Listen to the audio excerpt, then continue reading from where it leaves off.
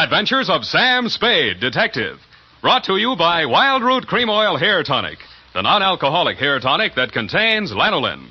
Wild Root Cream Oil. Again and again, the choice of men who put good grooming first.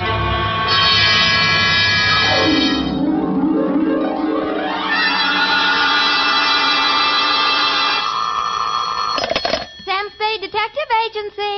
This is Sam, Blackleg Spade, the third most dangerous gambler on the Barbary Coast. Oh, Sam, not horses again. Horses, women, and the gaming tables, Effie, the versions of the elite. Well, divert yourself with this, Sam.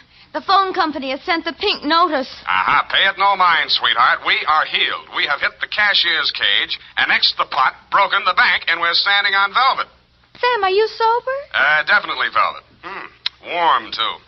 Sam, from where are you calling from? You're wrong, Effie. It's a drugstore. Stay where you are. I'll be right down to deal out my report on the hot 100 grand caper.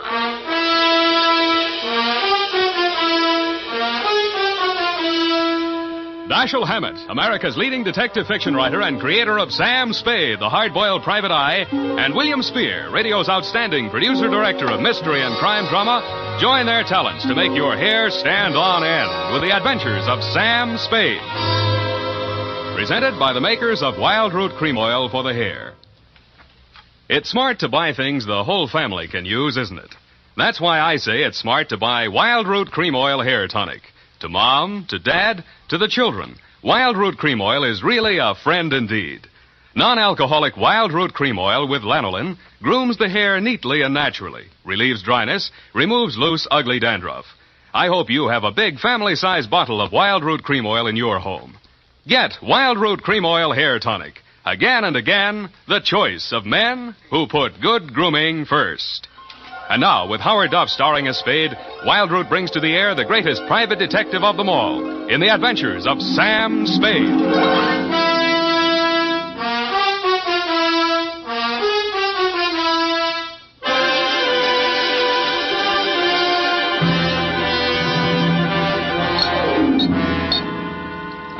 Date, September 19, 1948, to robbery detail, San Francisco Police, attention Sergeant Walsh. From Samuel Spade, license number 1375596, dear Joe. Here's the rundown on that hot 100 grand. It started pleasantly enough when my secretary, Miss Effie Perrine, cute little mouse, eased into my private office, closed the door behind her, and leaned back against it with that air of pained resignation, which generally means there's a customer outside that she doesn't approve of, but that I'll see her anyway. It's up to you, Sam. She's very well dressed, and I imagine she can afford you. How do you deduce that? Well, she dropped her purse. I didn't get time to count it all, but there was a $100 bill on top. Well, sure, in, Effie. Sam. Go ahead, say it. Oh, I don't know, Sam. Sometimes, well, does just money... No, that's one of the reasons I hire you. What's the matter with her? Nothing. That's just it, Sam. She's very good-looking, cultivated, and very kind and considerate. And she seems sincerely troubled. You mean her act is a little too good? I felt that too, Sam. Thanks, Angel. I'll keep that in mind. Tell her to come in. All right, Sam. Mr. Spade will see you, Mrs. Kilcourse. Thank you. Thank you for seeing me, Mr. Spade. My pleasure. Won't you sit down? Oh, thank you. I'm Lorraine Kilcourse, Mr. Spade. It's about my husband, Leonard Kilcourse. Husband? Oh. We've only been married a short time. It was a quiet ceremony at the San Cedro Mission. Leonard didn't want to subject me to any publicity. The difference in our ages, you know? You mean you want me to keep it a secret? Oh, no, except for the newspapers, of course. Naturally, all of Leonard's friends know. Oh, he doesn't have many, from what I've heard. I've thought it strange, too, that such a prominent man should have such a small circle of acquaintances. I met him only a short time before I married him. He's been very kind and absolutely devoted to me, and I suppose I should feel ashamed of myself for coming to you. But there are so many things about him that are mysterious that sometimes I can't seem to find my handkerchief. Here. Kleenex. Oh, I'm sorry. Thank you. I take it you're not a San Francisco girl. No, I met him at a dude ranch. Well, maybe I can clear up some of your mysteries for free. The reason your husband doesn't have many friends is because they keep dropping dead. I don't understand you. Forget it. He's a big public servant. He's built a lot of sidewalks. The streets of this city are paved with his good intentions. His name is on 1,000 manhole covers. If the names of his former business associates land on headstones, it's nothing to me. I got my own racket. Well, what?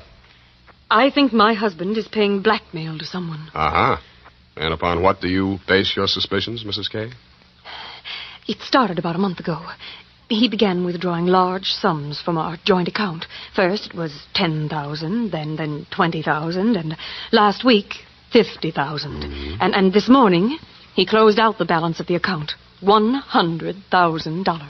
Yeah, well, he's got it to spend, Mrs. Kilcourt. Well, I won't pretend the money doesn't interest me, but what's behind it, Mr. Spade? Each time he withdraws these cash sums, he leaves the house without a word to me. And sometimes doesn't return until dawn. My husband is not fond of nightlife, Mr. Spade. Only a desperate situation could induce him to leave the house after dark. Yeah, so I've heard. They say that's how he kept his health as long as he has. All right, you want me to trail him, find out what he does with the money. Just one question. Why'd you pick me for the job? Why, your reputation... That's local. You say you're new in San Francisco. Well, I do read the local papers. Your picture was in only 2 weeks ago. Yeah, well, that caper didn't help my reputation. I like your looks. A nice, honest face. A man I could trust. Well, I don't buy that. And I'm sentimental, too. Your picture reminded me of someone who was very dear to me. My brother. Of course, you're nothing like him, really, but you do look alike.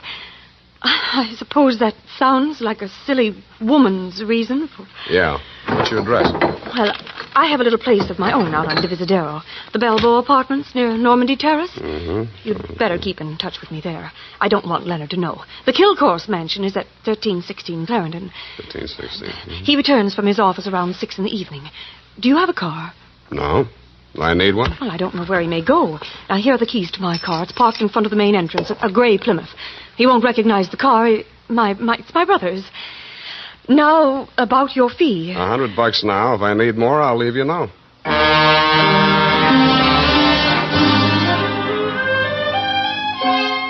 I had an uneasy feeling I would need more. The last detective that tried to follow Leonard Kilcourse had hospital insurance. I don't. But I'm a gambler at heart, so I parked Lorraine's Plymouth across the street from the Kilcourse mansion and waited. At 9 p.m., Mr. Kilcourse, much too old for her, came out the front door and flagged down a taxi. I made an illegal U-turn and followed.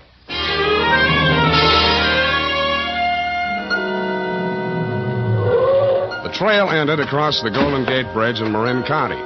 It was a country club-type building on top of a hill overlooking the bay. It did business under the name of Ernie Nogales' Racket Club. The racket had nothing to do with tennis. It came from two sources. The moans and groans of the customers losing money at the roulette wheels and crap tables, and the glad hand the management threw at my quarry as I followed him in. Well, Mr. Kilcourse, surprised to see you. Since when you go out after dark? Well, I thought a little nightlife might agree with me, Nogales. Oh, that sounds like you, Mr. Kilcourse. I didn't know you better. I think you was afraid to go out night. Well, now, I was thinking of buying this place to retire to. Ah. But I figured it'd be cheaper to win it at your roulette table. What's your limit here? 10,000, but for you, wide open, the sky. A hot $100,000 for a starter? Well, any time they catch you with hot money, Mr. Kilcourse. Come over to the cashier. I sell you the chips myself.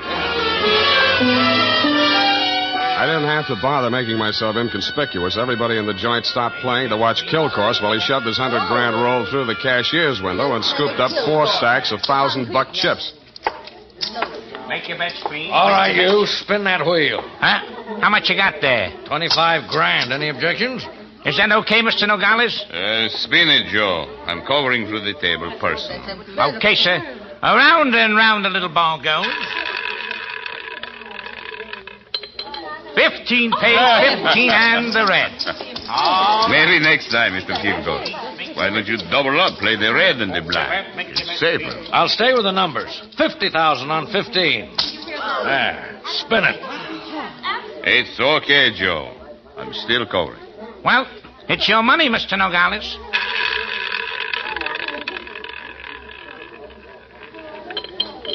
Number 4 pays. Number 4 and the red again. Well, 25 grand more on 15. Look, Mr. Kilcourse, go on, enjoy yourself. Take it off your income tax, but please spread them out a little there, those chips, huh? It looks bad for the house. What kind of a joint is this? Can't you cover the bets? Okay, Joe. He asked for it. Okay, sir.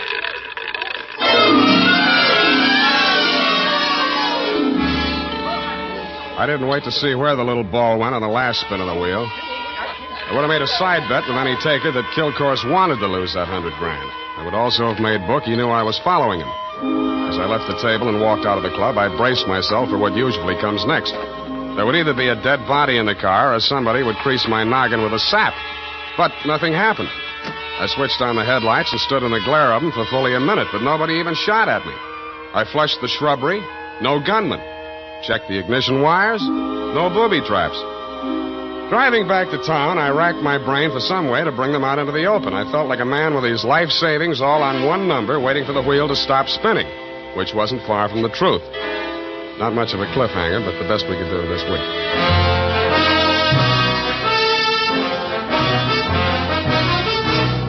The makers of Wild Root Cream Oil are presenting the weekly Sunday adventure of Dashiell Hammett's famous private detective, Sam Spade.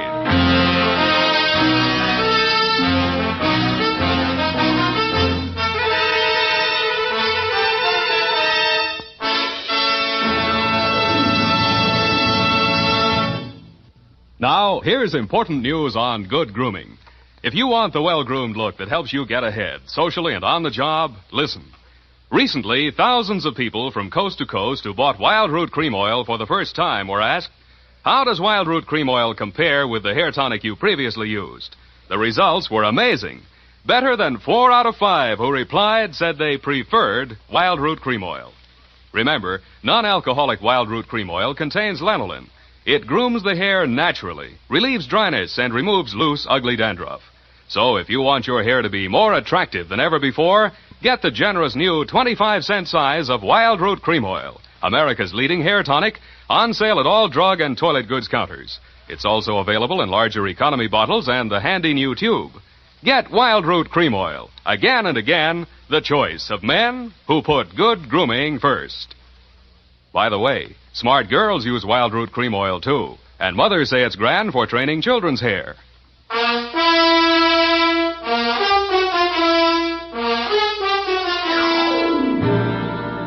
And now, back to the hot 100 grand caper. Tonight's adventure with Sam Spade.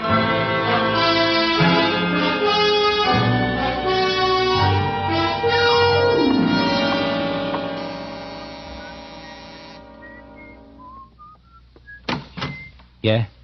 This Mrs. Kilcourse's apartment? Yeah? She here? Yeah? Well, can I come in? Yeah? Tommy? Yeah? Who is that, Mr. Spade? Yeah. Oh, this is the detective I was telling you about, Tommy. Remember? Yeah? The one who looked so much like you? Yeah? No. Oh, excuse me. This is my brother, Tommy Lane. Yeah. I mean, Tommy, won't you run down to the corner and buy me some cigarettes for about 20 minutes? I have something to talk over with Mr. Spade. Yeah.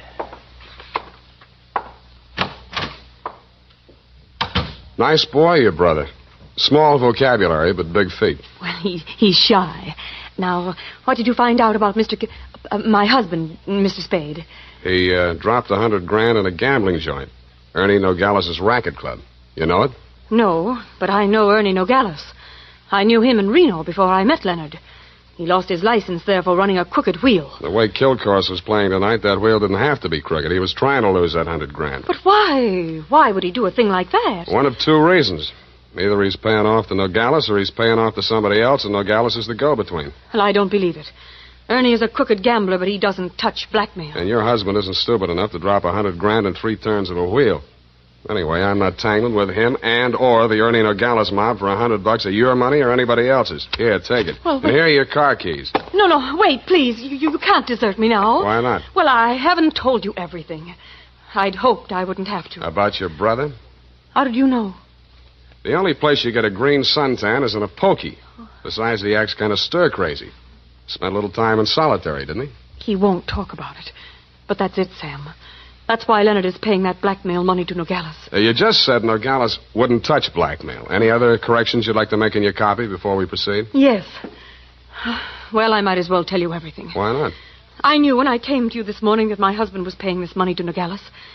I knew because I asked him to. You and Ernie Nogales are working together? I'm not that rotten. I didn't say you were, but you're a rotten liar. There's that much in your favor. But I'm telling the truth now, Sam. You must believe me. Everything that has happened is my fault. I persuaded Nogales to give my brother a job in his place in Reno. Mm-hmm. They quarreled, and when he got closed down, he blamed Tommy. He swore he'd kill him when he got out of prison. That's why I begged my husband to pay him to save Tommy's life. Who did rat on Nogales about that crooked wheel in Reno? I did. That's why I feel responsible. Leonard is so fine, so generous. But I can't let him go on paying for my mistake. Yeah, like you said, he's going to run out of money. Look at me, Sam. Do I look like the kind of a woman to whom money means everything in the world? No, but you're looking at me, not at Kilcourse. You're laughing at me. Oh, I know what you think. Perhaps I did make a mistake in marrying Leonard, but he was so kind, so considerate. Like my father. Everybody reminds you of your relatives. You don't believe my story? Well, since you asked. Well, all right, then, here's the truth. I'm really Jack the Ripper's granddaughter. My parents were terribly wealthy. I harpooned my mother in her Beverly Hills swimming pool, set fire to my father with a $50,000 negotiable bond, and eloped with John Wilkes Booth. That brings us up to 1865. Shall I go on? Don't stop. It's great. Oh, get out of here. Get out of here and leave me alone. After you've told me all your secrets, I'm not that rotten. You won't help me. You never intended to. Why go on torturing me? Oh, now, stop that. Please. I believe you. I believe all your stories. Now, what is my next smart move? Sam, the only way to stop Ernie Nogales is to prove that he's running a crooked wheel. And then he'd pay back all that blackmail money, and he wouldn't dare lay a hand on Tommy. Well, it's going to be hard to prove and expensive. Oh, but... I'll have to lose a little on that wheel before I can figure the way it's rigged. How much can you invest? Well, I have about $1,000 of my own. With you? Yes. Here. You take it. Smells nice. Sam. Yeah? Sam, after all this is over, and after I've put things to right with Leonard, I should have told him before this, but I owed him so much. Oh, Sam, I'm so glad it's you. Yeah. Me too, Angel. Go now, darling, before I beg you not to. What time does that joint close? Well, it runs all night, I think. Good. Let's stay up late and raid the icebox.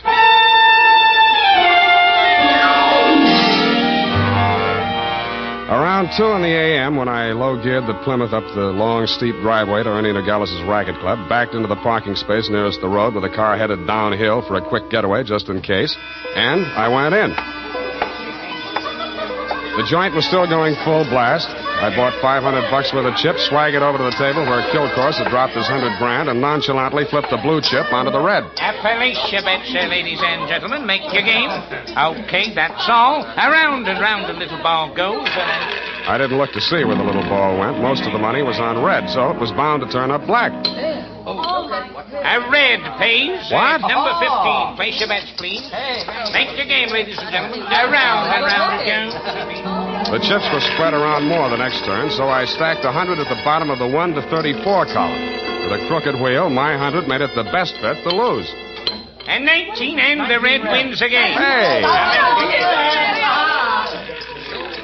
I plunked 500 down on number 5 and raked in 17,500. I left my original bet on the table.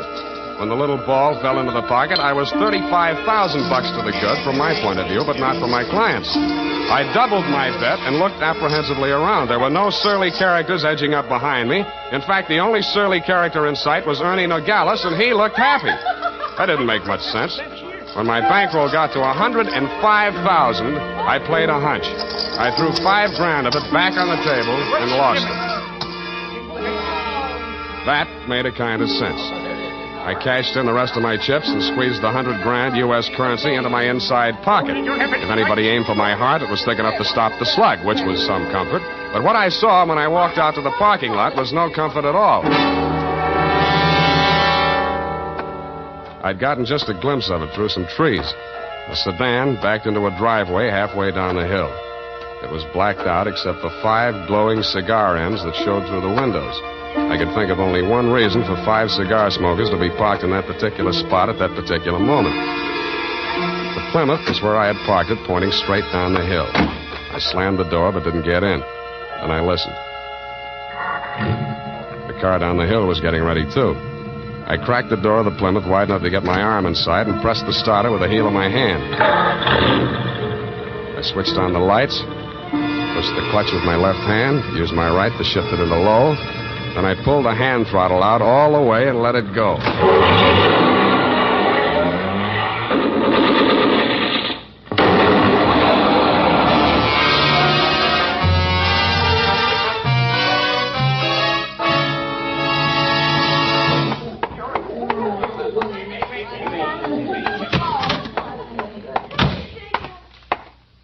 What's the big idea busting into my office? We're going to have a talk, Nogales. Please, don't wave that heater at me. It makes me nervous. I don't like guns. I don't either. That's why I'm here. Put your hands on top of the desk and keep them there. All right. Give me back that roll. I give you clean money for it. It was a gamble, so I lost. Can you blame me? Where'd you get this money? I buy it. 50 cents on the dollar. I don't ask where it came from, but I read the papers. I figured it was that shipyard payroll job a few days back. Like it just fell in my lap. I figured it'd make $50,000 instead of Kilcore's 5. I guess that was dirty trick you just out of stir, Tommy, huh? I got news for you, Nogales. I didn't know this money was hot, and I am not Tommy Lane. No? Then what? Private Dick. Tommy's sister hired me to take the fall for him. Look, I've got most of the caper. Kilcourse wanted to pay Tommy $100,000. You rigged the wheel so Kilcourse would lose it one night and Tommy would win it back the next night. Now, what was Kilcourse paying him off for? No caper, legitimate. He was sent up for bribing a public official. You mean he was the payoff man for Kilcourse's contracting firm? Sure, legitimate business. And the grand jury went out after Kilcourse. Tommy took the rap, that's all, for a price. Yeah, $100,000. Thanks, Nogales. That's all I needed. Oh, Sam, I was afraid I might be too late. You are, sweetheart. Oh, I have so many things to explain. Where can you talk? Right in here. But who's this man? Why, that's your old sweetie from Reno, Ernie Nogales, remember? What's the matter with you two? You crazy? Oh, Sam, I should have told you the truth from the beginning. Check. The Nogales yarn, I can understand, but why did you tell me you were Kilcourse's wife? I was desperate. I had to say something. It was the only explanation I could think of for my interest in this case without telling the truth. But you were making a pigeon out of me. I don't know about such things, Sam. All I know is I'm here in time to warn you. You mustn't walk out of here with that money. Listen, they may kill you to get it back. They already did. They're combing the wreckage of that car right now, looking for my body. Then Tommy was right. They did mean to kill him. How'd he get the rumble? While he was in prison, from another man that Kilcourse framed. He was in for life, so it was safe for him to talk. Hey, you two. Yeah, Nogales? That car that just drove up. I think that's Mr. Kilcourse. Oh, Yeah, what's your hurry? Let me go. Come on, what's your hurry? Tommy's out there in that cab. I've got to warn him. Or tip off Kilcourse. Which is it? No, Sam, you've got to believe me. Sit down. Stop that. You two have fun. I'm getting out of here. Go ahead. Now, listen, sweet Lorraine, you may as well save your breath for those explanations. You're staying right here until the caper's all wrapped up. Here he comes. Have you got a gun, Sam? Yeah. Well, you'd better have it ready. Mm-mm. But Sam... Where's Nogales? I want to see him. He was called out of town, sir. I'm in charge. You Mr. Kilcourse? That's right. I want to know why you people have been interfering with my business.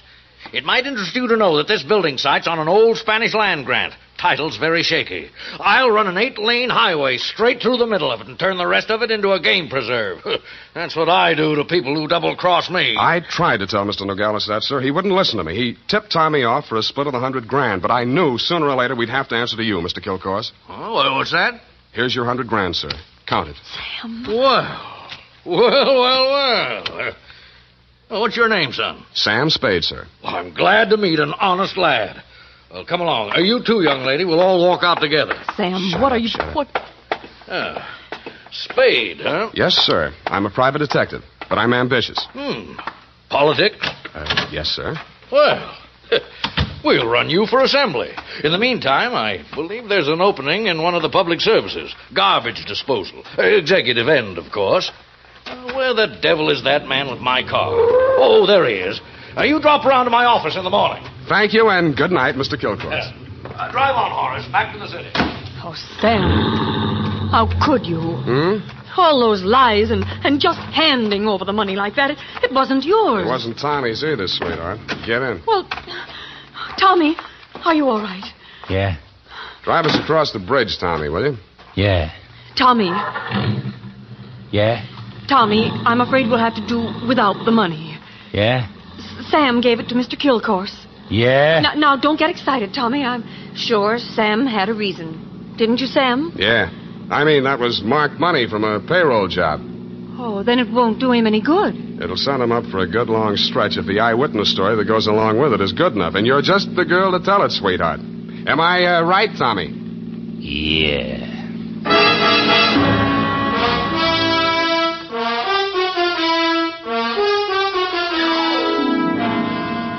Period. End of report. Already? But Sam. Yeah? What happened? Who were the 5 men in the car, the ones who shot at that Plymouth in the mistaken belief that you were in it? Their names are of little account, Effie. Suffice it to say that Kilcourse pointed his pudgy finger at them in the hopes of keeping the charge of attempted murder out of his indictment. But I was too clever. I identified them. But, Sam, you didn't see anything but their cigars glowing in the darkness. Have you never heard of Sherlock Holmes' monograph on the 49 varieties of tobacco ash, you fool? Oh, but, Sam, Sherlock Holmes is only the segment of someone's imagination. He's a fictional detective. Well? You mean... Oh, Sam, you're tired. Yes, I am. It's affected your mind, winning all that money. Now, you just sit here and rest. All right. Think of the snowy mountaintops and blue skies. Mm-hmm. I'll just go and type this up. Snowy mountaintops. Winter sports yet. And now, listen to this. If you haven't yet tried Wild Root Cream Oil, the famous hair tonic that grooms your hair neatly and naturally, relieves dryness, and removes loose dandruff, then here's a wonderful way to get acquainted. Buy Wild Root Cream Oil in the new 25-cent size bottle at your drug or toilet goods counter. Also, ask your barber for a professional application of Wild Root Cream Oil Hair Tonic. Again and again, the choice of men who put good grooming first. Well,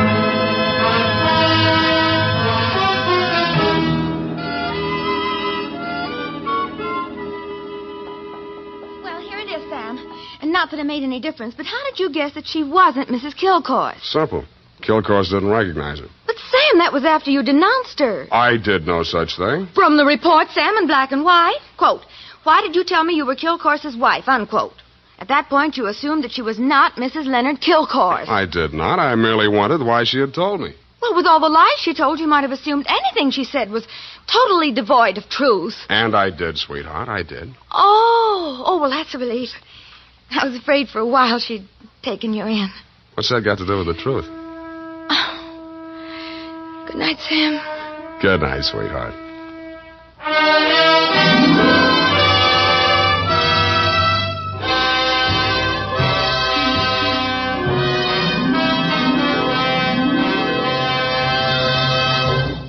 The Adventures of Sam Spade, Dashiell Hammett's famous private detective, are produced and directed by William Spear.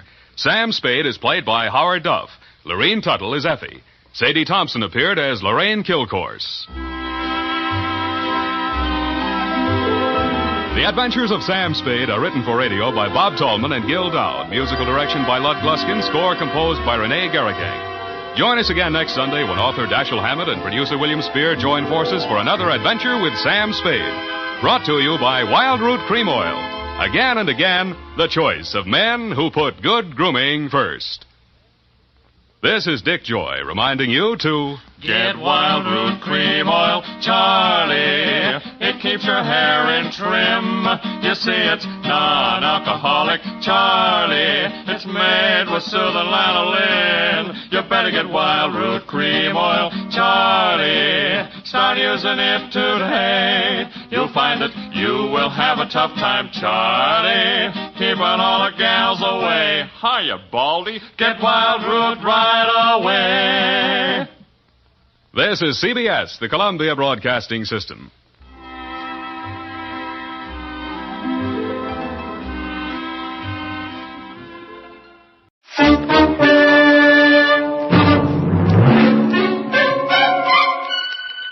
Box 13, with the star of Paramount Pictures, Alan Ladd, as Dan Holliday.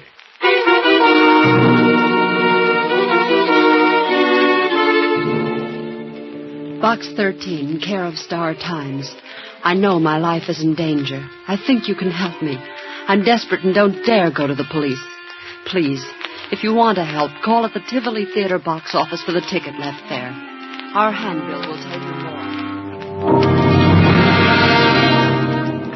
Our handbill will tell you more. Yeah, that's the way it started. The note from the girl, Maria, the theater ticket, and then murder.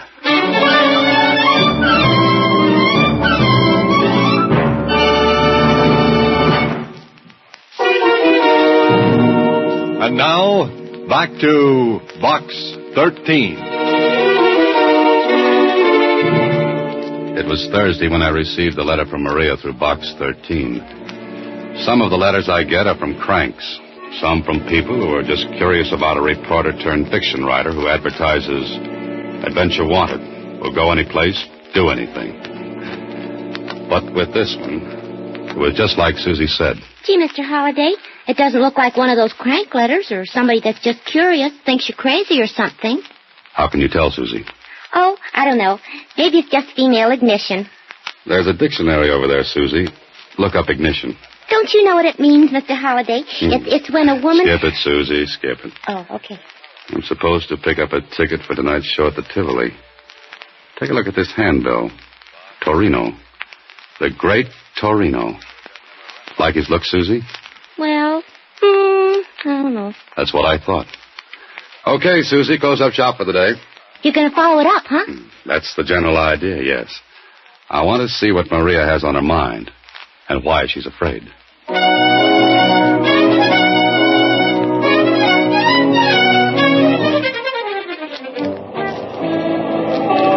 This was it. I picked up the ticket at the Tivoli. A big poster told me this was a charity affair where the act's doing a two-night stand. Tickets, $10 a throw. I circled around the lobby, looked at the acts advertised, singers, dancers, a dog act, and then there it was. A big life-size cutout of the Great Torino, complete with mustache and goatee. Nice-looking guy, maybe too smooth-looking, but it was what he was doing that made me take a better look. He held a rifle to his shoulder and was aiming it across the lobby at another cutout. And this one? This one was a girl. Pretty? Big eyes, maybe a little scared-looking, and looking straight across at the Great Torino, and right into the barrel of that rifle pointed at her head. Well, if this was Maria, she had a right to have something on her mind.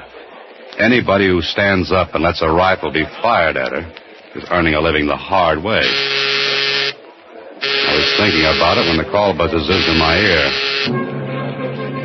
I drifted in with the crowd during the overture and took my seat, first row right on the aisle, easy to get at. An usherette shoved a program in my hands. The Great Torino was scheduled next to closing. Okay, that meant I'd have to sit through the rest of the acts.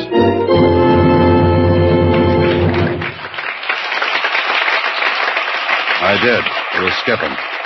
But the Great Torino was something different. He had two assistants, a girl and a good-looking young guy. It was a magic act with class, and Torino was clever with his hands. He did a trunk effect that was really great, and the girl who helped was the same girl whose cutout was in the lobby. Torino tied her with a rope, slipped a big canvas bag over her, and locked her in a trunk. He fired a shot, and bang, the girl came running down the aisle. And the trunk she was put in, well, empty. All done in a split second, too. The Great Torino took his bow, but I noticed something. When he reached out to take the girl's hand and bow with her, she managed to be busy at something else. Okay. She didn't like him. He gave her a funny look, then walked to a rack and picked up a nice nickel-plated rifle. I sat up in my seat because the girl threw a quick look at me and a tiny nod. No one would have noticed it but me. I looked back at Torino, who was speaking. Ladies and gentlemen, I wish to call your attention to my final effect. A most dangerous one. So dangerous that few illusionists will attempt it. The history of the magician's art has recorded several deaths during the feat. My assistant will go into the audience now and select a committee of volunteers who will please come upon the stage. Maria, if you please. So the girl was Maria. I guess my cue was to be selected as one of the committee. I raised my hand. She picked me. I went on the stage with 4 others from the audience. Stood there while Torino went to the footlights and spoke again. Please, the music. No music. Please, no music. Thank you. Now, ladies and gentlemen, I shall give the gentlemen of the committee this rifle. It may be examined thoroughly. Also, 3 bullets, which they may mark later for identification. Gentlemen, the rifle. And here, the bullets. Please mark the lead in any way you choose, unmistakably. We took the rifle and the bullets. And the great Torino, well, he had the audience sitting on the edges of their seats. No one knew exactly what was going to happen, and Torino wasn't going to tell them until the right time came. And one of the other men on the committee spoke to me. And, bullets look okay to you? As good as any bullets can look. 22s, huh? Yeah. How do we mark them? Initials? Yeah, good idea. The 3 of us cut our initials in the lead. That all right with you, mister? Good. How about the rest of you? Suits me. I've got a knife here. Yeah, let me see the rifle. Yeah, sure, here. Rifle look okay? No gimmicks? Well, not that I can see. All right, my initials are cut in the bullet. You want to cut yours? Oh, yes. I cut my initials, DH, in one of the bullets. So we had 3 bullets with initials cut in the lead. No chance for substitution. Then Torino took the rifle and the bullets. Thank you, gentlemen. Grazie tanto. You are satisfied? Sure, I am. Yes. Good. Now, if you will all watch closely, I shall load the bullets in the rifle. So, and what is your name, sir? Holiday. Good.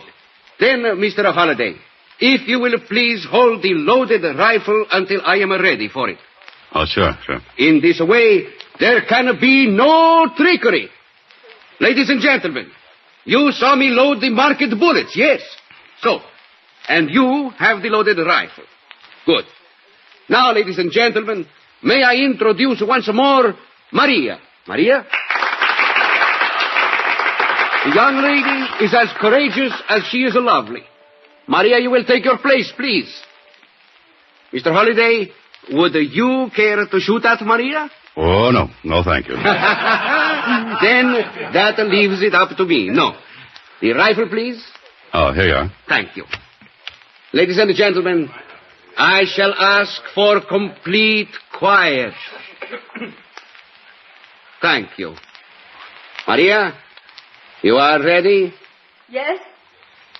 I'm ready. The great Torino walked to the other side of the stage. He raised the rifle to his shoulder, pointed it at Maria. She was pale as death. Her arms were tense, tight. Perspiration stood out on her forehead, and on mine, and on everyone in the audience. Then, so help me, this is what happened. A bullet appeared between Maria's teeth. She let it drop to a plate she held in her hands, then... And 2 more bullets popped between her teeth and fell to the plate. No one in the audience moved. No applause, just that tense feeling.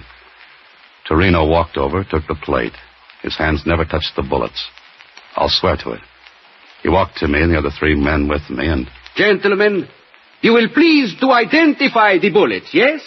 This one. Initials T.G. That's me. Yeah, that's mine, all right. Thank you. And this one, K.R. Mine. Thank you. And the third, D.H. That's mine.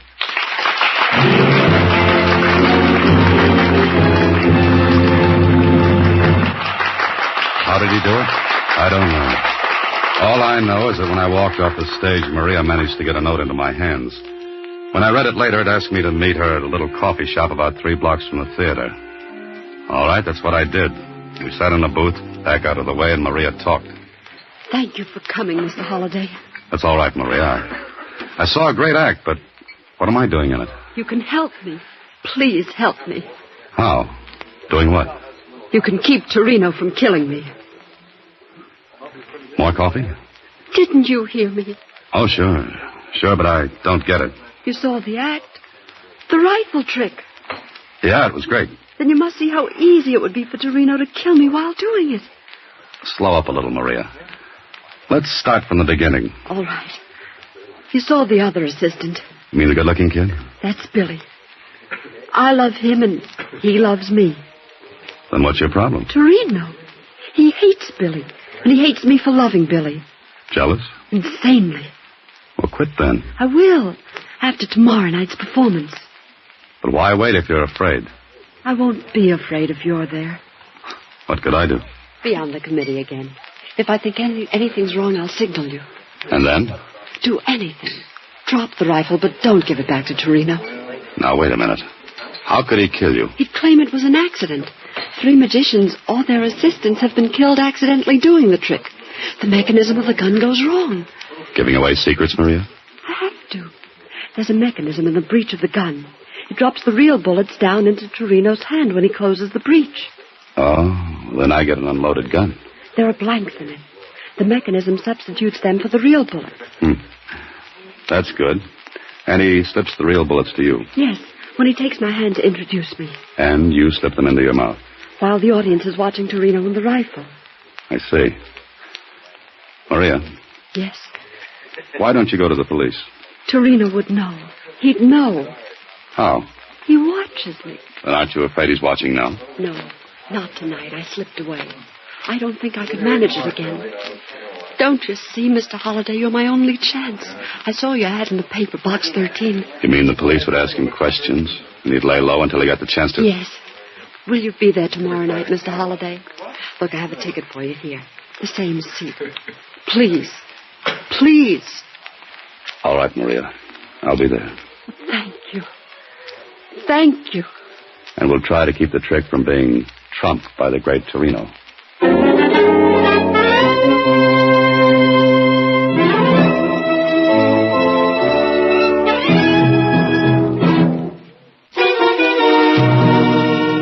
And now, back to Box 13 with Alan Ladd as Dan Holliday. Well, it sounded like a great assignment. From the way the setup looked from where I sat, it gave the great Torino a perfect chance to kill Maria. I checked on Maria's story about the accidental deaths during the trick, and Jonesy at the Star-Times verified it. A smart cookie like Torino could fake an accident, and who's going to pin the black ribbon on him? Nobody. Okay, it's up to you, Holliday, to figure it out.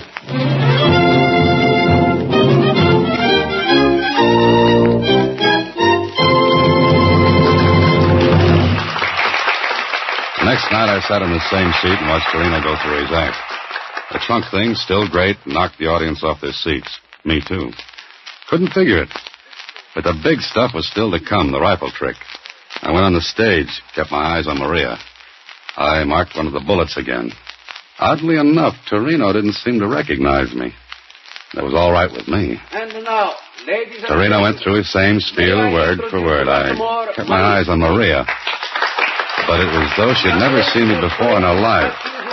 She looked, well, it sounds silly, but she looked hypnotized. Then I heard Torino saying to me, Mr. Holliday, would you care to shoot at Maria? No, thank you. Torino looked at me hard. My name and my face together might have tipped him. There was a funny look in his eyes. I stared at Maria. Not a sign from her. Maria, you are ready? Yes, I'm ready. I relaxed a little.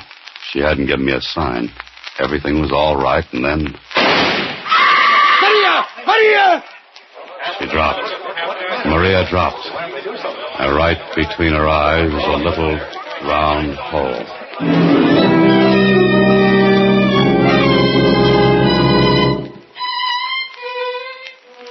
Look, Holiday. Is that straight, that story? Sure it is, Kling. She was afraid she'd be killed. But you say she didn't give you a high sign. No, she didn't even look at me. But she told you if there was anything wrong, she'd tip you. Yes, but she didn't tip me. Okay. Sergeant. Yes, sir, Lieutenant. Get Torino over here. Yes, sir. All right, you. Lieutenant Kling wants you. Any ideas, Holiday? I'm dry. Bone dry, Kling. What about this guy, Billy, she told you about? I told you. Okay. It was accident. Something she was go wrong. Please. Quiet. Now look. Accident. She's wrong accident that happened. I am an artist. You tell me I do something wrong. No. It is wrong. Holy mackerel. Sergeant. Million times. Sergeant. Yes, sir. Put this guy in his dressing room and keep him there till he blows off that head of steam. But watch his door. And the window from outside. Yes, sir. Come on, Houdini. Come on. It's funny, Kling. I'm hysterical. I don't think. What's funny? The girl, Maria. I don't think she knew me tonight. She looked right at me. Didn't give me a tumble. Yeah? So? She told me she'd signal me if anything was wrong. I don't get it. But it looks as though she... She what? She deliberately let Torino fire a gun she knew was set to kill her. That makes great sense. I know, no sense at all. Besides that, they're... Get away with it. You're going to let him tell you it's all an accident. Well, don't believe it. He killed her. That's Billy. Kling. What? Let me ask him a couple of things. Now, look, Holiday, I'm in charge of this case. You're in on a rain check. Okay, but I'm in, huh? Yeah, for the one reason that Maria told you about it, and He killed her. It wasn't an accident. Oh, I better go help the sergeant. Any objections if I mosey along with you? None. Just keep your mouth closed, that's all. Sure. All right. So I listened while Kling asked questions. But there was something knocking at the back of my head, asking to be let in. Something I'd seen, heard, remembered. I didn't know. But what bothered me was Maria not giving me a signal. When she said she'd know if Torino was up to something. Billy answered Kling's questions. No. All I know is that Torino bluffed Maria.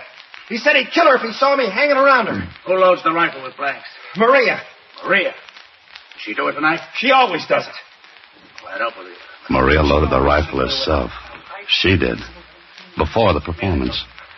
So I got an idea. I left the stage where the investigation was going on, and I walked backstage toward the dressing rooms. I wanted to talk to Torino, but there was a large blue cop sitting at the door. He looked at me and... Well, Holiday. Oh, hi, Murph. I feel lousy. No, that's too bad. Say, think I could talk to Torino? No. Oh, no, look, you can watch and listen, tell Kling everything that goes on. Playing detective, Holiday? Nope, playing a hunch. What about? Why not listen and find out? And if you learn anything, tell Kling. And you might learn something good. You mean something that might break the case? Yeah, might. Oh, well, What's the matter, Murph? Can't you use a couple of stripes? Aye, sure. Oh, okay. But I'm standing right here, understand? Sure. Right. Hey, you, get up and... Oh, brother. Look. Ain't nobody gonna ask him no questions. No, I don't think he's in any shape to answer. A promotion, you say? A promotion? I'll be lucky if I ain't fouled up for good. This guy's been knifed right under my nose. That's right. Somebody stabbed Torino. He was as dead as Maria. And nobody saw anybody go in or out of the dressing room. There was one window. It was open. But the officer outside swore he had his eye on it. Nobody in or out. And nobody in the room but Torino. Well, the knife was in his back, so suicide was out. Kling and his boys turned the room upside down. Torino's apparatus and trunks were shoved around. Still nobody. And it turned out nobody had a motive for killing Torino except Billy. Me? Me? Are you crazy? I never left the stage. I was talking to you. I was answering questions. I can't be in two places at once, can I? He was so right. Kling was tearing his hair. Then more questions. The rest of the acts were strangers to Torino. Knew nothing about him. I was thinking about it when something hit me. Something Billy had said. While Kling was still firing questions, I got to a phone.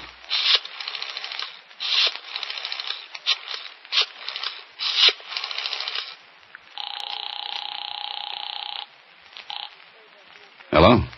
Oh, hiya, Kenny. Still running that private eye? Swell. Do something for me, will you? Okay. Put a man on the Tivoli Theater right now. And get him to tail a guy named Billy. Huh? Here's what he looks like. About 5'9", stocky, light complexion, wearing gray suit.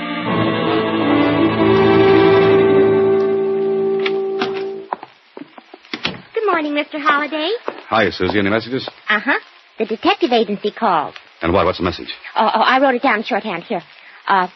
Trail Billy in shoe. No, wait a minute. Ooh, terrible ink. I got it. To insurance company this morning. He placed claim for double indemnity policy for his wife, Maria Baker. Hey, wait a minute, Mr. Holliday. That's not all. That's enough. I'll see you later, Susie.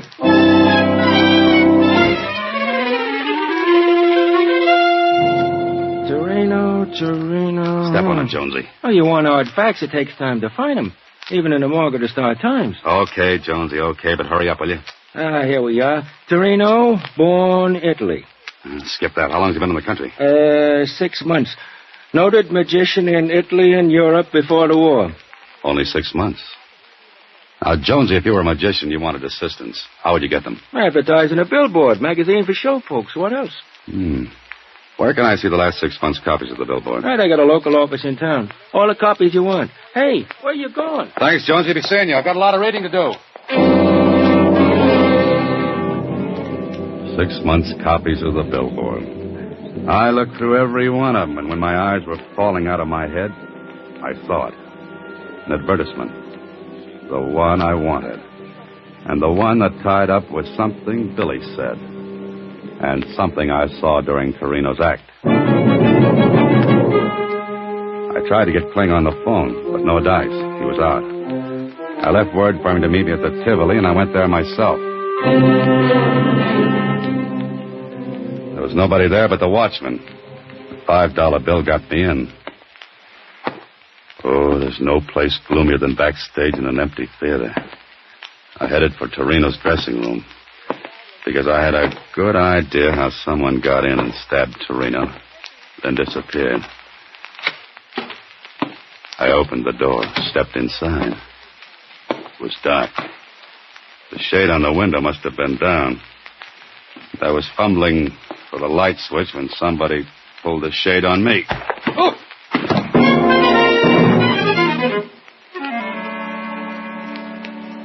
Got any idea who slugged your Holiday? Yeah, Kling, I have.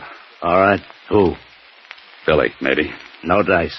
He didn't come near this place. We had a tail on him. Do you know about the insurance? Sure. But he couldn't have killed his wife because she loaded the blanks into the gun. Uh-huh. And the medical examiner's report on the bullet that killed her? What about that? 22. And no initials on it? No, none. So it looks like this Maria deliberately planned her own death. It wasn't an accident. If it had been, the bullet in her head would have been marked. Kling, put out a dragnet. For who? For the one who slugged me. I'll cut it, Holiday. If you know anything, spill it before I lose my temper. Who do you want to pick up? Here's a description. Young woman about 26. 26. Brown hair. Brown hair. Lovely blue eyes. Blue eyes. About 5'2". 5'2". Worked as a magician's assistant. Hey, what are you giving me? That's Maria. Uh-huh, Maria. She's dead, you dope. You mean her twin sister's dead, Kling? Twin sister? What are you talking about? The trunk effect Torino worked could have only been done with twins. Billy tipped me off on it. Billy? Sure, when he said nobody could be in two places at once. And Torino advertised in the billboard for twins. You are dreaming this. Put out a dragnet for Maria. Who stabbed Torino? Maria. She got her twin sister to take her place in the rifle trick last night. That's why I didn't get a signal from her. The sister didn't know me from Adam. Now, look, Holiday, we searched this dressing room. There was nobody in it when Torino was stabbed. Maria was here. Look. False back in this cabinet. Good old magician's gimmick. She was here all the while. Maria and Billy took out an insurance policy on her. and planned to make me the patsy. Because I'd testify that she told me Torino hated her, that she was scared. Torino was knifed to keep him from spilling about the twins. Billy was in the clear on that, because he had an alibi when Torino was killed. Okay, Clint? Okay. We'll put out a dragnet.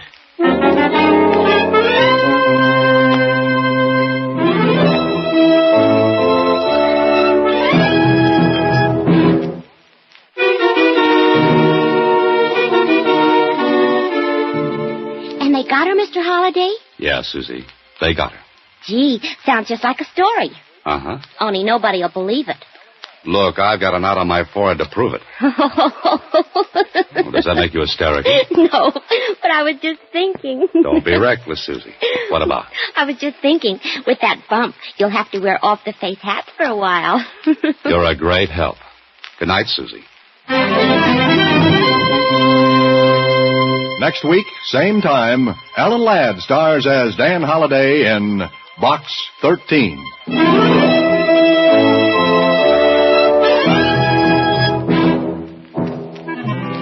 Alan Ladd appears through the courtesy of Paramount Pictures and may currently be seen in Wild Harvest. Box 13 is directed by Richard Sandville with original story by Russell Hughes and original music composed and conducted by Rudy Schrager. The part of Susie is played by Sylvia Picker. This is a Mayfair production.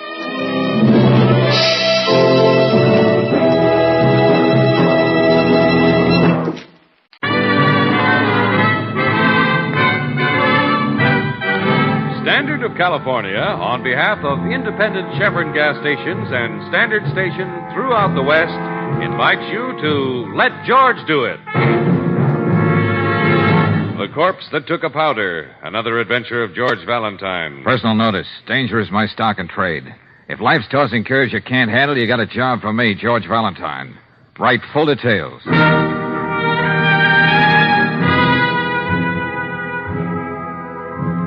Dear Mr. Valentine, they say that if you think about suicide twice, you won't go through with it. Well, I've thought of suicide over and over again. Tomorrow evening, I'm going through with it. Unless by then you can find some way of freeing me from this horror and the fear that's driving me to this. Hurry. Please hurry, Mr. Valentine. I need somebody's help so badly. I need somebody's help so badly. I'm desperate. And it's signed Marcia Palmer, Afton Apartments 4A. All right, Brooksy, we'd better get on our bicycles. Wait a minute, George. Huh? Well, don't you think this note sounds, well, a little hysterical? Off-beat? Yeah, that's what I meant. Come to think of it, let's change that to motorcycle. Well, I meant something else.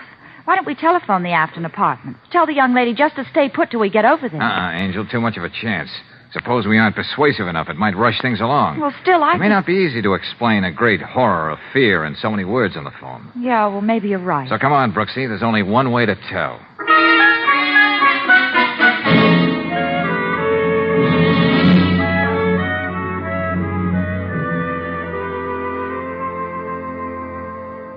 Excuse me, Mother. Oh, young man. You nearly frightened me out of my wits. Oh, sorry. We just wanted to get to one of those bells. Oh. Funny how you fall into a routine, miss. First, I shine up the mailboxes in the vestibule. Then I work on the brass around the buzzer. Yeah, well, that's a very nice system, but... A little intelligence doesn't hurt, even if you're only a scrub woman. Oh, no truer words were ever spoken. What was that apartment number again, George? Of course, I haven't always done this kind of work. I wouldn't be doing it now if I weren't at liberty. But when you've got a job to do, you do it the best you know how. Yeah, you're so right, Mother. But how about letting us at Marcia Palmer's bell? Miss Palmer? That's what the gentleman said. Yeah, I've been worried about that girl the last few days. Worried? Why? Oh, you know how it is with people's appearances. You can always tell. She's afraid of something. Yes, sir, afraid. Uh-huh. Well, we'll try to take care of that. Which one of these bells do we ring? Oh, you don't have to press the bell. Just take the elevator up. It's self-service. It's the third floor, 3A. I know she'll be glad to see friends, the poor soul. 3A. Hey, are you sure it's 3A? Young man, I haven't worked here for a long time, I have. I should know where the tenants live. Of course, I'm only a scrub woman. All right, I'm all right, sorry. 3A it is. What's the matter, George? Nothing. I just think more than ever we ought to hurry. Maybe Miss Palmer has thought of suicide once too often.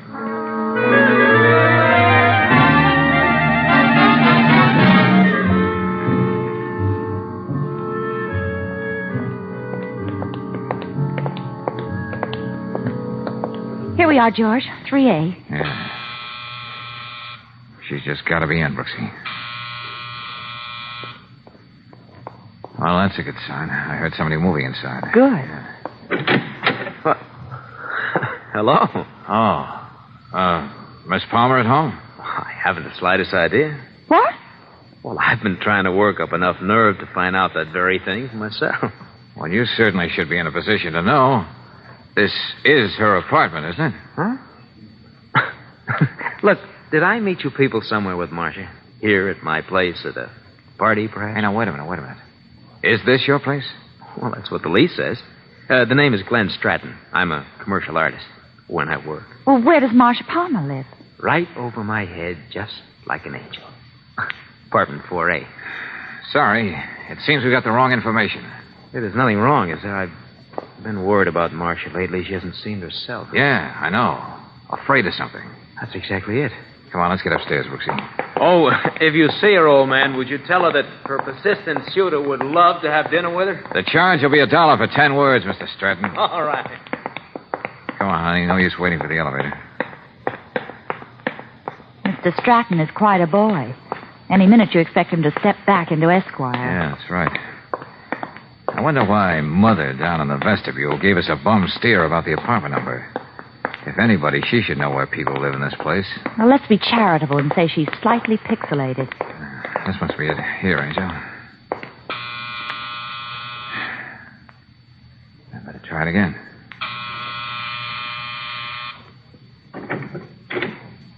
Obviously, Marcia hasn't any fear of the outside world. The door's open. Miss Palmer? Let's try the living room. Oh. Did you say living room, Brooksy? She's... Yeah, that stuff all over the front of her isn't red ink. Oh, George, maybe we better... Brooksy, don't touch. But this is a deal for the police. Anyway, she was considerate enough to leave a note right here by the gun. Oh. What does it say? Please forgive me. I hope this doesn't hurt anybody too much. But I really can't go on any longer. Marcia. Oh, maybe if we'd come sooner. She must have a telephone somewhere around here. Usually they belong on desks. Oh, maybe it's in the bedroom. Oh, if we only knew what she meant by the fear that was driving her to this. There's a lot of things we don't know about Marcia Palmer. There's the phone on the bed table. Oh, here, good. I don't know how I'm going to explain this to Lieutenant Riley.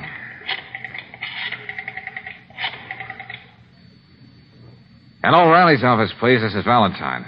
It seems simple enough to explain, but when you're all through, somehow you don't believe. Oh, hello, Riley. Yeah, me. I'm at the Afton Apartments, 45 Lorraine. Yeah, I know you're happy to know where I am. Now, look, a client of mine, Marcia Palmer's committed suicide.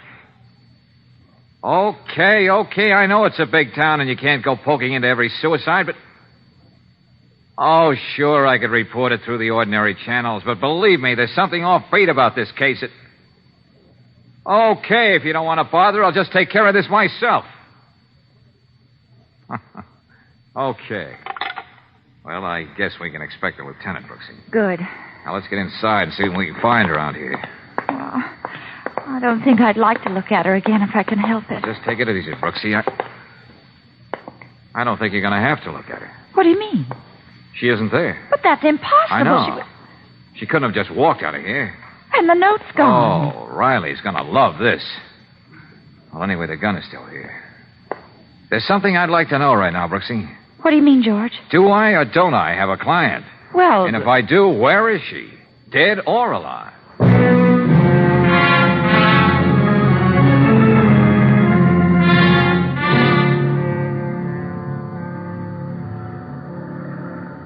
Oh, hey, you.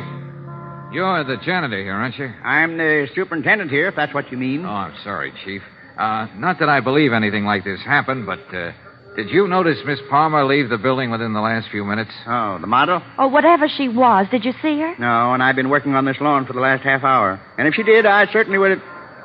Young lady, did you say whatever she was? Skip it, Chief. Now, did you see anyone else come out carrying a large bundle and driving off with it? Nobody. This is a very quiet time of the day around here. I see. Hey, look, who are you people anyway? Say, I want to talk to that elderly lady who cleans the halls for you. And have you understand that I do every stitch of work around here myself. That's why it's so neat and clean. But we talked to a scrub woman when we came in. In the flesh. We don't have a scrub woman here. The way I keep this place, you can eat off the floor. But I just... We have no scrub woman.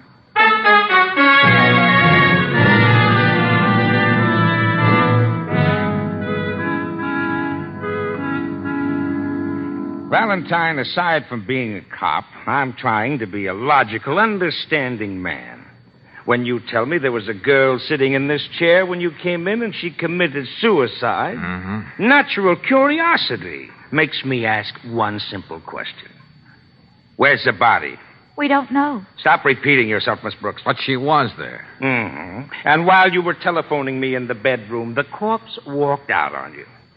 Well, I don't know why I should let that upset me. That sort of thing happens every day. Well, it happened today. Well, what about this letter she sent me, Lieutenant? And there's the gun, still on the desk. Valentine, half the people who write you should be rounded up with a butterfly net. The gun, Lieutenant? Yes, we'll look at that right now. Careful, like, so we won't destroy the all-important fingerprints in this amazing case. There. Do you see what I see, Mr. Valentine? Yeah. Not one shot's been fired. And from the looks and smell of this murderous instrument, I'd say it hadn't been used in weeks. All right. I admit I'm stumped. And this is the gun the girl who isn't here used to commit suicide. Yeah. How do you know she was even dead? Did you examine the body? That's not fair, Lieutenant. You know you're not supposed to touch the body. And where is this female Harvey who loves to polish mailboxes and doorknobs, but who doesn't work here? Don't rub it in, Lieutenant. But I'm going to find an answer to this. Oh, it's all yours. I'm going to have one of the boys track down your Miss Palmer for you, but if you ask me, my friend, somebody's taking you for a ride. Well, if you ask me, my friend, it's Marcia Palmer who's been taken for a ride.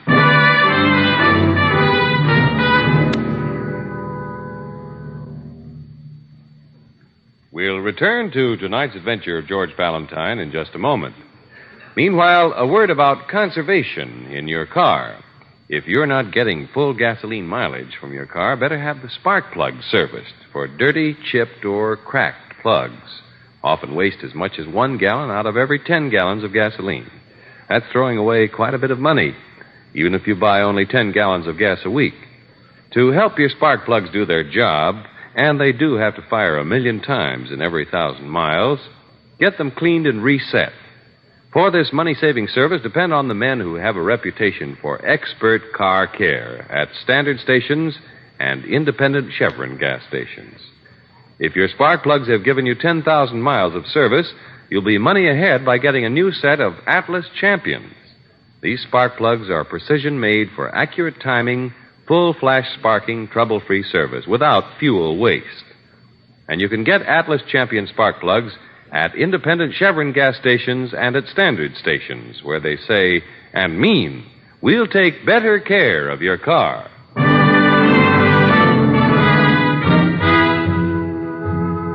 now back to tonight's adventure of George Valentine. Well, a young model threatens suicide, so you darn quick get over to her apartment. But she's already dead. You go into the bedroom to call Lieutenant Riley on the phone, but when you come back, the body isn't there at the desk anymore. All of which makes no sense at all. But if you're like George Valentine, you find yourself face to face with, of all things, a theatrical agent. No, Max. None of the ladies in these pictures is the one I'm looking for. Oh, what are you saying, Georgie? Every one of these ladies spent the better part of their lives scrubbing floors in front of audiences. Yeah, I'll take your word for it. But Edna Tremaine. Look at her there. In one place, she spent 2 full acts on her knees scrubbing floors to send her son through medical school.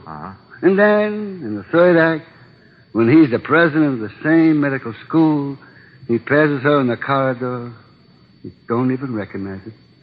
Pathetic, ain't it?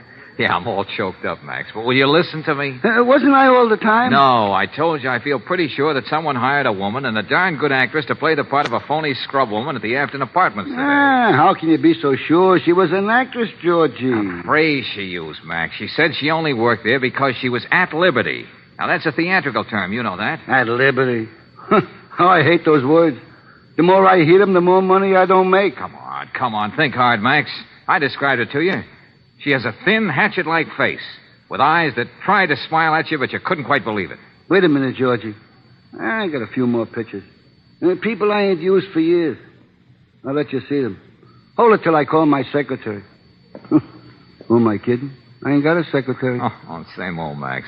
Hey, there's room for $10 on the expense account if you can be of help. Must be down here in this drawer. Here, take a look, Georgie. Okay, all right.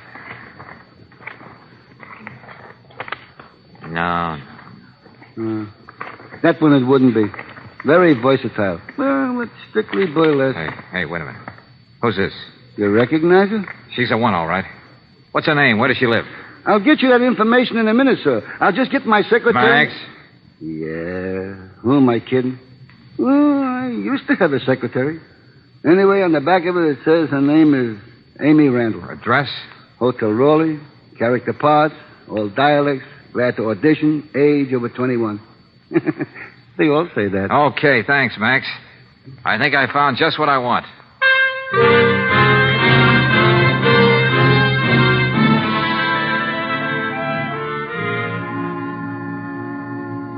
I don't know how you found out where I live, Mr. Valentine, and I don't know what you want from an old scrub woman. Do you mind if I hold your hand a minute, Mom? Now, young Such man, I... soft, well-kept hands. Not the hands of a scrub woman. Huh? Come on, Amy. Give it to me straight. I know all about you. You're an actress. Oh. And I thought I played my part so perfectly. Oh, that you did. You did that. You deserved 3 curtain calls. But come on now. Who hired you to be there just when we arrived? When you've been out of work as long as I have, Mr. Valentine, you don't ask any questions. $50 for an hour's work is a lot of money. Who was the man? He never said. He gave you a check, didn't he? No, it was all cash. What did he look like? Well, he was rather short and stout. Uh-huh. And he had just a kind of fringe of gray hair on his head. Yeah? Told me he saw me on the stage once and looked me up. He said he was playing a practical joke on somebody. I just had to say I was worried about Miss Palmer and put on an act. Uh-huh. For a moment there. Didn't you really believe I was a scrub woman? Didn't you? I told you before, Mom, you were slightly terrific. You don't know what it means for me to hear you say that. And you don't know just what kind of part you played in a little drama today. What? But then again, that makes us even, Mom. I don't know that either.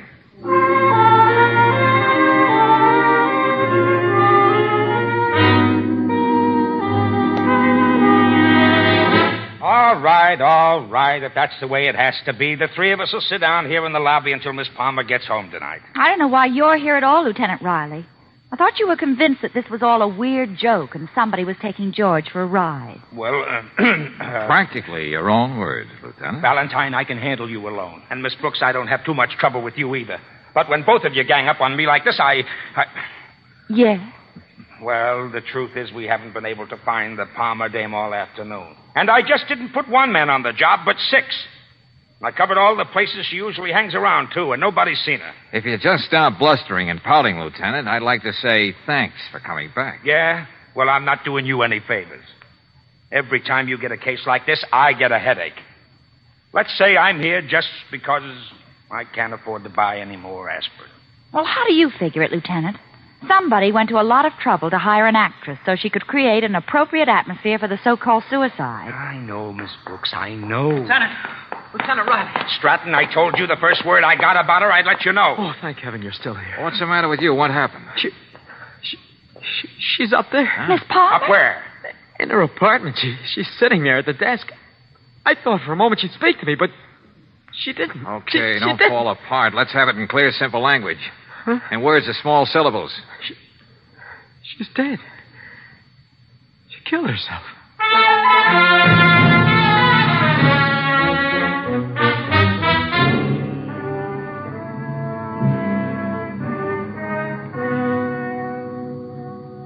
No question about it now. She's good and dead. What were you doing here anyway, Stratton? I thought I heard footsteps, so I came up. You see, we'd had a little argument last night. I just wanted to tell her I was sorry. What kind of an argument? The kind 2 people have when they love each other. No reason for it, but I don't know, when you want to make up for it, suddenly it's just too late. All right, Stratton. We'll talk about that sometime later on. why the fake suicide this afternoon? And then to come back here tonight and go through the whole thing for keeps. Hey, this might mean something, Lieutenant. What's that? There's a smear of blood on the light switch over there. Oh, I must have done that. You see, it was dark, and fumbling for the light, I must have touched the desk first. Didn't even notice it because as soon as I saw This gun on the desk, the one Miss Palmer used, have you ever noticed it around here before? Yeah. I told Marcia she was a fool to keep it around, but she had a license for it, and she felt she was safer with it. Any reason why she should write me a letter like this? Go on, Stratton. Take a good look at it. It's Marcia's handwriting, all right. I'm sure of that. I can't understand what she could have meant. Didn't you yourself say she seemed to be afraid of something? I said she looked as though she did, and she really did, but I still don't know what it could have been. Okay, Valentine, I know there might be a lot more to this, but for the time being, I've got to accept the obvious. Obvious, he says. Miss Palmer wrote you a letter threatening suicide. She went through with it. That's all we've got to work on for the time being. Oh, Stratton. Yes, Lieutenant. Be at headquarters at 10 in the morning. We want to get your story down straight. That happens to be a very convenient hour for me, Lieutenant. You see, I'm unemployed. Oh, one more thing, Stratton. Yeah. Marcia was a model. Where did she work? Oh, she modeled clothes for a big firm downtown called the Mode Moderne. Uh-huh. Which brings me to you, Brooksy. Huh? I fail to see the connection. We'll talk about it later. But you also have a date tomorrow morning at 10.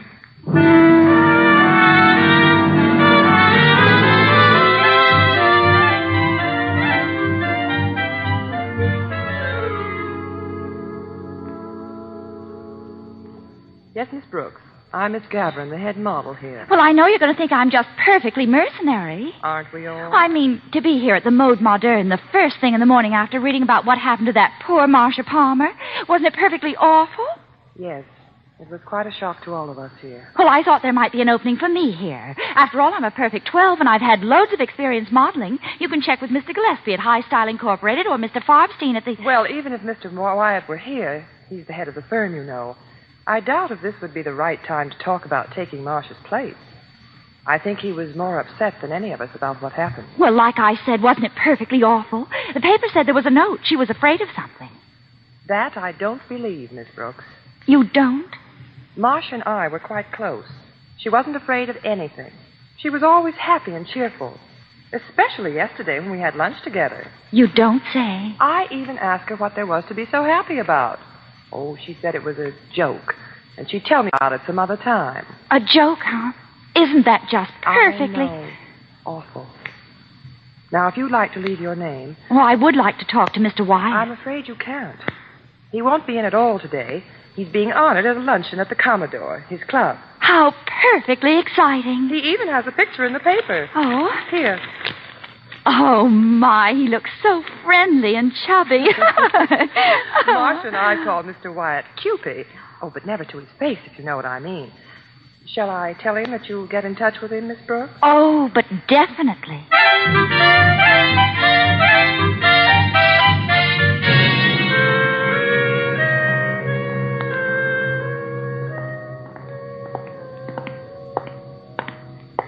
Well, your little interview at Mode Moderne, Angel, only makes this case screwier than ever. Well, as soon as I heard about Mr. Wyatt and saw his angelic countenance in the paper, I thought he might fit in somewhere. Yeah, a short, chubby little man hired our actress friend to play scrubwoman.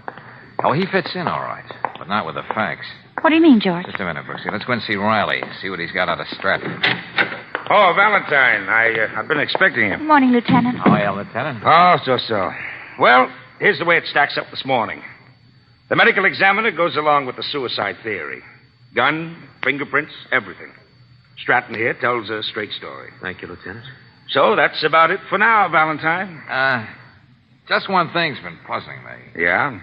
Stratton, apartment 4A where Marcia lived has exactly the same layout as yours in 3A, hasn't it? I suppose so. You know, these apartment houses, not much imagination. But you said you fumbled for the light switch and got blood on it because you were over at the desk first. That's exactly what you said, Stratton. Well, I suppose so. I don't remember. 3 of us were there when you said it. Now, why did you have to fumble for the light switch? It's exactly in the same place in Marcia's apartment as in yours, right next to the door. Well, maybe I didn't explain myself just You were right. planning Marcia's body at the desk where it was, and the gun, too. No, you're that you wrong. wanted to do in darkness. Then you put on the light and went running downstairs. That's why Hold you... it, Valentine. Hold it. I'll take it from here. Look, Lieutenant, you got to listen to me. That I'm not... smear of blood on the light switch put you square on the spot, fella. Now, the less you say now without a lawyer, the better. I'm holding you on suspicion of murder. Well, you'll have to pardon us. Brooksy and I have a luncheon date at the Commodore. Huh? Have we? Oh, yes. Oh, wait a minute, Valentine. I want to talk to you Maybe about... you're happy about this way this case washed out, Lieutenant, but I'm not.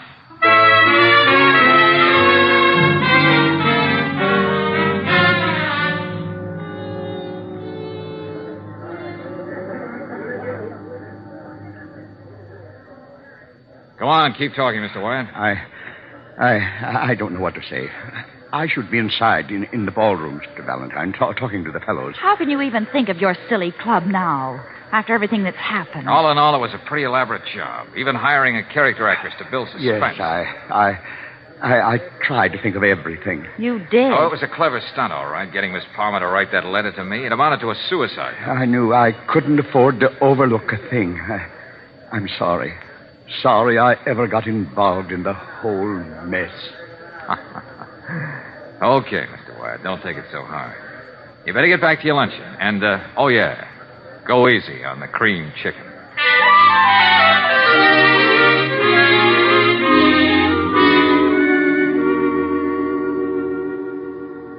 George, I'm still reeling. Yeah, I can see what you mean, all right. Oh, I know children can be children.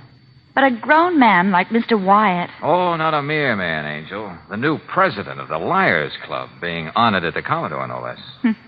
Fantastic. You see, Brooksy, he had to have the tallest story ever heard for this inaugural. And he probably would have had. I'll say. A suicide that wasn't a suicide. A missing body and all the trimmings. He knows all the names, facts, and answers. But still, there he was, free and unfettered to address all his fellow liars. Boy, can you top that one? Not at the moment. But maybe Marcia wouldn't have been murdered at all if Mr. Wyatt hadn't dreamed up that gag. No, Brooksy, we can be pretty sure she would have. You read Glenn Stratton's confession. He was insanely jealous. He was just waiting for the right opportunity. Thinking back, it makes me shudder, George. To fool us, Marcia went down to Stratton's apartment, probably laughing at the joke. Then he killed her and brought her back upstairs. Yeah. Wyatt must have cooked up the deal with his favorite model down at Stratton's apartment. That's why Wyatt told the phony scrub woman it was 3A.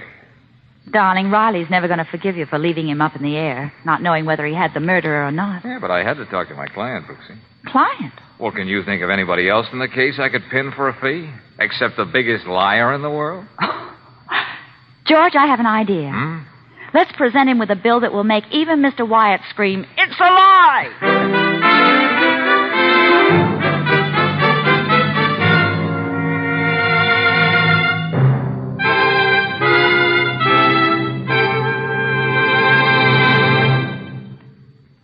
It's often the little things that make your day a good one or a rough one. The simple business of starting your car, for example. If it's obstinate and gives you a bad time when you want to get going, it can add up to a lot of irritation. For fast starts every time and wherever you're driving, just try Chevron Supreme gasoline in your car. This premium quality gasoline is climate tailored, specially adapted to each different climate and altitude zone in the West. Day or night, summer or winter, you can depend upon it for fast starts. And that's a saving, too, of the power in your battery. What's more, Chevron Supreme gives your car smooth acceleration and extra power for rugged hills. Get a tank full tomorrow at any standard station or independent Chevron gas station where they say and mean, we'll take better care of your car.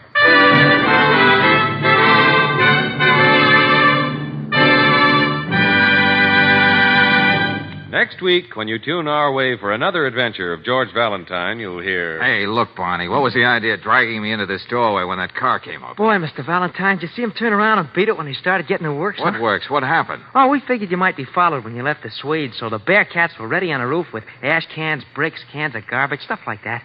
Boy, they let him have it. I suppose I should say thanks. Nothing to it. Say, what'd you find out about Danny? Nothing much, kid. Except that there are at least 2 characters who do anything to keep me from finding out. Well, don't you worry. They won't. Not with the Bearcats on the job.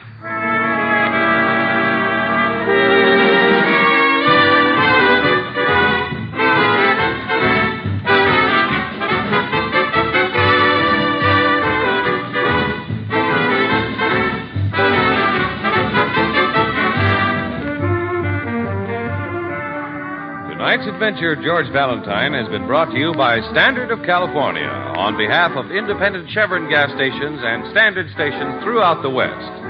Let George Do It stars Robert Bailey as George with Frances Robinson as Claire. Wally Mayer appears as Lieutenant Riley. Tonight's story was written by David Victor and Herbert Little, Jr. and directed by Don Clark. Also heard in the cast were Jacqueline DeWitt as Gloria, Tony Barrett as Glenn Stratton, Gwen Delano as the scrub woman, Ralph Moody as the janitor, and Harry Lang as Max. The music is composed and conducted by Eddie Dunstetter. Your announcer, John Heaston. Listen again next week, same time, same station, to Let George Do It.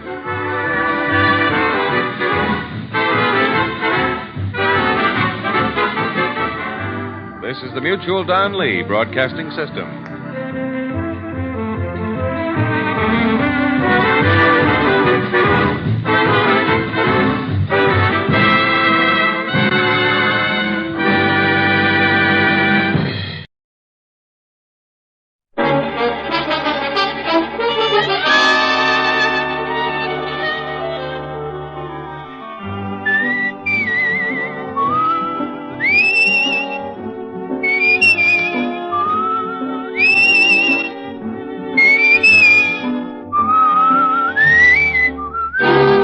Dick Powell as Richard Diamond, private detective.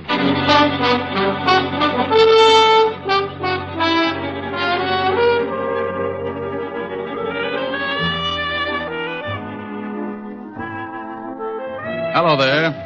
My name's Diamond. If you spotted me on the street, you'd probably figure me for an average working man. But you'd be wrong.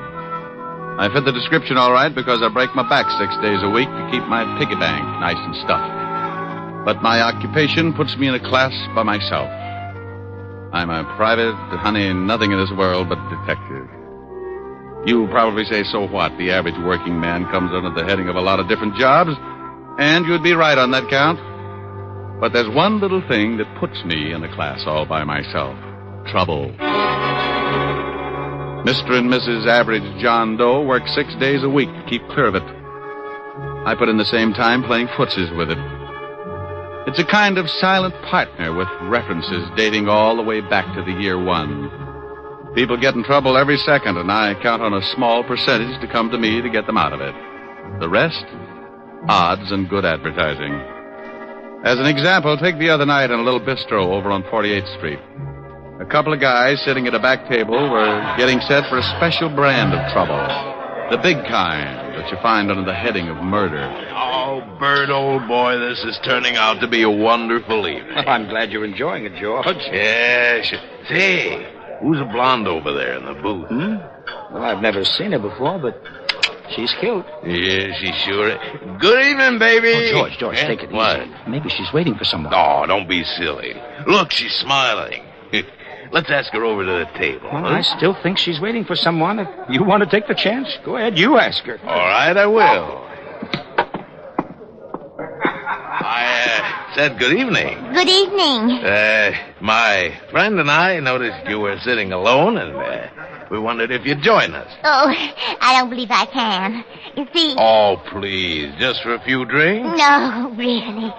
Thank you just the same. Well, if you say so, but I'll be unhappy for the rest of the evening. Hi, baby. Tony. I'm sorry I took so long, but... Hey, who's this guy? Not Tony. I said, who's the guy? If you'll excuse me. No, you wait a minute. George, come on. I think we'd better leave. This guy a friend of yours?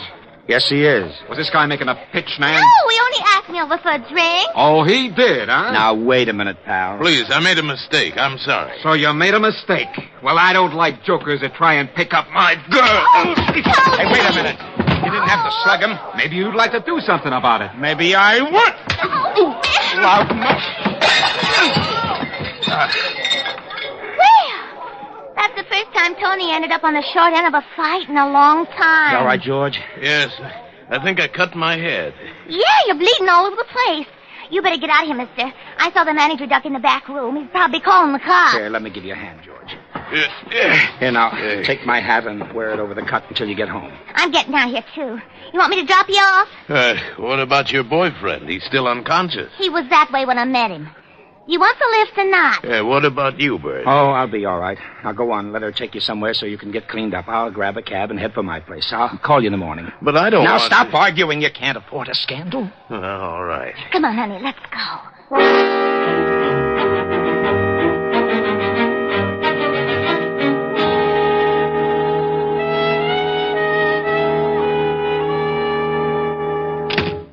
Well, this very nice apartment. You better go get cleaned up. Back to that room. I'll get a couple of drinks. I can sure use a drink.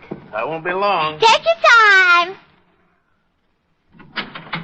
Yes. Told me get out of here. Where is that Go guy? on, get out of here. Why, you cheap little... I'll beat it out of you. Let go of me. Take your hands off me. Take your hands off her. Help. I'll kill the both of you. Help. There's a gun in the bed. A gun? All right. I'll wring your little neck. You shot him. I did? You better get out of here. Yeah, but what about you? Go on, get out while you can. I'll think of something. Yes. Leave the gun. I'll throw it in the river or something. Huh? Oh, all right. Now go on, beat it. You just killed a man.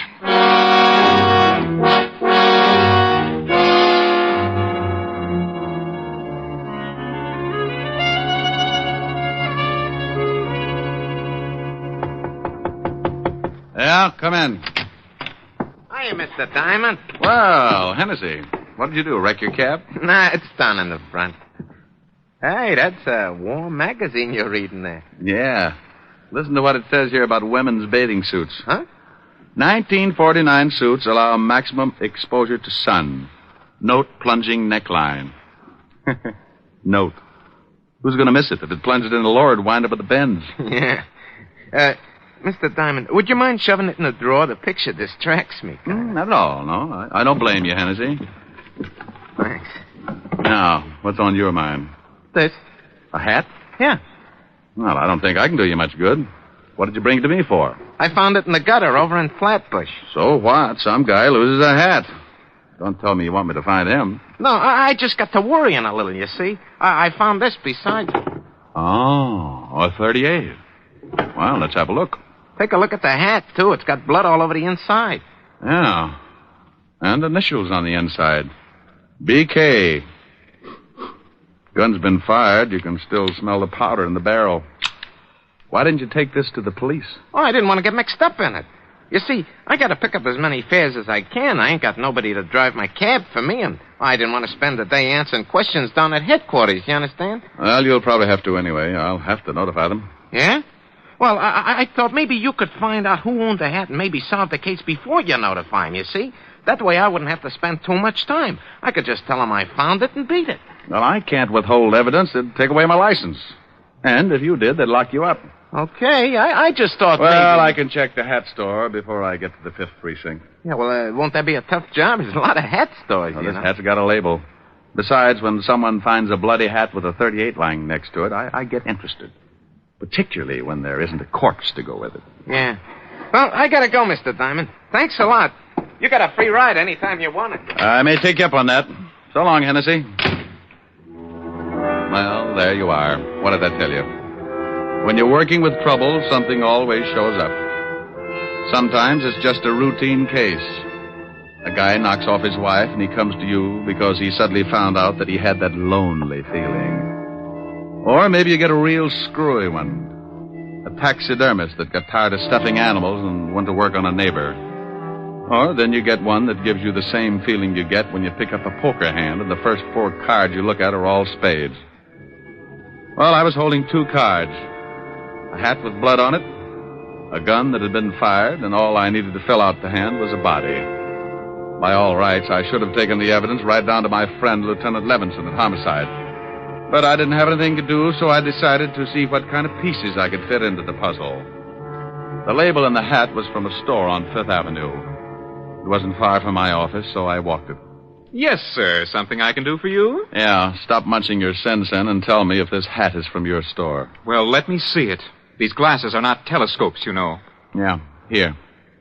Well, if you're planning to return this merchandise, sir, I can assure you the store will not accept it. You've been bleeding on the sweatband. Look, Rosebud, I just want to know if the hat is from this store. It most certainly is. It's one of our custom models. Who did you sell it to? If you found this hat, we will be glad to return it to its owner. We are not supposed to give out the names of our clients. I have a small badge here that should cut this conversation down to a few words. See? Oh. Now, would you mind telling me to whom did you sell this hat? Well, just because you're a detective, I am not impressed. However, under the circumstances, I'll give you the buyer's name. You're a real sport. I suppose you wear a shoulder holster, too. Or is that bulge your tailor's fault? Psst. Come here. I really keep a midget in there. You don't say. Yeah. He spits through the lapel at stupid hat clerks. Oh, really? Now, come on, Bright Eyes. Who bought the hat? Well, if you'll just hold your horses. That's the new line, if I ever heard one. Come on, Bubbles. Yeah. Here it is. This hat was sold to a Mr. Bertram Calmus. We make all his hats for him. Well, bully for you. What's his address? 430 Sutton Place. Now, will that be all, sir? Yes, that will be all, and thank you. You've been a brick through the whole ugly mess. I left him watering his gardenia and headed for the residence of one Mr. Bertram Calmus. The apartment house was about 10 blocks away, and with the money I had in my pocket, all taxicabs started looking like iron claws with 4 wheels. I walked. Yes? How do you mean that? Yes, I don't want any. Oh, and I've got a pretty good sales talk. I never buy anything unless I have a demonstration. My middle name is Semper Paratus. Like the Coast Guard, I'm always prepared. I suppose I could top that, but I'm getting tired of trying to close the door on your foot. What is it you want? I hate to admit it, but I'm looking for Bertram Calmus. My husband. Good for him. Is he in? No, but he will be any minute. And for the boss. This hat, I believe, is his. What blonde's apartment did it turn up in? It was found in the gutter in Flatbush. Well, Flatbush is a little out of his territory, but the gutter sounds familiar. What's that stain all over it? Blood. Does your husband bleed a lot? Not recently. We've been getting along. Are you from the police? I'm a detective. Oh. Come in. I'd hate to be selling brushes. I'd have slammed the door on your face. Oh, well, then I made an impression. Perhaps. Let's just say you're waiting for a sacrifice to move you to second base. Won't you sit down? Thanks. What happens when I round third? That depends on your batting average, Mr. Diamond, Mrs. Calmus. That fits.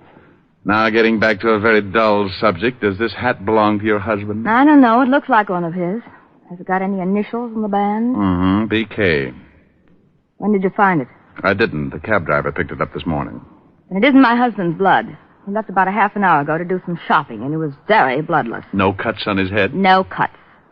He came in around 2 this morning. He'd been drinking, but he wasn't cut up. Oh, here he is now.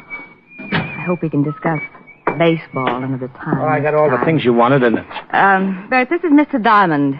He's a detective. Yeah? Well, how are you? Fine, Mr. Calmus. Tell me, is this your hat? My hat? Let me see it. Why, no, it isn't. The hat store on Fifth Avenue says they sold it to you. Well, I can't help what they say. That's not my hat. Are you sure, darling? It was found in a gutter. I don't care if they found it on a Yale man in the Harvard Club. It's not mine. Well, I guess I'll have to take your word for it. Wait. Isn't that blood on the hat? Yeah. Well, goodbye, Mrs. Calmus, Mr. Calmus. Nice meeting you both. I'll see you to the door. I can do it. I know you can, dear. Coming, Mr. Diamond? Sure. Goodbye. Come back again, Mr. Diamond. Well, goodbye, Mr. Calmus. Where can I call you? What? I can't explain now. Where can I call you in about a half an hour? My office. It's in the book. You'll hear from me, but please don't do anything until then. Okay. Half an hour. Then I go to the police with this hat.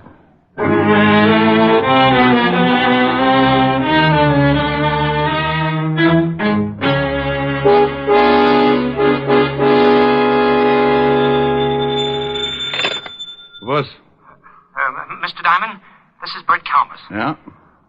Yes, I couldn't say anything to you in front of my wife. That is my hat. Well, I thought so. Why did you deny it? Well, I was out with a pal last night. There was a fight over a girl. I didn't want to mention it in front of my wife. Oh, how did the blood get on the hat? My friend got hit on the head, and I loaned him my hat to cover up the wound. What was it doing in a gutter in Flatbush? I really don't know. My friend left with the girl, and I went right home. Well, who is this friend of yours? I think something may have happened to him. Well, I called him this morning, and he seemed very nervous about something, and he asked me to come over. I'm in the lobby of his hotel right now. He's probably just worried about the girl he picked up. As long as the blood on the hat was from a cut on his head, I don't think there's too much to worry about. No, Mr. Diamond, I think it's more than that. He's my employer, and I know him pretty well. I do wish you'd come over. Well, all right, Mr. Calmus. What's the address? The Whitsett Hotel on East 54th Street. I'll meet you in the lobby. Don't ask me why I started getting that lousy feeling when all I had was a bloody hat, a gun, and a pretty good explanation for one of the items. But there it was. That jammed-up feeling in the pit of my stomach, like I just swallowed a whole pineapple. Something was wrong, and I wanted to find out what. So I hurried over to the Whitsett Hotel and met Calmus in the lobby. I'm glad you came, Mr. Diamond. I just put in a call to George's room, and someone else answered. So what? Well, the man asked a lot of questions, like who I was and what did I want with George, and... Oh, I take it George is your friend of last night. Yes, George Watkins. He's the president of the firm I work for. Well, let's go up.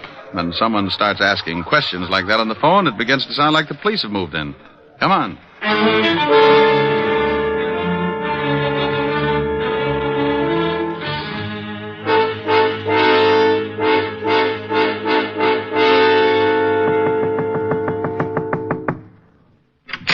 Yeah?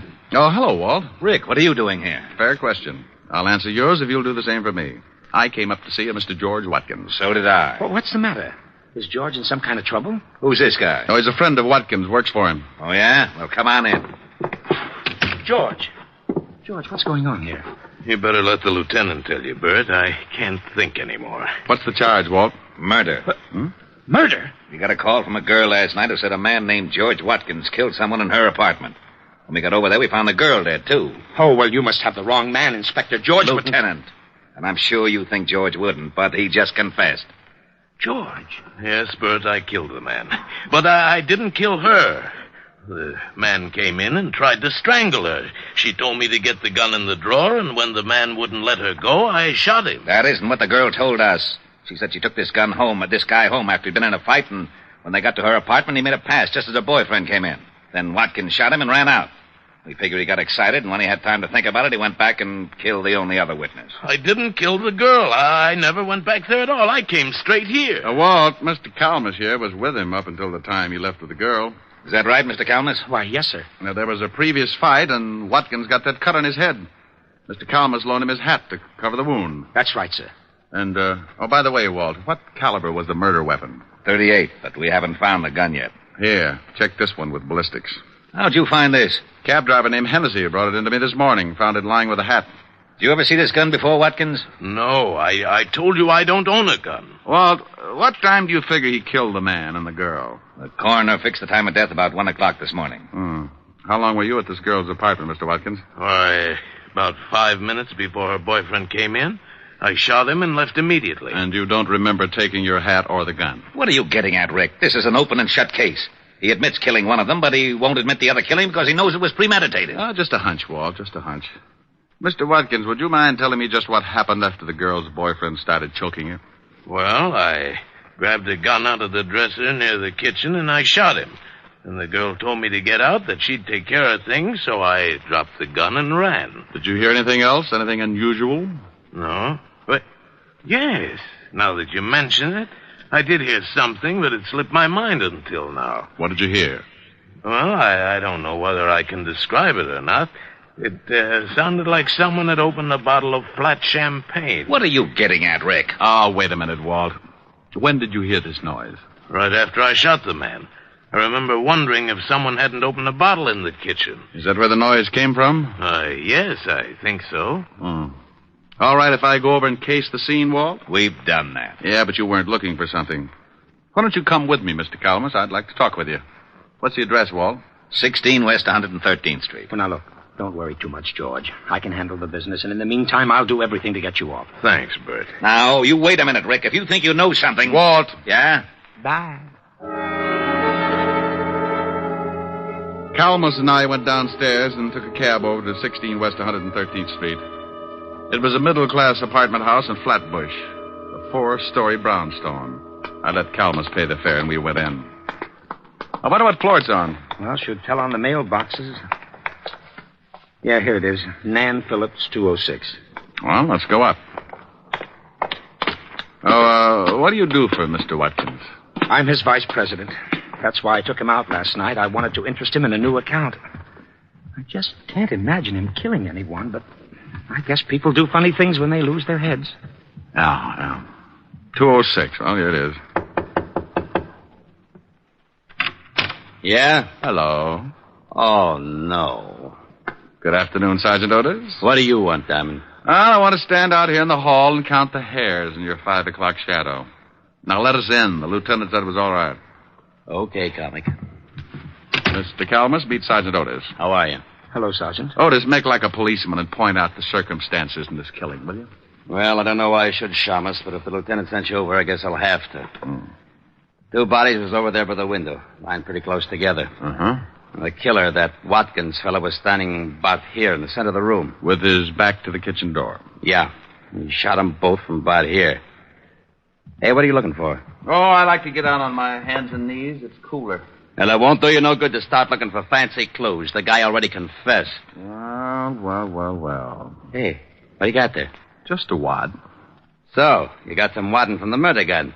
You better give it here. Sure. But hang on to it, Otis, and be sure to give it to the lieutenant. Maybe you haven't noticed, but murder guns don't throw this much wadding unless you can kill someone with a blank cartridge. What? Don't let it throw you. Mr. Calmus, I've got some things to do. Can I drop you somewhere? Well, no, thanks. Now that Mr. Watkins can't take care of the office, I'd better go down and check over some things. But I'll keep in touch with you, Mr. Diamond. You do that. Now, wait a minute, Diamond. Oh, stop trying to figure it out, Otis. You'll snap your wig. I was getting close to something.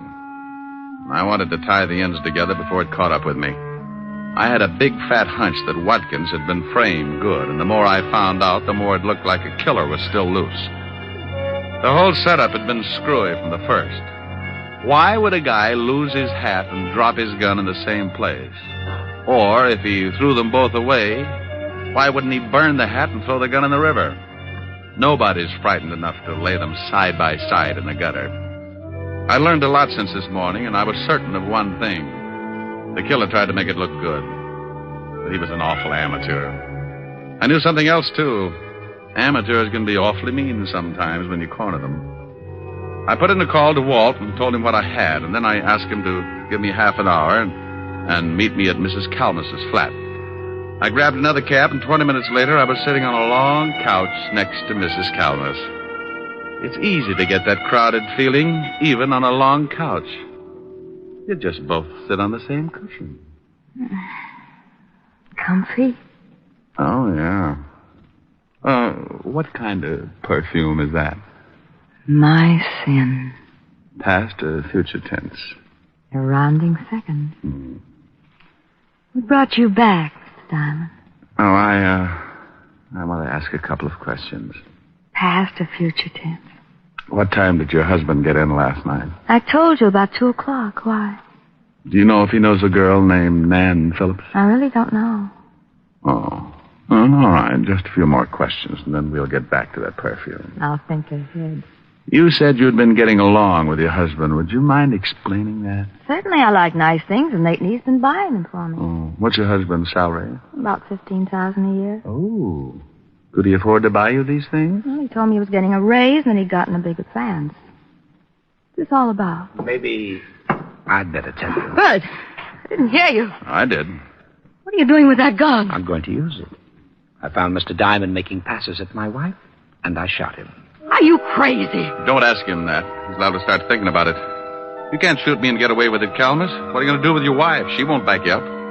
No, I guess she wouldn't. All right, both of you, get up and walk downstairs to my car. Bert, what are you doing? Your husband killed 2 people last night, Mrs. Calmus. Now he's going to try and cover because he guessed I knew how it was done. You're not going to kill me, too. Get moving. Bert, please. Go on. Better do as he says. Why did you kill anyone, Bert? He wanted to frame his boss. I'll bet when the company checks, they'll find out he's had his hand in the till. They won't find out, Mr. Diamond. But Mr. Watkins' book for murder, I'm next in line for president. I'll be able to fix the book so it will look like he took the money, too. Is that where you got the money for all those things you've been buying from me? You shot the man and the girl from the kitchen with a silencer, didn't you, Bertram? That's right. I knew you were onto something when you discovered that wad from the blank cartridge. I was onto something a long time before that. Yeah? All right. Come on. Over to that gray sedan, and remember, I've still got this gun in my pocket. You're an amateur, Bertram. Is that right? Sure. I knew you had something to do with it when we got over to the girl's apartment. I didn't know what floor it was on, and you looked in the mailboxes. That's the best way to find an apartment, isn't it? Yeah, but not once at any time did anyone mention the dead girl's name. But you knew it and found it on the mailbox. All right, stop right here. Open the door, Gene, and get in first. The front seat. Please. Get in. All right. Now you, Mr. Diamond, you're going to drive. You know, I left my license in my other suit. Stop stalling. I had to do something to stall for just a second because over Bertram's shoulder I spotted a prowl car sliding up to the curb, and good old Walt was climbing out. Bertram, would you mind answering just one question? What is it? The gun that Watkins thought he killed the man with was loaded with blanks, wasn't it? Sure. I killed the guy from the kitchen with a silencer. The whole thing was rigged, huh? The man and the girl were supposed to stage that fight, and Watkins was supposed to shoot the guy with the dummy slug. You said one question. Now get in the car. All right, Thomas, don't move. What? Why, you... Duck, Rick! That was a close one. You're so right, Walt. Take his gun. I think you'll find it's the one that Watkins fired the blanks from. How is he? On his way. Hey, Bertram. I'll go call the wagon. Bertram. Yes. You want to tie the ends together? I paid the girl and the man to stage the fight. I told them I wanted to frame George and blackmail him. So you framed him with a double murder instead. Why? I'd been stealing money from the company. How'd you know it was me? Well, knowing the girl's name, for one thing, and your wife told me you'd gotten in about two. You told me over the phone you went straight home after the fight in the cafe. The killing took place about 1. Watkins said he'd been at the girl's for 5 minutes. About 15 to get to her place, so that meant you all left the cafe around 12:30. It doesn't take an hour and a half to get... Hey, Bertram. Diamond, Huh? I don't think Bert can hear you. Yeah. Well, it was a pretty dull story anyway.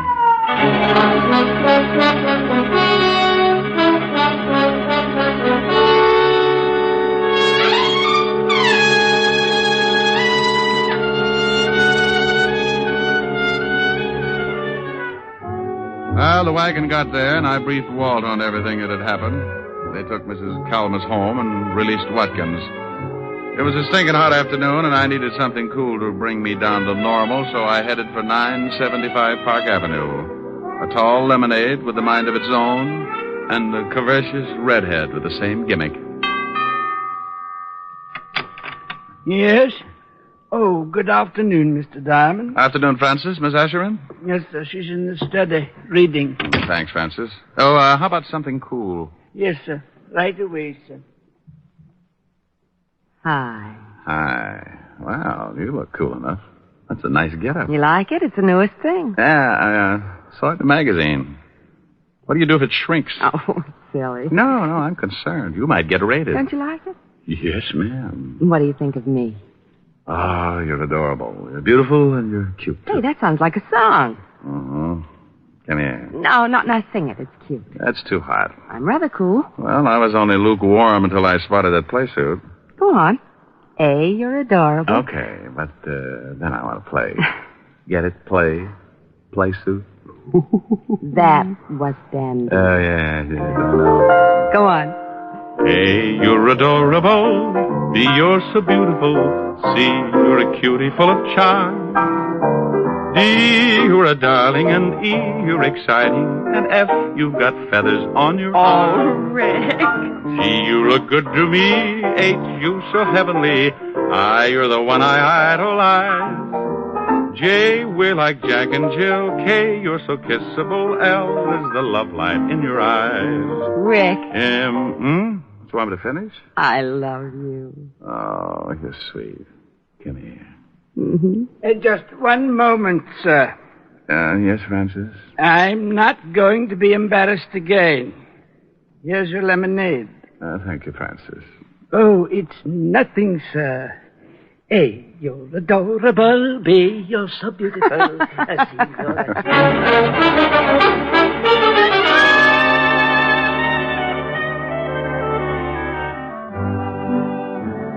You have just heard Richard Diamond, Private Detective, starring Dick Powell.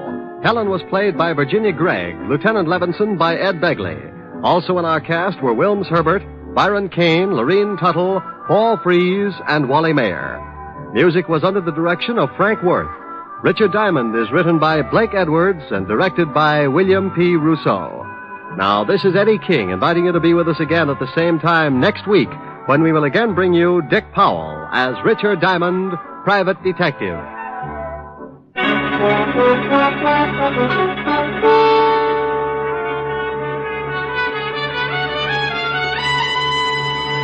This is NBC, the national broadcasting company.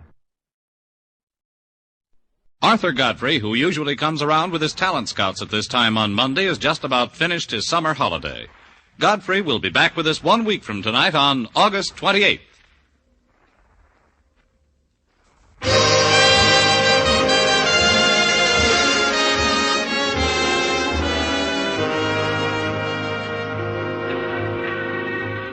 Broadway's my beat, from Times Square to Columbus Circle, the gaudiest, the most violent, the lonesomest mile in the world.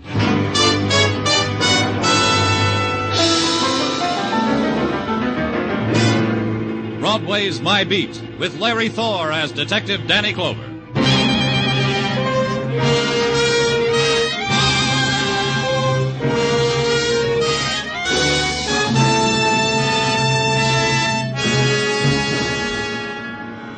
Broadway, it's the place you drift to because the other promises you made to yourself never happened. You leave your life behind and stand on a street corner beating down the scream in your throat. It's the best of the 1,001 nights you dreamed of. The one place in the world where something happens to you outside of the movies. It always happens. Something starts it, the tap on the shoulder, the laughter that floats down to your end of the bar, the smile, the special delivery, the phone call. Your phone's ringing, Danny. Thanks, Gino. Danny Clover speaking. You gotta help. You gotta come here. You gotta come to my home. Who is this? Mrs. Corey. Please, my husband. What is it, Miss Corey? A suicide pact. He's trying to force me to kill myself. I don't want to die. He's gonna make me... Hello. Hello. Who is this? What happened? Mr. Corey, I've just killed my wife. Now it's the time for my dying. Listen, don't be a fool. Hello. Tartaglia. Wait a minute, Danny. What'd you say, operator? Oh? Uh-huh. Oh. Yeah. Party hung up too soon. Couldn't trace it, Danny. It began that way, with a desperate protest against private agonies. The protest that can't face the loneliness of death and must kill the loved ones so that the path into darkness will not be walked alone. The man Corey murdered his wife and then himself. And the glittering, blood-spangled shriek for attention, final identity, set into motion only an old, a familiar routine. The official collecting of the dead. But first we had to find them. Detective Muggavan brought in the phone book. We sat over it, turned to the seas, found there were 25 Coreys. We divided them, went our way. The treasure hunt for the dead. The first Corey was very much alive. She told me so. Nobody dead here, mister. Everybody much, much alive. Come on in and I'll prove it to you. You live here alone? Uh-huh. I'll take a look. Love it. Come on in. See? Alone. Just you and me. Touch me. I ain't dead.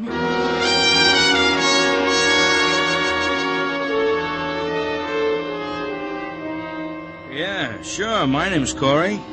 Why do you have to know? Man named Corey killed his wife, said he was going to kill himself. Killed his wife, huh? Guts? That takes guts. Where's your wife, Mr. Corey? She's in the kitchen washing out my work pants so I can go out and look for work. Come on, I'll show it to you.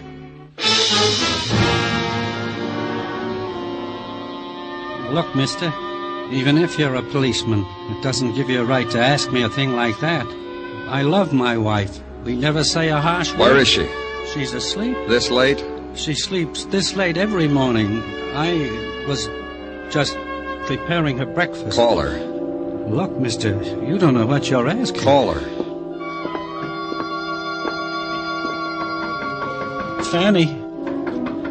Fanny, wake up for a minute. It's a policeman. He wants to know, did we have a suicide pact? Fanny. Suicide pact? Tell him no, but thank him for the suggestion.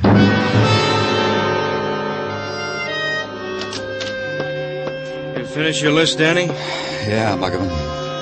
Find him? No. You? No. Maybe it was a joke, huh, Danny? A practical joke? I don't think so. Did you finish your list? No, I got 2 more to go. I'll take them. The reason I didn't finish, Danny, I had to come back to headquarters to... I just got tired. Forget it. Give them to me. Yeah, here, Danny. 2 more. Maybe Muggavan was right.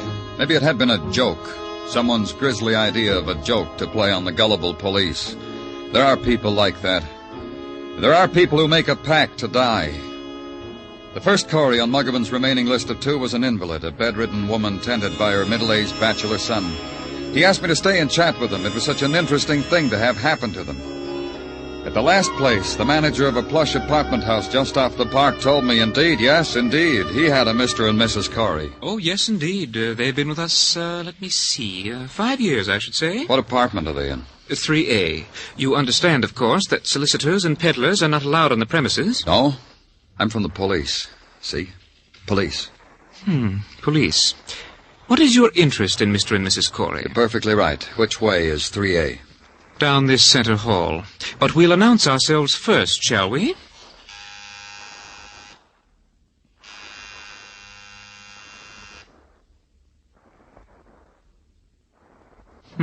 No answer. Well, they're either not at home or they've overslept. With Mr. and Mrs. Corey, I should say they're not at home. Let's go find out. And bring the key. Oh, but that's... Bring the key. Oh, very well. Here it is. After me, please.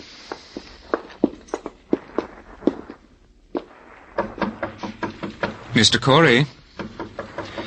Mr. Corey, I'm sorry, but there's someone from the police. Mr. Corey? Mrs. Corey? Open it. But Open it.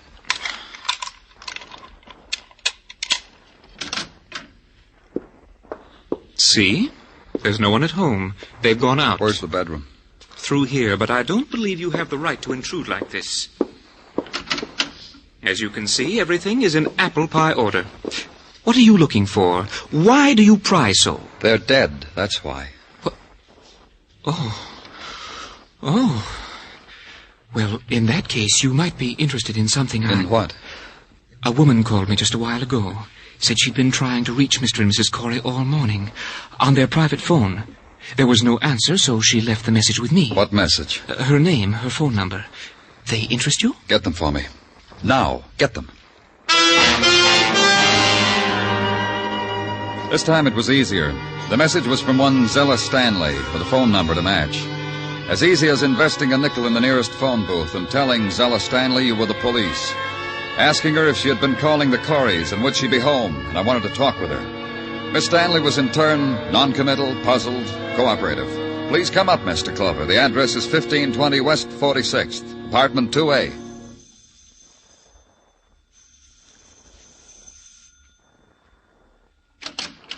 Mr. Clover? Yes. Please come in. Will you sit down? Let me get these things out of here. I was so tired when I came home last night, I undressed walking into the bedroom. Now, won't you sit down? Thank you. About Mr. and Ms. Corey. Now, don't put me on the defensive, Mr. Clover. I want to help you with whatever it is, so just let me tell you. Good. Go ahead. I've been calling Alice all morning. That's Alice Corey. That's right. There's been no answer at her apartment. Is that something unusual? Not in itself.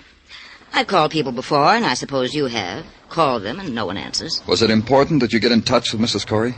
Not in itself. I just wanted to talk to her. I see. Just a kind of, good morning, Alice. How are you? Is that it? Something like that. Just let me tell you. Will that be all right, Mr. Clover? Yeah, it'll be just fine. Yes. Well, I was at the Corys last night for bridge. There was something in that house that had never been there before. What? Please. Sorry. Something was wrong. No laughter between the two. Silence, mostly. And now and then a bitter word. I've known them for years. The Corys have been the cliché of matrimonial bliss. It embarrassed me. I left early. May I? Of course. You said you were playing bridge. You, Mr. Corey, Mrs. Corey. Who else? And Tom's partner. Tom Corey's partner. His business partner, Henry. Henry who, Miss Stanley?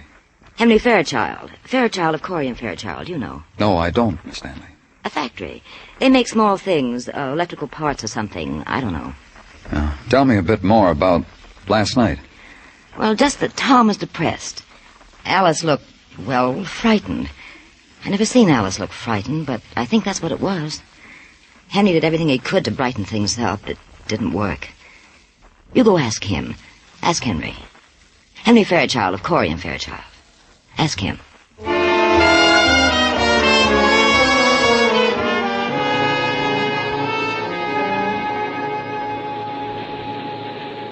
My secretary tells me you're from the police. I can't tell you how delighted I am to see you. Delighted. Thank you, Mr. Fairchild. Come over here, Mr. Clover. Quick, come over. I want you to see something. I'll draw these drapes back so you can see something. Look down there. What do you think? Yeah, it's quite a little factory you have there. It's more than that, Mr. Clover. It's 10 years of our lives. 10 years of blood, sweat, tears. No other way to say it. 10 years of that. And he walks on it, squashes it like it was a cockroach we'd built. Oh? They're ruined, destroyed, milked dry. All that work sucked dry because he was greedy, hungry for more money. $50,000. Like that. Like he was taking it out of a piggy bank. Arrest him, Mr. Clover. Go arrest him. Who? My partner. I'm Corey. Arrest him for grand larceny. Arrest him for dipping his fingers into our till. Arrest him for being an ungrateful, greedy... Tom Corey did that? Yeah, here are the books. Look for yourself. But you wouldn't know about a thing like that. Your experts will, though. They'll see how month after month he stole 5,000 here, 3 here, 10 here, 2 here. Uh-huh. When'd you see Corey last? Last night. We were playing bridge. He was moody, rude to his wife, to Alice. I tried to cheer him up because I thought it was dyspepsia or something. This morning I find it was this. When you arrest him, Mr. Clover, tell him I'll make it a point to visit him in jail. It'll give me kicks to see him there every chance I get. Corey killed his wife this morning, then himself. What? He didn't have to do that. He could have come to me. I'd have helped him. Honest. We can't find them. They're not at the apartment. How about their place on Fire Island? Where? They have a house on Fire Island. You think we should try there, Mr. Clover?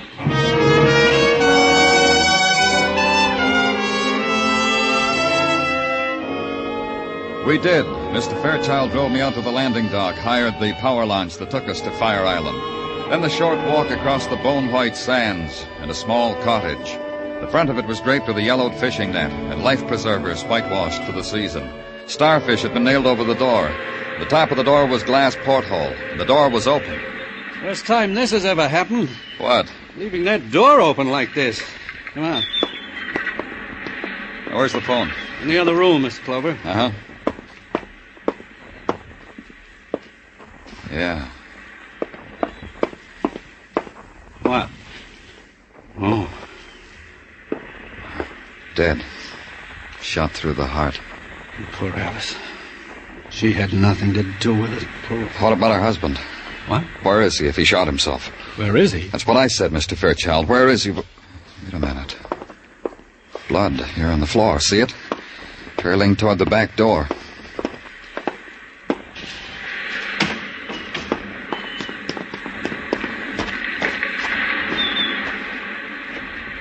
Here. Now the blood stops. But no Tom. Where is he? You said he committed suicide. I was wrong. He committed murder.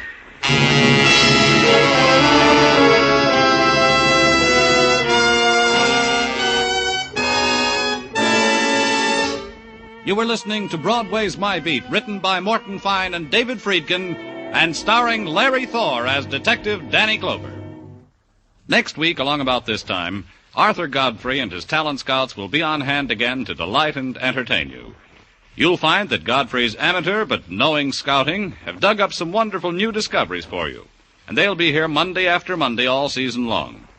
By the way, next Monday also marks the return of My Friend Irma, the Lux Radio Theater, and the Bob Hawk Show on most of these same CBS stations. Don't miss next Monday evening with CBS, the network of the stars.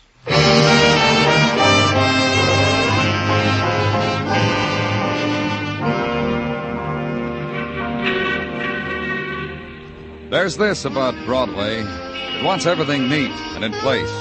A word misspelled on a spectacular can stop traffic.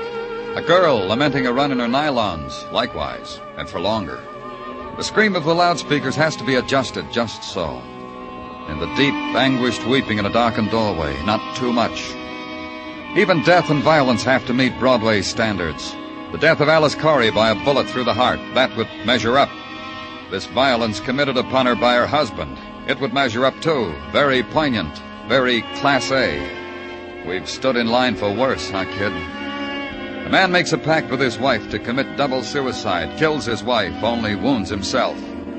That's hard to do when you're hungry for dying. And harder still to be wounded and disappear from an island. If I'd wanted to kill myself, I'd have succeeded. How could Tom only have wounded himself, Mr. Clover? Maybe that's all he intended to do. Meant to murder Alice? A policeman has to consider the possibility, Mr. Fairchild. Well, then how, what I asked you before, how could he have only wounded himself? He shot Mrs. Corey in the heart. He must have thought that was the best way, in the heart. When he shot himself, he must have flinched, a reflex against his own death. He flinched. He saw he wasn't dead. He liked it that way. It's been that way before. But you said he committed... Murder? That's right. When someone kills someone else like that, we call it murder. Is there anywhere else on the island he might be, Mr. Fairchild? No, we've covered all of it. Places I never knew existed. I don't mind telling you, I'm tired, Mr. Clover. And he must have crossed over to the mainland. You know these people at the landing dock, Mr. Fairchild? Most of them. Call out and ask if anyone took Tom Corey across. All right. Did anyone here take Tom Corey across today? Did anyone take... Oh, Graham did, Mr. Fairchild. Where is he? Just the other side of the landing. See his boat? Let's go, Fairchild.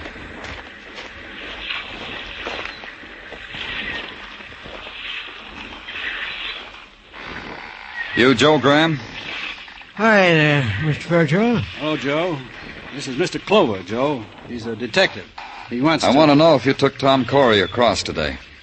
You want to know, too, Mr. Fairchild? We do, Joe. Yeah, I took Tom across. When?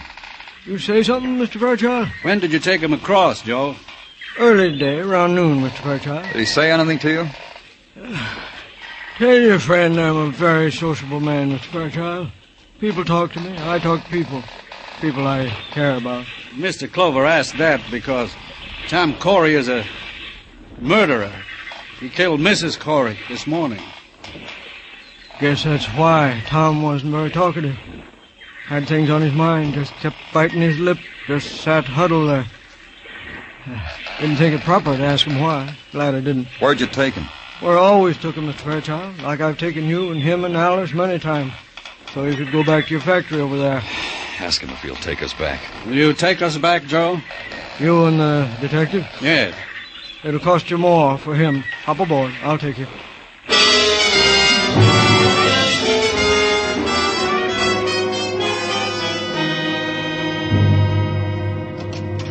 Danny? Come on in, Gino. What's on your mind? It came through, Danny. I'm going to miss you. Why are you going to miss me, Gino? What came through? But Captain Julius okayed your vacation request, and so did the inspector, and so did the commissioner. Then back again through the inspector and Captain Julius. So, here it is. Where you going, Danny? I haven't made up my mind. I've been mulling over the travel folders, me and Mrs. Tartaglia, and we feel the place for you is Mexico. Mexico, huh? See, in Ensenada, in Mexico, in the Riviera Pacifico. Imagine you with a serape over your shoulder, huaraches on your feet, and a la cucaracha on your lips. See, Mexico, man amigo. Me amigo. And we are friends, aren't we? Gino... Lieutenant Clover? Yes. What is it? I'm Dr. Haskell. They told me to come right in. Of course. What is it, Doctor? They said you'd want to see me, that you were working on something that might have something to do with what I want to see you about. All right. What is it? About 20 minutes ago, a man forced his way into my office. I say forced himself because he had a gun. What did the man look like? Oh, about 40, strongly built. I wrote it all down here because I knew you'd want to know. Here. Oh. I knew you'd ask me. Uh-huh. About 20 minutes ago, he came to see you about a bullet wound, didn't he? Yes. How did you know? We're looking for this man. How badly is he hurt? He'll die. Unless a miracle. But then I'm only a doctor.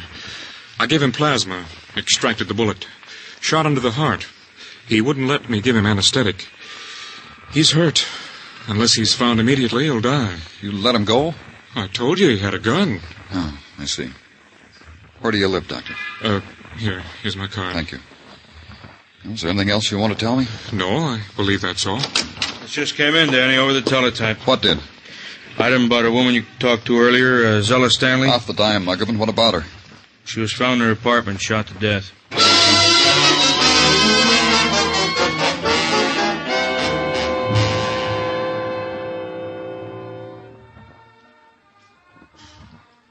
Pretty expensive dress she's wearing, Danny. Uh-huh.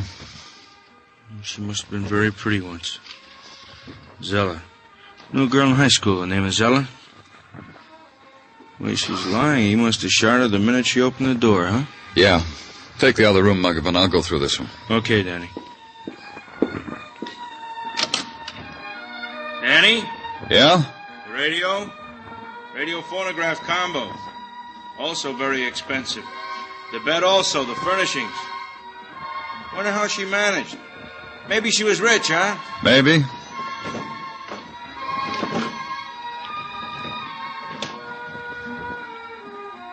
I think I find out how, Danny. How what? How she managed. These men's shirts in the bedroom closet. This robe. Let's see them. Embroidered initials in silk. Wish I could afford things like that.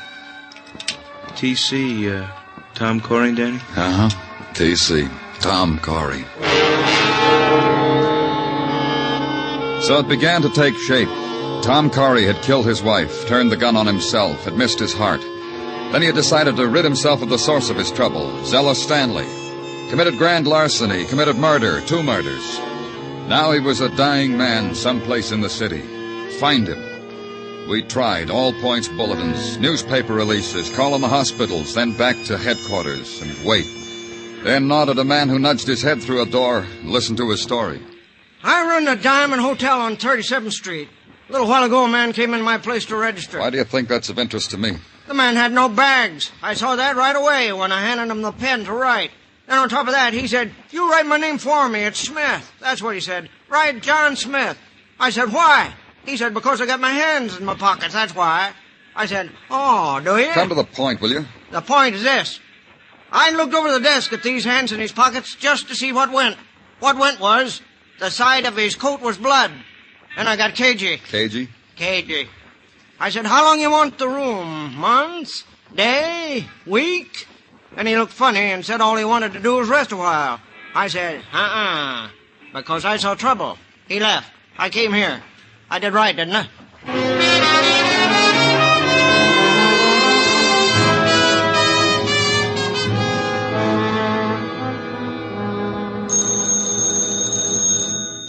Danny Clover speaking. There's a man in my house. Who is this? Mrs. Barry.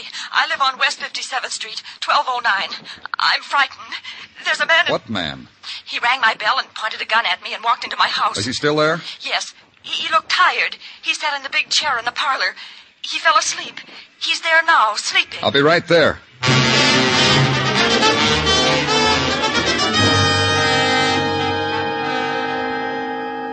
Can't you understand? He's gone. But just 10 minutes ago, you called. 10 minutes ago, he was sitting in that chair sleeping. He woke up and left. He had a gun. All right, all right. All right, he says. He had a gun pointed at my nose. What did you want me to do? Hit him over the head with a candlestick? Huh, not me. He left. Look, left blood, too. All over my rug.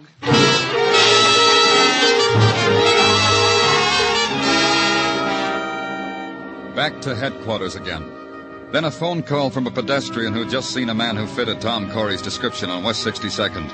The man was staggering, Mr. Clover. So Mr. Clover dispatched a squad car to the area. The man was nowhere in sight. Then Mr. Clover sat down and thought about it. Tom Corey left Fire Island by boat, found a doctor on 12th Street in the village. Put a thumbtack on the map. Tom Corey has tried to get a room at the Diamond Hotel on West 37th. Thumbtack.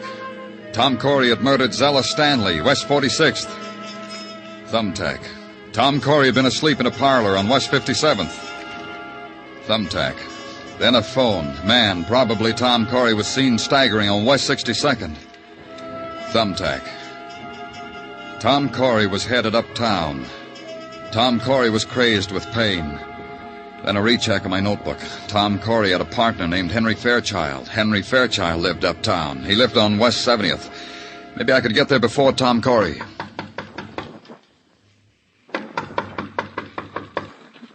Who is it? The police. Danny Clover. Oh, come in, quickly. Oh, I'm glad it's you. You afraid of something, Mr. Fairchild? Huh? What? The door, bolted, locked. What are you afraid of? I read it in the newspapers. Tom, he's still loose. You still haven't answered my question. What are you afraid of? Isn't it obvious? Tom has killed his wife, killed Zella. Now he's... That's why you're here, Mr. Clover. You know Tom is on his way. Uh-huh. I figure he is. I'm just wondering why you figured it. You just said it's obvious. Tom is out of his mind. He killed Zella, didn't he? You know why, too, don't you? No.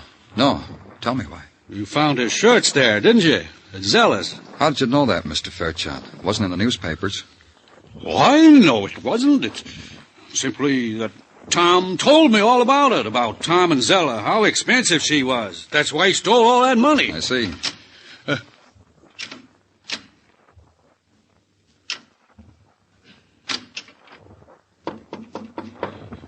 Mr. Clover. Put down that gun. Give it to me. I said give it to me. Now stand right where you are. I'll take care of it.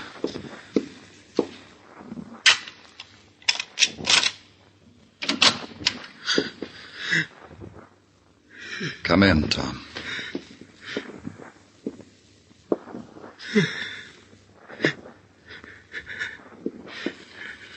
Shoot him. Shoot him. He'll kill me. I'll take that gun, Corey. Come on, Corey. I'll help you. Sit down over here. There. Don't believe him, Mr. Clover. Don't believe anything Corey says. Huh? He's going to tell you I killed his wife, that I shot him, that I stole the money. Ridiculous things, crazy things, because he's crazy now. Tom? Of course, Tom. He's crazy. He's going to say that Zella and I arranged the whole thing to make it look like a suicide pact, that I killed Zella. Tom. That's right. Tom's dead. He just confessed to a dead man.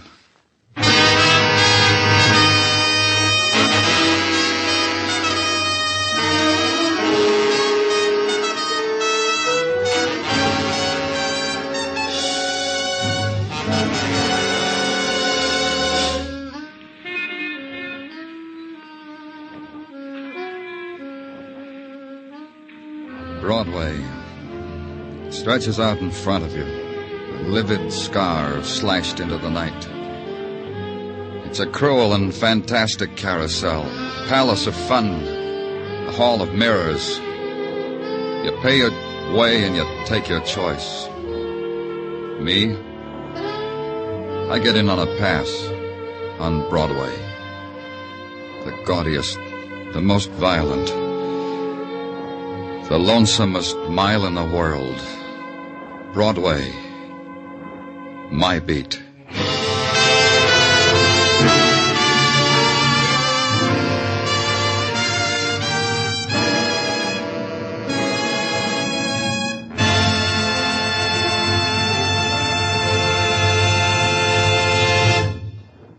Broadway's My Beat stars Larry Thor as Detective Danny Clover with Charles Calvert as Tartaglia. The program was produced and directed by Elliott Lewis, with musical score composed and conducted by Alexander Courage. Included in tonight's cast were Herb Butterfield, Janet Logan, Ann Stone, Junius Matthews, Byron Kane, and Jack Crucian.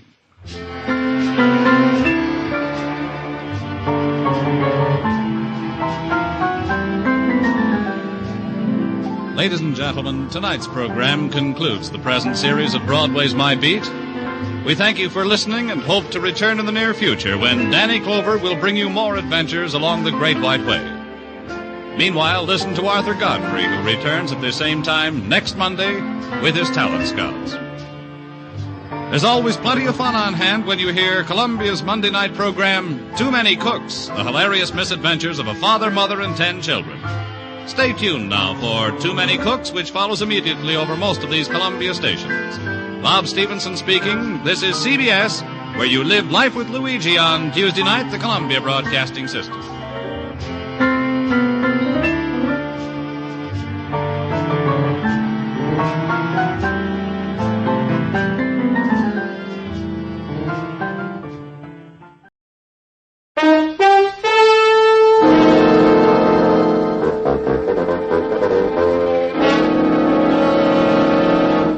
Kreml Hair Tonic and Kreml Shampoo present the new adventures of Sherlock Holmes, starring Nigel Bruce as Dr. Watson and Tom Conway as Sherlock Holmes.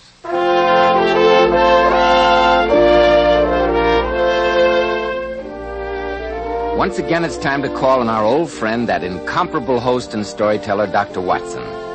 He's waiting for us in his familiar study. Good evening, Dr. Watson. Good evening, Mr. Bell. I won't get up if you don't mind. This change in the weather has given me a twinge or two of rheumatism, I'm afraid. Oh, I'm sorry to hear that, Dr. Watson. We old fossils can't expect to be as hale and hearty as you young fellows, you know. I don't know that I feel so young today, Dr. Watson. I stopped by the military academy this afternoon and saw my cousin there. He's 13 years old, and after an hour with him, I realized I'm really quite ancient. 13 years old. Oh, a fine age. He's happy at the school, Mr. Bell? Crazy about it. Yes, I'm sure that in this day and age, a boy almost looks forward to going to school. Conditions were far different in certain parts of England just before the turn of the century, I'm afraid. I'm thinking in particular of a school that Holmes and I had occasion to visit, and of the frightened, unhappy youngsters who lived there in mortal terror of their lives. Oh, this has all the hallmarks of the beginning of a Sherlock Holmes adventure. It is, my boy. It's a story I call The Singular Affair of the Dying Schoolboys. But before I begin, haven't you a message for our listeners? Yes, I have. Folks, it looks as if we're in for plenty of excitement tonight with Sherlock Holmes and Dr. Watson. And men, I'll bet you'll be plenty excited about the great improvement in the appearance of your hair once you use Kreml Hair Tonic.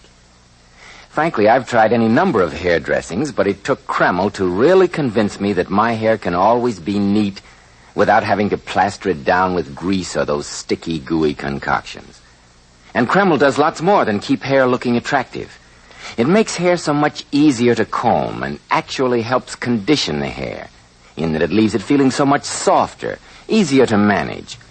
At the same time, Kreml removes embarrassing dandruff flakes. It relieves itching due to dry scalp and leaves your scalp feeling so clean, so alive. Man, what a treat. Now be sure to buy a bottle at any drug counter, spelled Kreml, Kreml Hair Tonic. Now, Dr. Watson, how about the singular affair of the dying schoolboys? Well, Mr. Bell, that strange adventure began on a stormy September evening in Baker Street many, many years ago. All day long the wind had screamed and the rain had beaten against our windows.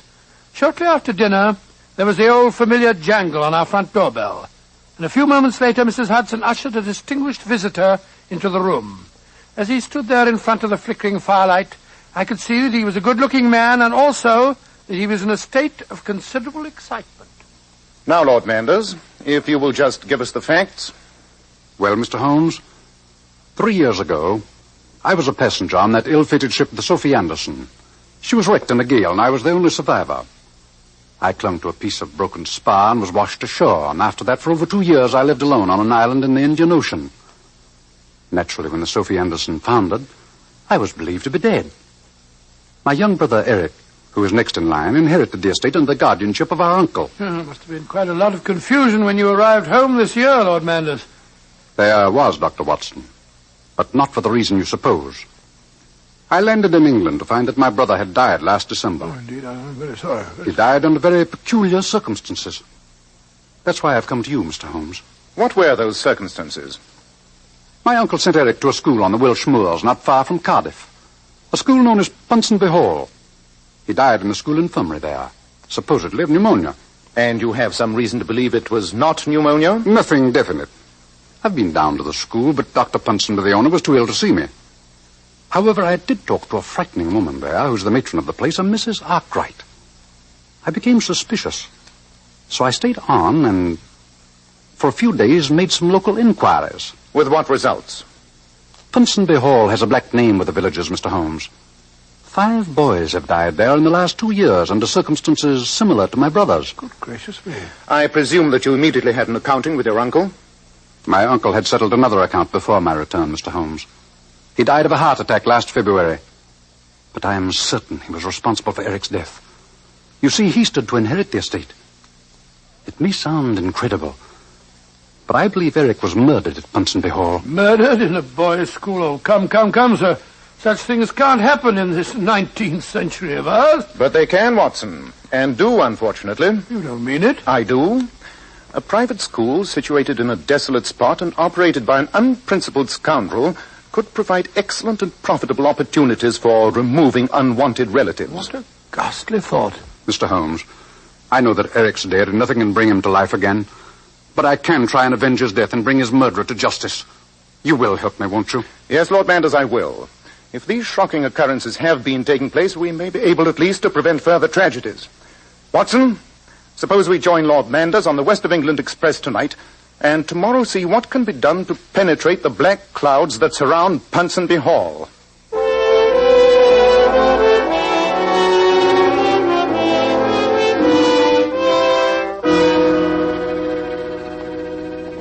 We're walking in the wrong direction, Mr. Holmes. The school's behind us. And before going there, I thought we might profitably pay a visit here in the village to Llewellyn Coffin. Oh, who's he? The local undertaker. An undertaker named Coffin? That's very funny, isn't it? Coffin, undertaker. Quite. But try and control your amusement, will you, Watson? Oh, sorry, Albert. Here's his establishment now. Good day, gentlemen. Mr. Coffin? Yes, sir. That's my name, Coffin. We're strangers in these parts, and we're in search of information. I'm hoping, Mr. Coffin, that you'll be able to help us. What I can do, sir, I will, and do it gladly. I understand that you've had an unusually large proportion of business from Ponsonby Hall in the past 2 years. 5 boys died, didn't they? 5 boys it was. Mr. Coffin, we've heard some strange stories in the village. Yes, stories that make us wonder if those deaths were from natural causes. Gentlemen, I'm a simple man, look you. A man who plies his trade but cannot afford to ask questions. What goes on at Ponsonby Hall, and I'll not say strange things haven't happened there, is none of my business. Then let me appeal to your sympathies. My young brother died at Ponsonby Hall last December. You must have buried him. Your brother? Well, now look you, that makes it different. But you'll not say anything up at the hall, sir.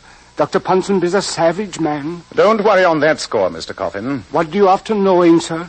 All the 5 boys were supposed to have had pneumonia, I understand. That's what the medical report said. Who signed those reports? Dr. Ponsonby himself. He's a regular medical doctor, look you. How very convenient. No questions had to be asked. Mr. Coffin, when you prepared those bodies for burial, did you notice anything unusual about them? Anything to make you think their deaths were possibly not caused by pneumonia? No, sir. Think now. Well, now that you mention it, there was one thing I was after noticing. Oh, what was that, my good man? The boys had a strange look on their faces as they lay there, as if something had frightened the wits out of them just before they died. That's very odd. The face of anyone dying from pneumonia would be in repose. Did you notice anything else, Mr. Coffin? Any other peculiarity? Well, there was one thing, sir, that gave me to thinking. All the boys had marks on them. Stretch marks they were on their necks or shoulders. Perhaps they were bites. Remember Dr. Rylott of Stoke Moran, Holmes? Did these marks look like the bites of a snake, Mr. Coffin? No, that they weren't. Look you, I know a snake bite when I see one. Didn't these marks make you suspicious? That they did, sir. And when I saw them on the boys, I took my courage in my hands and asked Dr. Ponsonby. And what did he say? Inoculation marks. He said that he had tried to save them with some newfangled medicine. No autopsy was held on the boys? No, sir. Dr. Ponsonby is the only doctor in these parts, look you. He gave the certificates. Who was to ask any questions? Exactly. Come on, Watson, Lord Manders. This has been a very promising start. Thank you, Mr. Coffin. You've been most helpful. It was a pleasure to talk to you, gentlemen, but please don't be after repeating what I said. Well, Mr. Holmes, I think you'll agree my suspicions were well-grounded. Yes, and we'll lose no time investigating this matter. I think we may work faster if we divide our forces. I shall return to the inn and compose a telegram that I shall ask you to send for me, Lord Manders. Of course, Mr. Holmes. Aren't you going to Ponsonby Hall, Holmes? Not immediately. However, you, my dear Watson, can be my advance guard. Me? Yes. I think that your open countenance, combined with that delightful Scottish accent you sometimes assume, plus an appropriate name, should lull Dr. Ponsonby into believing that he has another wealthy customer who needs his very specialized services. Well, Holmes, I'll do my best. Just the same, I'll be very relieved when you get on the scene.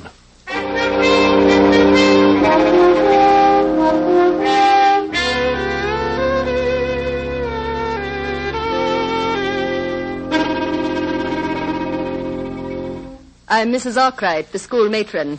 Whom did you wish to see? I want to have a word with Dr. Ponsonby. My name is Angus McLaughlin, and I'm most anxious to send my young cousin here. Oh? Aye, he needs discipline. And I'm told that you dinna pamper a young lad here. Please come in. I'm sure Dr. Ponsonby will see you. Thank you, Mrs. Arkwright. Come in. Go in, please.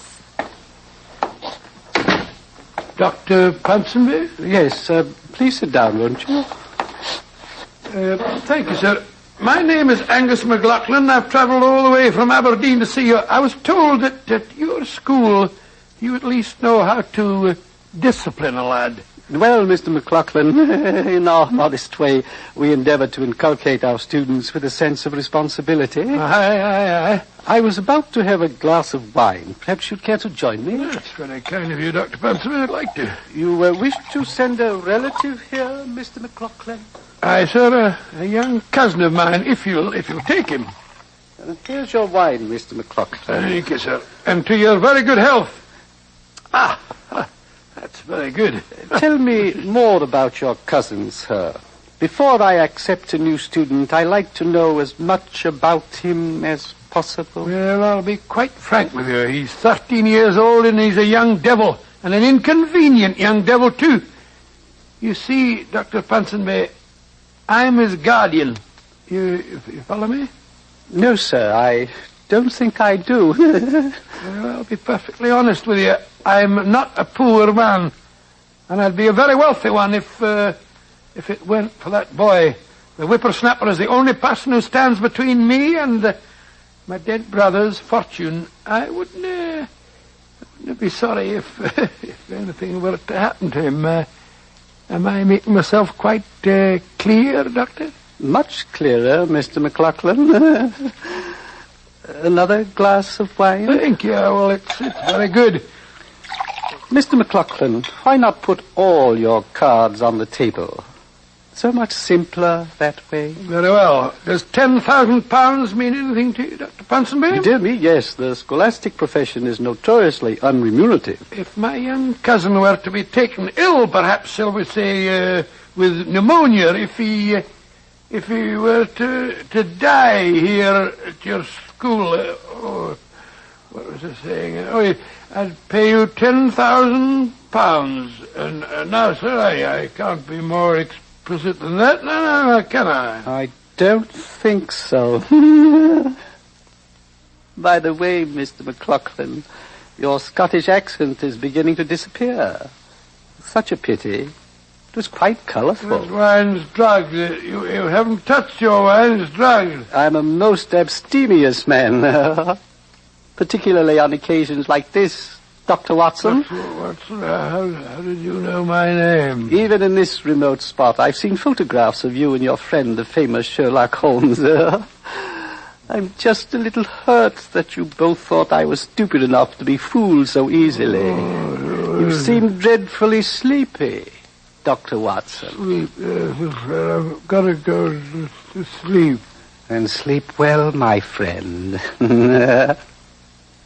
I only hope that you don't have too much trouble waking up.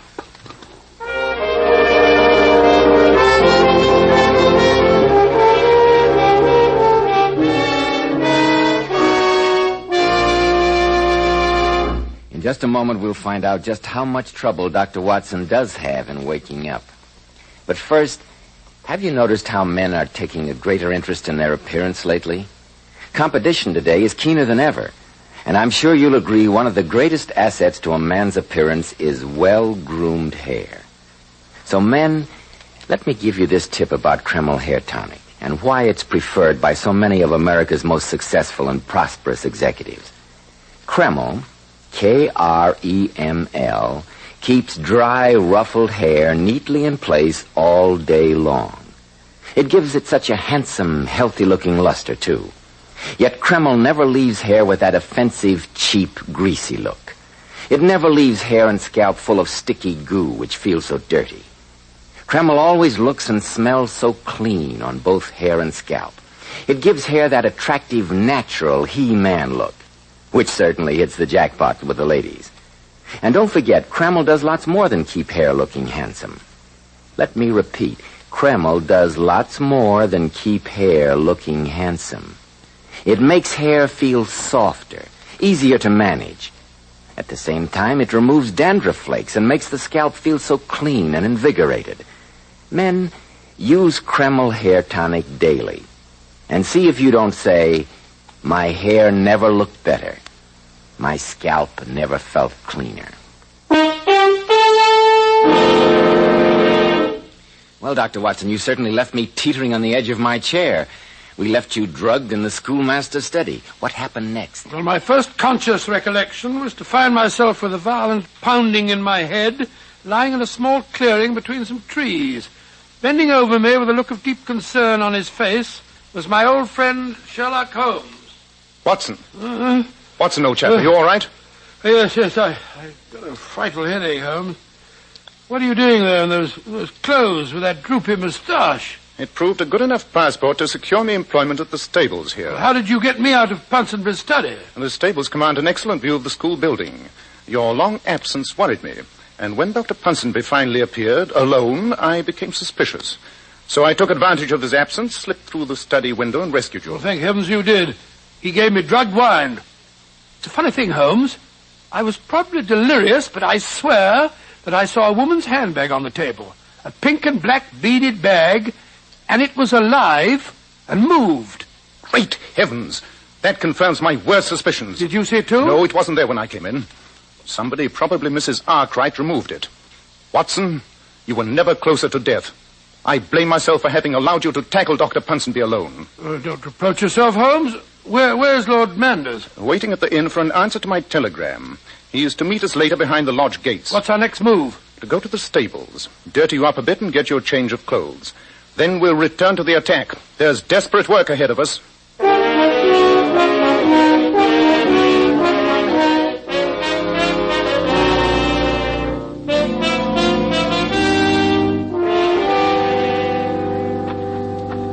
Here, this way, sir.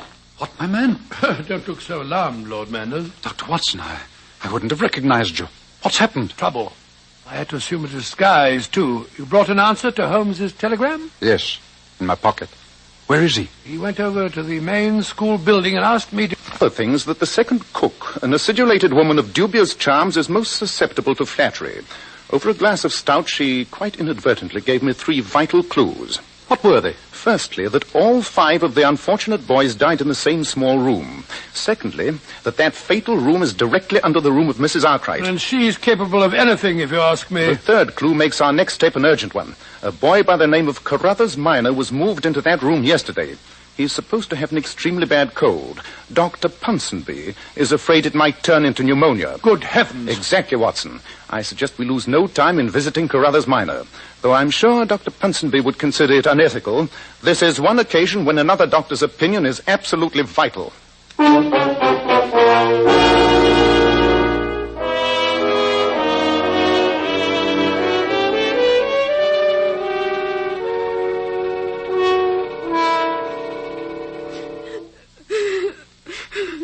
There, Carruthers. This is Dr. Watson. He's come to make you well. You can't make me well. Dr. Ponsonby says I've got pneumonia. Oh, nonsense, my dear boy. You've got a slight cold, that's all. If Dr. Ponsonby says I've got pneumonia, Pneumonia's what I've got. Nothing of the kind, my boy. Nothing of the kind. Watson, you notice this bed is anchored to the floor? It can't be moved. What does that suggest to you? Well, again, it reminds me of Stoke Moran and Dr. Rylott. But I don't see any bell pull. No, Watson. No bell rope is needed, because no murderous snake is involved in this plot. But look up there, directly above the bed. Small trapdoor. Leading from Mrs. Arkwright's room. Now the whole picture's clear. The trapdoor, the strange marks on the dead boys, the beaded bag that you saw. What was that? I don't know. Lord Manders is standing guard in the hallway. It's Dr. Ponsonby. He's come to look at my pneumonia. Mrs. Arkwright. I know you were expecting Lord Manders. He's lying in the hallway. He was looking in the wrong direction. Unfortunately for him. Don't let Mrs. Arkwright come near me. Don't let her. Mrs. Arkwright, I'd put that revolver away if I were you. I doubt if you know how to handle it. I assure you that I do. Having used the butt end of it on your friend so successfully should prove that fact. Grab her, Watson. Right, you are. Get away from me. Drop that revolver, Mrs. Arkwright. That's right. Let the old girl have it. Drop that revolver, do you hear me? That's better. I say, Holmes, she's fainted. Good. Help me carry her up to her room. Well, what about young Carruthers and Lord Manders? We must remove them to a place of safety, and then, Watson, all that remains is to call on the giggling Dr. Ponsonby.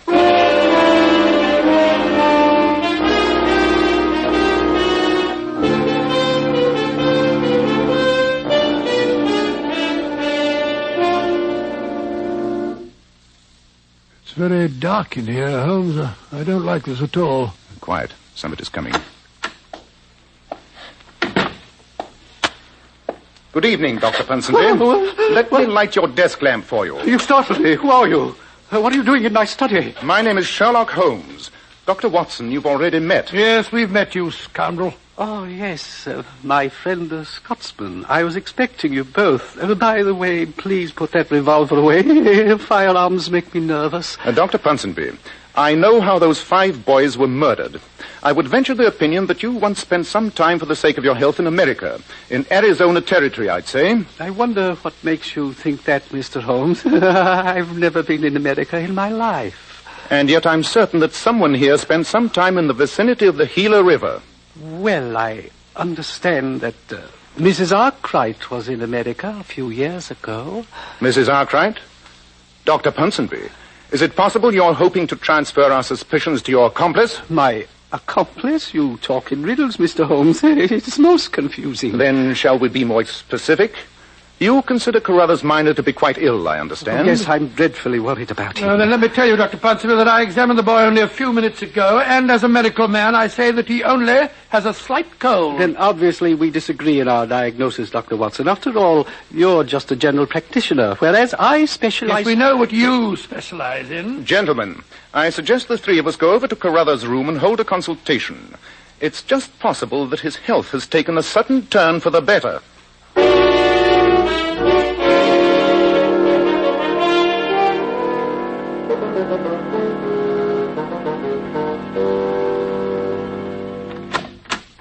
But the bed's empty. Carruthers Minor has gone. Yes, Dr. Ponsonby. And suppose you take his place. All right, I've got him, Holmes. Leave me alone. What are you going to do? Lash you to this bed and see if you can stomach your own filthy medicine. This is outrageous. Of course. I thought that if we were to reconstruct your crimes with you as the victim, we might persuade you to confess. Mrs. Arkwright! Mrs. Arkwright, help! I'm afraid she can't help you. She's in her room with the door locked from the outside. There we are, Holmes. He's lashed up so that he can't move. But you don't understand. Mrs. Arkwright has his instructions. Great heavens! What was that? Mrs. Arkwright. It came from the room above. Come on, Watson. Quick, up the stairs.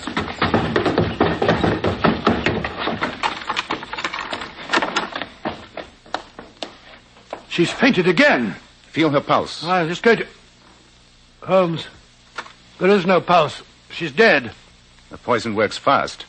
Observe those marks on her wrist. Looks as if some animal had bitten it. It has. And that means the animal's loose in this room. Great heavens. Somehow it must have escaped from its cage and turned on her. Guard the door, Watson. Our lives are not safe until we've found this monster. I don't understand. Look. Look! Under that washstand there. Good heavens, it's that beaded handbag again. And it's moving. Give me your walking stick, Watson. Here. There. This diabolical creature has done enough damage for one lifetime. It's dead, Holmes, but what in thunder is it? It looks like some sort of lizard. It's all pink and covered all over with black scales. That's what made me think it was a handbag. But I've never seen a lizard as large as that. Of course you haven't. So let me introduce you to the peculiar villain of this piece. His name is Heloderma suspectum, better known as the Gila monster, indigenous to the Gila River in America. I've never seen anything like it before. How on earth did you recognize it, Holmes? When Mr. Coffin, the undertaker, mentioned those strange marks on the dead boys, I was reminded of an article I'd read recently on venomous lizards. So that telegram you sent was to the Museum of Natural History. Their answer confirmed my suspicions. The Gila monster's bite produces almost instantaneous death, and yet it's a poison that would be extremely hard to identify. The fixed bed in the room below us, the trap door directly above it in this room, and the help of an unscrupulous accomplice like Mrs. Arkwright makes the rest of the picture very clear. And now that the monster's dead, how are you going to frighten Dr. Ponsonby into a confession? Dr. Ponsonby need not know the animal's dead.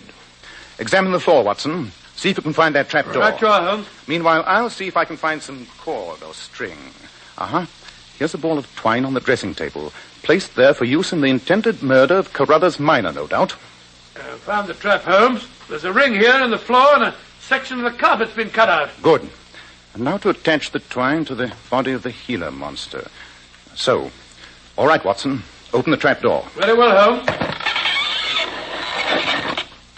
Well, Dr. Ponsonby, have you changed your mind? Mrs. Arkwright! Mrs. Arkwright! She is dead, Dr. Ponsonby. Your Gila monster turned on her. No! No! I'm going to lower the animal, Watson. There we are. Oh, get away from me! A few more feet will do the trick, Holmes. Yes.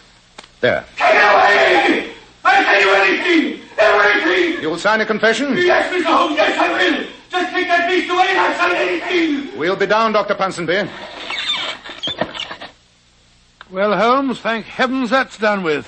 What a shocking affair. Yes, Watson. But not without a note of poetic justice. What do you mean? Well, isn't it poetic justice that a dead reptile should be instrumental in bringing a live one to the gallows?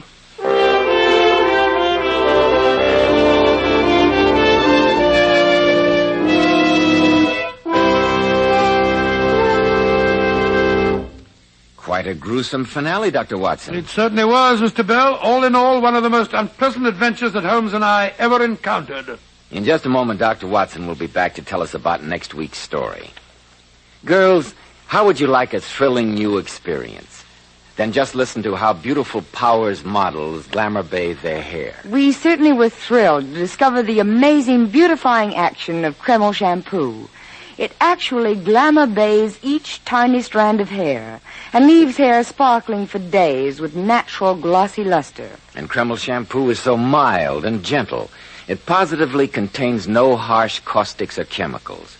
Instead, it has a beneficial oil base which helps keep the hair from becoming dry or brittle. Oh, and don't forget how its luxurious active foam penetrates right to the scalp and removes all loose dandruff as well as the dirt. Girls, why not follow the advice of these $1 million Powers models and glamour bathe your hair with beautifying Kreml shampoo?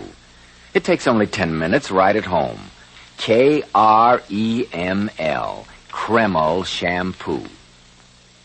Now, Dr. Watson, how about next week? Well, now, let me see. Next week, I think I'll tell you the adventure of the genuine Garnerius, in which Holmes solved the mystery of Drenko, a famous violinist, who was found dead in a locked room clutching a suicide note, but who nevertheless had been murdered.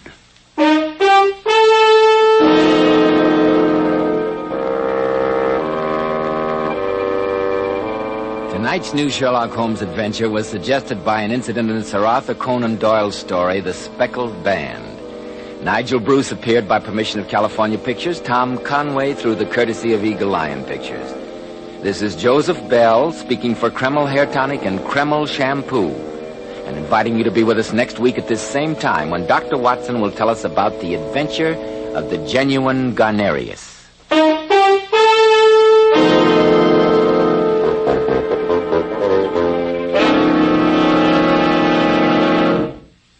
This is ABC, the American Broadcasting Company.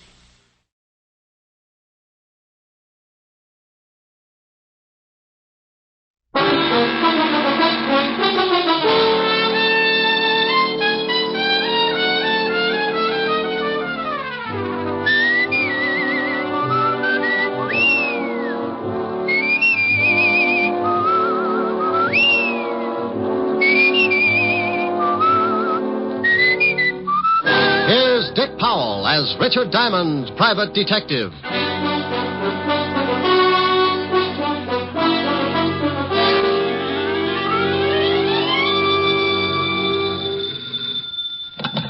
Diamond Detective Agency, handy hints on homicide. Oh, no. Oh, yes. Just pick a victim. All right. Got it? Yes? 6 of spades. Oh.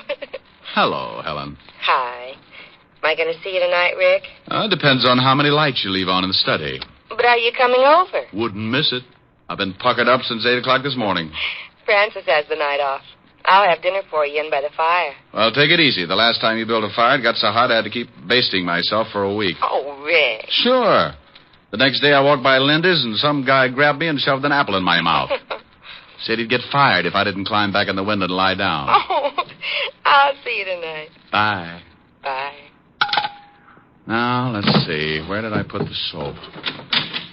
Mr. Diamond? Oh, it depends on what you want him for. If it's the rent, he's being buried over in Jersey this afternoon. My name is Dr. Edward Gerson from Bellevue Hospital.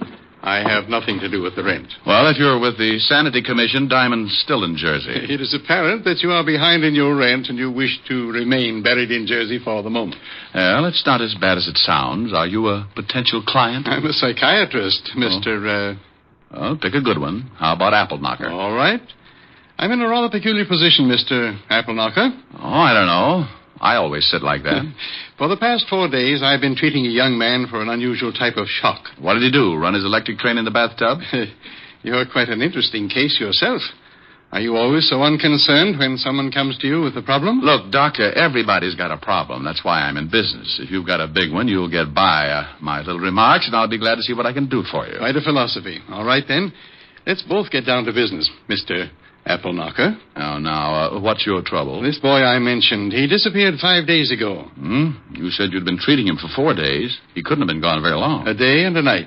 He was found the next morning wandering through the Bowery. Unable to speak, unable to understand anything. I see. Someone took him to Bellevue. Luckily, the family's private physician is also on the staff at Bellevue. He saw the boy, called the family immediately. And you've been treating him ever since? Yes. Last night, the boy began to talk, make reasonable sense. Now, this would continue for perhaps a few hours, then he would lapse into a complete state of confusion. Each time he was given a sedative, and each time, as the sedative wore off, he talked for a while, knew who he was, start to tell about the missing night, and then lapse once more into this state of, well, confusion. And you think something happened during this missing night, and he doesn't want to remember it? Correct. Did you ever study psychology? Every day, Doctor. I get enough screwy cases in here to make your clientele look like a bunch of Einsteins. And now stop unlocking my mind. There's a draft. Well, as you said, this boy won't let himself remember something that happened on that missing night. He'll talk about everything up to that point, but the minute he reaches it... he jumps the tracks. Well, yes. What do you want me to do? You know what I want you to do, Mr. Diamond. Okay. Now, here's one that will throw you. You know what I want you to do? The boy's family is quite willing to meet any expense that you feel is necessary. Oh, remind me not to take you on a double date. If I don't discover what happened to this boy on the night in question, I'm afraid he might lose his mind permanently. These periods of confusion are becoming more frequent, and sooner or later, he won't be able to distinguish between the real and the unreal. I'm going to put him under narcosynthesis this evening, and I'd like you to be present. All right, Doctor. What's the boy's name? William Carter. Be at Bellevue at 8 o'clock and ask for me. The boy's family will be there also, and you can tell them about your fee. Now, just give me a quick answer and leave my motives alone. Is his family wealthy? Quite. Then I'll see you at 8 o'clock, Dr. Gerson. You would have anyway. Goodbye, Mr. Apple Knocker.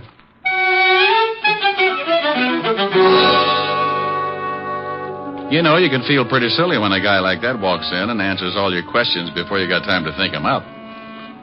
Anyway, I remembered my dinner date with Helen and put in a fast call to the little redhead. She was unhappy, naturally, but she said something about me holding the pucker and to drop around whenever I had the time. At 8 o'clock, I was standing in the long hall at the Bellevue Hospital. Dr. Murray, report to the second floor desk, please. Dr. Murray to the second floor desk. Good evening, Mr. Diamond. Oh, hello, Dr. Gerson. What's the matter? You look a little nervous. Well, hospitals bother me. That's very interesting. Dr. Hacker, please. The family is at the end of the hall. Let's go down. Tell me, Doctor, just what exactly happens when you put William Carter under this narcosynthesis? It's an intravenous injection. It unlocks those little doors in the back of his mind. Gets him to talk. You'll see. It's really very amazing. Right here. Good evening, Doctor. Mrs. Carter. How's the boy? Not much change. This is Mr. Diamond, Mr. and Mrs. Carter. How do you How do you do? Mrs. Carter, Dr. Gerson wants me to find out what happened to your son the night he was missing. Have you any idea? He said he had a date, and when I asked him who it was, he wouldn't tell me. That's all we know. I think William will be able to recreate what happened for you, Mr. Diamond. Now, I'll leave you to discuss business. And when you are through, stop at the desk. We'll show you where I am.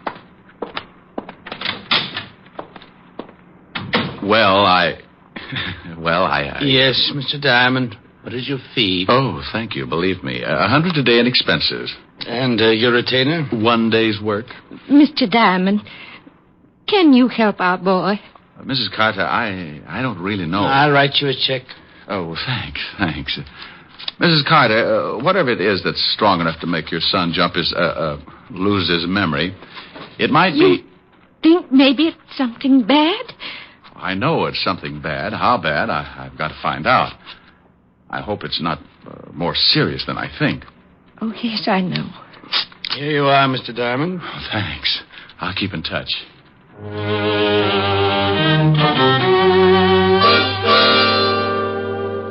I left the Carters with that lousy feeling in my stomach. I looked at the check. $200. For what? Maybe a down payment on a man's sanity. Maybe not. William Carter could have done a lot of things that missing night. Maybe that $200 was going to be a mortgage on murder. I went down to the desk, and an intern showed me downstairs to a small room with one desk lamp in the corner. I'm glad you didn't take too long. The patient will be down in a minute. Oh, isn't this a little irregular, Doctor? I mean, me listening in on a man's secrets? If he's done something against the law, I want you to find out whether it really happened. Well, if he tells you about it, it must have happened. He might have thought it happened. I can't take the chance. If he's committed some sort of a crime, I don't think I'll be able to do much for him. Now, I want you to sit behind that screen there and be perfectly quiet. Sure. Comfortable? Oh, yes. The needle can't reach this far. This should be quite interesting for you, Diamond, particularly in your kind of work. You can find out about anything you want with this stuff, can't you, Doctor? If it's a recent shock, why? Oh, I was just thinking about a little blonde I know. Now, here he is. Roll him right over here. Now lift him over on the bed. It's all right, William. Everything's going fine. All right, thank you, nurse. How do you feel, William? Can you understand me? Say it again. Say it again. Can you understand me, William? Yes, but keep talking. Say anything. Just make my mind stop jumping around. Sure. It's nice in this hospital, isn't it? Huh? It's nice in this hospital. Yeah. Oh, what's the matter with me? Just be quiet. Think about lying in a boat under the warm sun. Lying in a boat. Lying in a boat. Lying in a boat. Uh-huh. Just lying in the sun, rocking back and forth. What are you going to do? This won't hurt. You're going to have a nice, long sleep. Oh, yeah, please. I want to sleep. There. Now start counting. Do what? Do what? Tell me again. Start counting. 1. 2. You're doing fine. Keep counting. 3, 4, 5, 6, 7, 8, 9.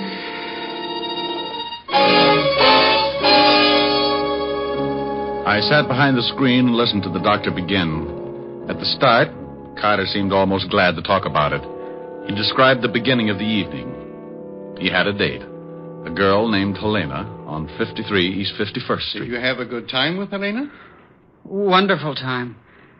We went dancing. Where did you He go kept dancing? talking all about the evening. They danced and drank. We went to a little The doctor kept digging, working at him, village. looking for every little detail. After you got through dancing?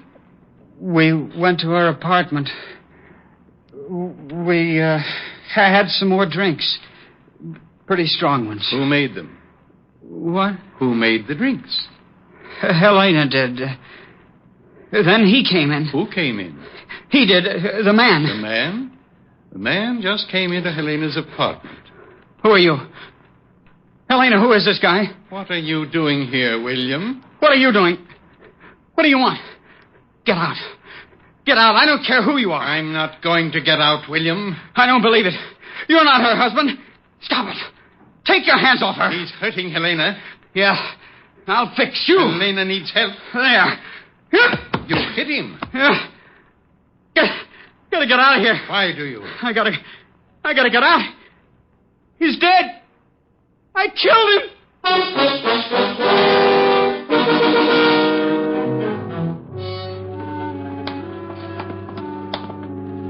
Well, Diamond, did you hear enough? Yeah. It's up to you. Find out if he really did it. Okay. Thank you. For what? Well, according to William Carter, he'd gone to a girl's apartment. The husband had come in and he'd killed him. Cases like that don't make me a happy gumshoe, but I had a $200 retainer in my pocket, so I had to keep going. My first stop was the 5th Precinct Police Station and Lieutenant Walt Levinson. When I walked into the squad room, I spotted Sergeant Otis tying a square knot in his shoelace. I'll be right with you, Gumshoe. Hey, Otis, what happens when you break one of those shoelaces? Oh, what do you think happens? I get a new one. For those shoes? What do you use, the mooring line off the Queen Mary? Oh, why don't you lay off? I thought we was pals. Is the lieutenant in? Yeah, go ahead. Hey, Otis, if your shoes wear out, why don't you do like the Dutch do? Oh, what's that? Wear wooden ones. Just go out and rent yourself a couple of rowboats. Oh. Hello, Walt. Good evening, Mr. Diamond, and thank you for stopping by so late. Well, now, what do you mean? You've got some horrible scheme up your sleeve, but I don't have to play straight man. I'm off duty in exactly 3 minutes. It'll take 2. Oh, no. Oh, yes. I want a list of DOAs for the night of November 12th. What's the matter? Can't you find a little old corpse all by your lonesome? Oh, shut Or up. does the police department have to furnish you with one? Well, if you just cooperate, Sassy, you'll be out of here in 2 minutes. All right. Here. Now, thanks. Wow. 3 of them, huh? If that's what it says. Why? Is there one we haven't found? 2 women and a man. Yeah. The man's my department, homicide. Herbert Fisher, found in his wife's apartment on 51st Street, married to Helena Fisher. What about Helena, Walt? We're still looking for her. Neighbors say she and her husband hadn't been living together for several months.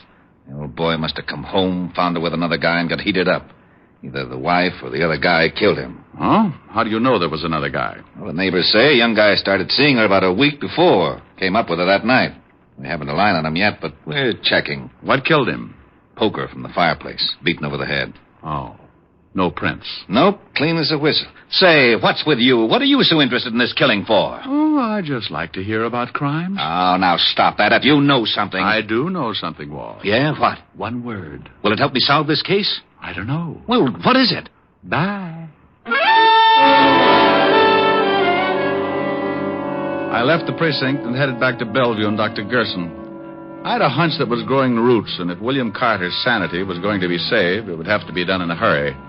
Up till now, only 4 people knew who was in that apartment when Fisher was killed. Myself, a missing girl named Helena, the potential killer, William Carter, and the good doctor.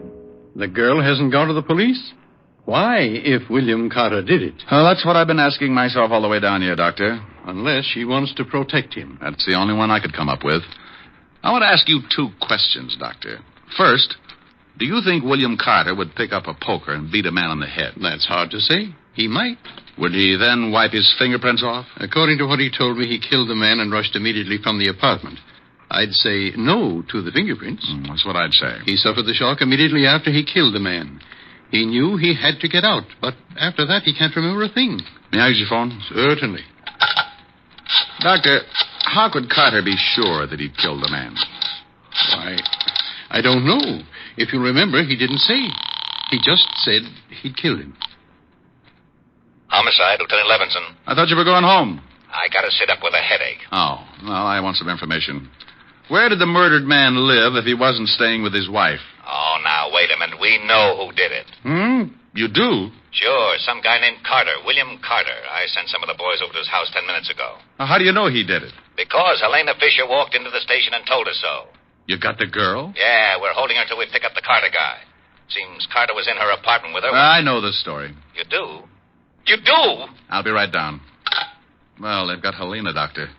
She says William Carter killed her husband. Yes, I heard. Well, I'm afraid I can't do much for him now. I think you can. There's one thing that smells too rotten to make sense. Why did William Carter take enough time to wipe off those fingerprints? Because he didn't want to be discovered. Well, if he didn't want anyone to know he did it, why didn't he kill the girl? Oh, good Lord, I never thought of that. I got an idea. And it may mean you bending the law a little, Doctor, but it might save William Carter. What do you want me to do, Mr. Diamond? Is there any way you can find out from Carter exactly what he did after he struck the man? Of course. When he comes out of his sleep, he'll be able to talk about it. Can he be moved? Well, yes, if it's necessary. Then get him out of here. Take him somewhere. Even if his family covers for him, it's just a matter of time until Lieutenant Levinson finds out he was picked up and put in here. Oh, this is extremely dangerous. Look, if he believes he killed this guy, the girl's story will hold water. The only way that I can see to make him snap out of it is to prove to him that he really didn't kill anybody. That's right. Don't you think he did kill that man? Maybe, but I doubt it. Can he walk? Yes. Good. Take him down to my office. Here's the key. Stay there until you hear from me. You know, I like you, Diamond, and I respect you, but this is... You want to save the boy's life? Of course. Then get him down to my office.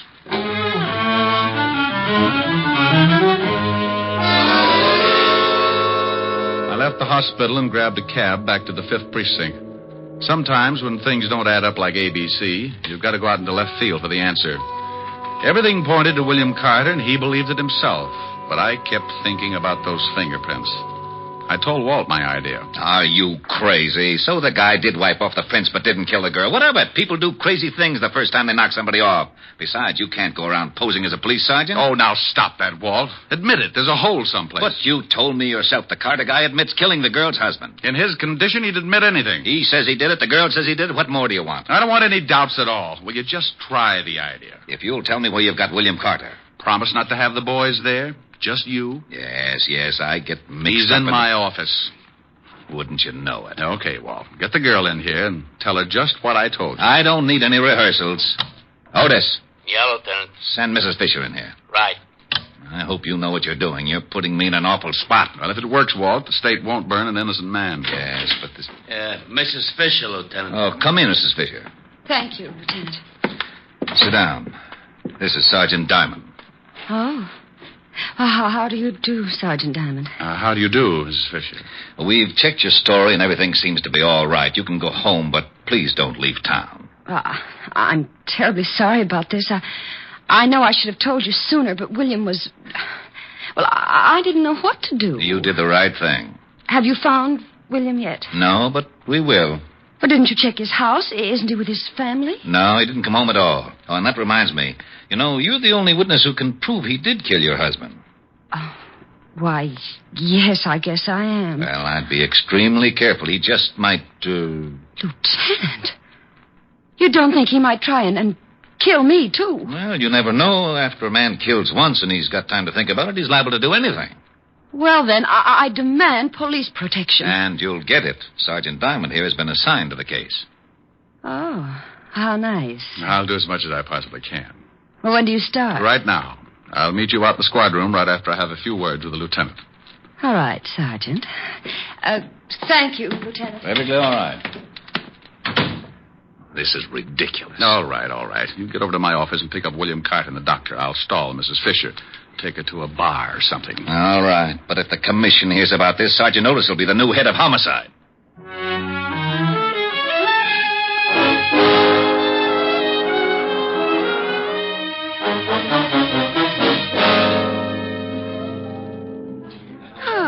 This is nice, Sergeant Diamond. Do you always guard people like this? Just the pretty ones. Oh, thank you.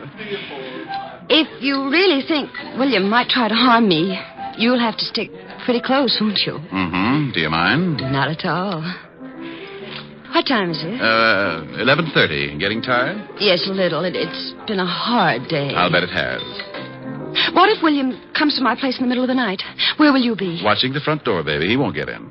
Watching the door from inside or outside? Outside, baby. Sorry. Yes, so am I.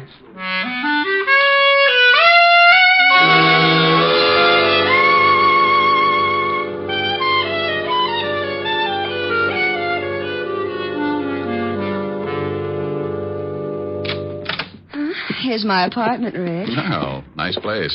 I don't like it very much since... Look, couldn't I stay in a hotel? Oh, no. Too many ways for a killer to get in. But do you really think William might try and get me? What's he hiding out for? Well, he could be scared. All the more reason. Men like that don't hide out for a week if they're going to give themselves up. And if William isn't going to give himself up, he'll probably try to get rid of the one person who knows he did the killing. But William isn't like that. He wouldn't... Wouldn't what? I was just going to say he wouldn't kill anybody. But he did. He knows he did. Yes. Well, I'm going out in front and check the building. I'll be back. Oh, do you have to go? That's a good idea. You just take it easy. But William has a key. Oh, well, then you better give me one, too. I'll be right out in front. Oh, all right, here. Don't be too long, Rick. I can't stand this place long if I'm alone. Sure, baby.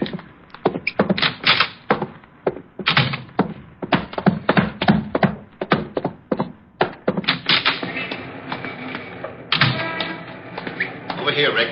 Yeah, I spotted you when you drove up. Hello, Doctor. I hope your plan works, Diamond. Yeah. Well, hello, William. He can't hear you. I put him into a deep sleep. He'll only answer my voice. There's only one way that we can get him into that apartment. Well, let's go. Mrs. Fisher is scared stiff. William? Yes? Get out of the car. Come on, Walt. You got to be there to hear it. If we solve this one, I'll never tell anyone how. Let's go. Come with me, William. Now, William, remember, you are to go up to Helena's apartment and go in. Here's the key, Doctor. Do you understand, William? I am to go up to Helena's apartment and go in. Here's the key. Use the key to let yourself in. The key to let myself in. When you're in, close the door and stand in front of it. And that's all. All right, Mr. Diamond. Here we go. The four of us went in through the front door, and Dr. Gerson briefed William once more. Then we led him up the stairs and up to Helena Fisher's apartment. I could hear her humming as soon as William tried the key. We all ducked. Who's there? Rick? Answer me, who's there? William! What do you want?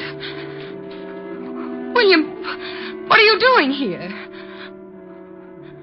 William, say something. Don't just stand there. Oh, you've got to get out. The police are looking for you. There's one downstairs right now. Well, say something. Stop staring. William, get away from that door. Please, William, please. I know what you want, William. I won't tell anyone. William, say something.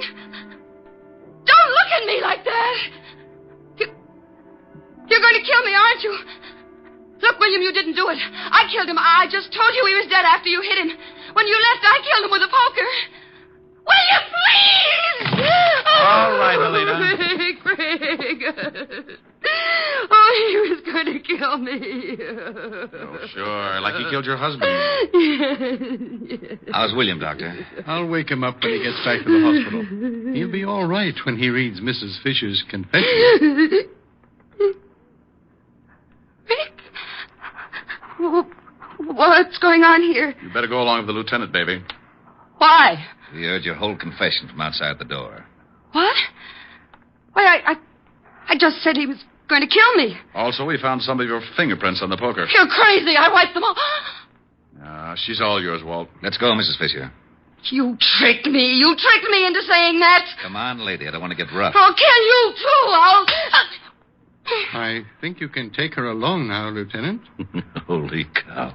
Why, Doctor. Well, I've never hit a woman before, but this one made me very unhappy. Well, you're a good doctor, but you're certainly no gentleman. You should have kicked her.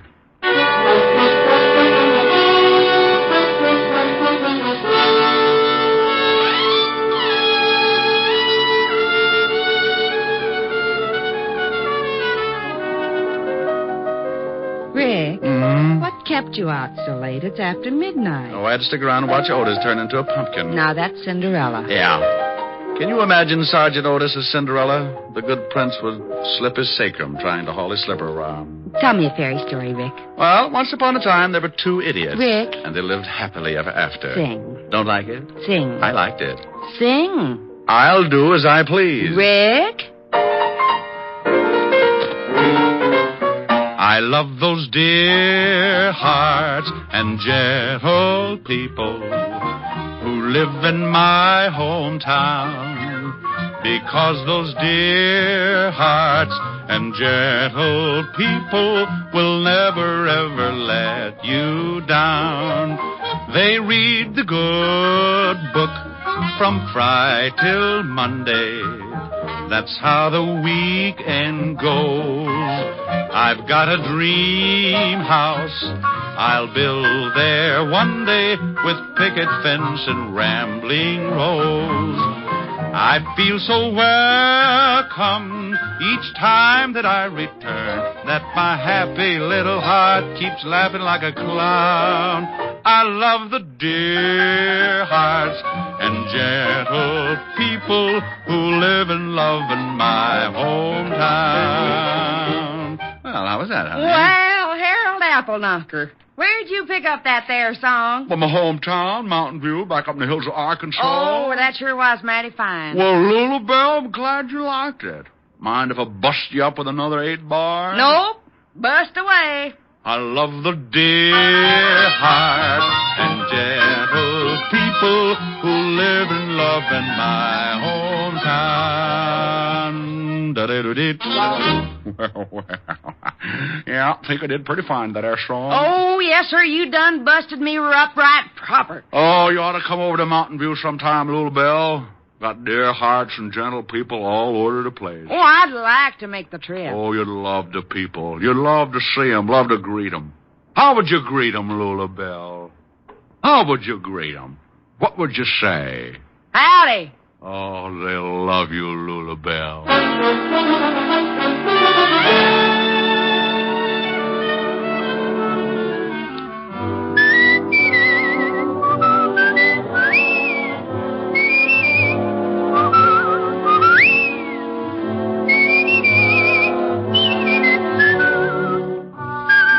You have just heard Richard Diamond, Private Detective, starring Dick Powell.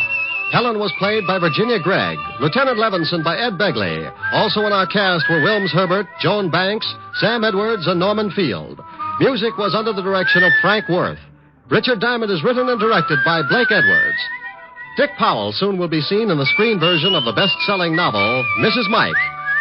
Now, this is Eddie King inviting you to be with us again at the same time next week, when we will again bring you Dick Powell as Richard Diamond, Private Detective.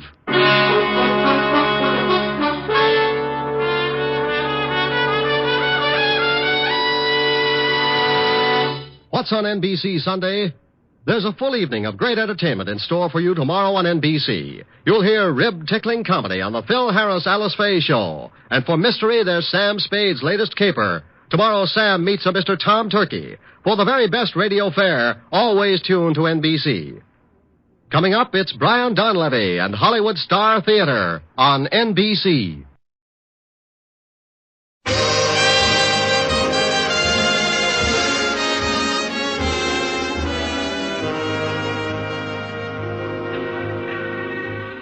Broadway's my beat, from Times Square to Columbus Circle. The gaudiest, the most violent, the lonesomest mile in the world.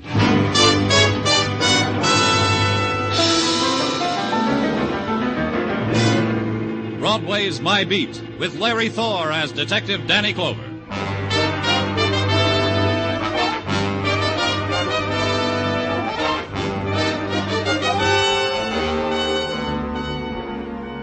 Broadway. It's the neon avenue of beggars, the gleaming alley where you dart and search and revel in the blaze of fury. You sidestep the gutters of night, try to close your heart against the carnival scream that rises high above Broadway, shatters, then prowls through the city. But it's no good. It holds you close.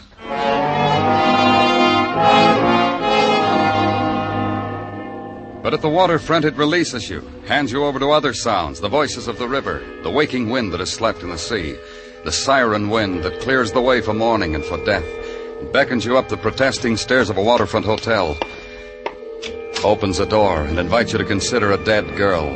She sits sprawled on the floor, her head resting on the edge of a bed, her eyes gray, like mirrors reflecting the gray of the sea through the open window. Detective Muggavan lets you absorb it, get your fill of it, then hands you a cigarette. Light, Danny? Thanks. If you want coffee, the manager's perking some down the hall. He's very friendly. He said while I waited, I could... Strangled. Yeah. With a cord off a robe. Man's bathrobe, I'd say. Where's the rest of it? Couldn't find it, Danny. I've been all over. The killer cut it in half. Thrifty type killer, half a bathrobe cord. Very thrifty. Who found her? The manager. The friendly one? Yeah. A husband and wife registered here.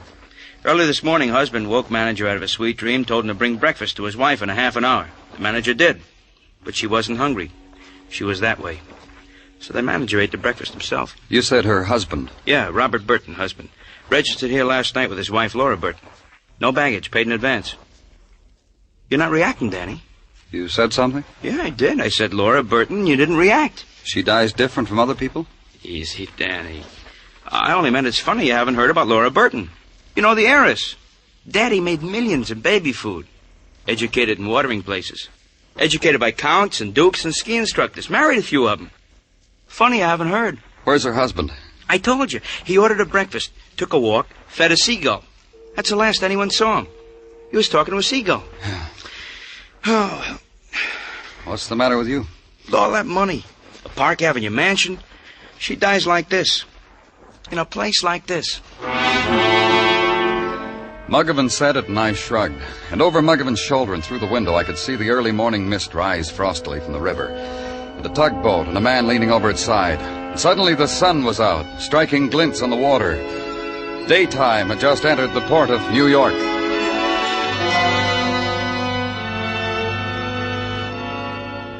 Laura Burton, heiress. Laura Burton, strangled in a $1-a-night hotel. Find out why. Go to the Park Avenue address of Laura Burton. Be suitably impressed by the paneled oak doors, the musical chimes. The butler who took my badge and placed it on a silver tray disappeared, then returned and gave it back to me between his thumb and forefinger and told me to sit. Then 15 minutes of considering the 17th century tapestries and wondering how George killed such a big dragon with such a small sword. Then just as I was about to figure it, someone tapped me on the shoulder. I had to leave George to his own devices. You like tapestries? Not especially. I was just... Oh. Because if you did, I've got some in the study that would make your back teeth rattle. Oh, some other time, maybe. Right now... You're a policeman, aren't you? What policeman? Clover. Danny Clover, homicide. I'm Muriel Carlson. What can I do for you? I asked to see Robert Burton, Laura Burton's husband. And you're from homicide? That's right. Wonderful. Who did Robert murder? We just want to talk to him. We're not sure he committed murder, Miss Carlson. But it's possible that he did. Did he kill Laura? Laura is dead. Shot? Strangled? Beaten? Poisoned? Strangled. Well, I only ask because, well, I'm Laura's sister, and if any of my friends ask me how Laura died, I can tell them. That's all your sister's dying does to you, huh? Oh, it's much more than that, Mr. Clover. It's a release. For years I've been wondering how Laura would die. It's been bothering me. Now I can think of something else. Where'd she die? In a waterfront hotel. Then Robert killed her, of course. I say of course because there's no doubt about it. Laura was always running off to places like waterfront hotels with him, so she could get to know him better. Or maybe her own canopied furniture bored her. You know, I thought Laura's second husband would kill her. Now it turns out her fourth husband. Well, what do you know? Where will I find him? Robert? Robert, the man with the muscles, the man with the flat stomach and the fat mouth. Robert, fourth husband, Robert the stevedore. Where will I find him? I wouldn't know. But Robert could never get waterfront out of his hair. Literally. You could smell it. Am I being helpful, Mr. Clover? Then the glee at what I'd brought her couldn't be held back. It bubbled up, spilled out of her mouth, shaped itself into a girlish giggle. She tried to smooth it off her lips with the back of her hand. Couldn't. Instead, stroked her throat, arranged her back hair, watched herself, admired her image in an antique mirror. With her eyes, invited me to the same. And I got out.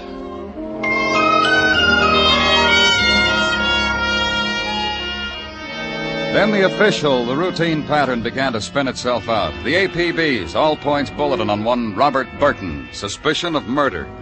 The inquiries at the waterfront places. Robert, if you find him, mister, send him back to me. I miss dear old Robert. My Prince Charming, I called him. Find him for me. The waterfront buddies. Robert, married something rich, I hear. Gilda, eh? Well, she wasn't too rich for his blood, huh? That's a Robert for you. The waterfront hiring halls. You're kidding, Detective. We haven't seen him here since he married Mink and la-di-da. Robert's dreamboat come in, huh, Detective? Dead wife, live money, huh? And finally, a man on the docks. A man loading cargo. A man who knew Robert like he was his brother. Like my brother. We loaded junk together. We dreamed together of faraway places and girls with bells on their toes. Well, where is he? Holed up with a bag of gold and a golden girl in some hole on Park Avenue. Like I'll be someday if I'm a good boy. By the way, I'm Marty Dixon, and you're a cop. But you got a name, huh? Danny Clover. Danny Clover. They tell me you used to room with Burton. Uh-huh. We shared everything. A room, old comic books, girly magazines. Sometimes we shared our friends until... Till he married Laura? That part of himself he kept to himself, like I'll do someday. You won't begrudge me that, will you, Danny? Like I don't begrudge my friend Robert, who's like a brother. Tell me about their marriage. It's been in the society columns. You tell me, because you knew him so well. Gladly. I've just been waiting to be asked. I'm tired of thinking about it in the loneliness of my room. Their marriage was champagne and antique mirrors and velvet carpets. Sometimes he and Laura would come down and share the crumbs with me. That was gay. Why do you need to know nice things like that? Because we think he murdered Laura. Boy, that crawling, no good. What's the matter, Marty? You want to kill her? I'll give him to you. Where? I'll give him to you because that he shares with me. He comes to me, says he's in a little trouble. Will I put him up for a couple of days? Sure, I'll put him up. Where? In my room, 1823 West 6. You know something, Danny? I'm glad you found me. Cross my heart, I'm glad.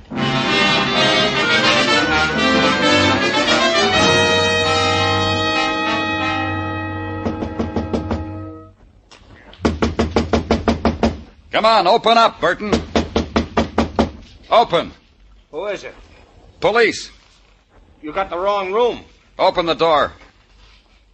No? Okay, Burton.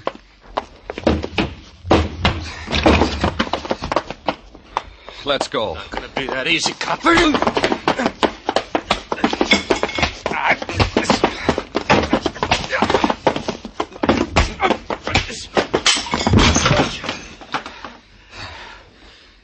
Like I said, Burton. Let's go.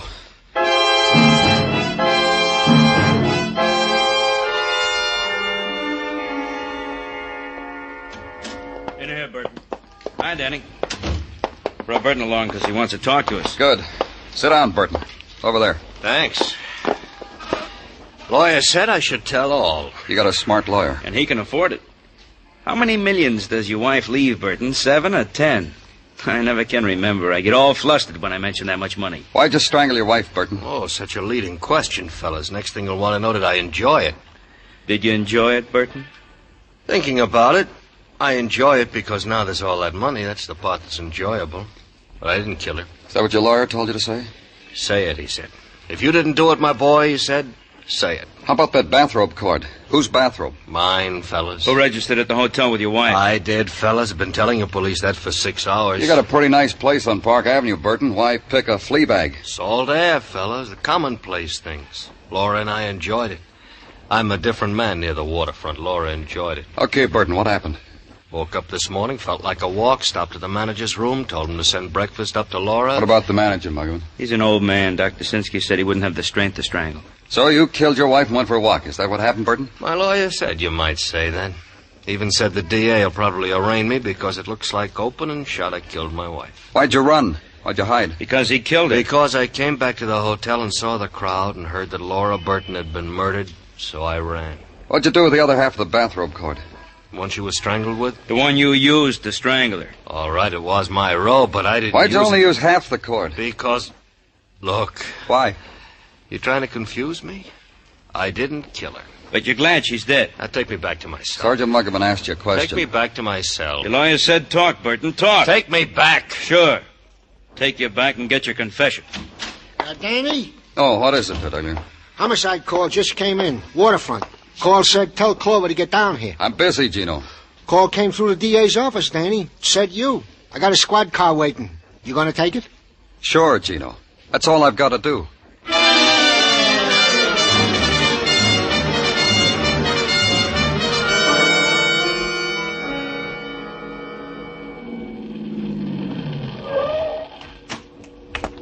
I've been waiting for you, Lieutenant. It's right down the alley. Thanks, officer.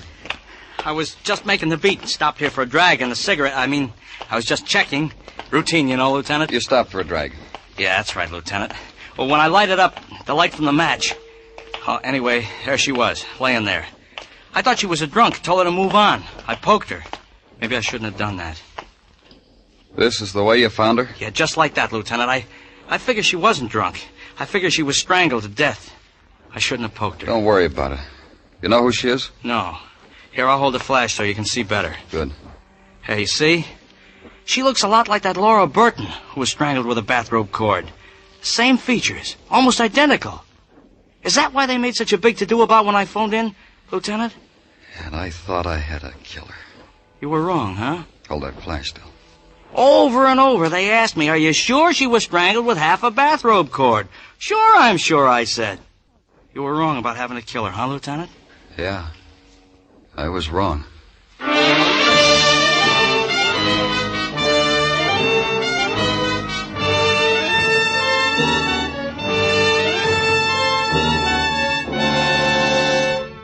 You are listening to Broadway's My Beat, written by Morton Fine and David Friedkin, and starring Larry Thor as Detective Danny Clover. The election news. You'll hear it best on CBS next Tuesday, November 7, with its world-famous reporter Edward R. Murrow heading up the staff. CBS News will bring you the latest up-to-the-minute returns in state and important local contests. Be sure you get the election news fastest and the most accurately next Tuesday night. You'll hear it best on CBS.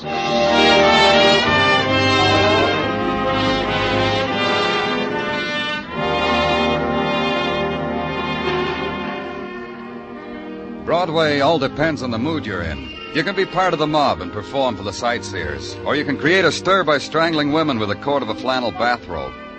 In the latter case, you have an advantage. Broadway performs for you. It hangs on the ropes and talks in whispers and clucks its tongue about the police department. The ray of sunshine the next morning, the pure gold in an otherwise drab November day, was Sergeant Tartaglia, who did remarkable things with file cards, with inkwells, with pencil sharpeners.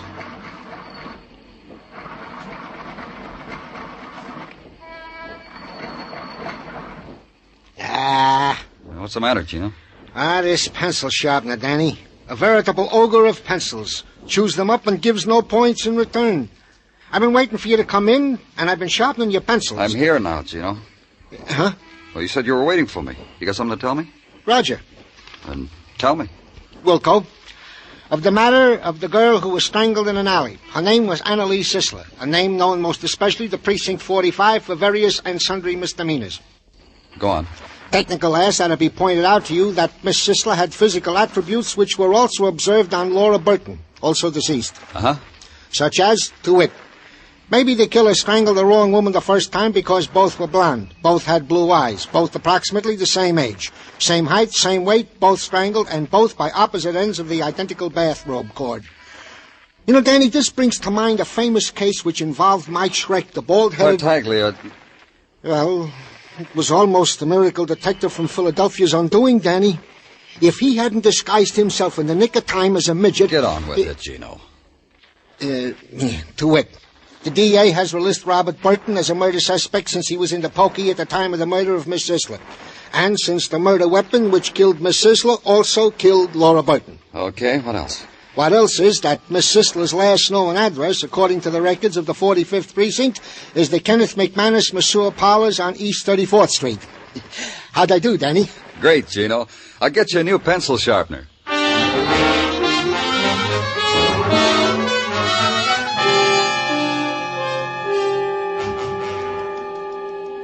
Sure you wouldn't care to grab yourself a steam, Mr. Clover?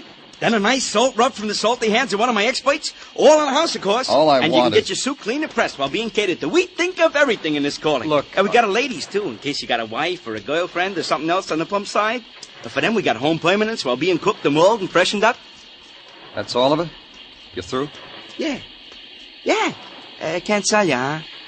All you want is, what do I know about Annalise Sisler? That's all. Whited, huh? In an alley, huh? Well, such a good worker. One of my best. Little Annalie in such demand. By whom? Ladies. Fat ladies, skinny ladies, happy ladies, sad ladies. Little Annalie had a way with a steam cabinet. They always asked for her. She finished her work last night, punched her time card, waved goodbye to you from the door. That's right. She did all that, just like you said. Oh, but you got one detail wrong, Mr. Clover. She didn't wave goodbye. Wrong again. She waved, but not last night. 5 months ago. She heard a call from somewhere deep inside her. She left my employee to answer it. You'll explain to me about the call. Happens to girls like little Annalie. She heard a call to be a photographer's model. Nice, clean work. You wouldn't know where. Wrong again. With Leroy, the photographer, on West 10th. Can't inveigle you into a steam, huh, Mr. Clover?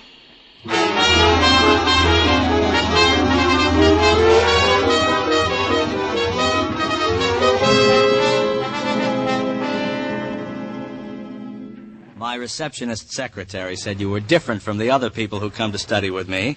How much are you different? This much, Leroy. I've photographed those, too. Police badges, yes, in my formative stage, when I was desperate, naive about subject matter. But now you're doing better, huh, Leroy? Oh, much, much. As witness this mass class. 3 models, assembly line methods, pardon me. Try one from the floor, Mr. Holmes. And this time we'll shoot it with film, shall we, Mr. Holmes? That's right. Yes, it's better with film. Now, Mr. Clover, where were we? You had a model. Oh, that's why you're here. You want stuff about Anna Lee. Now you know. Wonderful girl. Ordinary, but wonderful in such a wonderful way. The textures, the highlights, the shadows. Yes, we miss Anna Lee, don't we, Mr. Holmes? Of course we do. Ever done art studies in a prison cell, Leroy? The texture, the highlights, a man like you could do wonders. You mean because I don't nudge up to your questions, you'd do that to me? You'd, Uh-huh. Hold my camera, Mr. Holmes. Thank you. Now look here, Mr. Clover. I don't believe it. Oh, I'm not going to hit you. Don't fear. I'm just going to tell you off. Anna Lee Sisler was our favorite model. We've lost her. We've mourned for her for 5 weeks now. What? 5 weeks ago, she said she had something much better than us. I pleaded with her, tried to bribe her to come back to us, even went to her apartment, my arms full of goodies. She slammed the door in my face. Her apartment, where is it? 1923's 32nd top floor in the rear. Wonderful subject matter, but you don't care. All you care about is murder, spoiling things like that. That's right. Yes. You can give him back his camera, Mr. Holmes. Leroy just told me off. East 32nd, top floor, in the rear. And a door open. And a woman in the room, her back to you, not hearing you walk in.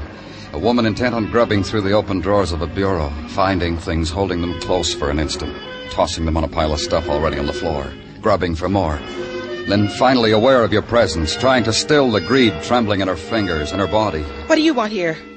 What are you doing here? Spying. Get out. This is Miss Sisler's apartment, isn't it? What of it? She's got no use for all this now. She didn't deserve things like this anyway. But you do. Yes, I do. All my life I deserved them. Now they're mine, and you can't take them away. Let's have a look. I'll call the police. I'm the police. And you? I own this place. I run it. Rent rooms to girls like her.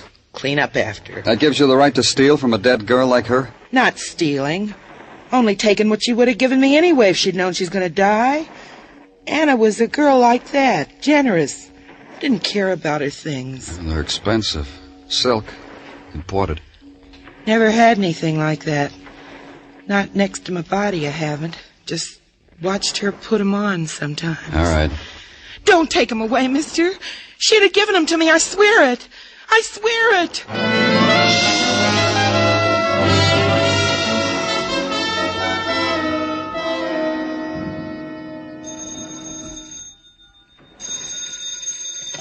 Danny Clover speaking.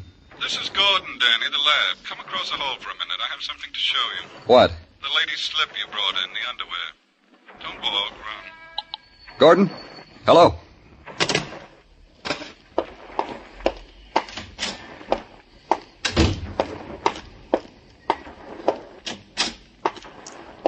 Did you walk or run, Danny?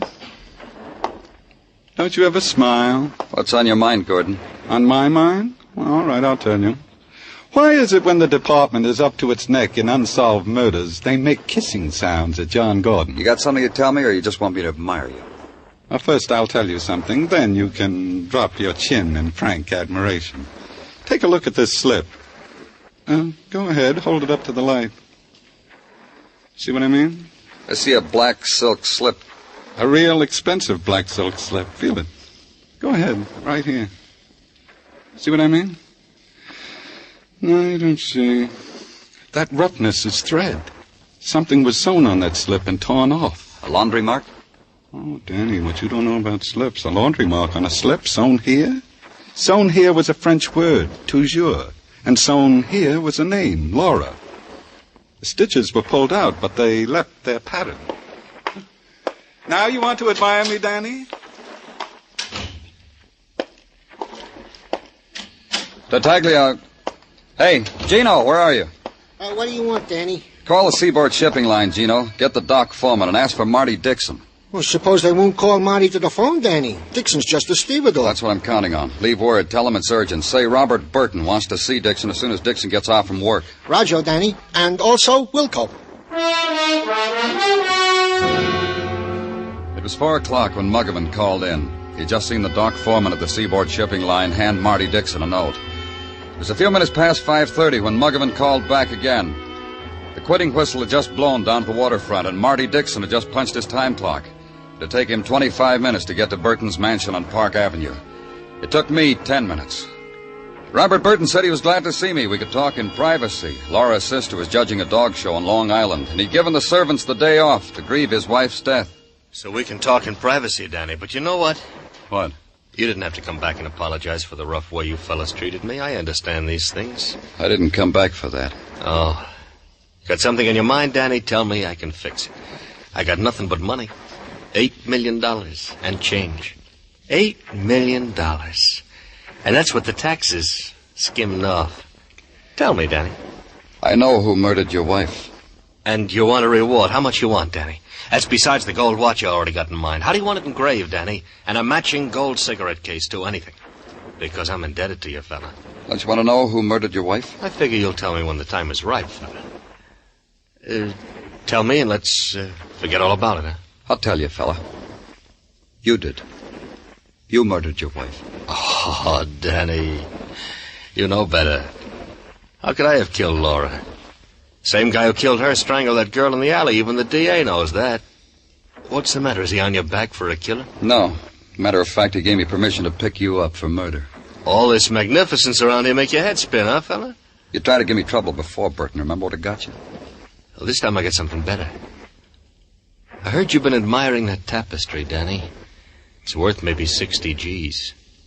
How would you like to use something like that for a bath towel and not worry about it, huh? Like it, wouldn't you, Danny? You would, wouldn't you? Tell me, how do you figure I killed my wife? Like we told you before.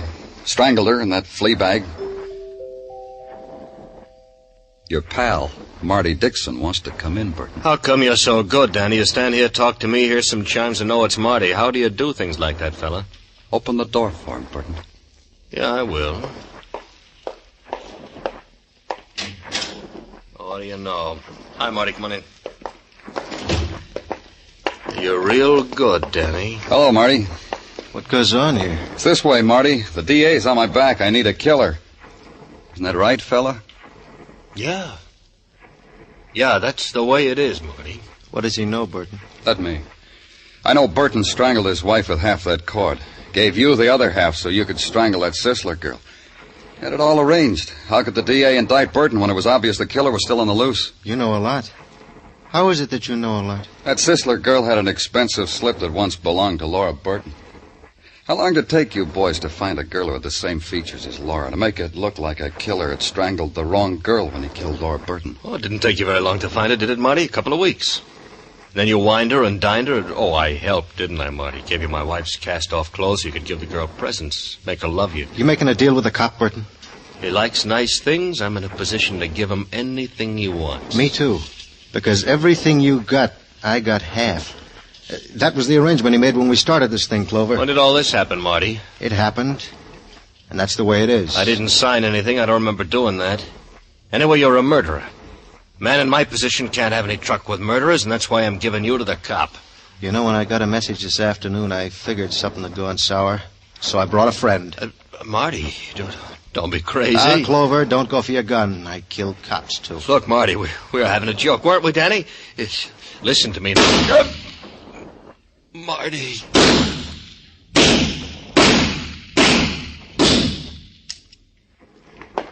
You don't have to rough me, Clover. The gun's empty. Let's go, Marty. Sure. You want to know something? What? I feel real good. I'm going to the electric chair, and I feel real good. How many men get the opportunity to die for half of $8 million?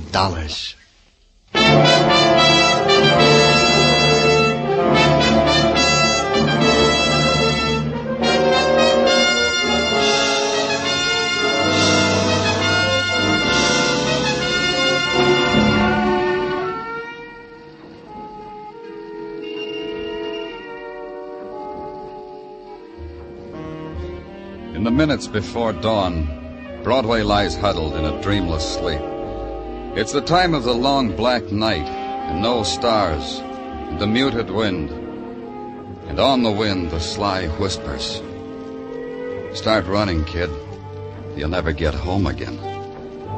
It's Broadway, the gaudiest, the most violent, the lonesomest mile in the world. Broadway. My beat.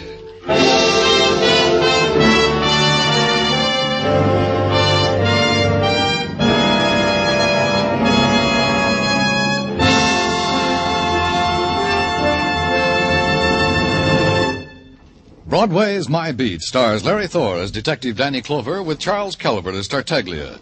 The program is produced and directed by Elliott Lewis, with musical score composed and conducted by Alexander Courage. Included in tonight's cast were Clayton Post, Larry Dobkin, Betty Lou Gerson, Jody Gilbert, Ed Max, Jack Crucian, and Jerry Hausner. Every Saturday night, Americans from coast to coast play Sing It Again. Do you? Well, if you don't know the fun and excitement you're missing. Not to mention radio's largest cash award if you can name the Phantom Voice. There's music on Sing It Again. Music with Alan Dale, Bob Howard, Judy Lynn, the Riddlers, Ray Block and his orchestra. There's contestants from all over America, phoned by Dan Seymour. And there's prizes galore, plus that special jackpot prize we mentioned earlier. So stay at home. Play at home on Saturday nights when over many of these same CBS stations, Dan Seymour says it's Sing It Again. Dan Coverly speaking. This is CBS, where yours truly, Johnny Dollar, brings adventure Saturday nights on the Columbia Broadcasting System.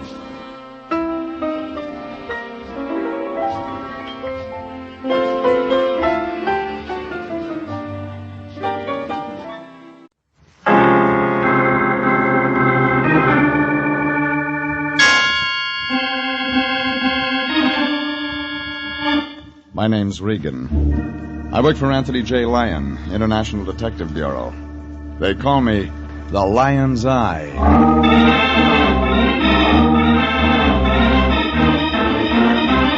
Wednesday at 9, and CBS brings you Jeff Regan, Investigator, starring Frank Graham as Regan with Frank Nelson as Anthony J. Lyon. So stand by for mystery and suspense and adventure in tonight's story of The Lady from Brazil.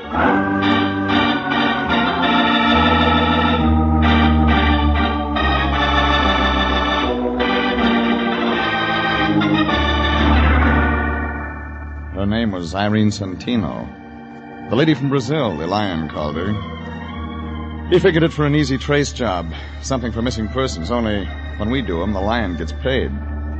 Yeah, the program said it was simple. Except before we wound it up, there were a couple of added attractions.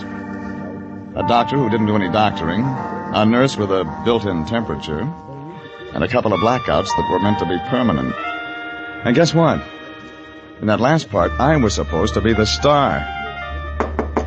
Anyhow, it all began late last Monday. I was home. My boss, Anthony J. Lyon, knocked on my door. And that's when I made my first mistake. I let him in. Regan, I'm glad I found you in. I'm just on my way home from the office. You could have kept on going. I'm out of Johnny Walker. Oh, now, Regan, I didn't come by just for that. You got anything else? No. All right. As a matter of fact, I want your advice, Regan. Cut out starches and get some exercise. What else? What would you do if you traveled 10,000 miles just to see your sister and then couldn't find her? I'd give up the search. You would? Why?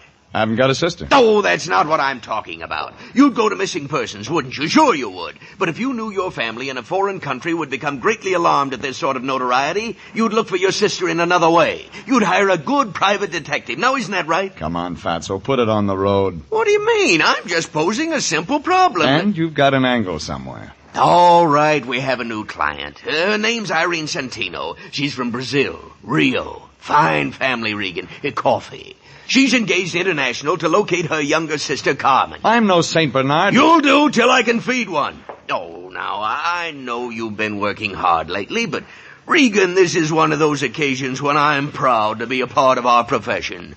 We have an opportunity to help a young lady in desperate straits and at the same time secure goodwill from South America. Ever hear of the State Department? Of course I have, but they can't do it all alone. It's up to individual citizens to take responsibility, too. And that's the only reason you want me to find a sister? Absolutely. Now, Miss Santino is taking an apartment at this address. Here, go see her, comfort her, let her know International and the United States of America will do everything possible to locate her lost sister. Yeah. That all? That's enough. What'd she pay you? $200. That's a lot of green to get in advance. Well, she insisted. She's very anxious to find that girl. Watch out her check doesn't bounce. It won't. She paid cash.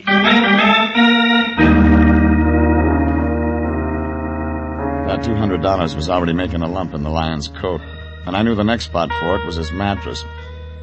Well, maybe that's the reason he's a bachelor. I left him in my place and drove over to the address he'd given me. It was one of those Beverly Hills apartments with a long, glassy look, like a greyhound with a sore stomach. Irene Santino's apartment was on the second floor. She was a tall, brown-haired girl without a smile. She wore glasses, and when she talked, she sounded sad, like a banjo player with a paper pick. Thank you so much for coming over, Mr. Regan. I've been very upset all day. I just had to do something about Carmen. Your sister? Yes. She's the one I came to California to see. I heard. It's an awful vacant feeling. I thought she'd meet me at the airport, and then she wasn't there. And when I went to her address, we were very close. She's from Rio, too? Yes. How's her English? Well, the same as mine. We were both educated in the United States. You older than Carmen? Yes, 2 years. She's 25 now. Carmen left home a year ago. She's always been very independent. And, I received this letter from her a few days ago. It was the first word since she left home. It came this way? Yes. No envelope? Oh, I threw that away. She wrote her address there at the end, and I didn't see any need for keeping the envelope. And she wasn't at this address? There isn't any such address. What does Carmen look like? Well, I gave her a snapshot to Mr. Lyon. Didn't he give it to you? He forgets things. Well, no matter. I have another. Of course, it's old and not very good. I think it's right here in the suitcase. You'll pardon things strewn all over. I haven't had time. Here. There you are. See. She's blonde? A little lighter than mine. The same height, too. We used to wear each other's clothes. Oh, Mr. Regan, you will be able to find her, won't you? I don't think you want me to. Mr. Regan, are you trying to be funny? You hand me a snapshot so old it could be anybody, and a letter that says nothing, and you want me to turn up a blonde. But I thought those would be leads. She mentions the name of her doctor. Is he the man? Man? She left home a year ago. She wasn't following the crops. There was a man in it. I've got to have it all, lady. All right. There was a man. His name was Frank Martin. Carmen met him once in Mexico City. She thought she was in love with him. He lives out on Laurel Avenue. You talked to him? No. But I asked questions around. I'm completely satisfied he knows nothing about it. Perhaps if you'd see the doctor my sister mentioned... You want me to find your sister? Yes? But you don't want me to see this Frank Martin. I didn't say that. You didn't have to, lady. Okay. You'll get a report when I've got something. Oh, just one more thing. What's that?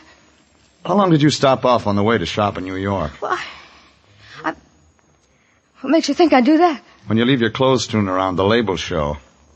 There's no Saks Fifth Avenue in Rio.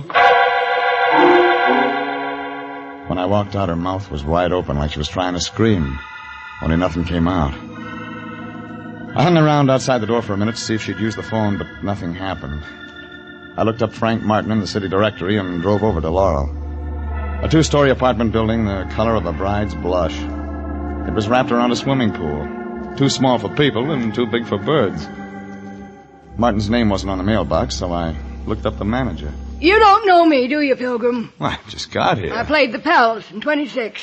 Oh, them were the days. Write it up and sell it to the movies. Them slobs. Central Casting called me in 4 years. Got a card? Afros, SAG, and the Musicians Union. I play French horn. None of them call me. I figure it's television. No union yet. I'm looking for a man named Frank Martin. Now, look, if you got trouble, stay away from Frank. He bruises easy. And you're just a mother to He's him. a nice laddie. Now, remember what I tell you. Sure, sure. All right. Come on. I'll show you. Thanks. That's him. Up there. He stays in one key. All the time. A low one. You said that once. Well, here we are. You know, I kind of like you. You get around. Ever run into Mervyn Leroy? Not yet. If you do, mention my name, will you? Sure. What is it? Just say that Trixie Finnegan was asking for him. He'll remember old Trixie. How could he forget? You're not a woofing, you know. Come on in, it's unlocked.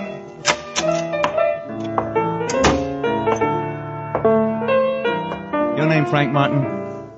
Yeah, who wants to know? My name's Regan. I'm a private investigator with the International Detective Bureau. Wrong steer, Gumshoe. I don't need one. I'm not looking for work. I'm looking for you. What'd you say it was? Regan? Yeah. R-E-G-A-N? Regan. Regan. Just wrote that one. Pretty cute, eh?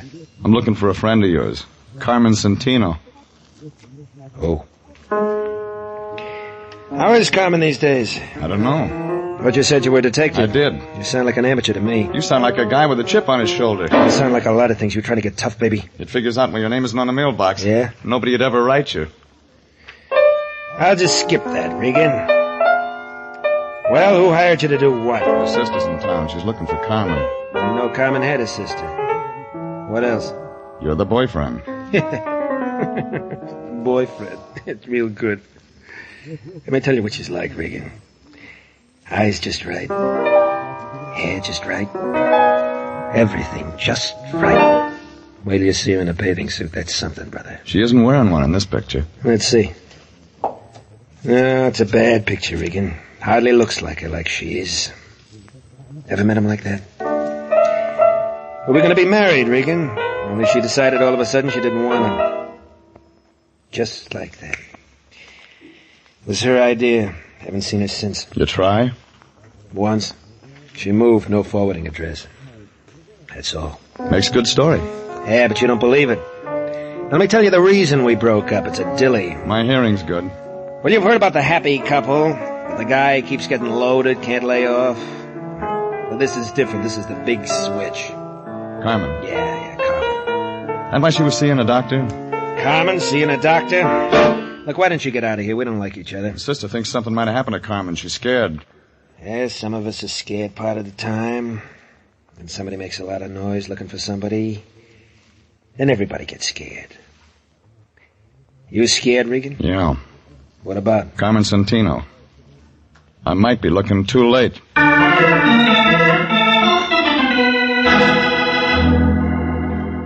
Well, what he gave me filled in the cast, but the plot wasn't getting any clearer.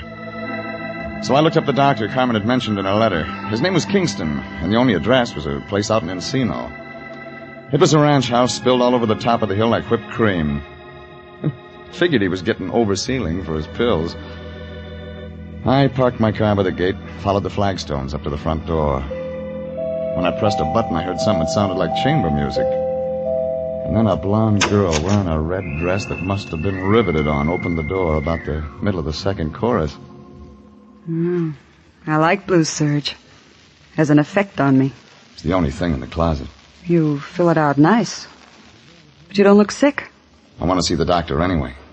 Come on in, we'll talk about it. You are tall, Mr. Regan. Regan. Who are you, Florence Nightingale? I hold the doctor's stethoscope. My name's Vivian Lytell. Mind telling him I'm here? He's busy. He just opened another bottle. I'm right on time. Oh, Rex isn't sociable like me. He drinks alone. He gets more that way. Let me entertain you. Easy, Angel. I don't know how to fix a fracture. I've already got a man who can do that. I want one with brains. What's the matter with the doctor? Keeps his in a bottle. Hasn't used them for a long time now. He's done all right. This? He'd be selling papers if his wife hadn't left him a good insurance policy. Don't you like his money? Oh, don't get me wrong. It's just that the girl has feelings, too. Yeah, they show. I'm glad I met you. We're going to have some nice afternoons. I thought you worked for a living. Got lots of free time. Besides, I should have at least one outside interest. Keep looking. You'll find one. You smile good, but you talk nasty. I only came to see Kingston. Well, there's always the phone. Call and make an appointment. Now, get out. Oh, Vivian, Oh, I didn't know you had company. I'll talk to you another time. Just a minute, Doctor. This is Mr. Regan. Huh? He's your company, but he doesn't have a business card. Oh.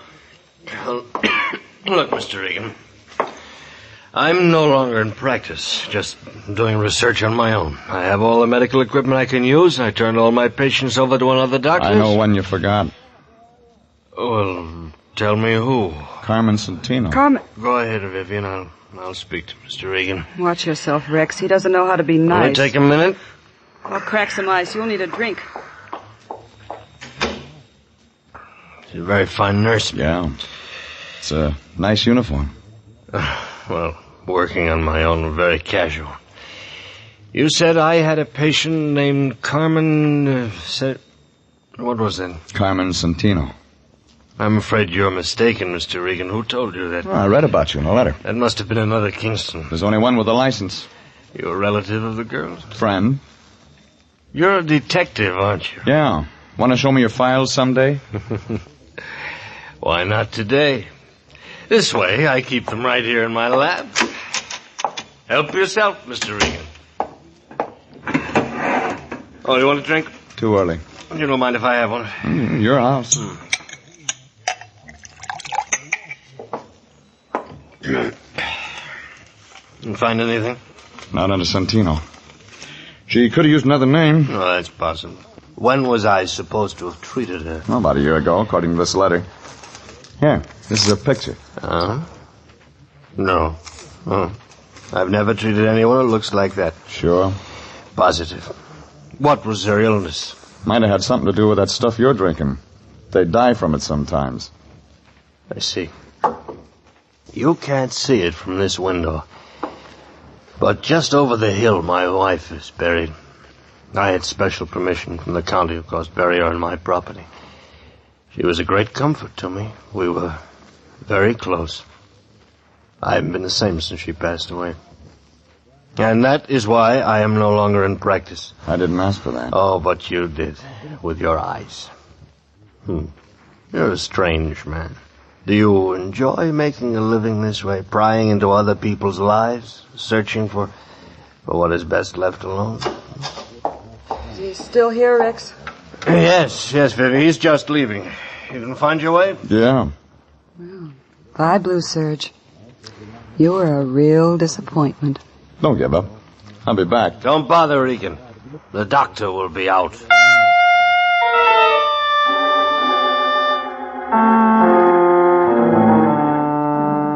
The whole thing looked phony, like a fan dancer in long underwear. But when I left the two of them, I was beginning to get an idea, just beginning. I walked over the side of the hill to look at that grave. It was there all right, like he said. Irene Kingston, 1922, 1948. Well, maybe that explained it. maybe it didn't. I was remembering those New York labels I'd seen on my clients' clothes. I called up a friend of mine in the CAA. He checked into it and told me nobody named Santino had come in from Rio on any flight in the last week. And the immigration people didn't have a passport or visa record on her either. I was home thinking about all this when my phone began ringing. It was Irene Santino, and she did all the talking. I tried to get you at your office, Mr. Regan, but no one answered. I had to speak to you. What about? I found Carmen. Say that again. I found Carmen. Or rather, Carmen found me. I feel foolish now, calling you people in and all that. She came right to my apartment. Can you imagine she's been looking for me? Please thank Mr. Lyon for his kindness. And, Mr. Regan. Yeah? It's all confidential. I wouldn't want any of this to get to the wrong people. You know some of the wrong kind? Doesn't everyone? Well, goodbye. Oh, Regan, you run any expenses on this Santino thing? No. Good, it's all over. Well, how do you know? She just phoned me. Just came from missing persons. There's a cop there named Perini. Got an eye like an eagle. Had that other picture of the Santino dame with me. He took one look at it and opened up a file. What kind of file? Dead and unclaimed. What do you mean? The county buried her. Carmen Santino's been dead a year.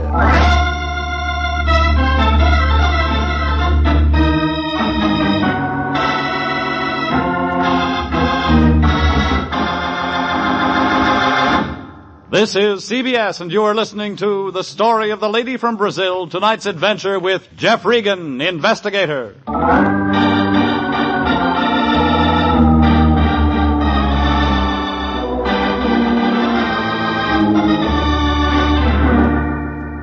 Well, it figured somebody was having nightmares. I didn't say anything to the Lion and went down to the Hall of Records. There was a little guy sitting at the desk in vital statistics.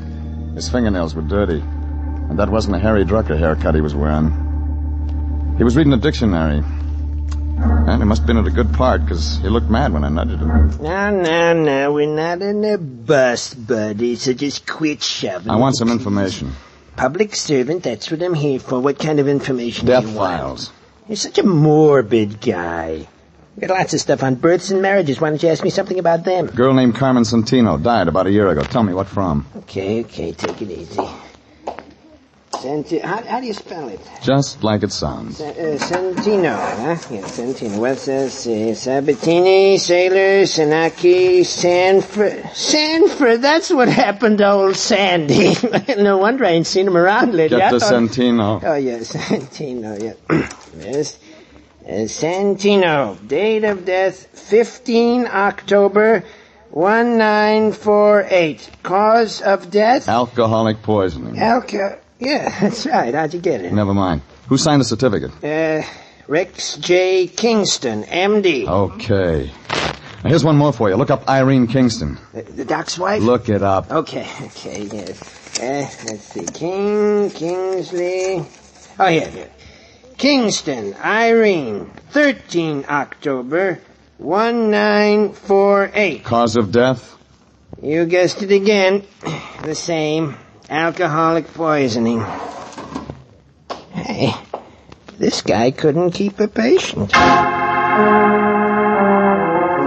Well, that filled it in. I could see the plot, but I wasn't sure of the ending. So I didn't waste any time getting over to Irene Santino's place. But I wasn't fast enough. The door was halfway open when I got there. All the company had left, but Irene was still around. She was sitting there looking at the phone like it was all she had to think about. Miss Reed. What's so funny?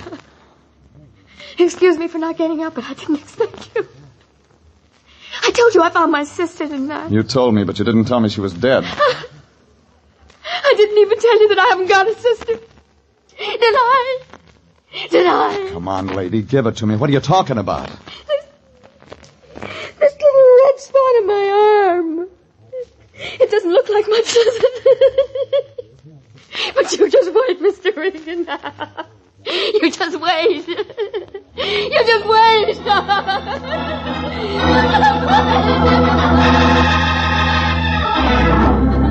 I found a doctor on the floor below. He grabbed his black bag and went to work on her. She quieted down to a slow, inside giggle. Then went out all the way. The doctor got a hold of an ambulance and carted her off to a hospital. They just wheeled her out the door when the Lion showed up. Regan, did I see an ambulance out in front? That's right. Your client was in it. Huh? Somebody stuffed her full of something and made her giggle. I don't understand all this at all. I stopped by home to change to my dark suit so I could come by and bring Miss Santino the news of her sister's death, and what do I walk You can into? save your tears, Fatso. She didn't come from Brazil and she wasn't rich. That woman gave me $200, cash. There was nothing unreliable about her. We had a contract. Well, New Year's coming up. You can use it for confetti. Now, see here, Regan. Look at this picture. Irene Santino. I have one just like it. All right, draw some glasses on it. Add about 6 or 7 years. I don't understand you, Regan. We're talking business, and all at once we're playing games. Look, when I came to see her tonight, she wasn't wearing her glasses. She looked a lot like the dame in this picture. Well, of course she did, naturally. That's her own sister. She never had a sister. Never had a sister? Then who did the county bury? That's what I'm going to find out from a certain Dr. Kingston.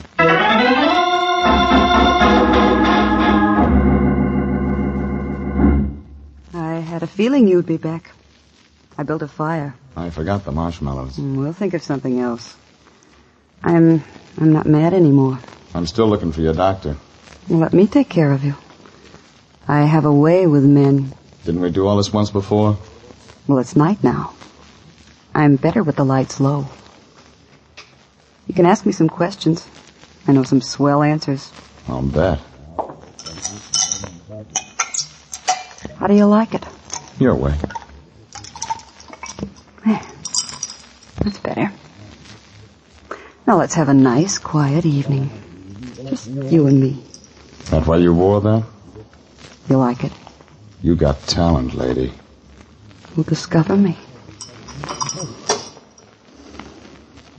There's been a famine of men like you. You don't look underfed. Come on, you haven't touched your drink. I want to see him. Oh, all right. We could have had such a nice evening. Rex. What is it? Mr. Regan's here again. Oh, yeah. Hello, Regan. Didn't I tell you I'd be out? You told me that, but you didn't tell me what I wanted to know. Had to go to Vital Statistics to get it. What? You don't have anything in your files about Carmen Santino, but you signed her death certificate. Now, you get this, Regan. I don't have to talk to anyone who comes here without a warrant, and you haven't got one. When I tell the city attorney's office what I've got, they'll have somebody out here to open that grave on the hill. What do you mean, Regan? Irene Kingston died 2 days before Carmen Santino, of the same thing. Dr. Kingston signed both certificates, and he collects on his wife's insurance. Only I don't think his wife really died. I think that extra grave on the hill is wounded dressing. My wife didn't die, Regan. Where is she now? I don't know. But she could be around town using the name of Irene Santino. It was a shot in the dark, but it brought results. Kingston swung the lamp base around it, connected on the side of my head. When I came to, I was in a white room in the back of the house. Nothing worked. Irene, So I will just you laid please there. bring a bottle? Vivian was standing there with Kingston. He looked sick, like an ostrich with a Will you sore throat. Please, Irene. He had a needle in his hand. I got the shakes. You can do it all right, Rex. Go ahead. It's the same treatment you two tried to give Irene. You should have stayed out, Regan. I wanted one more look at you, I baby. hate to see the nice ones go, but it'll be all over in a minute. All right, Rex. Give me a drink, Vivian. I gotta have a drink. It won't help. I found Irene in time. She's in a hospital. What? She's gonna live. She's gonna talk. Go ahead, Irene's Rex. still alive? Rex, give it to him, and then we'll clear out. I didn't kill her. I didn't kill You'll her. do better this time. I can't. Go ahead. No, I won't. I said go ahead. I'll shoot you, Rex. I'll shoot you if you don't. No, you won't. It's all over, Vivian. It's Vivian all hit the gun, over. but Kingston was too much for her. All of a sudden, it began going off. Vivian started to look pale. Then she went down, slow.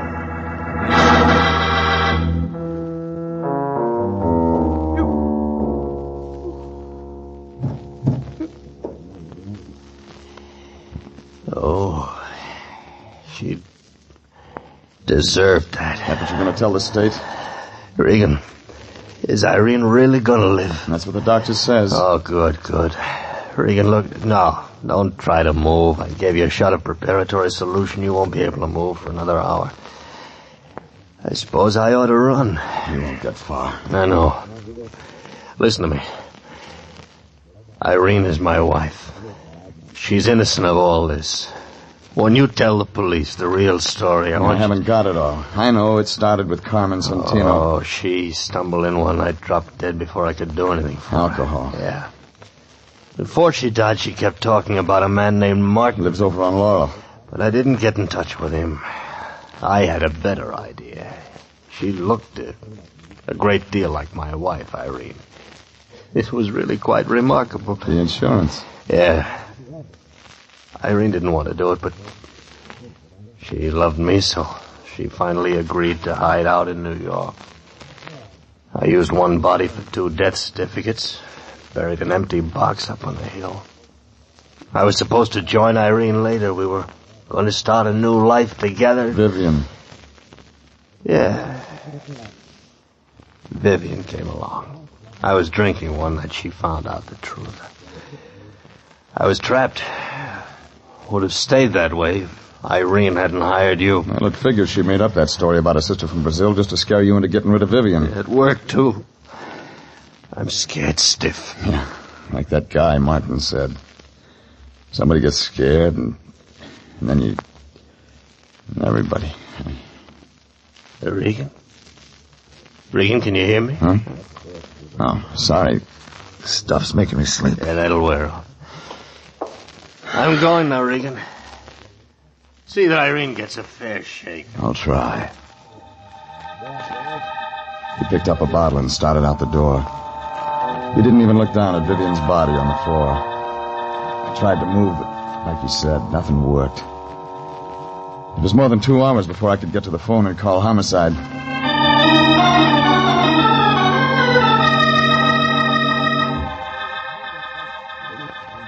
And it was more than 2 days before I talked to the lion. Jeffrey, my boy, how you feeling? Better? Well, the fog's gone out of my head, if that's what you mean. Otherwise, I feel lousy. Oh, don't take it so hard, my boy. All in a day's work. Besides, there's the brighter side. Yes, indeed. Like what? Well, for one thing, they got that Dr. Kingston. He only got as far as Las Vegas. Crime doesn't pay, Jeffrey. Crime just does not pay. Doesn't, huh? What's this? Yeah, now, wait a minute. Give me that. Application. Consolidated Insurance. It's nothing, I tell you. You mean to tell me you're going to try to collect a reward? Well, we did expose an insurance fraud, and there's nothing in the world that stinks like a fraud. I'll say. Hey, wait a minute, Regan. Where are you going? Out to buy an Airwick.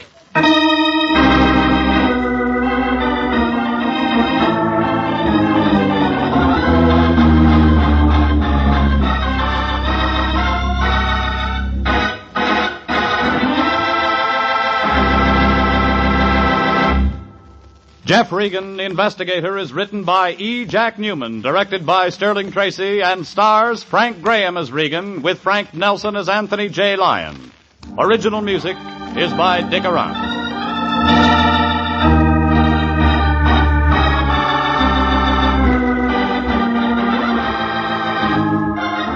Jeff Regan, Investigator, is heard each week at the same time over CBS. Bob Stevenson speaking, and inviting you to be with us again next Wednesday at 9 for more suspense and mystery and adventure with Jeff Regan, Investigator. This is CBS, the Columbia Broadcasting System.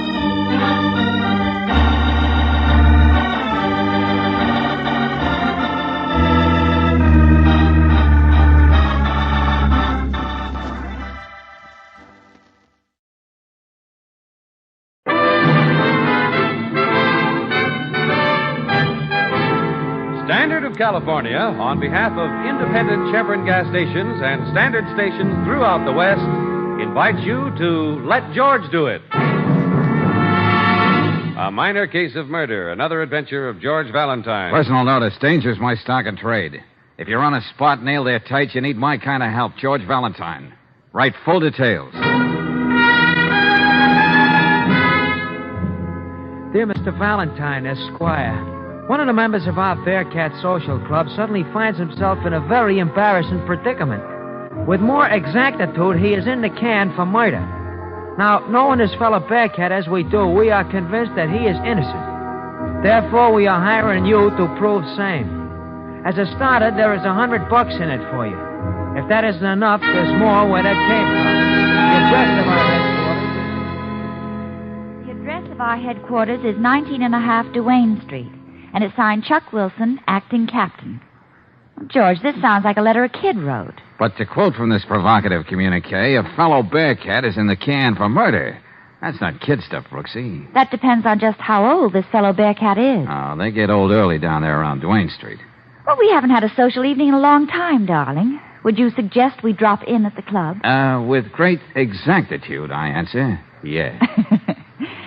Golly, I hate to think where they dug up that money for your fee. Stop sounding like a policewoman, Angel. All the Bearcats just got together and raided their piggy banks.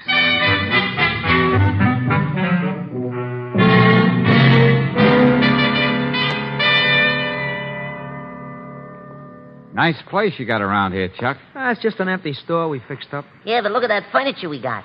See that red plush chair? Right out of the lobby of the Piccadilly apartment. Shut up, Barney, will you? Valentine, I believe in getting right to the point. And that's the way I like to do business, too, Chuck.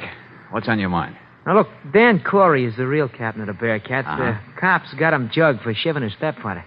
For what? Shiving him, lady. You know, pushing a knife in him. Oh. Yeah, but he didn't do it, Valentine, even if he said he did. Oh, he admits he did, huh? Now, just what kind of a miracle do you expect from me, fellas?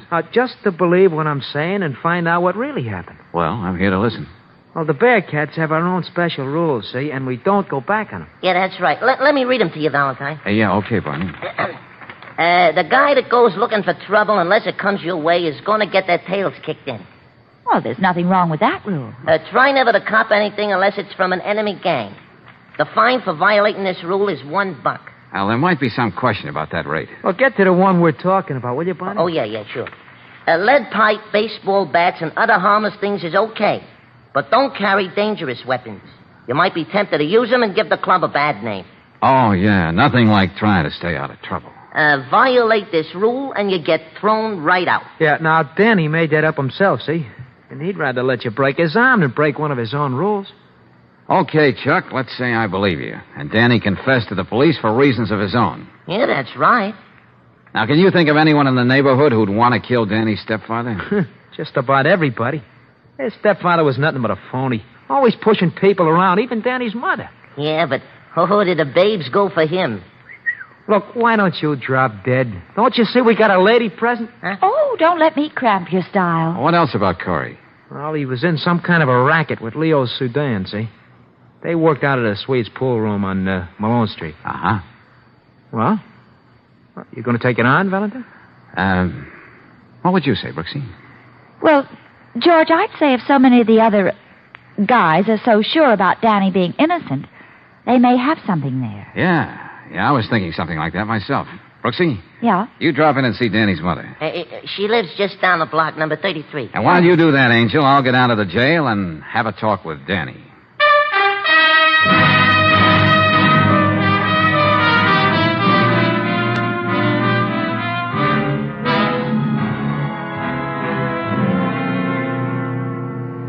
Just what did happen that night, Danny? The story's the same every time they make me tell it. I came home that night from the club. The key was in the door, so I just walked in. Yeah? Well, the man who married my mother was leaving. He had his bags all packed. I knew right then he was throwing her over. So I know. But how is it the police didn't find the knife? I threw it in the river. Yeah? Why'd you go to all that trouble, Danny? And then walk up to the cop on the beat and confess? I don't know. I guess I was just half crazy. Oh, I see. So now you know. I don't think I know anything about you yet, Danny. I think you're holding out on me. All right, never mind about me.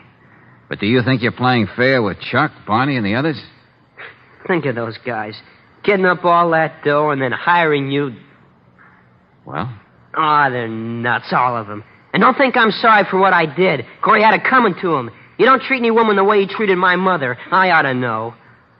After the swell way my real father always acted. Or he... All right, Danny. All right, take it easy. You're just wasting your time, Mr. Valentine. Forget it. Danny. I can be just as tough as you. I'll be seeing you, kid.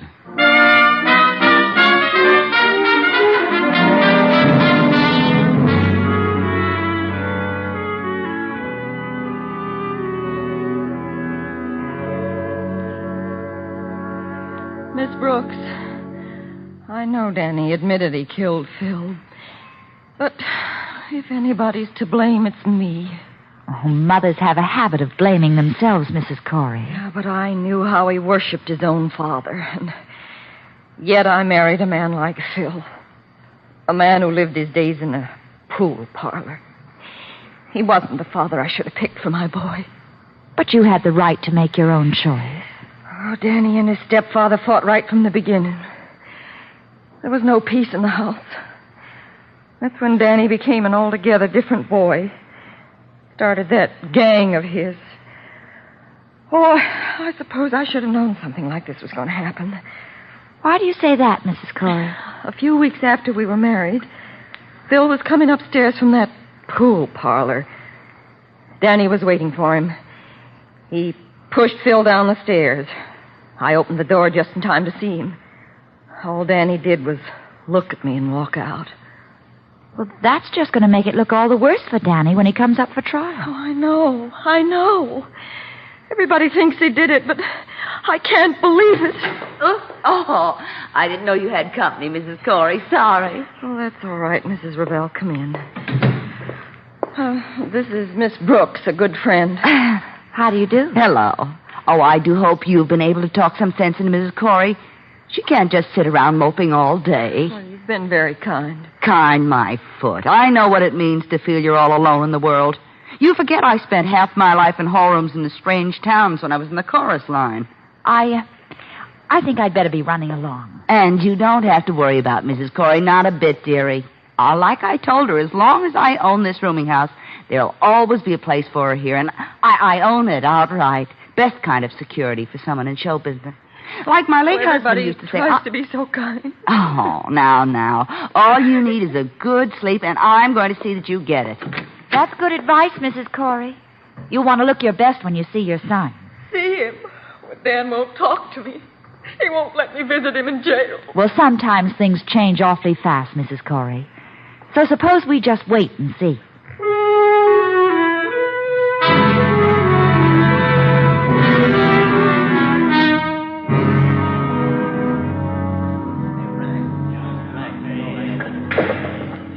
Dan? Yeah. Who are you? Let's go somewhere and talk. I just see I'm in the middle of a pool game. What you trying to do, jinx me? Hey, wait a minute. How'd you know my name? I never seen you before. Yeah, I'll be right with you. I asked you a question, friend. Now, what gives? I thought we might have a little talk about what happened to Phil. You know, your business partner. You a dick? No. But I'm not just the inquiring reporter either. Okay, whoever you are, scram. I got $5 on this game. What was the deal between you and Corey? The numbers, rackets, slot machines? What was it? I said beat it. Wouldn't you be at all curious if I told you maybe it wasn't Corey's kid who knifed him? Me? I ain't got a curious bone in my body. Okay. Have it your way, Sudan. But I think you can tell me a lot outside. I got one thing to tell you. This looks like the only way. Hold it. Get the pool cue down, Leo. Don't tell me what to do, sweet. Give me that cue. That's better. I try to run a respectable place. Yeah, talking about that, you better put the pool ball back on the table, too, Mac. Oh, this. Yeah. Glad you reminded me. Leo almost got it between his teeth. Swede, this guy's been asking me about Phil Corey. You don't say. Hey, look, be a nice fella, Mr. Run Along. Leo wants to finish his game. You and him got a beef, see him later.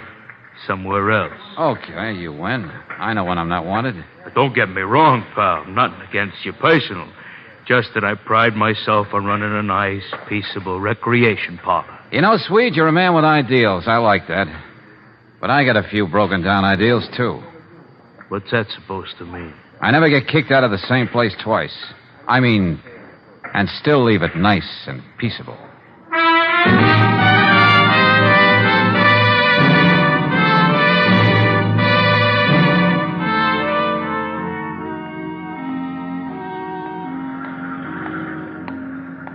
Hi, Valentine. Huh? Oh, Barney. Where'd you come from? Oh, I was in that alley there all the time. Oh? Yeah, I was waiting for you to come out of the Swede's place. Now, what do you call this? Bearcat protection? Oh, no. I just thought you liked some company, that's all. Hey, what are you carrying there, anyway? That's a camera. Yeah, you ought to see some of the pictures I took with it. Hey, that's a pretty expensive deal. Where'd you get it? Oh, don't worry, Valentine. It's mine, all right. Yeah, I can imagine.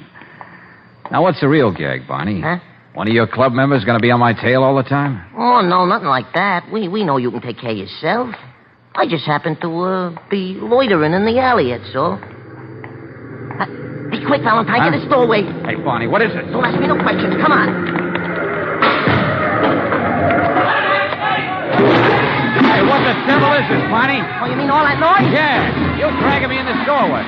Boy, look at that car turn around. It's getting the works. I wish I could take a picture of it. Hey, what works, Barney? What's going on? Give. Well, Chuck figured you might be followed when you left the suite, see? So the Bearcats were already on the roofs up and down the street.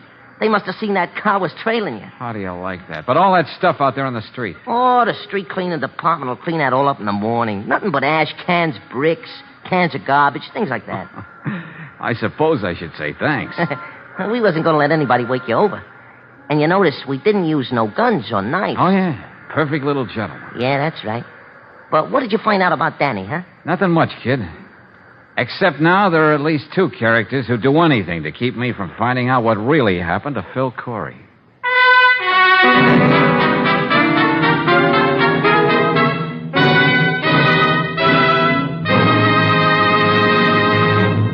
We'll return to tonight's adventure of George Valentine in just a moment. But first, a word to the wise motorist. If you have an oil filter on your car, remember it needs a little attention now and then. In fact, the filter element should be replaced every 6,000 miles. For after you've had that much service from your oil filter, you'll find the element is bulging with 2 or 3 pounds of dirt, most of it carbon and metal particles. And then it can no longer clean the engine oil. So to keep the engine oil in your car cleaner for longer periods, just make sure the oil filter element is replaced every 6,000 miles. It's another speedy service they're glad to do for you at standard stations and independent Chevron gas stations where they say and mean, we'll take better care of your car.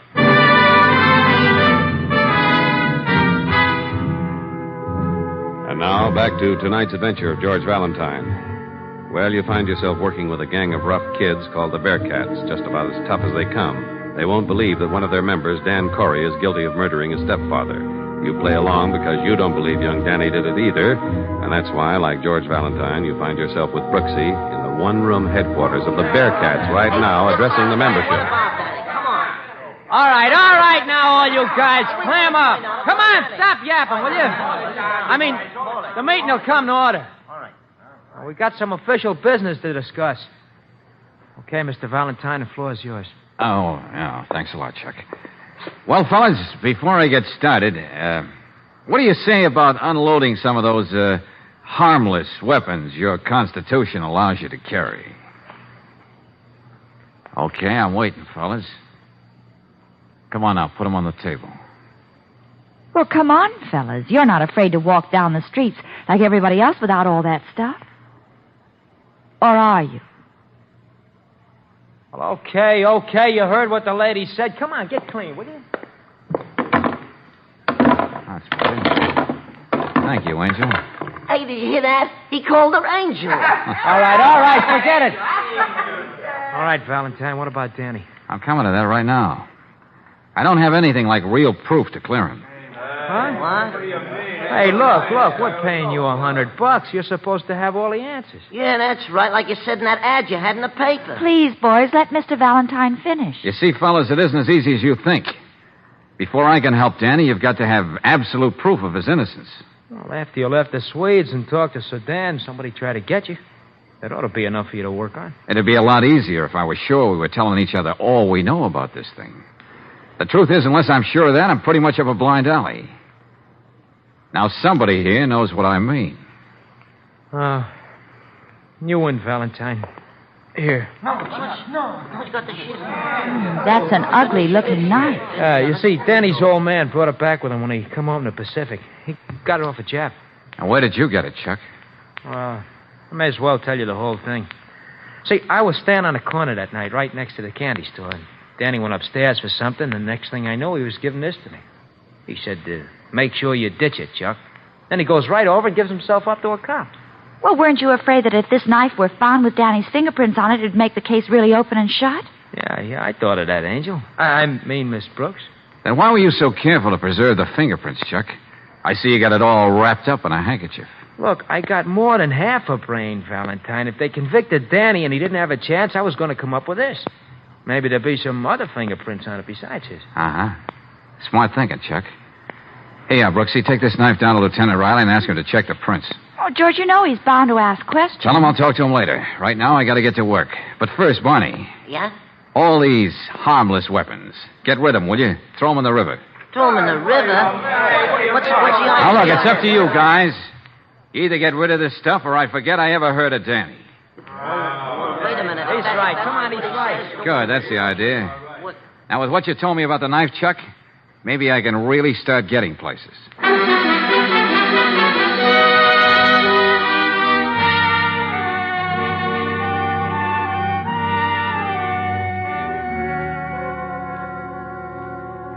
I told Chuck to get rid of that knife. What's he trying to do to me? Danny, wasn't that the knife your father brought back from the Pacific just for you? Oh, he brought back all kinds of other souvenirs, too. It was hanging over the mantelpiece in the front room. You were very proud of it, weren't you? I saw it hanging there, so when I got mad at him, I grabbed it and I let him have it. You're lying through your teeth, Danny. The police believe You're trying to protect somebody. You went right out and gave yourself up. But first you made very sure you got rid of the knife. Now, why? You asked me that before. Yeah, but this time I don't need the answer. So long, Danny. I'll still be seeing you.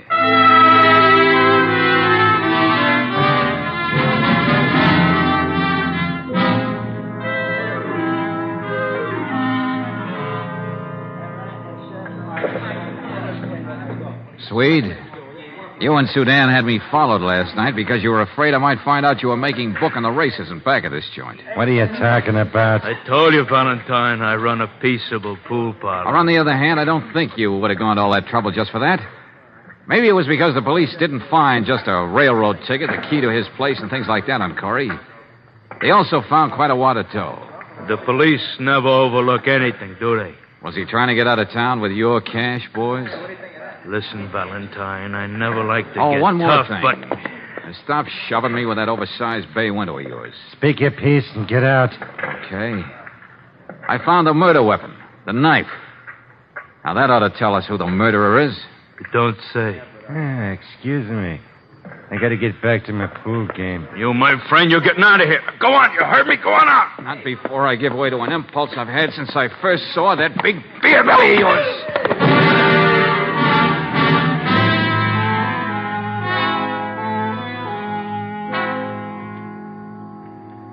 Well, Brooksy, there's nothing we can do but wait here in the hall till Danny's mother gets back. May as well sit here on the stairs and make ourselves comfortable. Uh-huh. You don't know the job I had persuading Lieutenant Riley to let me bring this knife back with me. Why'd you want it anyway, George? Oh, just a hunch, Angel. May come in handy. About Danny. When they arrested him, all they found was a key to the door and a couple of dollars in change. But those fingerprints, I don't see how... Hold it, Angel. Oh, hello, Mrs. Corey. Oh, Miss Brooks. This is Mr. Valentine. Remember, I was telling you about it. Oh, how do you do? How do you do? Mr. Valentine. Now, look, Mrs. Corey, there's no time to waste. Dan's trial begins tomorrow. Oh, I know. That's why I've been out walking, trying to think what to do next. Mrs. Corey, your son thinks you killed your husband. Are you sure, George? What are you saying, Mr. Valentine? When he came in that night, your husband was already dead on the floor. Dan saw the knife. He was sure you did it. Oh, no. He knew the police had reasoned that only two people could be inside here alone with Corey, you and he. So he took the blame. That's why it was so important to Dan to get rid of the knife. He didn't want any suspicion to point to his mother. But what am I going to do? I didn't kill Phil, and neither did Danny. Where were you that night, Mrs. Corey? A good, tight alibi would help. Oh, I don't know where I was. Just like today, I left the house and started walking. Didn't matter where. Phil told me he was going to leave me. I'd lost my son and my husband. I'll get it. Oh, sorry, Miss Corey. Seems I keep walking in when you have company. Oh, hello, Mrs. Ravel. Hello. George, this is Mrs. Corey's landlady. Oh, well, I'm glad somebody's with you. I wanted you to have this nice hot soup. Thank you. I didn't want to knock on the door and disturb you, but I didn't have my key. Now, just sit down and have some of this. Oh, Mrs. Ravel. Yes. I'd like to talk to you a minute. Could we go in the other room? Oh, I'll take that tray for Mrs. Corey. Talk to me about what, Mr. Valentine? Just a minute. Yes. Mrs. Ravel, I'm doing all I can to help Mrs. Corey and Danny. And I know you are, too. I've done my best. Well, maybe you can do me a favor.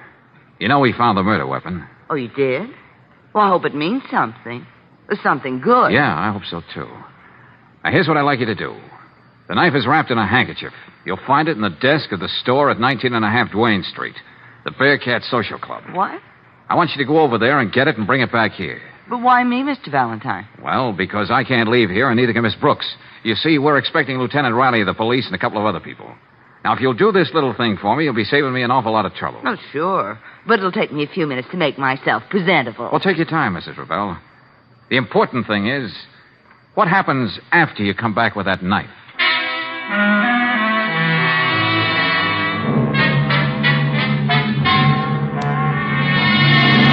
Brooksy, you know what to do. Now get on it. I got to use that hall phone here. I suppose it would be impolite if I asked what was going on. No time, Angel. I have to call Lieutenant Riley. Ask him to have a squad car pick up Sudan and the Swede and bring them over here. Oh, that's all very enlightening. Now get going. Mrs. Ravel is not going to take forever to make herself presentable. Now, if I can only get Barney on the phone.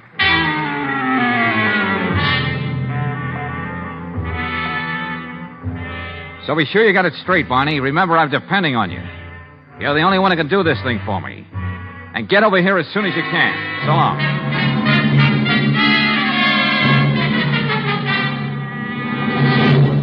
All right, Swede, Sudan, you may as well sit down. Why'd the cops pick us up and bring us here? Oh, we'll get to that. Oh, Mrs. Corey, you didn't have any of that soup. She'll have it some other time, Mrs. Ravel. Valentine, nobody's got anything against us. You can't hold us here. Uh-huh. Gentlemen, I told you about the murder weapon. Well, here it is. What are we supposed to do? Faint? Oh, Mr. Valentine, what is it? I can't stand it much longer. I hope you won't have to, Mrs. Corey, and I... Oh, there you are, Mr. Valentine. Took me a little time to get that picture developed. What picture, George? Hey, let me see that, Barney. Here you are. Uh-huh. It's the first time I took a picture from inside a closet.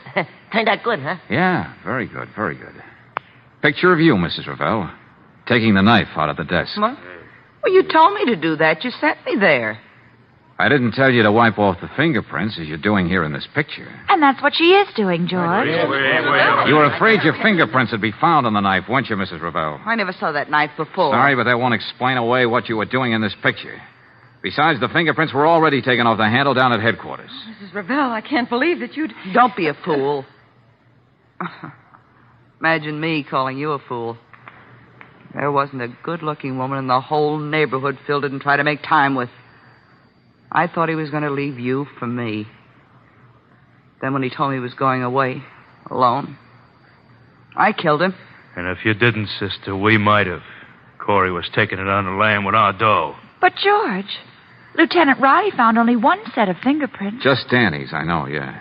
He wiped off what he thought were his mother's fingerprints. Then my fingerprints weren't... No. You were quite safe, Mrs. Ravel. Although I suspected you, I had to have proof. And you supplied it.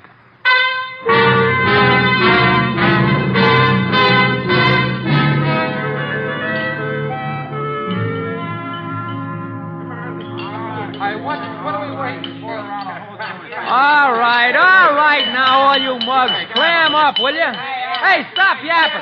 I mean, the banquet will now come to order. Hey, listen, before we get started, Chuck, I got something to say to Mr. Valentine, and I want the rest of you guys to listen too, will you? Okay. I already told you, Mr. Valentine, how I feel after what you did for me, but there's something else. Nobody but you would have gone along with a gang like us. You believed everything Chuck told you. You trusted Barney and all of us. You stuck by us. I guess the Bearcats have been a little off the beam, but you can take my word for it. After this, we're going to straighten up and fly ride. We're going to start a baseball team and use those bats the way they were meant to be used. Well, Well, fellas, after that, I don't think there's anything to add, except, well, let's see. Sure. And don't worry about the food, Mr. Valentine. We paid for it with our own money. Sure. Oh, yeah, Mr. Valentine, how did you suspect that Mrs. Ravel anyway? Well, it was all a matter of keys, Barney. Whoever killed Corey had to be inside the apartment. Yeah? When Danny came upstairs that night, he found a key in the door. The police took it as evidence. Mrs. Corey had her key. Oh. Phil Corey's key was found on him. And you, Danny, they found your key on you and you were arrested. Now, the only person who didn't have a key, had to knock to get in, was, of all people, the landlady. The landlady? How do you like that? Order. Come on, everybody. Wait a minute. I got a motion, hey. What this club needs is an honorary captain. We already decided who it's going to be, huh, fellas? Sure we have. Oh, no. Now, wait a minute, fellas. Wait a minute, fellas. You don't have to do that. After all, Sorry, Mr. Valentine. We was really thinking about Angel. I mean, Miss Brooks. You don't mind, okay?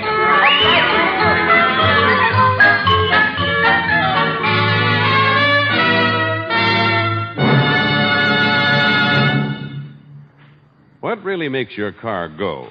The big three factors, of course, are ignition, air, and fuel. And that last one, fuel, is mighty important. Most any gasoline mixed with air and then ignited will furnish enough power to make your car go. But to get the most out of your car, try Chevron Supreme gasoline, the premium fuel that's tailored to each different climate and altitude zone. Chevron Supreme has special blending agents that make your car start with a snap. These blending agents also give your car speedy pickup in stop-and-go traffic and smooth, steady power on the open highway. Next time you start out, get peak performance from your car by using Chevron Supreme gasoline. It's available at every standard station and independent Chevron gas station where they say and mean, we'll take better care of your car.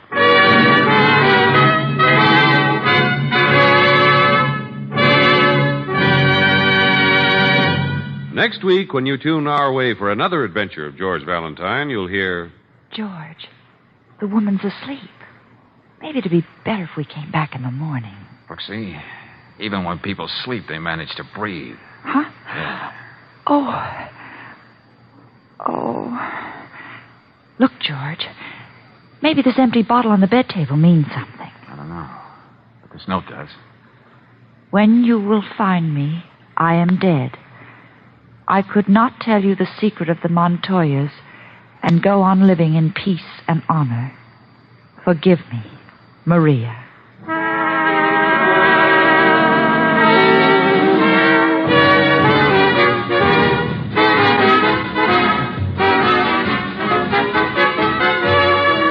Tonight's adventure of George Valentine has been brought to you by Standard of California on behalf of independent Chevron gas stations and Standard stations throughout the West. Let George Do It stars Robert Bailey as George with Frances Robinson as Claire. Tonight's story was written by David Victor and Herbert Little Jr. and directed by Don Clark. Also heard in the cast were Irene Tedrow as Mrs. Corey, Gloria Blondell as Mrs. Revelle, Tommy Cook as Danny, Tony Barrett as Chuck, Sidney Miller as Barney, Herb Litton as Sudan, and Jack Crucian as Swede. The music is composed and conducted by Eddie Dunstetter. Your announcer, John Heaston. Listen again next week, same time, same station, to Let George Do It.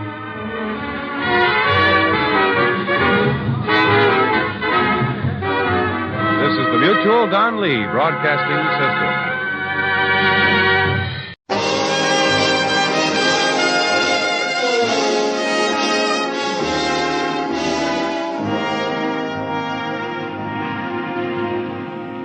Broadway's My Beat, from Times Square to Columbus Circle, the gaudiest, the most violent, the lonesomest mile in the world.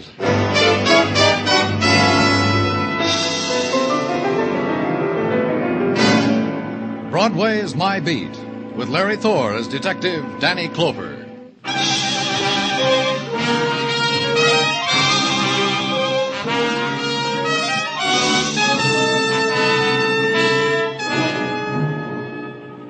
It's the journey to the end of all the other streets in the world, this Broadway. You turn a corner and you're there. You walk slowly and you lean your heart against it. Then something explodes in your face and you run and you're one of the crowd. You shop for the kicks, the bargains, and the heartbreak. And inevitably you find it, one or the other, like I did. On the street of the tired apartment houses, a street leased on the premise that both parents should work so they can come home, smile bravely at each other, beat their children, then snore. It was 7 p.m. when I walked up to the second-floor landing of the El Royale Apartments in answer to a call. Detective Muggavan was waiting for me. There he is, Danny, on the floor over by the railing. Uh-huh. Who is he? Hey, why don't you people break it up? Go on, get back to your apartments and read all about it in the paper. Who is he, Muggavan? Name's Harold Clark. Lives apartment 2C. Married, no children. Dead from 238 slugs in his chest. That's who he is. Who killed him? Tenant named Lloyd Ramey. Had the apartment right here, 2A.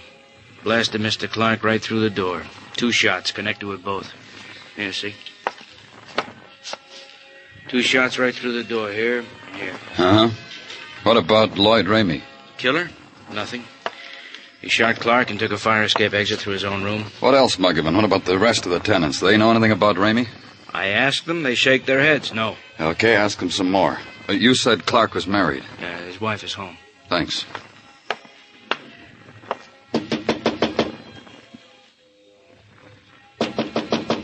Mrs. Clark. It's the police, Miss Clark. I've got... Please come in. Excuse the way I look. Of course. Mrs. Clark... What do you want me to say to you? Excuse the way I look? Excuse the way the apartment looks? The way my husband looks lying out there in the hall in his undershirt? What else can I say to you? I'm sorry about it. I've got to ask you some questions. I know all about that. Here, see? Right here. Detective. Did you ever own a gun? Suspect. No, sir, I did not. Detective. Did you shoot this man? Suspect. No, sir, I did not. Just like in these true-type detective story magazines. I read them all the time. I know all about what you've got to do. All right, then it'll make it a lot easier. If you're going to ask me, did I shoot my husband, I'm going to say, no, sir, I did not. We know you didn't. Don't be too sure. I was in Lloyd Ramey's apartment when it happened. Oh? Tell me about it.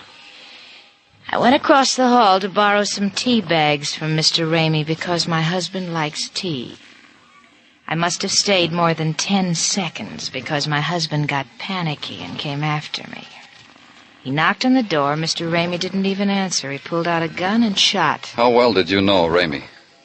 For tea bags. With my husband, tea bags means I'm not being true blue. Your husband was wrong, wasn't he? My husband is dead. I guess that's pretty wrong. He knocked on the door and yelled to open it or he'd break it down, and now he's dead. Because he liked tea. Dr. Sinsky, the technical boys are here, Danny. Oh, good. I'm through here. Tell them to go to work. Okay. Now, look, you people, why don't you break it up? Why don't you go home to your own apartment?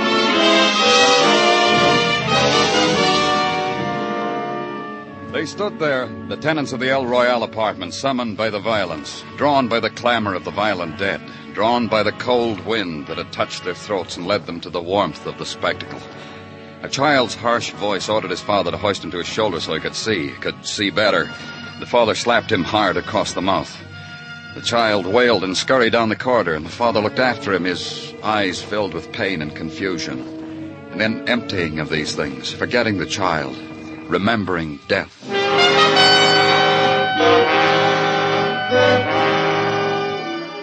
Muggavan had got one thing out of the tenants, the fact that Lloyd Ramey, the murderer, was known to a certain party, the party being the Wilkins Rental Agency on West 58th Street. The forms you had to fill out to get an apartment from them, your life was on a piece of paper in a wooden file box. Go ask Mr. Wilkins about Lloyd Ramey. He'll have it in the box. Mr. Wilkins did. Committed murder, did he? It just goes to show you, Mr. Clover, you never know, you never know. You found it? I found it. It's right here to hand. Man tries his best, Mr. Clover. Tries to find a select clientele for his clients. Tries to judge a man by his clothes, his shifting eyes, the woman hanging on his arm. Good wrist, bad wrist. Man asks himself... Mr. Wilkins. Please, you're eating into my time. Permit me to eat into yours. Things they put on the questionnaire on the form so often lie, sheer lie. All I want is... I know. Information on one of my tenants, a murderer. Whenever you feel up to it, Mr. Wilkins. Thank you. According to my files, Lloyd Ramey is a man I never set eyes upon. But you just told me... I know. But sometimes in my profession, as it must be in yours, there are extenuating circumstances. Like what, Mr. Wilkins? Like this letter from Lloyd Ramey. Let me see it. Patience, Mr. Clover. This letter is an extenuating circumstance because with it came the money for a year's lease on apartment 2A, El Royale Apartments. We find questionnaires, personal interviews unnecessary when a gentleman has the foresight to... What else does it have? A few well-wrought phrases stating that he, Mr. Lloyd Ramey, had seen our ad in the news, had gone to the apartment, found it suitable to his needs, and enclosed to find 8 years' rent. Dated September 3rd, 1950. From that day forward, we rejected all other applicants. Give it to me. I must, I suppose, hate to part with it. This letterhead... It brought joy into our lives here at the agency. Isn't it joyful? Yes, Berkey Siegmiller, tattoos, and the slogan, what you want, where you want it. Joyful, huh?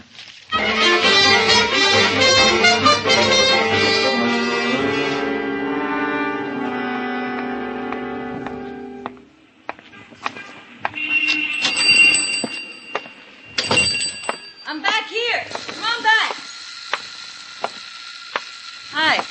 Take a chair. I'll be right with you as soon as I finish with this sailor. Now, hold still, sailor boy. My name's Danny Clover. Hi, Danny. You can look at the patterns on the wall. We're having a special this week on Mother. You know, M is for the, O is for I'm from the police. I'd give you a special on that, too. P is for the, O is for the... What's the matter with you, sailor boy? Be brave. Is your name Berkey Siegmiller? Yeah. Hey, you ain't got that tattoo look in your eye. You don't want to get tattooed, do you? I want some information. Look, sailor boy, if you don't hold still, you're going to have the strangest-looking mermaid on your chest in the Navy. Kind of information you want, Danny? A man came in here about 4 weeks ago and used your stationery. Here. Stationery from your place. Oh, yeah, I recall the request. Man dropped in for a touch-up job of a coiled rattlesnake. And he asked me for a sheet of paper. When I was done, I gave it to him. You got the one I gave him in your hand. Did you ever see the man before? No. What's he done? Murder? That's a new one. Did an admiral once, but never a murderer. Okay, button up your shirt, sailor boy. Have you any idea where I can find this man? There's no use you asking me any more questions, Danny, because I couldn't give you any more answers. Just tattoos. That's all I give.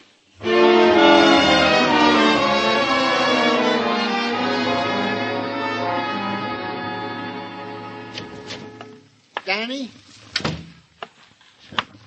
Danny, it is I, your ever faithful. Hello, Gino. Likewise, I'm sure. Well? You seem lost, Danny. Huh? Lost in some reverie into which perhaps it is implied that I intrude my face. That's all right. You can stay. Thank you. Well? You sure it's all right? What's eating you? Danny, the rumor is making its way through the nooks and crannies of police headquarters that you have lately visited a tattoo parlor. Rumor is right. Danny, you have not gone and indulged yourself in some mad whim or other. You have not. You don't approve, Gino?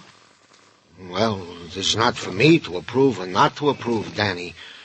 It is only that in a like circumstance, Mike Schreck, the bald-headed miracle detective from Philadelphia... He's tattooed? You guessed it. In the middle of his forehead, the tattoo of a snow crystal, imprinted there by a high lama hailing from Tibet. Mike Schreck has regretted this indiscretion all his life. So? Well, I don't want the same thing to happen to you. This regret.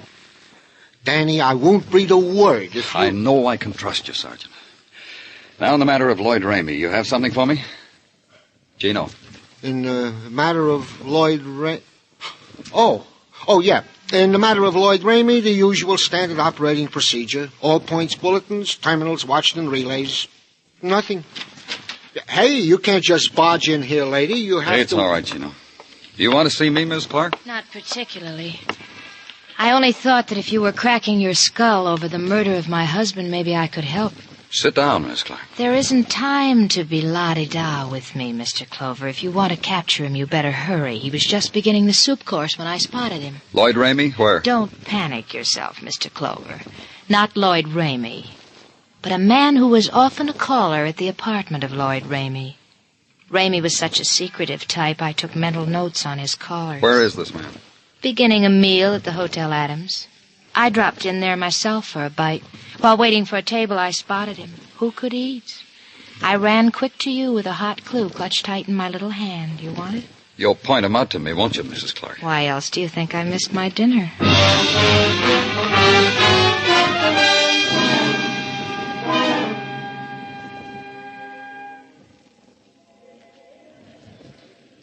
There he is, Mr. Clover. Which one? There, near the back of the room. Man sitting at the small table against the wall. You wait here.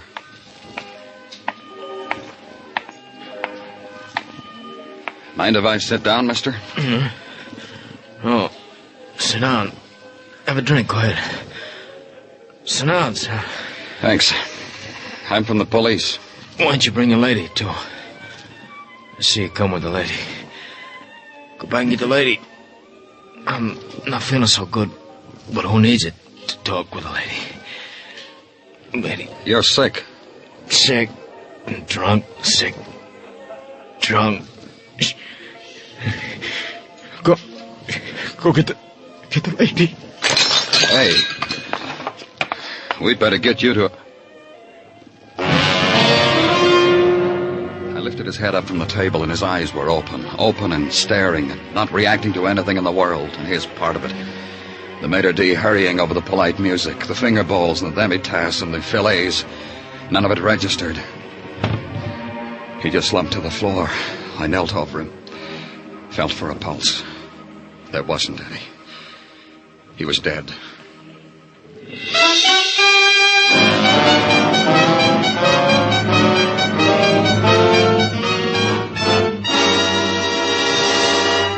You are listening to Broadway's My Beat, written by Morton Fine and David Friedkin and starring Larry Thor as Detective Danny Clover. This Sunday, Frank Sinatra joins Arthur Godfrey and the other fine entertainers and programs to be heard on CBS in the afternoons. His new show is called Meet Frank Sinatra, and you'll hear members of Frank's studio audience being interviewed by The Voice and telling him their favorite songs. At their request, Frank either will sing the song himself or play a famous record. Meet Frank Sinatra will bring you a surefire entertainment for a whole hour, starting this Sunday afternoon on most of these same CBS stations.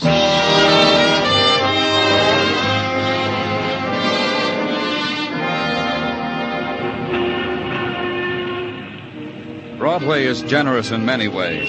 It offers you for free its own private set of values, for instance. The essence of a man's life, his worth, measure it in terms of darkness and light.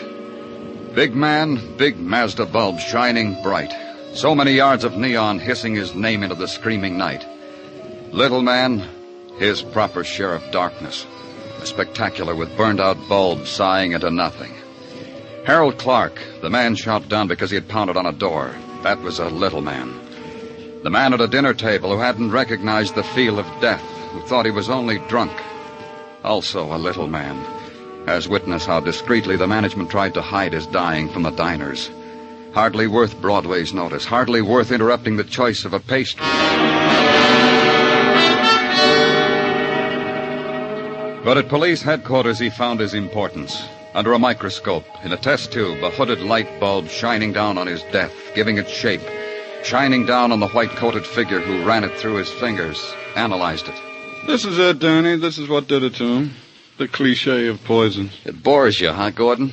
Well, if you ask me, Danny, I'll tell you. Such an unoriginal poison, cheap, common. It can be boring. How was it administered? I've been waiting for you to ask me. Get off it, Gordon. Well, you surprised me, Danny. I should have thought it was normal routine that you ask questions at the hotel bar.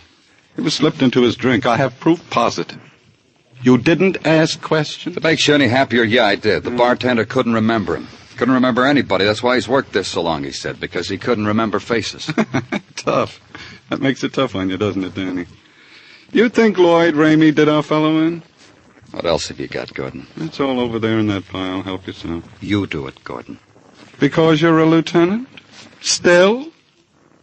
All right. I'll do it for you, Lieutenant.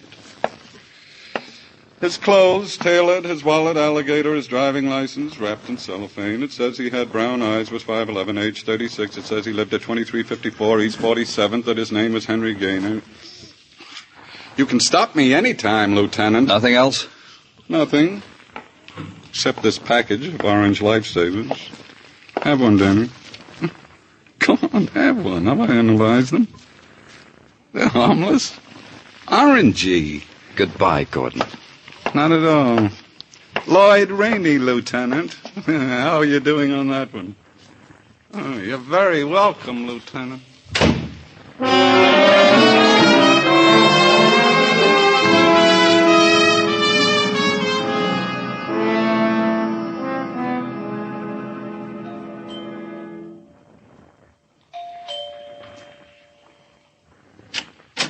Hello there. Good morning. Hello. My name's Danny Clover. Let's come in. Chat inside. There now. Isn't this better? Sit down. Try that chair over there, the flowered cretonne. Thanks. I started to say I was from the police. What? I don't understand. There's nothing to understand. Police, that's who I work for. But why do you want to see me? By the way, who are you? Tommy Lawrence. You live here with Henry Gaynor?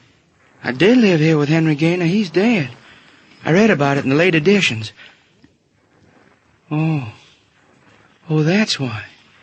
Henry's dead, and you're the police, and you've come here. Oh, that's why. That's why. Tell me about Henry. Well, I advertised in the paper for a clean-living man to share this apartment. I chose Henry. Uh-huh. But I made a mistake. I learned not to like him. That's why I'm not outraged or worried or sorry that Henry's dead. He did nothing but dote on girls. He and his buddy. Buddy? Well, that chaser, Frank Muir. If you want his address, I don't know it. But his phone number's around. You think you can trace it? Frank Muir. I'd track him down where I were you. He's the cause of it all. Poor Henry. I detached him from his cretin grief, made him look for Frank Muir's phone number. He found it on a pad next to the phone. He did that by lifting up a French doll, and there it all was. Surprise. I phoned Muir. He was at home. I told him to stay there. He said he had a date. I tinkled my badge into the receiver. He said he'd break the date. When I got there, he was still doing it. Come on in, Mr. Clover. Mix yourself up a happy at the bar. This lady I'm talking to on the phone, she's bitter. She don't believe I got a rendezvous with a policeman. Yeah. Sure, honey. I swear it's only a cop. A cop? What kind of a cop? I know all about those For 20 minutes you've been holding up the phone, honey. Here. Yeah, I'll prove it to you. Yeah. Say something to my lady. Prove to her you're only a man cop. Hang up. But, well, look, be a pal. Hang up. Between the two of you, she'll fracture me. I don't do this sort of things to ladies normally. You understand, Mr. Clover? You had a friend, Henry Gaynor. You can say that again. Had is just the word. I read in the papers how a friend I once had is now gone. When did you see him last? You think I killed him? When Henry and me had such snazzy times together on blind dates? On with your eyes open dates? When did you see him last? On the occasion when I turned over Mrs. Ellen Clark to him. What? You heard me. That was 3, maybe 4 Saturdays ago. I make it 4. Mrs. Clark was one of your lady friends, like... Don't get me wrong, Mr. Clover. Mrs. Clark was, how do you classify? A smile filled with hidden meanings. The touch of a knee under a checkered tablecloth. That was all Mrs. Clark was to me. That's why you handed her over to your buddy? Wrong again. You see that plaster cast up there on the mantelpiece? That's courtesy of irate husband, Mr. Clark. He found me once with his missus waiting to catch a bus. He clobbered me, broke my arm. Care to autograph it, Mr. Clover? All my prints, huh? No? Oh, you'll excuse me. It's undoubtedly...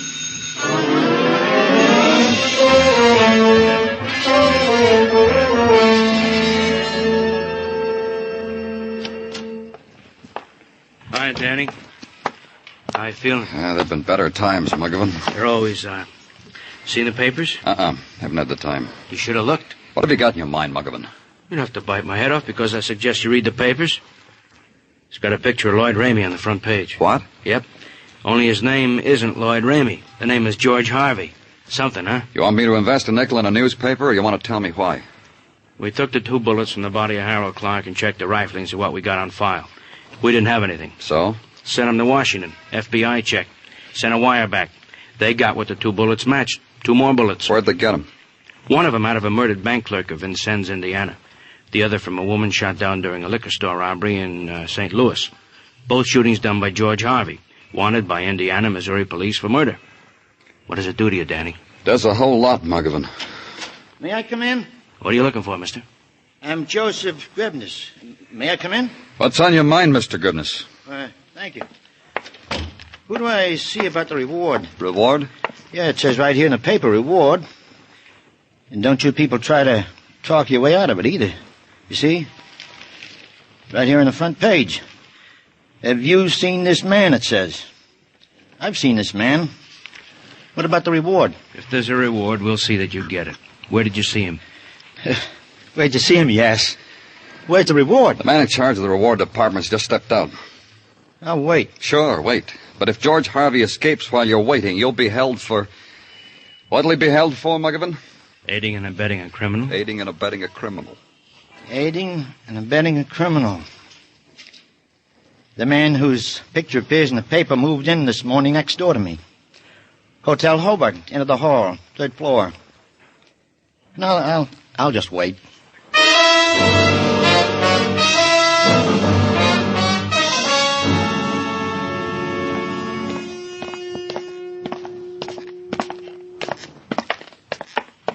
Down the end of the hall, the man said. That's what Mr. Driven has said, Danny. Here.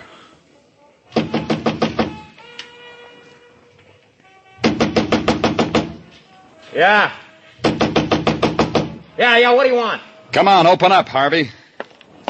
Move away from the door, Muggavan. Open the door, I'll break it down.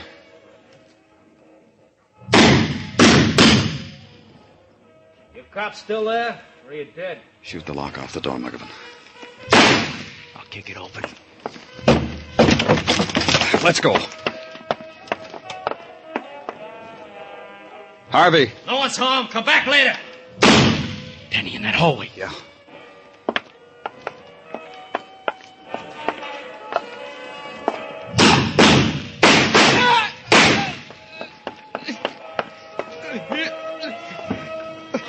You better call an ambulance, Muggavan. Okay, Danny. Turn the radio on.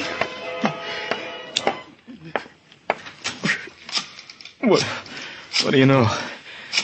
There was somebody home. Can you talk, Harvey? I just talked, didn't I? You cuss been chasing me all over the country just to chat with me. Advertise me in post offices, detective magazines, and the radio. Why did you kill Harold Clark? You pounded on my door. You saw what happened. I thought he was a cop. You yell open the door, I'll break it down. Cops talk like that. Did you poison a man named Henry Gaynor? I'm losing blood, cop. Pity me. Did you poison a man named Henry Gaynor? Poison? Never in my life. Henry Gaynor? Never in my life. One more question, Harvey. Was Mrs. Clark in your apartment when you killed her husband? You kidding? That's one of the tough things about running all the time. You never have time for a dame. She wasn't in my apartment. You're sure? I'm confessing a murder, mister. But don't try to book me for a dame in my apartment. Because Mrs. Clark wasn't there.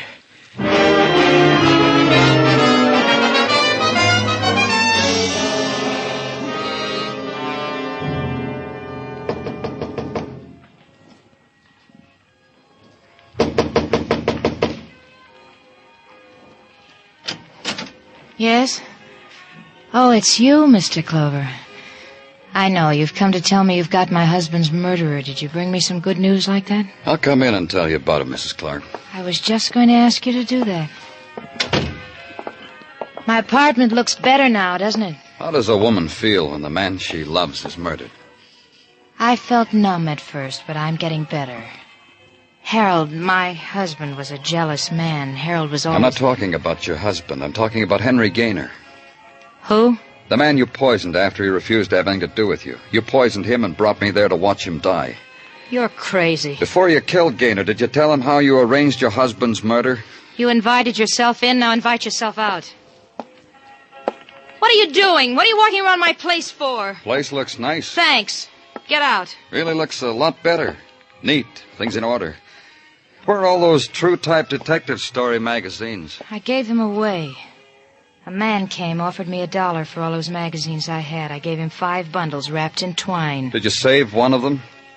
What? The one with a picture of George Harvey, alias Lloyd Ramey? What did it say under his picture? That he was armed, that he was wanted for murder, that he was dangerous, not to approach him, but to notify the police? Get out of here. You knew your husband was bitterly jealous. You goaded him, made him believe you were carrying on with a neighbor across the hall. Get out. You sent him over there knowing that trigger-happy killer would shoot him as soon as he knocked on the door, and Harvey did. I'll kill you. Harvey said you were never in his apartment. You were too frightened of him ever to talk to him.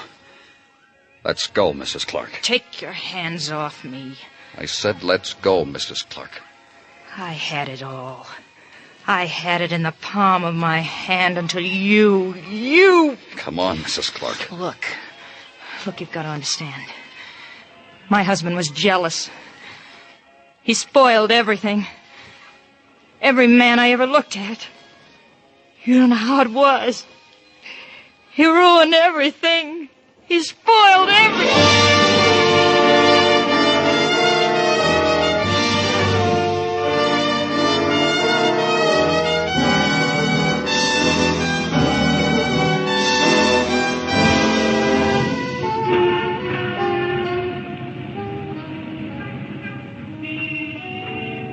It's the street of the hunter, Broadway, and the smile that's dropped at the tip of a hat. And the lights are flung from windows, out of doorways. You walk a pavement speckled with 1,000 colors.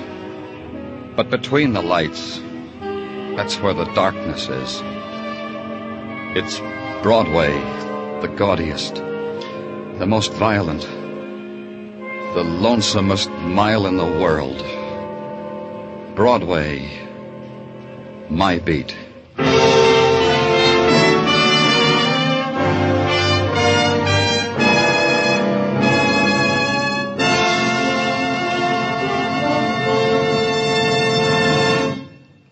Broadway's My Beat stars Larry Thor as Detective Danny Clover with Charles Calvert as Tartaglia.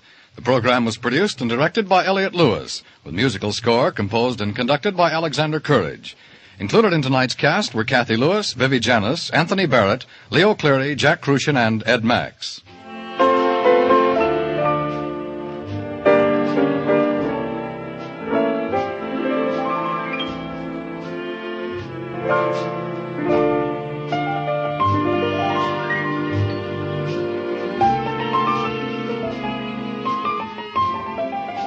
Jack Smith, Dinah Shore, Margaret Whiting, Bob Crosby, the Andrews Sisters, Lowell Thomas, Beulah, Ed Murrow. Anywhere else, they'd make up an all-star list for a week. But at CBS, the Stars address, you can hear them every evening, Monday through Friday. Yes, every weekday evening, most of these same CBS stations bring you these top-ranking stars in their specialties. Music, comedy, top reporting. Be listening for Jack Smith, Dinah Shore, and Margaret Whiting, for Bob Crosby and the Andrews Sisters, for Beulah, and for those great radio reporters Lowell Thomas and Edward R. Murrow. Dan Coverly speaking. This is CBS, where yours truly, Johnny Dollar, brings adventure Saturday nights on the Columbia Broadcasting System.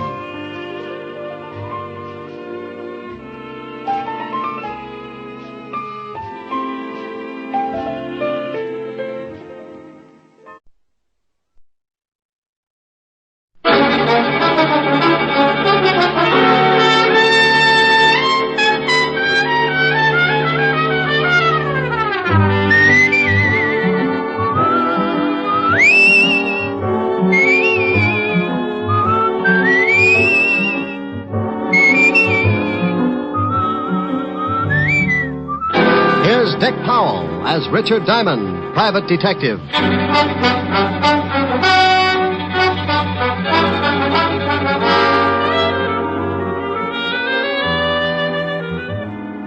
Hello there. This is Diamond. I have a little office on Broadway at 53rd Street. And if you happen to be in the neighborhood sometime, you might notice a sign on the door. It reads Diamond Detective Agency. Yeah, that's how I make a living, such as it is. I sit at my desk behind that door and wait for someone to come in and hire me. Eventually, trouble works its way into someone's life and gives him a shove in my direction. He tells me about it, and I listen with the attitude of a father confessor. When he's done, I dry my eyes and tell him what I think.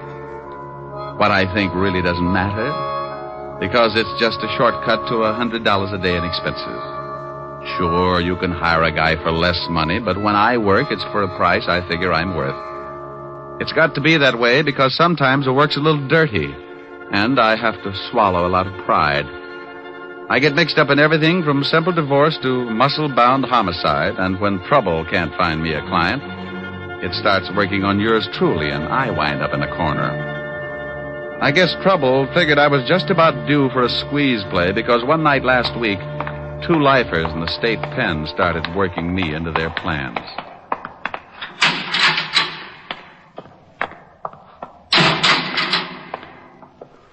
Well, what about it, Walt? Shut up. Wait until the guards pass.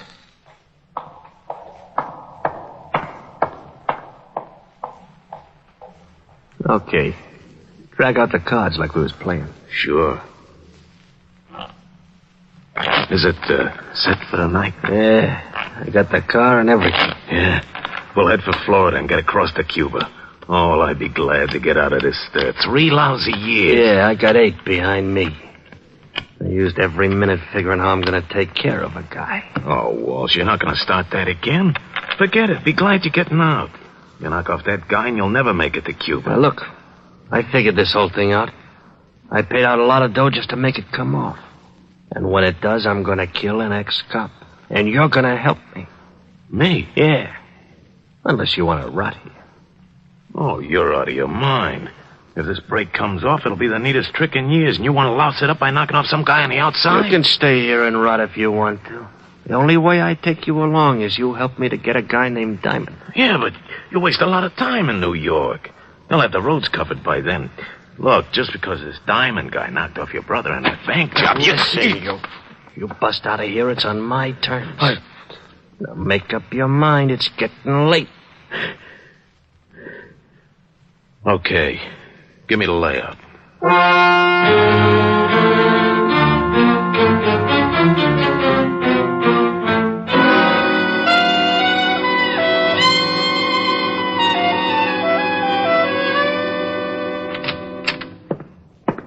Yeah, what is it, Otis? We just got a call, Lieutenant. 2 prisoners busted out of Sing Sing, killed 2 guards. Who are they? Big time. Bob Wells and Charles Walsh. Charles Walsh? Yeah, lifers. I know. Diamond helped send him up before I took over this department. Otis, get Diamond on the phone. Diamond? Yeah, Diamond. Who'd you think I meant? Little Red Riding Hood? Yeah, Lieutenant. Oh, Diamond, Otis. Bring me my bicarbonate, Otis. Someday I'm going to get good and sore. What did you say? Nothing.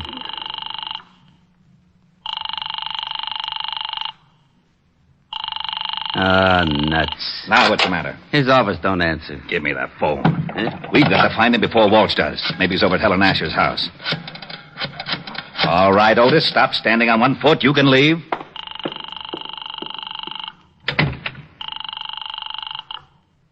Miss Asher's residence? Hello, Francis. This is Lieutenant Levinson. Is Diamond there? Why, no, sir, but Miss Asher expects him. Wait a moment, sir. Here's Miss Asher. It's Lieutenant Levinson for Mr. Diamond, Miss Helen. Oh, thank you, Francis. Hello, Walt. How are you, Helen? I was looking for Rick. Oh, I was just talking to him. He should be here in about 20 minutes. Why? Will you have him call me right away? Something wrong? No. Just tell him an old friend of his is in town, and I have to talk to him about it. Oh, all right, Walt. I'll tell him. Thanks, Helen. It'll be at least 20 minutes. He's walking over from his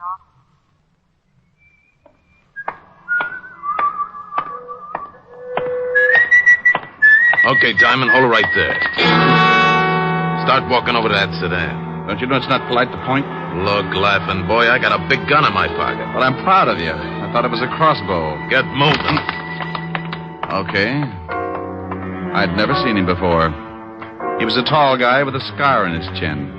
He walked me over to the sedan and opened the door. He moved in close and shook me down. He relieved me of my .38 and motioned me into the front seat. I slid in, and he started to follow, so I kept one leg out in front of me and kicked him in the face. I couldn't get enough leverage to cool him, but it gave me enough time to get out the other door and start making like a miler. I looked over my shoulder and saw him climb out holding a bloody nose. I knew he wouldn't take a shot unless he got close enough to make it count, so when he started after me, I ducked into the subway. I found a dime and went through the turnstile. The train was getting ready to pull out, so I pushed my way on just as the gonnet came down the stairs. He certainly wasn't happy to see me go. He didn't even wave goodbye. Wait a minute, you! Wait! Oh, nuts. My nose. Got away from me. How do I call like that?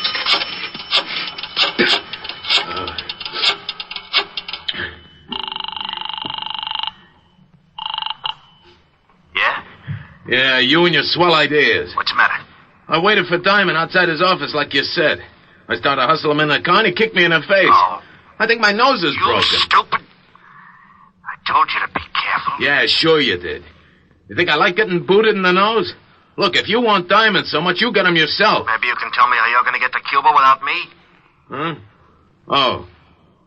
Well, what do you want me to do now? I still want Diamond. Yeah, but he jumped the subway train. How am I supposed to find her? I found out he's got a dame over on Park Avenue.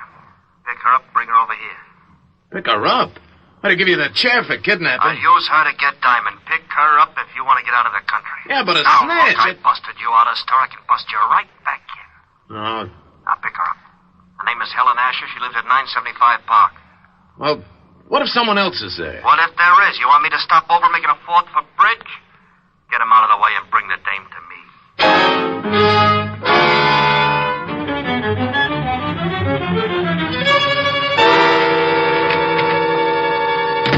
Hello, Otis. Well, Diamond. Lieutenant's been looking all over the city for you. I bet you've been a nervous wreck.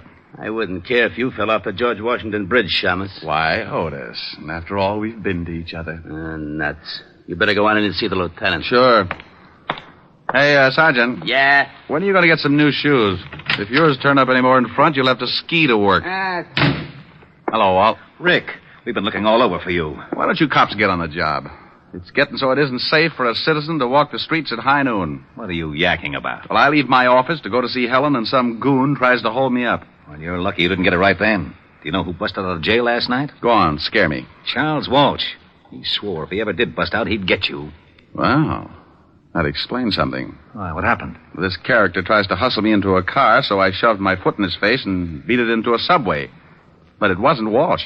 Might have been Bob Wells. He busted out with him. I can tell you in a minute. Got a file on him? Sure. Otis, bring in the file on Bob Wells. By the way, Lieutenant. Oh, Walt, do you mind if I use your phone? Now, go ahead. I better call Helen. Tell her I'm going to be a little late. Well, I just talked to her and asked her to have you call.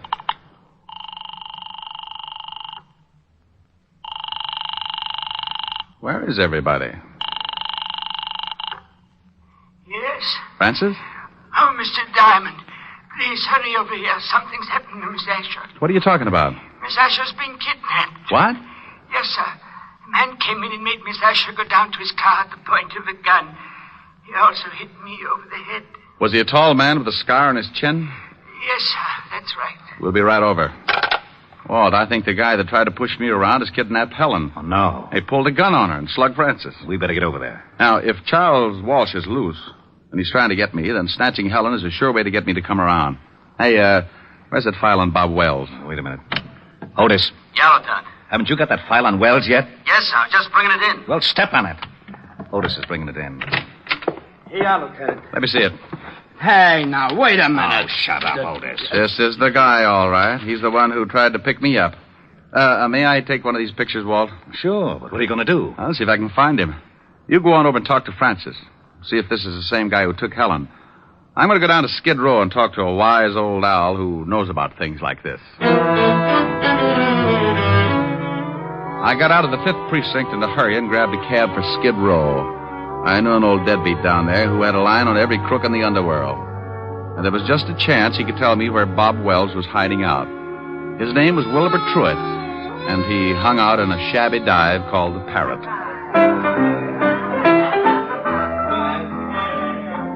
Hello, Wilbur. What?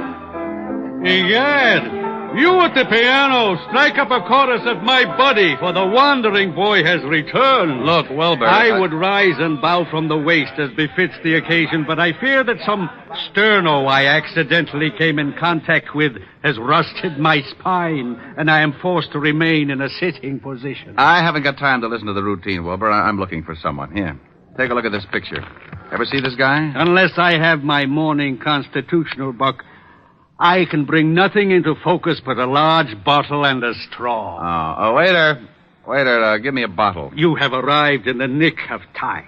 I get that wonderful warm glow when you ask for a whole bottle.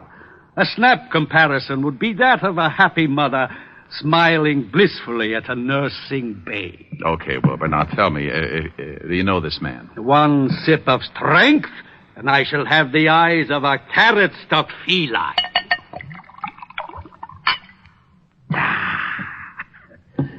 Now, yes, I can see the gentleman clearly. In fact, my vision has so greatly improved it begins to take on the functions of an X-ray. For instance, I can readily perceive that the man in question is addicted to false stimulants, and his low brow and squinty eyes tell me that he is indeed a person of some doubtful character. You're looking in the mirror. Huh? No, here's this picture. Oh, yeah. Mr. Bobby Wells. The description is flexible. Know where I can find him? Up until yesterday, he was residing at an institution upstate. Sing Sing, I believe.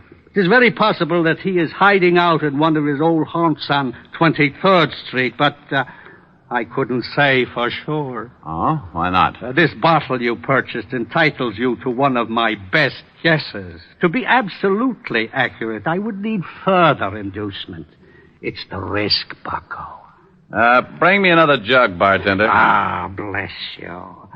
Try looking in a rooming house at 533 West 23rd Street. Now, if you don't mind, I shall forget the necessity for long conversations and begin to concentrate on the work ahead of me. Goodbye, bucko, and stop in again. Say tomorrow morning if you wake up feeling charitable. I left Wilbur trying to figure the best way to parlay the 2 bottles and headed for the address he'd given me. It was a typical apartment house of the district. A 4-story building with a high premium insurance policy.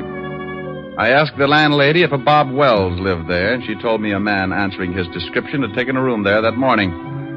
She told me he'd gone out a few minutes before, and she'd let me into his room. I told her to keep a lookout and warn me if he showed. Then I started looking. I tore the place apart, but I didn't come up with a thing. I spotted the phone and started to call Walt, and that's when I saw it. A pad lying by the base of the phone with a heavy imprint left from the writing on the top sheet. I pulled an old trick. I took a pencil and rubbed the lead lightly over the imprint, and up came one telephone number. I dialed it and waited.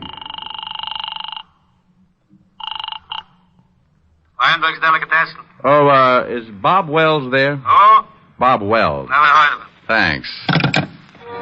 Well, it's like that. 1 minute you think you got a lead hot enough to melt your change purse, and the next you find yourself looking like a tree surgeon in Death Valley. But in my business, it takes a conventional 3 to strike you out. So I found the address of the delicatessen, and 15 minutes later I was standing between a smoked herring and a 3-foot salami talking with Mr. Weinberg. What can I do for you, sir? Oh, I talked with you, say 20 minutes ago about a Mr. Bob Wells. Bob Wells? Oh, yes. Never heard of him. Take a look at this picture. Maybe you know the face and not the name. It's familiar. Yes, I think I've seen him somewhere. Think hard now. This is important. Are you a policeman? Detective. Ah. How about it? Oh, yeah. So long as you're a cop, sure, I remember him. He came to my store last night.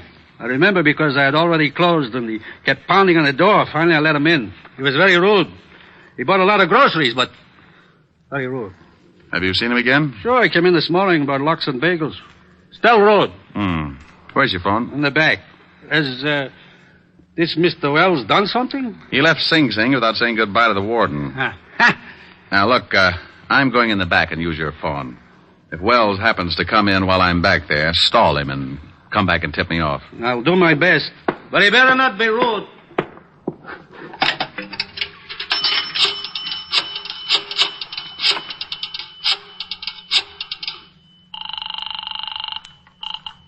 Homicide, Lieutenant Levinson. Hey, Walt, I'm in a delicatessen over on 24th Street. Yeah, Rick. I traced Wells this far, found out he's been buying food here, probably for Walsh. You think Walsh is hiding somewhere in the neighborhood? Yeah, that's my guess. They probably took separate places so they could move in a hurry if one hideout got hot. I'll be over there right away. Good.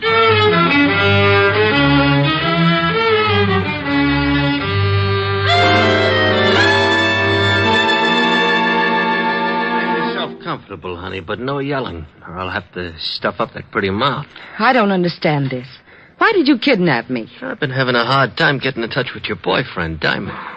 Figure if his girl's in trouble, he'll come looking. I don't have a boyfriend. Sure. Play it straight. But you watch. Tonight I call your butler and tell him we got you. If Diamond wants you alive, he comes to a spot I got picked out. And he comes alone. I don't know any Diamond. Ain't she cute, Bobby? Yeah, cute. Want me to fix her so she forgets how to lie? No, I don't care if she claims Diamond's her uncle. Go on down to Delicatessen and get some food. I'm getting hungry. Okay. But I still think we ought to be getting out of town. In 1 hour, I call this dame's house. At 12 o'clock, I meet Diamond in the park. Then we get out. Why do you want to see this Diamond? Oh, we're old friends, baby. He sent me up for life. And he shot my kid brother full of holes. I just want to see that Diamond gets everything that's coming to him. You talk too much. You've got some bad habits yourself. Now get that food. And if you're too lazy to walk downstairs, I'll show you a shortcut. 3 floors, straight down. You can jump for it. Okay.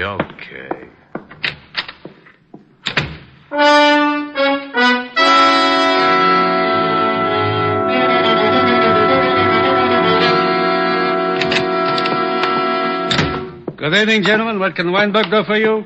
Hey, Lieutenant, that chopped liver sure looks good. Keep your fat hooks off of that, Otis. Walt. Oh, yeah, Rick? Back here. All right. The storekeeper is watching out for Wells. If he shows, he'll come back here and tip us. I parked the squad car 2 blocks over. I didn't want Wells or Walsh to think something was up. Where's Otis? Otis! I'll be right with you, Lieutenant. I'm just buying something to nibble on. His nibble would grind up a whole cow. If Wells comes in and spots a cop, he'll take off like a jackrabbit. Hold it, Walt. What's the matter? That guy coming across the street. Looks like Wells. Oh. Otis, get away from that door. Huh? I can't hear you, Lieutenant. A man's coming in the store. Get away from the door. He is? You want me to hide? No, you idiot. Just play it smart like you didn't know him. But get away from the door so he'll come in. Oh, okay, Lieutenant. Leave it to me. Walt, duck. Good evening. What can Weinberg do for you? I'll have a couple of sandwiches. Hey, try the salami. It's great. Huh? Oh, yeah, thanks. Yeah, make it salami. Coleslaw. Pickle beer. Nice night. Listen, that idiot. Yeah, sure. Mustard. He's doing fine, Walt. Relax. You live around here? Huh? No, just seeing a sick friend. Yeah. Maybe that salami ain't such a good idea if your friend's sick.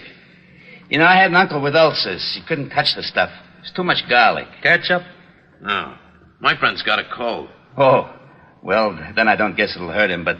You know, the best thing for a cold is good mustard plaster. And now you take the Here's plaster... your sandwiches, sir. 60 cents. 60? Yeah. Thanks. Hope your friend gets better. Yeah. Yeah, come on. How did I do, Lieutenant? Well, one thing is sure. He thought you were too stupid to recognize him.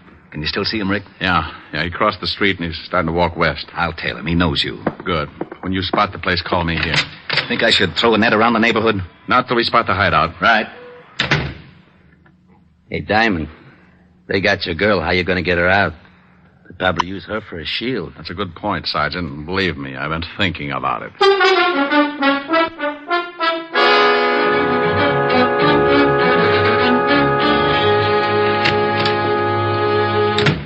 Here's the sandwiches. Swell. Hey, you only got 2. Oh, there was a cop in the delicatessen. A cop? Yeah, big stupid one. Listen, I told him I'm getting food for a sick friend, see, and he starts giving me all kinds You of sure you weren't tailed? Tailed? No, who tailed me? Cop stayed in the delicatessen. Okay. Here, honey. Have a sandwich. I'm not hungry. Oh. Suit yourself. Here, Bobby. Oh, thanks. Hey, when are you going to put in that call to this dame's butler? Right after we eat. Then we go to the park and wait for Mr. Diamond.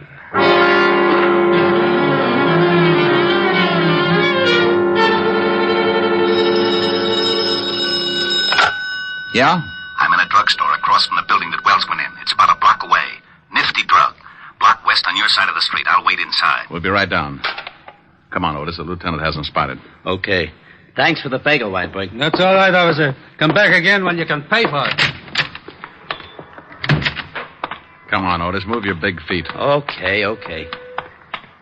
Hey, you got any brilliant ideas how we're going to get Helen out of there in one piece? No, I gotta admit I'm stuck. Why don't you get that bear trap mind of yours working and make yourself a hero? Well, maybe we could start a fire in the building and have to come out. Oh, swell. There's nothing I'd like better than a well-done girlfriend. Well, I was trying. Yeah. Hey, wait a minute.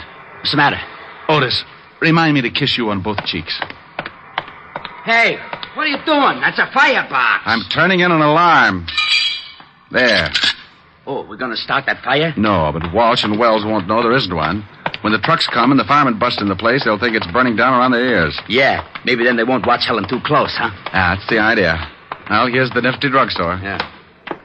Rick, I've been worrying about something. Yeah, I know. How do we get Helen out? Yeah. Well, relax. Otis came up with a solution.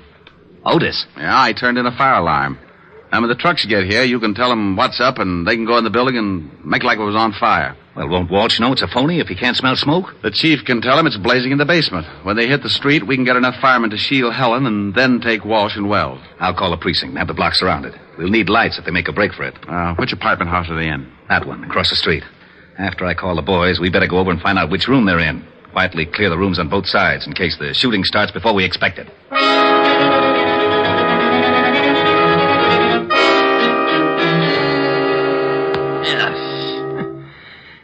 garlic upsets my stomach. How about that call? Yeah, right. What's your phone number, baby? It's in the book. Oh, she gonna be trouble, Bobby? He wants your number. Now, come on, we ain't got all night. All right. Evergreen 54308. Oh, that's better. Gotta be more careful, Bobby. Your lip's bleeding. Yeah. Hey, Walsh, what's that? Sirens. Maybe that's the cops. If somebody tailed you... I told you I wasn't tailed. Wait, I'll go see. It's fire trucks. They're coming down a block. I don't smell no smoke. Hey, they're pulling up in front of this building. The joint must be on fire. Let's get out of here. Maybe it's the building next to us. No, they're bringing their hoses right in front of the door of this joint. I'm getting out. Sit still. Maybe it ain't a big one. We can't go busting out in the street. Well, maybe it ain't a big one, but if it is, I don't want to end up like a pound of spare ribs. Shut her up. Why, you... All right, now, come on. Hey, what's that? Yeah, what is it? Fire department, we're evacuating the building. What are we going to do with the dame? Shove her in that closet. Just a minute. We'll be right with you. Hurry up. There's a fire in the basement. It's nearing a gas main. The whole place may go up any second. Did you hear that? Yeah, step on it. Okay. Hey, better step on it down these stairs. We can find our way. Hey, there's a couple of prowl cars. Yeah. Separate. We'll meet at the other place. Okay, Walsh, that's far enough. It's the Shamus. Get him, Walsh. Don't reach for it, Walsh. I owe you something, Diamond. You all right, Rick? Yeah, Walt. He's a worse shot than his brother. Where's Wells? He made a break for it, but he won't get through. All right, Wells. You can't get through. Drop your gun. You won't take me, copper! Well, that's that. What about Walsh? He's pretty dead. Come on, I want to find out what happened to Helen.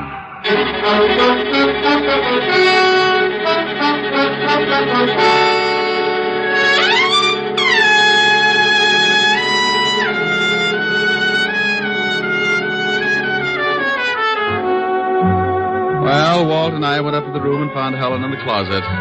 We took her downstairs, and she cried a little on my shoulder. I like that. Makes me feel so protective.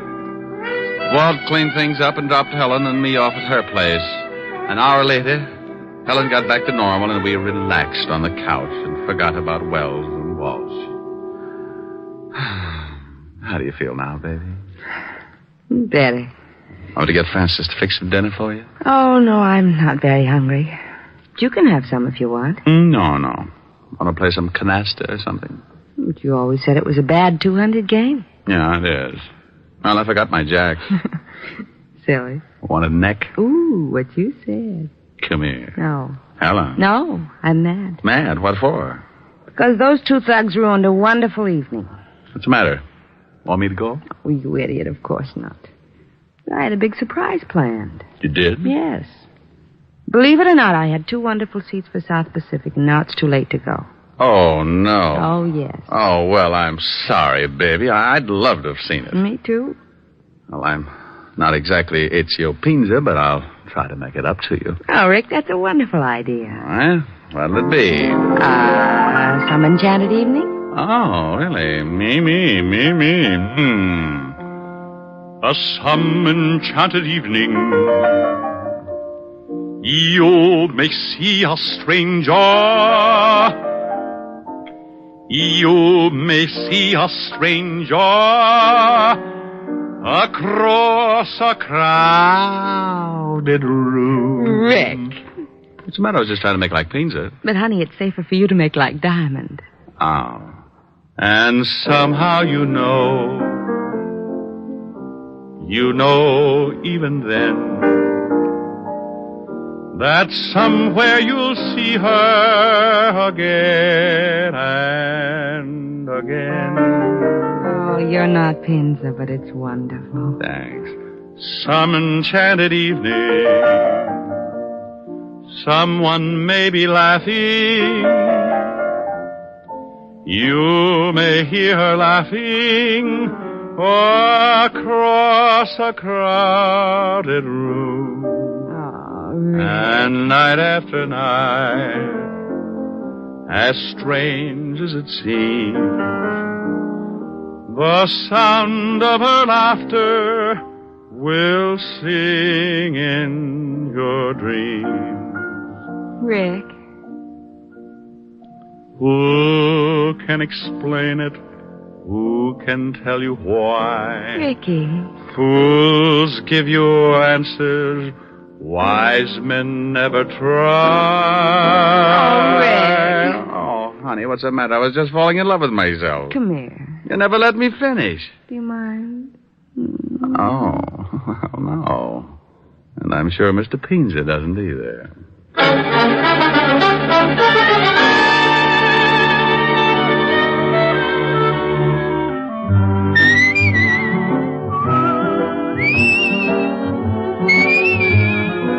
You have just heard Richard Diamond, Private Detective, starring Dick Powell. Helen was played by Virginia Gregg, Lieutenant Levinson by Ed Begley. Also in our cast were Wilms Herbert, Paul Frees, and Larry Dobkin. Music was under the direction of Frank Worth. Richard Diamond is written by Blake Edwards and directed by William P. Rousseau. Now, this is Eddie King inviting you to be with us again at the same time next week when we will again bring you Dick Powell as Richard Diamond, Private Detective.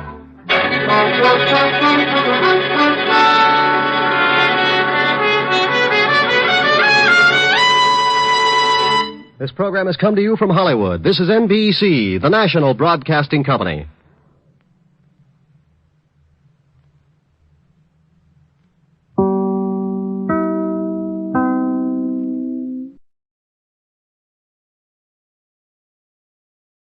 WOR, New York.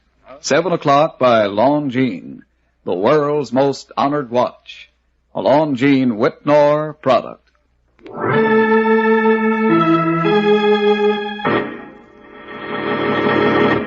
From New York City, the makers of Clipper Craft clothes for men and 1,036 leading retail stores from coast to coast present the world's most famous detective, Sherlock Holmes.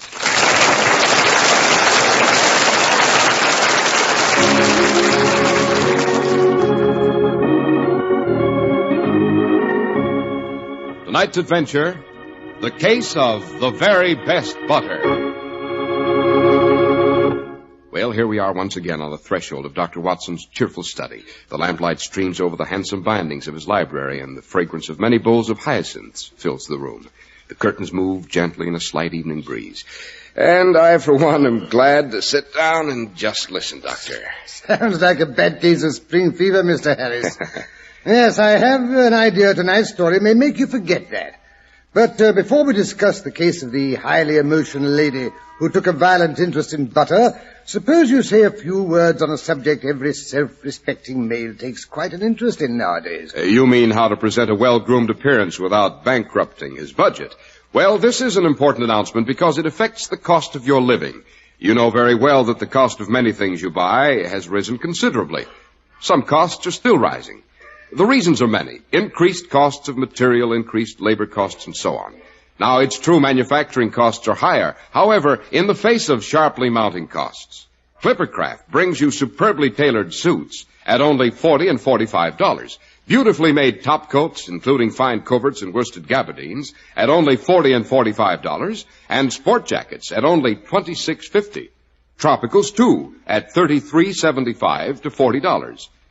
Clippercraft offers these amazing values even today because of the unique Clippercraft plan, concentrating the buying power of 1,036 of the nation's finest stores from coast to coast, making possible steady year-round operation, effecting tremendous savings in manufacturing and distribution costs. Only comparison will prove what this means in money saved on your spring clothing budget. Yes, compare Clippercraft with clothes selling for many dollars more.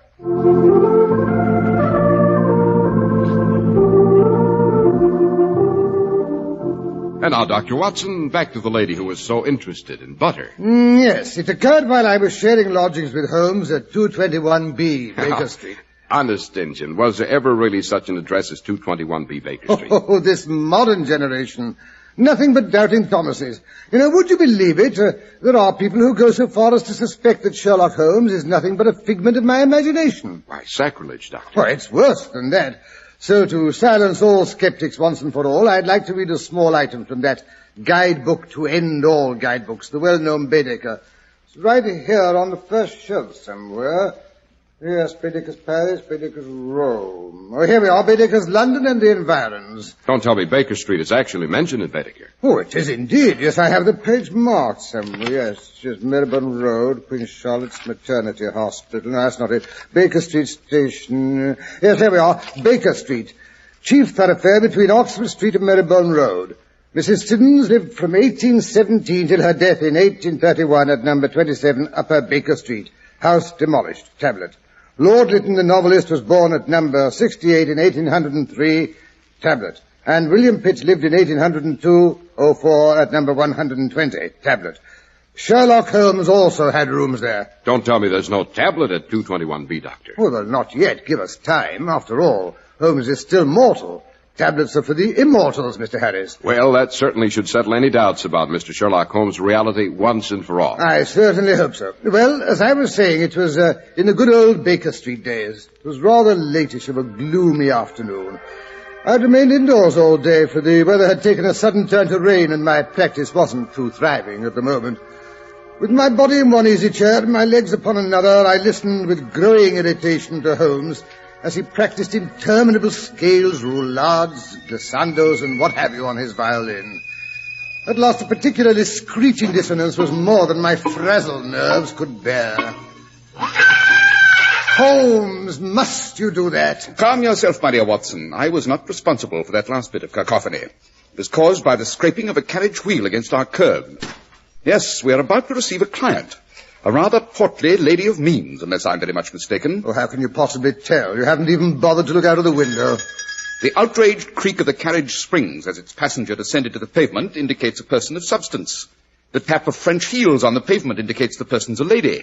And the fact that the vehicle remained at the curb indicates that it's either a private carriage or a public conveyance that's been told to wait. Either eventuality indicates a person of means. I swear I heard nothing except the first scrape against the curb. I must say, Holmes, you have ears like a hawk. Your metaphor is a trifle mixed, my dear Watson, but I accept your tribute. Come in. Mr. Holmes? Mr. Holmes, Mr. Sherlock Holmes. Naturally. This is my friend and colleague, Dr. Watson. Oh, how do you do? Thank heavens you're at home. You must dine with me tonight, both of you. I may need a doctor as well as a detective. Interesting. I mean, what brings you to that rather startling conclusion? I am in grave danger, and you are the only person who can save me. How, madam? My husband wishes to be rid of me. I am being poisoned, systematically, cold-bloodedly poisoned. That is, I was, until I hired an old nurse of mine to do the cooking, and refused to eat anything that wasn't served to everybody in the house on a common plate, pot or tureen. So that if poison were present, all members of your household would be in equal danger. Exactly. I'm no fool. How many members of your household are there, Mrs. I am Madame de Pavane. My husband is Pubis de Pavane, the famous violinist. Oh, yes, I've heard him in concert. Remarkable technique. They tell me his trills compare favorably with Paganini. Oh, yes, Pubis is a great violinist. If you've heard him play, you have doubtless also seen my daughter, who plays his accompaniments. My husband, my daughter Therese, and myself. There are only 3 of us in the household. We are, I may say, the eternal triangle. Pubis is infatuated with Therese. Well, really? Your daughter, I gather, Madame de Pavane, is the child of a previous marriage. Yes and no. As a matter of fact, she's my stepdaughter, the child of my first husband by his first marriage. Rather a complicated ménage, Watson? Quite. Huh, I was a fool to marry a man so much younger than myself. But Pubis was, well, ardent. You know what these Latins are, Mr. Holmes. Swept me right off my feet. Would you believe it, he refused to eat or sleep until I named the day. It all happened in the south of France, that land of languor and romance. Oh, I see it all. The courtship, the honeymoon, the return home, the meeting with the daughter of the household, the inevitable call of youth to youth. Pubis isn't that young, Dr. Watson. I'm not a cradle snatcher. And besides, he'd known Therese long before I met him. She accompanied him on a concert tour, much against my better judgment, I will say. I sometimes think their romance may have blossomed even then. Yes, but in that case, why did Monsieur de Pavane marry you, not your stepdaughter? Because, Dr. Watson, I happen to be the one who has the money. These realistic Frenchmen, Watson? Tell me, Madame de Pavane, when did you first suspect you were being poisoned? About a month ago. I began to have a marked distress after every meal. You don't think it could have been flatulence brought on perhaps by overeating? Certainly not. I have an extraordinarily good digestion plus an excellent appetite. Obviously. I will say Puce has tried to persuade me to eat less of the fattening foods, but I tell him that here in England men appreciate fine figure of a woman. No, Mr. Holmes, I know the difference between flatulence and a definite and even painful burning sensation in the pit of my stomach. And I can guess what causes it when I see that the weed killer I keep for the garden is disappearing in the middle of the winter. Weed killer? But that's full of arsenic. I know that. I'm no fool. That's why I sent for Nanny 3 weeks ago to do the cooking. What a pity you didn't come to me instead. I should have enjoyed making the Reinsch test on the contents of your stomach. Now, of course, after 3 weeks, it would be very difficult to prove the presence of arsenic in your system. Short of an autopsy, of course. Well, I'm not giving anyone a chance for that. Not if I can help it. I take it you've had no further distress since your nurse was brought in to do the cooking? No, that I haven't. Then why do you come to me at this late date? Because I think Pubis is getting set for another try. He leaves tonight for a concert tour of the continent. I have forbidden Therese to accompany him. But just half an hour ago, I heard them plotting together. I was counting the silver in the butler's pantry when I heard them come into the dining room. They didn't know that I was listening. I don't care what she says. I can't. I won't go without you. But you'll have to, Pubis. You have a week before your first concert. You'll be able to find another accompanist in Paris. But I don't want another accompanist, Therese. I want you. You know I can't do anything if you aren't with me. You've got to come with me. Sneak out of the house when she's not looking. But I can't do that, Pubis, dear. She'll disown me. I'll be disinherited. We both starve. Oh, confound the woman. If she only weren't so big-headed and so rich. I've tried to persuade her, Pubis, but she won't listen. She won't listen to words, perhaps. But there are other ways of persuading people. Therese, promise me that if anything should happen, you will come to me by the next boat. Of course. But what could happen? Don't worry. I have a plan. A neat little plan. And it shouldn't take too long to work out.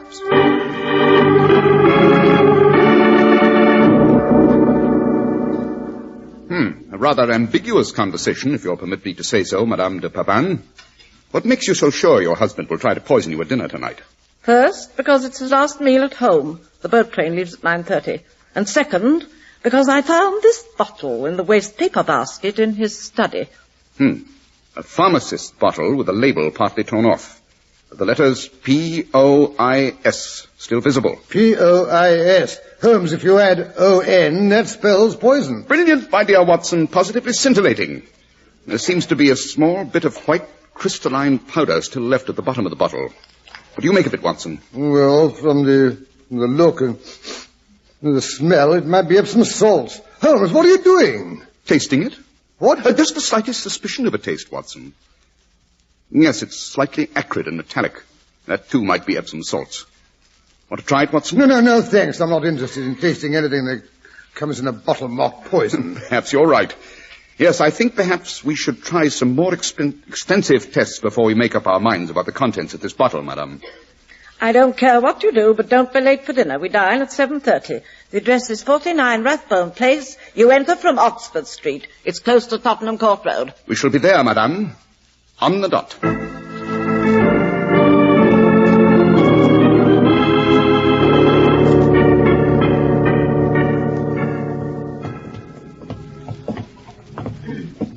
Well, here we are, Holmes.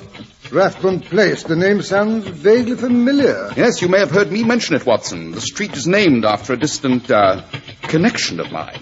I say, just what did you find in the bottom of that bottle, Holmes? Antimony. Antimony? But that's deadly poison. Quite. It's also a constituent of many crack pills. Monsieur de Pavane may be dosing himself for anything from blood pressure to hangnails. Well, just the same, it doesn't improve my appetite to know we're dining at a house where there's poison about. What if he gets in the wrong person's soup? Perhaps we should have brought your stomach pump. Don't be indelicate, Holmes. Personally, I shall follow Madame de Pavane's example and eat or drink nothing that doesn't come from a community dish. Very sensible, Watson. Very sensible indeed. Yes, here we are. Number 49. Give the bell a pull, Watson. There's a good chap. Righto. Well, I must say there's nothing particularly sinister looking about the house, eh, Holmes? Nice, cheerful little ruffled curtains. Yes. The poisoners have been known to live in the most innocuous surroundings. Holmes, I do wish you'd refrain from indulging your sepulchral sense of humor. Yes, sir. That is, if Madame de Pavan lives here, I believe we're expected. But this is a great honor. Come in, gentlemen, come in. Who will believe me when I say I have the honor of entertaining the world's master detective and his ami, the good doctor? Oh, then you recognize us? Naturally. Who does not know the great Sherlock Holmes? Besides, my wife has taken great trouble to impress upon me just who it is she has invited to dinner. Oh, that's certainly forthright of her, eh, Holmes? Madame is a forthright person. She says what she thinks, even when she changes her mind. But will you not step into the parlor? We shall have a glass of sherry. Madame and her charming daughter will be down directly. Thank you, but, I don't think that is... not before dinner. I mean, it might take away my appetite. Oh, come, Dr. Watson. It is such excellent sherry. Here, I pour from the decanter for you, for the great Mr. Sherlock Holmes, and for myself. Oh, well, in that case, eh, Holmes? Sunday, monsieur, to your continued good health. But what do you wait for? Bottoms up, as they say. I see. You wish to see if I drink first. Very well, so. You see, it is quite harmless. Well, that's a relief. May I say, monsieur, it is no secret to me why you are here. My poor wife thinks she is being poisoned, and she suspects me. Well, that's dashed frank of you, I must say. Why not be frank, Monsieur Doctor? I have nothing to hide. Yes, you are a medical man. You must realize that many women, particularly if they are well-bred, and shall we say, a bit high-strung, when they come to a certain age, they develop curious ideas. You do not know how quickly Madame Pavin recovers from her little eccentricities. You know how these things are, Dr. Watson? Oh, yes. I must say if the lady is suffering from, an idée fixe, you're very wise to go away and give it a chance to blow over. You are planning to go alone, Monsieur de Pavan? But of course. What about an accompanist? Oh, you mean Therese. I think at this time it is best she stay with her mother. After all, I do not want to leave her entirely alone. She might develop a melancholia. Very understanding of you, Monsieur de Pavan. But I am a man of the world. I have traveled. You see, I know many women. I understand them better, perhaps, than you, Englishmen. Perhaps. And now, if you will excuse a moment, I must see if Madame needs my assistance. Her maid is not very strong, and since Madame has put on a few pounds, she needs a man to, what you call, hook her up the back. Please do pour yourself more sherry in my absence, now that you know it is safe. Au revoir, monsieur. Well, Watson, what do you make of our friend, the violinist? Well, you know, Holmes, he may be perfectly right. Madame de Pavan may be suffering from a slight form of female hysteria. Then in that case, why has he booked 2 passages to France? See, here are the tickets sticking out from beneath this blotter. One is for tonight. The other is for a week from now.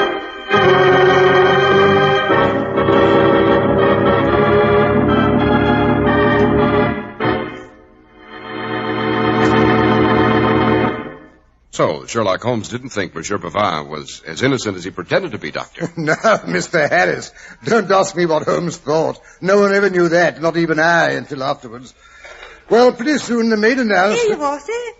What's that? The sherry flips you ordered, Dr. Watson, for you and Mr. Harris. Oh, yes, thank you, Kitty. Right on cue. Well, Dr. Watson, this is what I call hospitality. Yes, I thought we might take a breather and drink a toast to our sponsor's continued success. Righto. Fine local independent stores in every community report increasing demand for Clippercraft. So every day, even more millions of men are becoming acquainted with unrivaled Clippercraft values. These values are the result of the Clippercraft plan, which is just about the best possible example of the true American way in production. The famous Clippercraft plan concentrates the buying power of 136 of the nation's finest stores from coast to coast. Perfectly amazing economies result, and here's the answer. You can secure truly fine Clippercraft suits this spring for only $40 and $45, and superb top coats in fine coverts and worsted gabardine at only $40 and $45, sport jackets for only $26.50, and tropicals at $33.75 to $40. See these remarkable values tomorrow. Yes, selling expensive clothes at inexpensive low prices at the nation's finest stores is the great big idea behind the Clippercraft plan. That's why men who know insist on Clippercraft clothes. So be sure to visit the Clippercraft store in your city. These leading stores in the metropolitan area are proud to add their names to Clippercraft in your suits, top coats, sport jackets, and tropicals. In Manhattan, Saks 34th, Broadway at 34th. John Wanamaker Men's Stores, Broadway at 8th and 67 Liberty Street. In Brooklyn, Abraham and Strauss. In Newark, New Jersey, Boulevard Men's Shop, Kresge Newark. And in Jamaica, the B&B Clothes Shop, 16408 Jamaica Avenue.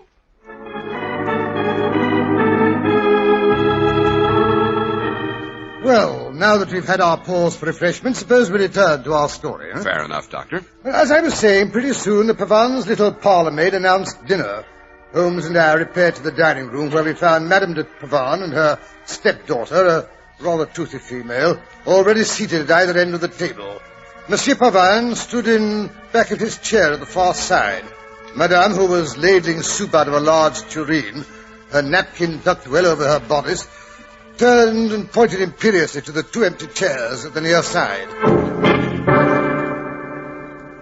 You sit here, Mr. Holmes, next to me. Dr. Watson, you sat there, next to Therese. Oh, delighted, I'm sure.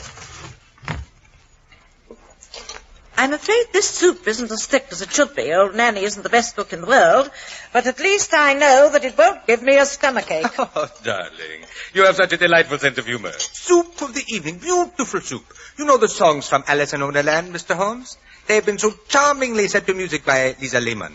Never mind Alice in Wonderland, Pubis. You may pour out the claret. Certainly, my dear. No, not from that bottle. The one that's not been opened, with the cork still sealed. Perhaps Dr. Watson will do the honors. He looks like a person who could handle a bottle. What, sir? I confess quite freely that I have never been able to master that little object you call the corkscrew. Oh, of course, if you like. Here it is. Aha, a magnificent vintage, madame. My father laid down quite a respectable cellar before he died. Bravo, bravo. And now to add further to the festivity of this occasion, I have a special surprise for my dear little wife. Oh? What's that? Butter. You may not know it, Mr. Holmes, but ordinarily I do not approve of butter on the dinner table. Bread, I believe, should be eaten in the continental fashion, with just a pinch of salt. My wife, however, bless her dear little heart, has a weakness for butter, even though it is forbidden by the doctor. However, tonight, being my last meal at home, and to honor two such distinguished guests, I myself went out and bought a roll of butter. And here it is, in a beautiful silver butter dish. Oh, it is pretty.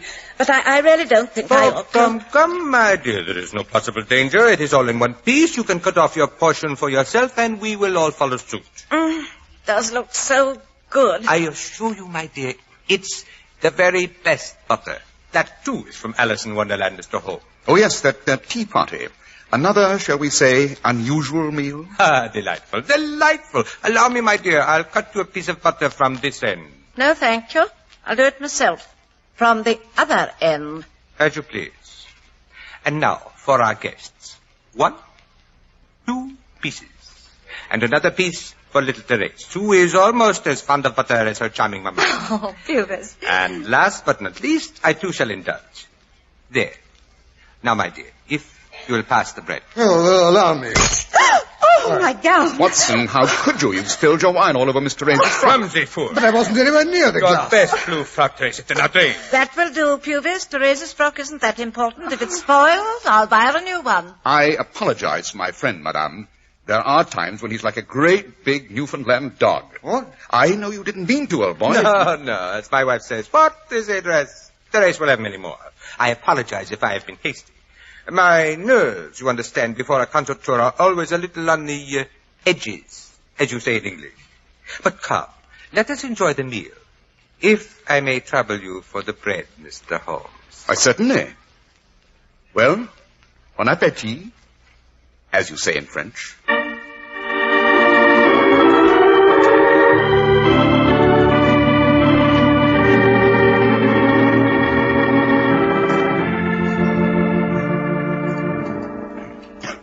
Another cup of coffee, Pubis? No, my dear. Many thanks. Excellent meal. I only hope I shall not regret crossing the channel.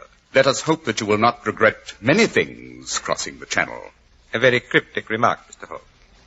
But if by any chance anything should occur, You are here to prove my conscience is clear, n'est-ce pas? Nothing like having the greatest of all detectives as a witness to one's innocence. You two may know what you're talking about, but I assure you it's gibberish to the rest of us. Beg pardon, madame. Yes, what is it? The master's carriage, the one he ordered to take him to the station, is waiting outside. Yes, I must not miss my train. Pardon my hasty departure, but you know how it is. My dear, did you pack my goggle? It's in your medicine case, Pewis, with your toothwash and your hair tonic and your bismuth and your eye wash. My husband, Mr. Holmes, is a veritable traveling chemist shop. I hope he carries the antidotes for all of his medicines. Antidotes? You speak in parables, Mr. Holmes. And why should I use an antidote?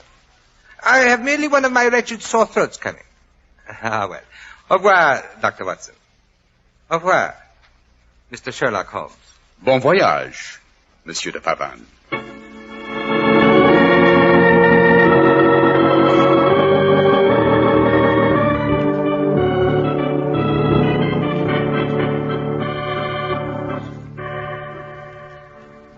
Morning, Holmes. Morning. Well, I must say that was a curious dinner party last night.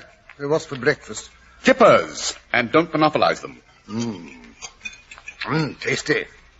Well, I gather Madame de Pavane survived the evening. I left word that she was to send for me immediately if she felt the slightest qualms. If you ask me, Monsieur de Pavane was quite correct in his diagnosis. Pass the toast, please. Yeah. The old girl's stomach aches and suspicions were probably a mild form of female hysteria. I wasn't concerned in the least for Madame de Pavane's safety, Watson. It was her husband I rather wondered about. What do you mean? You haven't read the morning papers, I take it. Here, take a look at this item. Famous violinist dies in Channel crossing. Puris de Pavane succumbs to nausea and convulsions. Good Lord, what... Yes, I rather thought he might. As I suspected, the butter was poisoned.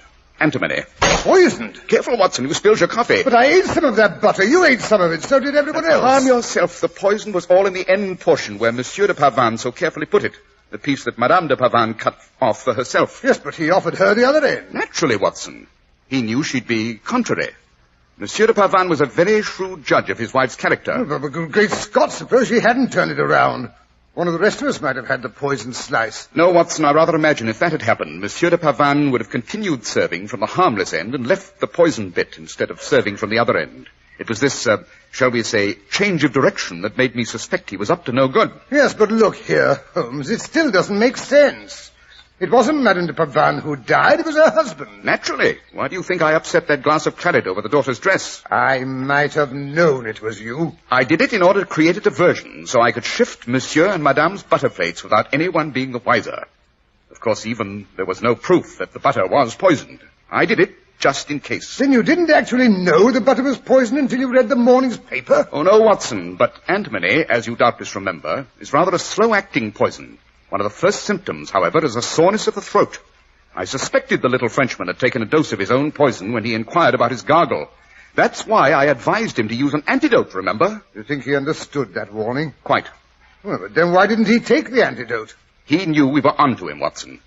Rather than face the consequences of his crime, he decided to let nature take its course. Yes, spare me another kipper, Watson. If you can spare it.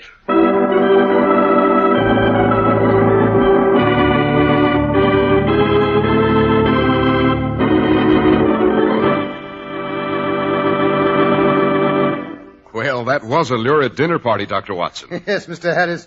Meals with Sherlock Holmes were often rather rough on the nervous system. Oh, the doses of bicarbonate I used to consume.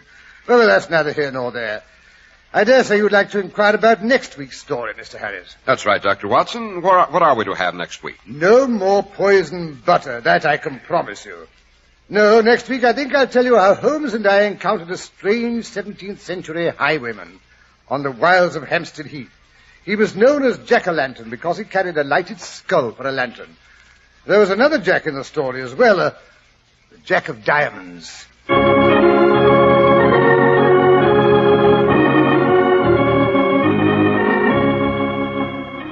The makers of Clippercraft clothes and 1,036 leading stores from coast to coast have brought you another in the new series of broadcasts featuring the world's most famous detective, Sherlock Holmes.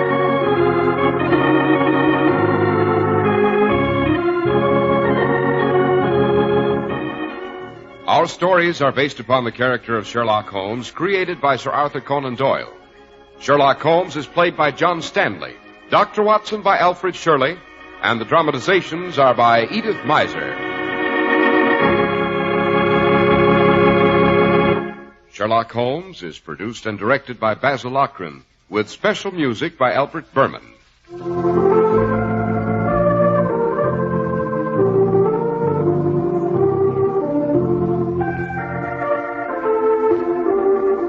If you don't know your Clippercraft dealer, write Clippercraft, 200 Fifth Avenue, New York City.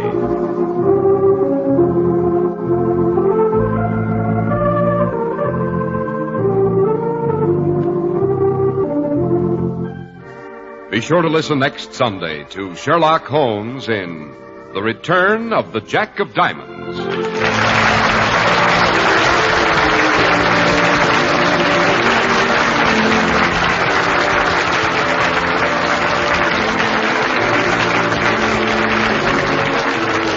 This is Cy Harris speaking for Clippercraft Clothes. This is the Mutual Broadcasting System.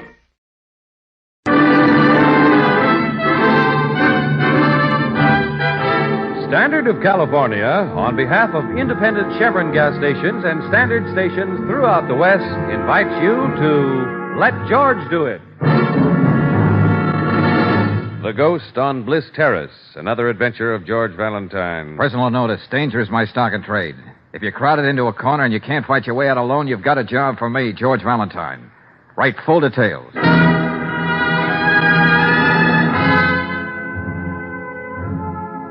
Dear Mr. Valentine, there's no such thing as a haunted house. You know that, and I know it. Still, a great many people in our neighborhood are convinced that a certain empty house on Bliss Terrace is occupied by a ghost. I've persuaded a group of my saner neighbors to join me in raising a fee so we can prove once and for all. Prove once and for all that it's all so much poppycock. You can find me at home any morning. It's signed Mrs. Angela Macaulay. A haunted house, no less. Well, I know how we can earn that fee in a hurry. All right, Angel, I'll play straight man. How? Just put out a for rent sign. Whatever ghosts happen to be around will be trampled to death. Brooksy, you take this too lightly.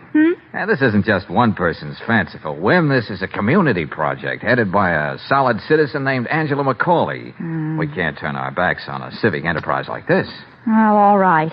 But what's standard equipment for a job like this?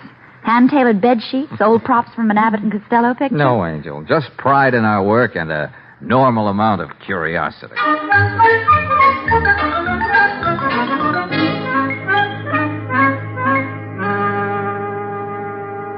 And as I've said, Mr. Valentine, although we're ordinary middle-class families, we take great pride in our neighborhood. Yes, you've told us that, Mrs. Macaulay. You can't imagine the effect all this talk about the Mitchell house has had. What do you mean? Oh, it just stands there empty. Nobody will rent it. Nobody will buy it.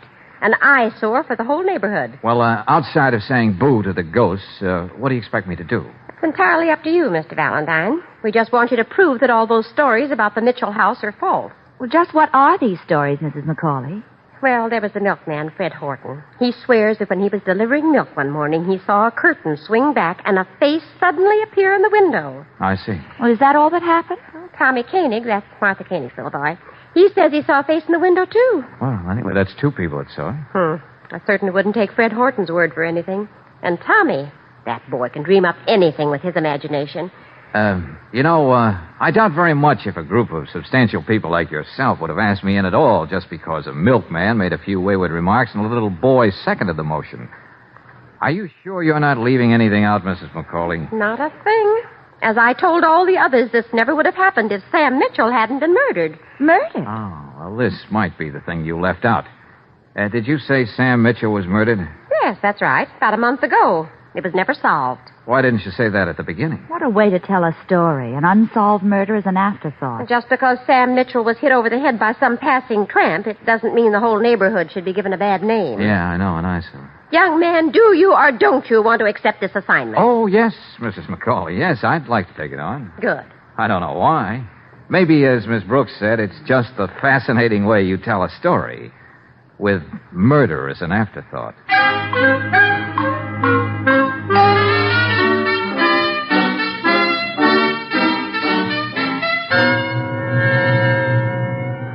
Okay, Valentine, okay. I don't see why this Mitchell case has to be a private nightmare. Oh? Nightmare?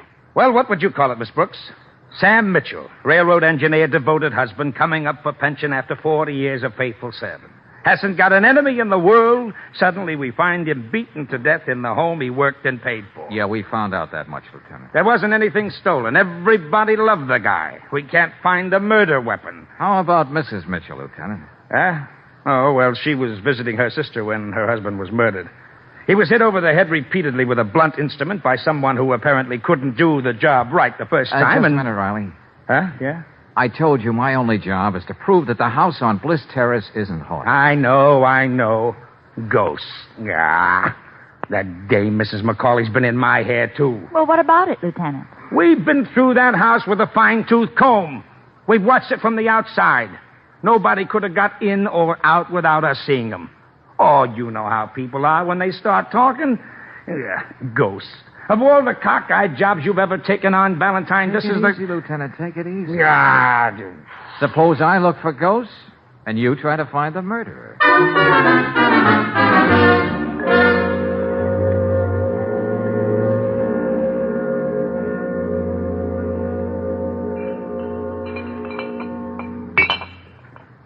I understand you deliver milk in the neighborhood of Bliss Terrace, Mr. Horton. That's right, mister.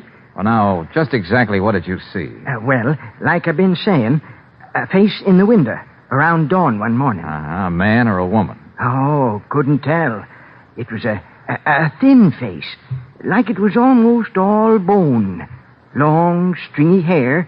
Just seen it for a minute. Look, you believe me, don't you? Oh, sure. Go on. Well, not only that. One morning I heard music coming out of the Mitchell house. What's that? Yeah, a guitar or banjo or something. It went something like this. Da, da, da, da, da, da, da, da, da. You believe me, don't you? Oh, yeah, every word. I was just marveling at the way you carry a tune. Thanks for the information, friend.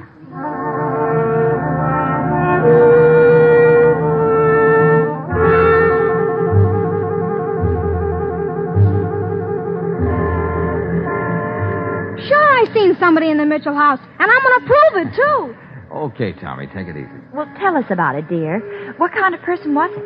Well, lady, it was getting dark. I put my face up to the window on the porch, and gosh, all of a sudden, there was another face, looking right at me. I bet that must have thrown a scare into you, Tommy. Me scared? Not me, lady. I just kept looking right back at him. I'd say it was me who scared the daylights out of him. So it was a man, huh? Golly, I don't know for sure. He had long hair like a lady, but... Well, anyway, it was real, like Mr. Wharton said. Just wait till I prove it, too. Well, that's a job we both got, son. Only it looks as though you've got a head start on me.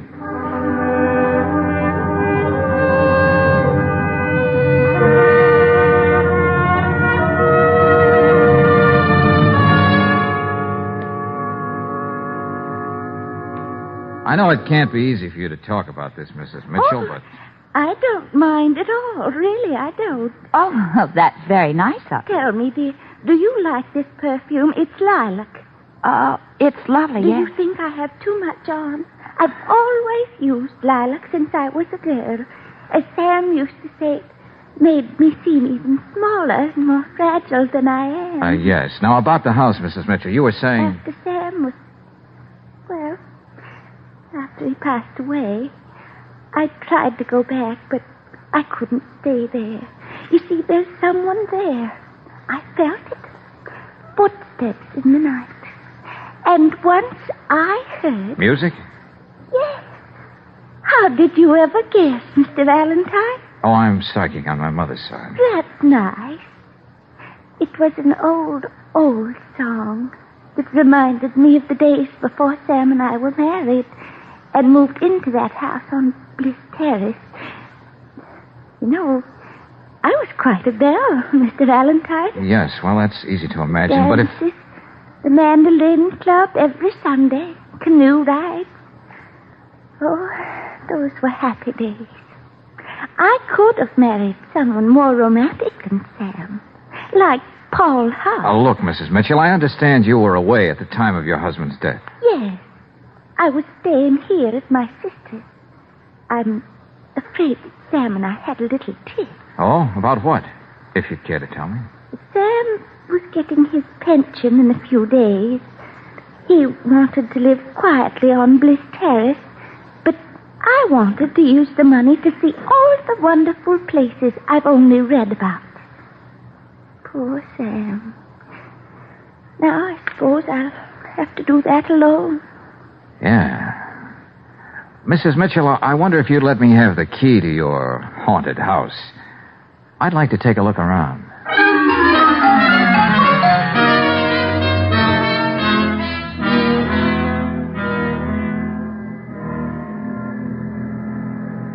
George, we could sit here in the car and watch that house all night and still not see anything happen. Yeah, you're so right, Angel. I don't even know what I expect to see happen. Darling? Well, when we went through the house before, I did get sort of a funny feeling. Not you too, Brooksy. That's Mrs. Mitchell's private routine. Oh, well, I kept getting the feeling that I was in a honeymoon cottage that hadn't been changed in 40 years. Oh, how do you like that? A honeymoon cottage, Bliss Terrace, and a murder. What a combination. Oh, George. Maybe I'm imagining things, but isn't the curtain in that window on the porch moving? Yeah. Come on, Brooksy, that's our cue.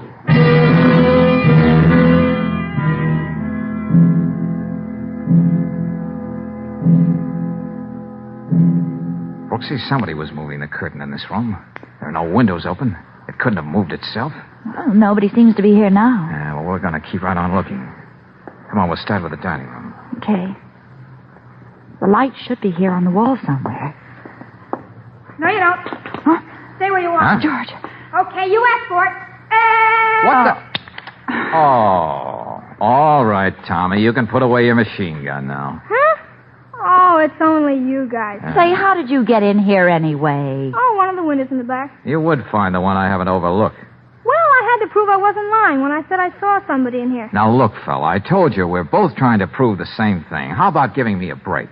Well... Oh, I know you're better at this sort of thing than I am, but it happens to be my living, my job. So, how about going home, huh? Yes, your mother's probably wondering where in the world you are. Come on. She knows I can take care of myself. Hey, I'll be in the kitchen, Brooksy. Oh, what a deal. Mrs. McCauley, why didn't you stay out of my life? You and your Citizens Committee for the Prevention of Ghosts. George? Oh, George. Oh, that Tommy character. Well, he's a character. Well, don't you believe in light? Oh, George. Oh, don't be alarmed, Angel. Just a childhood habit sprawling out on the kitchen floor. What happened? You frightened off a remarkably agile ghost. I got tapped before I could even turn on the light. But it can't be. Yeah, well, this bump is no make-believe. But where did this thing go? It couldn't get out. There's no place to hide. Tommy was playing around in here, and we were watching the house from the outside. Somebody tried to give me the same kind of scalp massage Mitchell got. Oh, what goes on here? Brooksy, we're not leaving this Victorian love bower until we find out.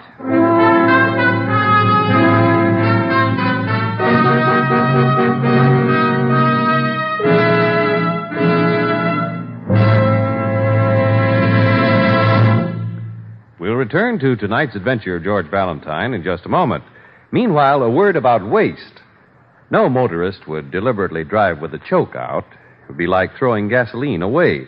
But some folks let the air cleaner under the hood get so dirt-clogged that it can waste just as much gas as a pulled-out choke. Even worse, a dirty air cleaner means that some road grit and dust is mixing with the gasoline, and that can raise Cain with finely polished engine parts. So take a summer driving tip. Have the air cleaner on your own car serviced. It's an inexpensive job that you can have done quickly at an independent Chevron gas station or a standard station. While you're there, let them help keep your engine cooler by cleaning out the radiator. That's another simple, speedy service which repays its cost many times over by maintaining proper engine temperature, better all-around operation. Ask for radiator and air cleaner service tomorrow at any standard station or independent Chevron gas station where they say and mean, we'll take better care of your car.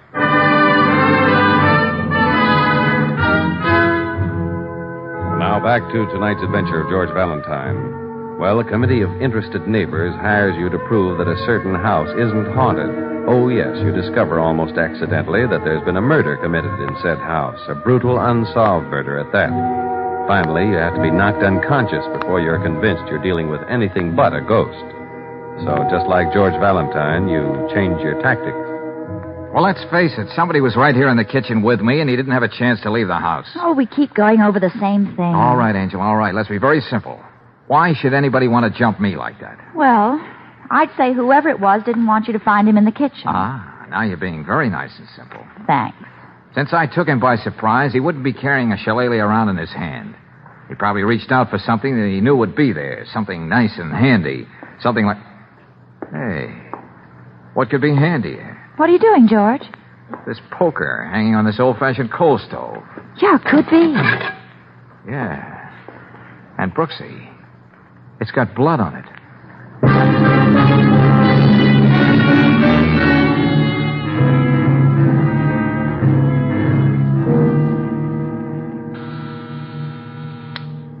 Yeah, Riley. This is Samuels down in the lab, Lieutenant.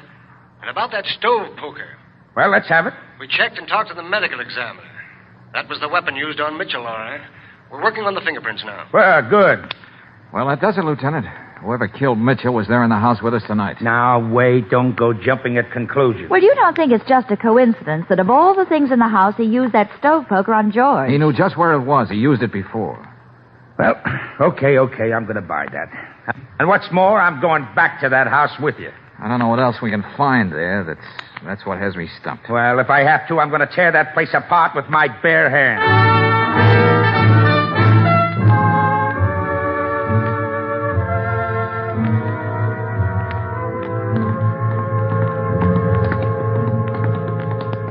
George, I'm sure we turned all the lights off when we left. Yeah, so on. But there's a light in the parlor, all right. Come on.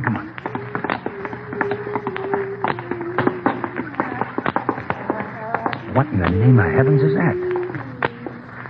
Sure. Horton, the milkman. He hummed it to me. He swears he heard somebody playing it on a banjo or something when he passed the house one morning. Well, let's go inside and find out what this is all about. Oh, goodness. What must you think of me sitting here and singing to myself like this? I thought you were staying at your sister's place, Mrs. Mitchell. Why did you come back here tonight? Well, let me see. Oh, yes. These two nice young people and I were talking about the old times. Just this afternoon. Yeah. The songs we used to sing. And that naturally reminded me of the mandolin. You can understand that, Lieutenant? Oh, yes, sure. What mandolin, Mrs. Mitchell? The mandolin, of course. Oh. Look, Valentine, I don't give up easily, but this is getting out of hand here. Wait a minute, will you hold it, Lieutenant? I'm very interested in that mandolin, Mrs. Mitchell. Ah, you young man. Paul Huff gave it to me when I married Sam. Paul Huff? He was one of your beaux, wasn't he? He was so handsome, and he adored me. No one could play the mandolin like Paul. I'm sure of that. He was the leader of our club. I've always felt that Paul gave me that mandolin so I'd never forget him. Or the dreams we had together. I don't know why, but let's get back to that mandolin, huh? Now, that's just it, Lieutenant. It's gone. Huh? It's the only thing in the whole house that's missing. If it was a tramp who killed Sam, why would he just steal a mandolin? Oh, you'd be surprised how many questions I can't answer, Mrs. Mitchell. Come in the next room, Valentine. I want to talk to you. Come on. You can understand, Miss Brooke. First I thought it was Paul, and his mandolin. That's the song. That's why I was singing. Valentine, a weird thought just occurred to me. You mean that Mrs. Mitchell might be our ghost and murderer? Well, she had a quarrel with her husband. The milkman says he heard something that sounded like a mandolin, and the old girl plays one. Uh-huh. Ordinarily, if you wanted to kill somebody with a stove poker, just a couple of smacks on the head would have done it. Lieutenant, Mrs. Mitchell is small and fragile. Yeah. And it took a lot of blows on Mitchell's head to make her a widow. Now, I've kicked that around too, Lieutenant. But if I don't come up with anything better than that, I'm going to buy me a mandolin and play on street corners. Well, I'm going to get Doc Farrell down here. Police psychiatrist? Yeah. Maybe he can get her to make some sense. I know I can.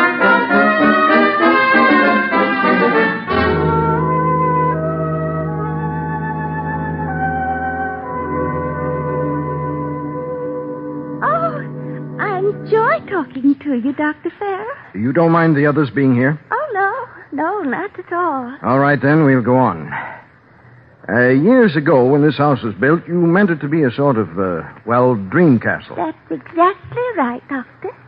It's strange how you should know. But in back of your mind, you didn't mean it to be for you and Mr. Mitchell. Oh, but you're wrong, Doctor.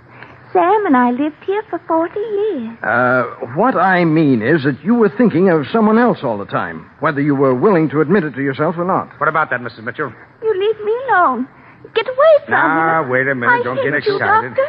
You guessed my secret. Take it easy, Mrs. There's nothing to be afraid of. I never let Sam know how I felt. I tried to make him happy. Believe me. Oh, yes, we do believe you now. Just a minute in here, Riley. All right. What do you make of it, Farrell? Well, Valentine, I wouldn't say she's crazy. Well, okay, Doc. What would you say? You've heard of people who stop growing physically, others mentally. Yeah? Well, some stop growing emotionally. She's one of them. Oh, don't go technical on me. I mean, for some 40 years, that woman has tried to remain a romantic young woman, holding on fiercely to a love she had to turn her back on. It's as simple and complicated as that. And one day she couldn't stand it any longer and bumped her husband off, huh? The answer to that, Lieutenant, is your job. I don't think you need me anymore. Good night. Good night, Doc. Well, it's all wrong, Riley. What? What's all wrong? It finally came to me, a matter of arithmetic. Play around with it all you want. 5 never equals 6. Oh, listen, haven't I had to unravel enough double talk here tonight? Mrs. Mitchell is not even 5 feet tall, and I'm over 6. She couldn't hit me over the head with that stove poker. But it couldn't be anybody else. Unless he's hiding behind a molding somewhere. And if he is, we'll find him. What do you say we really take your advice and start tearing this house apart?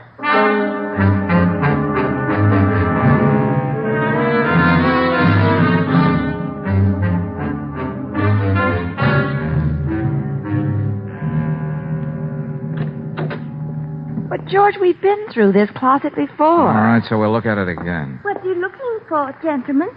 I might be able to help. Please, Mrs. Mitchell. Well, I only Wait a minute. That patch up there in the ceiling. Huh? That's funny. I've never noticed that before. What, that little square? Well, even if it was an opening, it wouldn't lead anywhere. Uh-huh. Well, it couldn't be more than a few feet between the ceiling and the roof. Here, wait a minute. Let me have that umbrella. That does open. Well, if somebody could squeeze in and out of that hole, how could he stay up there? Well, why don't you give me a boost? Maybe I can take a look. Hey, how about that, Lieutenant? Can we borrow your flashlight? All right. Here. Okay. Up you go, Brooksy. Oh. Well, what do you see? Let me get the flashlight on, will you? Yeah, Brooksy? Oh, George! Huh? Oh, let me down, quick! I got you, Angel. What is it? What is it? Oh, there's a man crouched up there. Oh, it's horrible. Paul? How could it be Paul?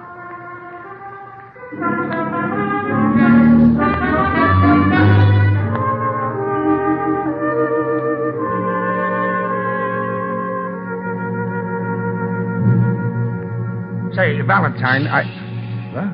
Remember, Lieutenant, you're in a hospital, not down at headquarters. Oh, yes, sure. And the nurse is likely to throw you out. Well, I'm sorry.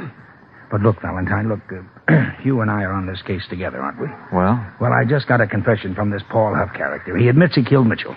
Well, that's that then. Just a minute, Miss Brooks. He must talk some more. But he keeps freezing up on me. Oh, Valentine, see what you can get out of him, will you, huh? Well, okay, Lieutenant.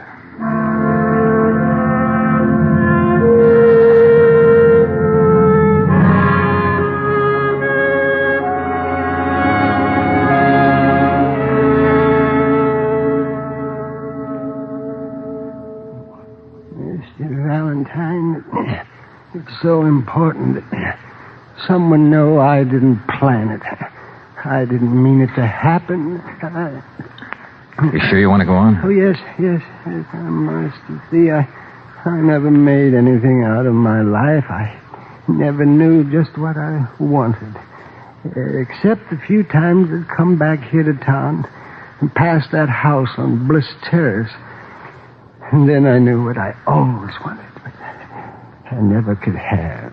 You mean you've been coming back here all these years? Oh, they never saw me, but this one time I knew I was getting old and sick. And I went into the house when they were out. Yeah? I wanted to see what life was like for them, living it so calmly, so peacefully. And suddenly I heard someone come in. I didn't know what to do. I ran into the closet, and there was that opening in the ceiling.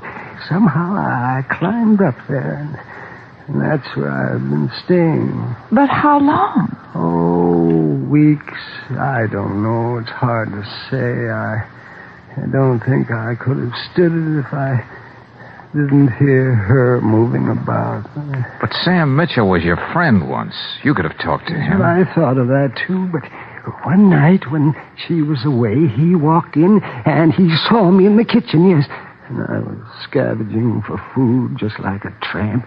He didn't even know who I was. Oh, don't try to sit up, Mr. Huff. Suddenly I felt nothing but hatred and envy. And I grabbed the stove poker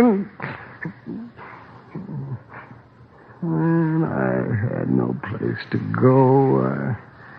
I went on living up there. When you found me in the kitchen last night, you felt I was the intruder and you belonged in that house, huh?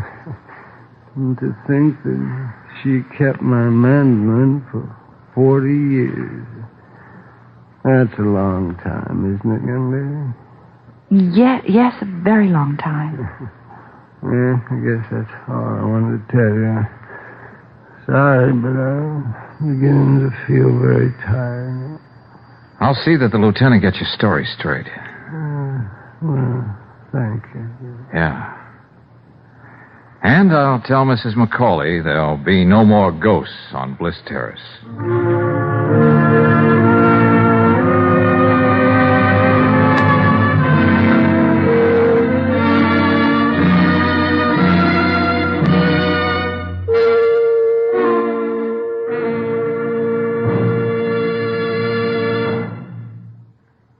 That finely polished and precision-built engine that gives your car all its go can't be neglected. In fact, it needs more attention when you're asleep than when you're driving. And the reason for that is internal engine rust, which goes to work when condensed moisture begins to settle over parts. Nearly any ordinary oil can fight off rust when your car is running and there's full circulation of the lubricant. But RPM motor oil is compounded to protect the engine when it's running hot and when it's standing cold. Unlike ordinary oils, RPM doesn't run away from its job when you cut the motor. A special adhering compound in RPM keeps a tough oil film on all engine parts, protects the interior of your engine from rust. And that's another reason why Western motorists choose RPM motor oil 2-to-1 over any other motor oil. Get RPM at any standard station or independent Chevron gas station where they say and mean, we'll take better care of your car.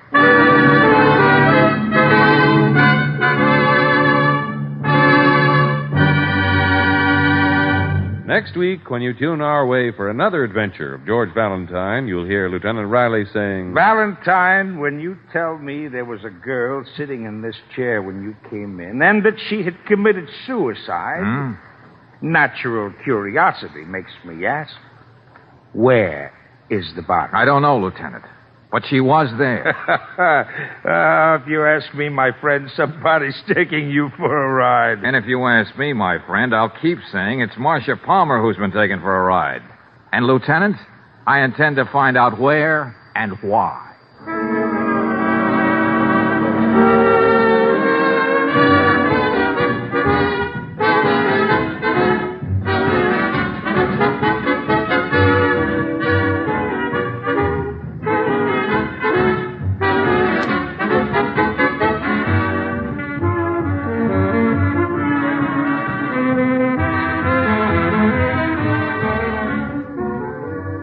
Tonight's adventure of George Valentine has been brought to you by Standard of California on behalf of independent Chevron gas stations and Standard stations throughout the West. Let George Do It stars Robert Bailey as George with Frances Robinson as Claire.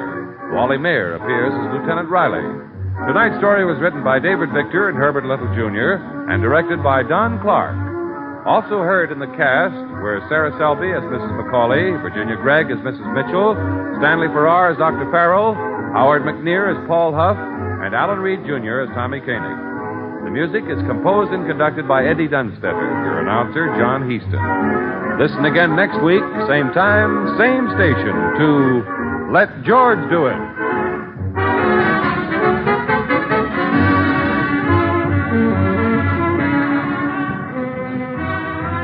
This is the Mutual Don Lee Broadcasting System.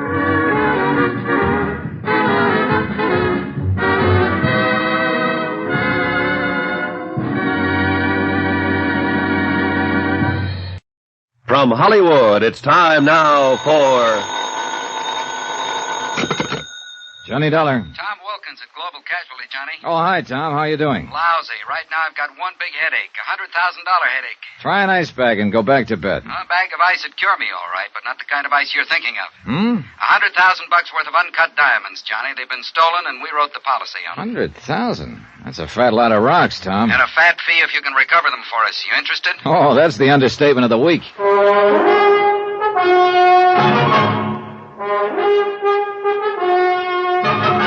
Tonight, and every weekday night, Bob Bailey in the transcribed adventures of the man with the action-packed expense account, America's fabulous freelance insurance investigator. Yours truly, Johnny Dollar.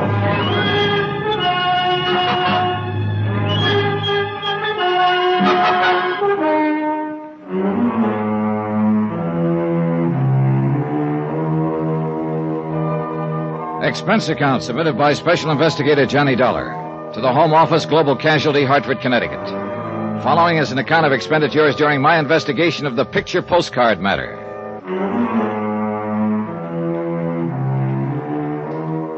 Expense account item 1, $1.25. Taxi to the office of Global Casualty, where Tom Wilkins was waiting for me. Looks like we're bucking a pretty well-organized outfit in this deal, Johnny. The way they pulled the job shows they'd planned it out pretty well. How did it happen, Tom, and where? The diamonds were being taken by a special courier from Zurich, Switzerland to Amsterdam. They got lifted at the Zurich airport. How? The airport was crowded. The courier was carrying the diamonds in a leather briefcase strapped to his wrist. A fight broke out suddenly. In the confusion, the courier was slugged and the case cut loose from him. After which the fight suddenly stopped, huh? Yeah. It was obviously a rigged brawl. By the time the police arrived, the people involved had disappeared. With the uncut diamonds. Mm-hmm. Sounds like their timing was pretty good. Too good. How about the courier? You get a look at the guy who slugged him? No, it happened from behind. Anybody in the airport crowd able to describe the guys who'd rigged the brawl? Well, no clear description. Somebody mentioned that one of the men involved was stocky, sort of a bull neck. Oh, great. Probably only a couple of million people answering that description. True. Zurich police turn up anything? Not a thing. Well, look, Tom, I'm an insurance investigator, not a magician. You better get yourself another boy. Whoa, Johnny. We got one lead, and it could be enough if it's on the level. Oh? Well, let's have it. The robbery was day before yesterday. This morning, I got an airmail special delivery letter from Zurich. Here, take a look. Regarding the recent diamond matter, I have information which may enable you to recover them. For a reward. So I see. And he wants to talk to somebody about it. Yeah. And I nominate you. It's signed Sebastian. Any idea who he is? None at all. As you see, I was to reply to General Delivery in Zurich. I did. Told him you were the one. Uh-huh. How do I find him? Well, read on. You're to register at the Polo Hotel in Zurich. He or she will contact you there. You think it's on the level? I don't know. Could be a phony. Somebody trying to ace in and promote a fast buck. It's happened before. Sure, and this could be another one. But right now, it's the only lead we've got. We got to take a chance and go along with it. I can't say I care for the postscript here. Extreme caution necessary. Leads me to think there's one thing you'd better be real sure about, Johnny. What's that? That you don't get contacted by the wrong guy. And so, with the sun sinking slowly in the west and my morale slowly following suit, I said goodbye to my cheerful friend and set sail for distant shores. Item 2, $622 plane fare and incidentals to Zurich, Switzerland. It was a quiet, uneventful flight, and I had a lot of time to think. But I didn't much like what I was thinking. Whoever had lifted the uncut stones wouldn't exactly like the idea of an informant spilling the beans to me, and I had a slight hunch I'd be lucky if beans were the only thing that got spilled.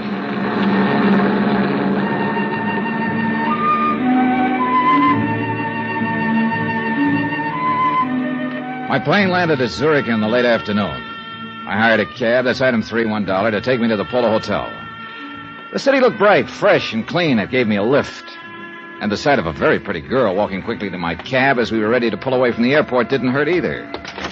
Oh, darling, I... Well, hello.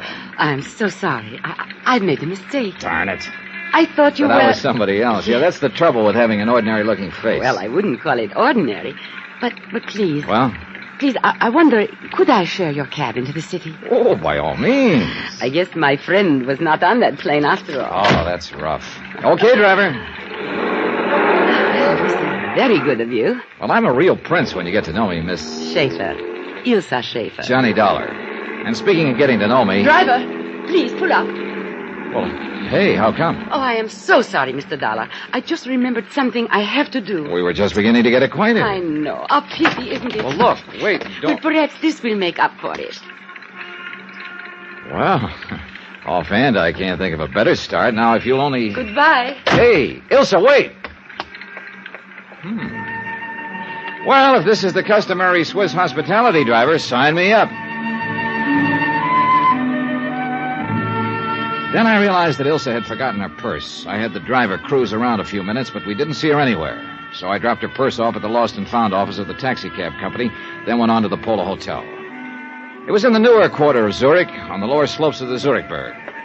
I went inside and started for the desk in the lobby, but I didn't quite make it. Turn here, please. Sorry, I'm heading for the desk. I said turn here, please. You know, I can't say I care for the way you keep nudging me in the ribs. That wouldn't be a gun, would it? Yes, it would. Now, if you will please come with me. Okay, mister. Where to? To the side entrance. I'll say one thing. I sure didn't expect all the reception committees.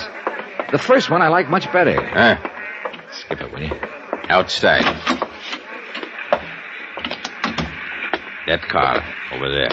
Hey, look, isn't it about time you told me what this is all about? There's no use pretending you do not know. The diamonds. Oh. You think I've got them, maybe? I do not think. I'm sure of it. Well, this may come as a nasty surprise to you, mister, but I have no time to waste. She entered your cab with a purse. She? And Ilsa? And left without it. And she was, shall we say, very friendly to you. Oh, that I remember. And I have no complaints, believe me, but she didn't give me any diamonds. I warn you. They weren't in her purse either. They checked the contents at Lost and Found. Get into the car. Hey, look, this routine won't get you anywhere. Into the car. Hey, take it easy, friend. You're trying to poke a hole in my ribs. Okay, relax. Take it into the car. I jerked the door open suddenly and I knocked him off balance. I swung at him, but he ducked and lunged at me. I went sprawling into the street in front of an oncoming car. The fenders hit me a glancing blow, and I bounced against the curb. By the time I could get to my feet again, my friend with a gun had disappeared, and so had his car. I wasn't hurt, but it took several minutes to convince the very scared cab driver who'd accidentally hit me. He should be scared. Expense account item 4, $12.75. Telephone call to Tom Wilkins at Global Casualty Bank in the States. I'm glad you called, Johnny. Any luck so far? No luck, but sure a lot of action. Well, what do you mean? Well, first off, an attractive little doll shares my cab for a few blocks, plants a kiss on me, and scrambles out, leaving her purse behind. What? Then a strong arm collars me and tells me the girl must have passed the diamonds to me in the cab. Oh, but that doesn't make sense. Well, anyway, that's what happened so far, plus my almost getting run over in the process. Look, Johnny, I knew this wouldn't be an easy assignment, but... Yeah, I know. Yeah. Don't worry, Tom. I'm still all in one piece. But I'm beginning to realize what Sebastian meant in his letter about extreme caution being necessary. Has anyone contacted you yet? No, only the aforementioned pair. No sign of this Sebastian, whoever he or she is. Well, I still don't understand Neither why... do I. Either the boys who stole the diamonds have lost them, or there's another outfit trying to get their hands on them. In which case, I'm right in the middle. Johnny, Sebastian's still our only lead. You gotta give him plenty of chance to contact you. Yeah, I know. Will do. But be careful. Look, I'm with you, believe me.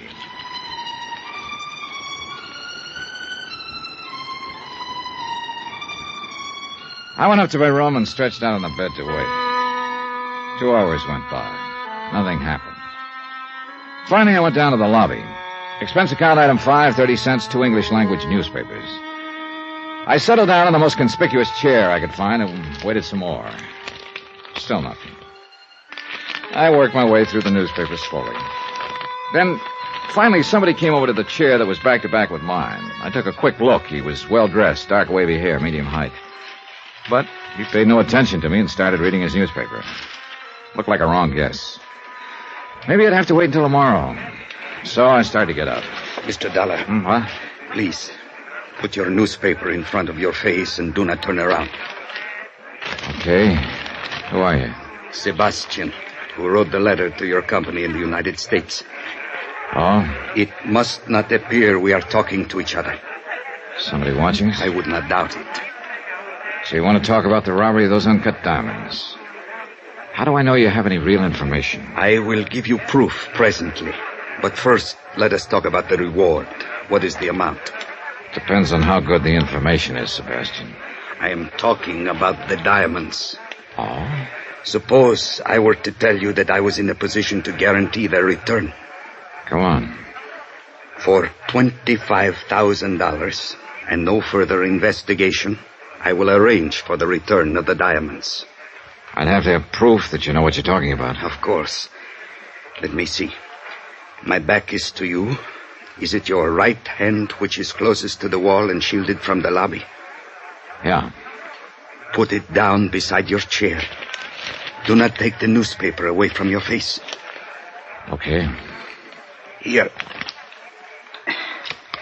A picture postcard. Yes. Addressed to me, as you see. The writing's in German. What does it mean? It is the equivalent of your American expression, having wonderful time, wish you were here. Signed by F. Gruner. Who's he or she? A friend. Look at the picture on the other side. The Kleibach Inn? Yes. An inn in the town of Kleibach in the Alps, several hours from here. Hey, wait a minute. Are the diamonds at the Kleibach Inn? No. But this postcard is part of the key to their location. Part of the key? Oh, now, look, Sebastian, this just isn't good enough. I can't... Shh. Someone is coming.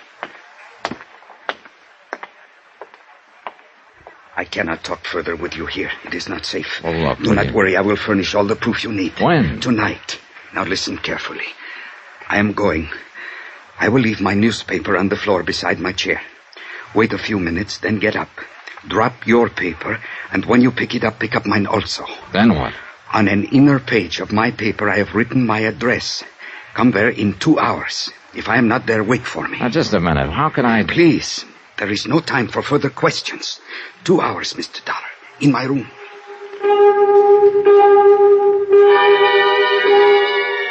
Two hours later, I went to the address he'd given me. A small apartment in another part of the city.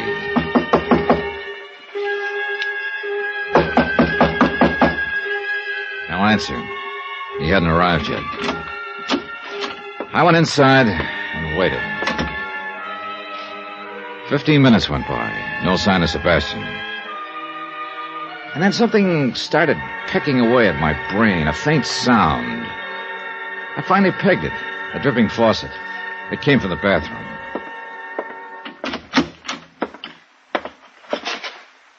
The bathtub was full. In it, floating face down, was Sebastian.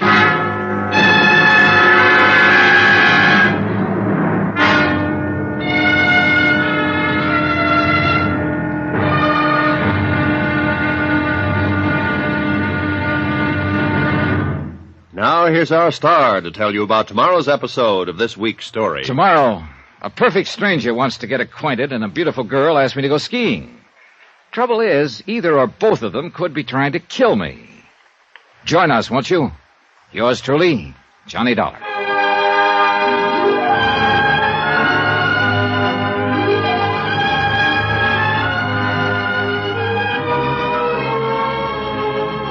Yours truly, Johnny Dollar, starring Bob Bailey, is transcribed in Hollywood. Written by Robert Reif, it is produced and directed by Jack Johnstone.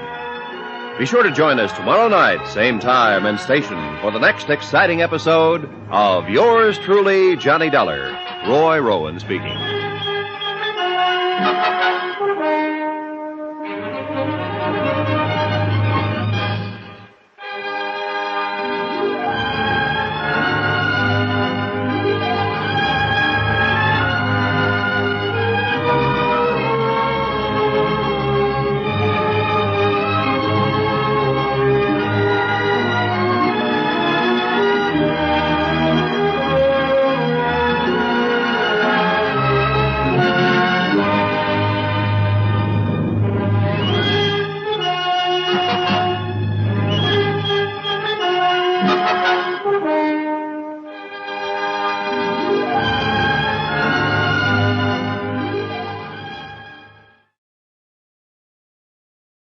From Hollywood, it's time now for...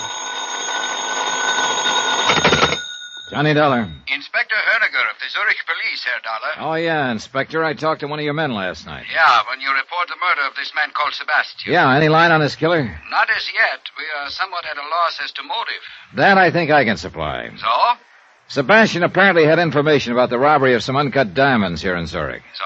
Yeah, and he was willing to sell his information. But somebody called off the sale permanently.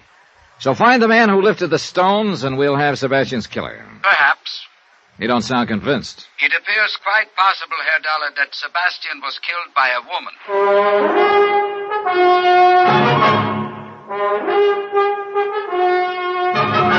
Tonight, and every weekday night, Bob Bailey in the transcribed adventures of the man with the action-packed expense account, America's fabulous freelance insurance investigator. Yours truly, Johnny Dollar.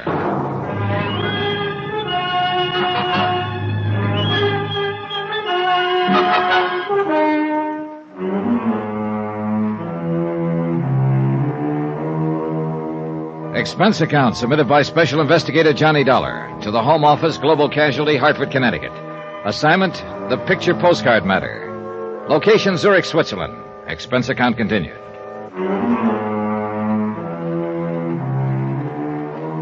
Item 6, $1 even, cab fare from the Polo Hotel to police headquarters. Inspector Herniger was a big man who moved and talked slowly. But one look at his very cold, slate-gray eyes told you his brain was moving a lot faster. Herr Dollar, I believe you told my lieutenant last evening that you were an insurance investigator. That's right, Inspector. And that you are in Zurich to investigate loss of 100,000 American dollars in diamonds at the airport a few days ago. Right. Well, perhaps you had better supply me with such background as you may have. Gladly.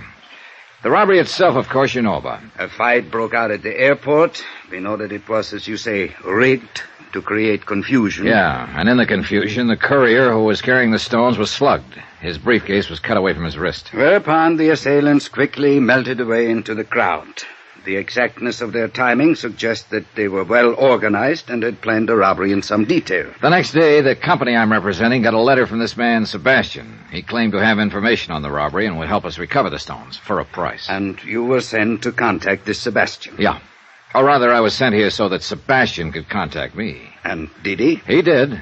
But as it turned out, he practically had to stand in line. I am afraid I do not follow you. Well, first off, a very attractive young lady popped into my cab as I was leaving the airport for the hotel, asked to share the cab. Oh? 2 blocks later, she had the driver stop, planted a kiss on me, and jumped out. Indeed. You Americans seem to work fast, Herr Dollar. Yeah, I'm afraid I can't chalk up the incident to my personal charm, Inspector. She left her purse in the cab, and I gather the idea was to make somebody else think she'd passed the diamonds to me. And who would this somebody else be? A guy who jumped me in the lobby of the Polo Hotel. He was pretty convinced I had the stones. And how would the dead man Sebastian fit in? Well, it's my hunch. Sebastian was a member of the outfit who stole them in the first place.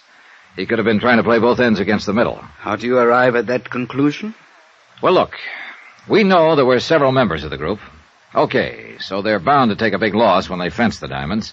They'd be lucky to get half the value, which would be $50,000. True. Split 3 or 4 ways, that would cut the shares down considerably.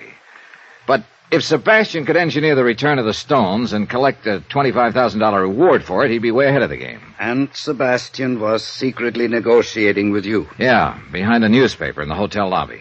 He wanted me to meet him in his room later so we could talk. I went there. I found him in the bathtub dead. And he had given you no specific information as to the location of the diamonds? Only this, Inspector. A picture postcard? Uh-huh. The Kleibach Inn. He told me Kleibach was a small resort village up in the Alps. I know the place. The card is addressed to Sebastian and signed by F. Gruner. He said Gruner was a friend of his. Perhaps the diamonds are at the Kleibach Inn? He said no, that this card was only part of the key to finding them. And he gave you no indication as to what the rest of the key to their location was? No, none at all. I gathered that's what we were going to talk about in his room later. But somebody else apparently had different ideas. Yeah. Say, look, you said over the phone that Sebastian's killer could have been a woman. Well, he was struck on the head from behind, but only hard enough to stun him. His death was due to drowning in the bathtub. Many times in our experience, women have chosen such a method. The woman, then, could be Ilse. Yeah. Or perhaps one of Sebastian's gang who learned of his plans. Very annoying, Herr Dollar. Many possibilities. But nothing tangible. Well, I'm heading for that place on the postcard, Inspector. The Kleibach Inn? Yeah. At this point, part of a key is better than none.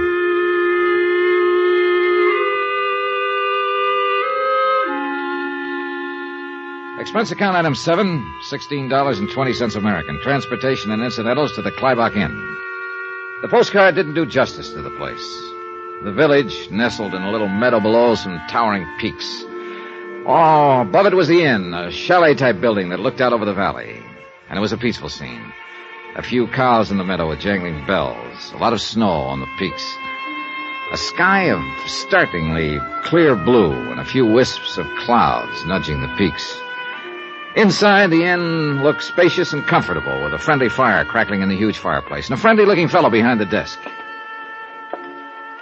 Welcome to the Kleibach Inn. Well, thanks. Please sign here. Okay. Thank you, Herr Dollar, is it? Yeah. You the manager? Yeah, I am Otto Friedrich, your host. Well, maybe you could help me, Otto. I am at your service. All right. Take a look at this postcard. Oh, what's the matter? That is not so good picture of the inn. I had some new ones made. You see, the lighting is wrong in this picture. The entire north wing is in the shadows. Now, in the good picture... Yeah. Well, what I want to know is, do you sell these cards here? Not those cards, no. I have the new cards. See, here's one. Now, see how much better... Well, how about in the village? Do they sell the old cards there? Yeah, I'm afraid so, in one or two shops. I have told them 100 times I will give them the new ones if only they will. You see, it's... Yes, it's the lighting. You ever hear the name Sebastian around here? Sebastian. No need to memorize it. Just tell me if you've heard it, please. Is it a first name or a last name? There you've got me. Sebastian. No, I do not remember hearing that name. I'll be glad to check my register for you. How about F. Gruner? He's the one who sent the card to Sebastian. Gruner. Perhaps I heard the name in the village somewhere. Or I will see what I can find out. Okay, thanks. In the meantime, I hope you'll be comfortable here and enjoy your visit. Ski equipment is at your disposal. Thanks. But I'll enjoy my visit a lot more if I can find F. Gruner.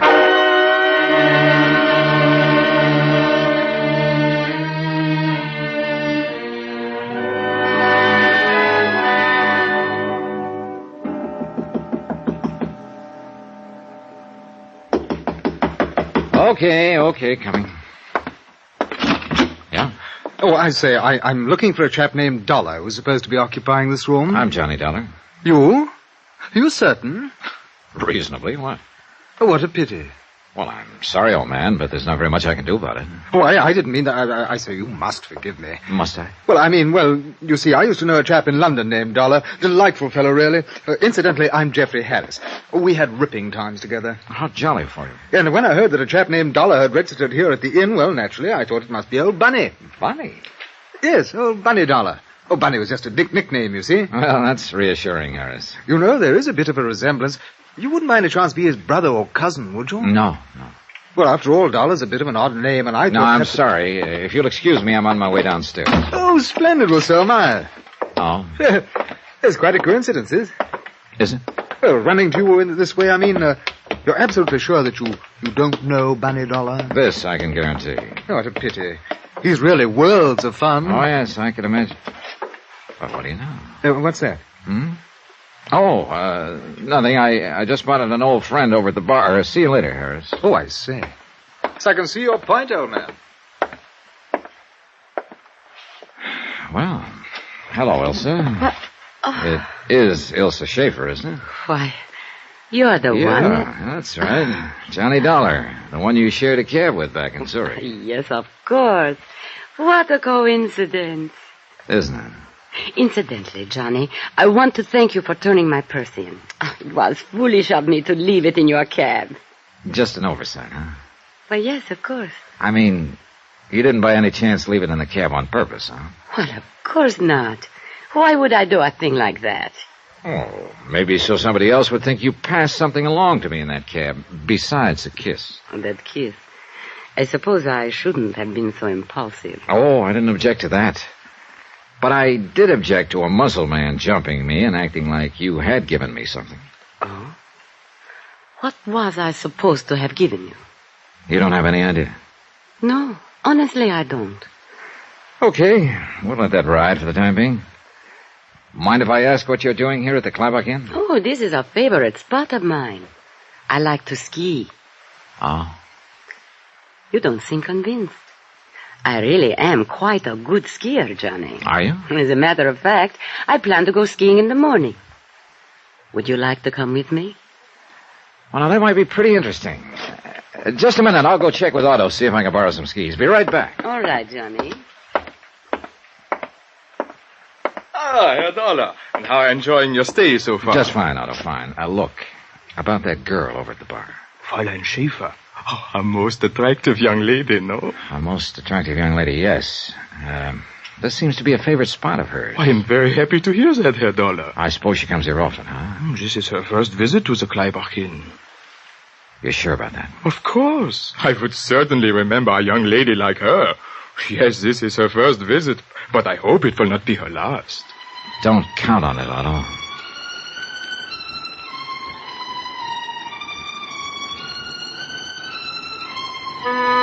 So Elsa was lying about coming here often. That could mean she'd lied about a few other things, too, like leaving her purse in my cab accidentally. She might have been trying to make it look like she'd passed the stolen diamonds on to me and thus take the heat off herself and whoever she was working with. I remembered what Inspector Honegger had told me, that Sebastian's killer could be a woman. I went back to the bar. Did you arrange for the skis? Yeah, I guess I'm all set. Good. Tomorrow morning, then. All right, where? Well, I had in mind the North Slope, but perhaps you would not like that. Why not? Some people consider it too dangerous. Oh, I don't think I should worry about the danger, do you? Mm-hmm. After all, Elsa, I'll be in the best of hands. Thank you. I'm sure you'll take good care of me. I will certainly try to, Johnny.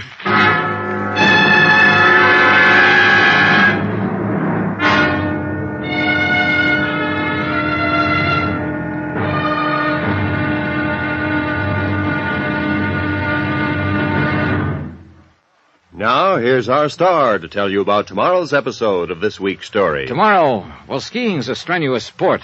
So is hunting. Put them together, and it's liable to kill you. Join us, won't you? Yours truly, Johnny Dollar.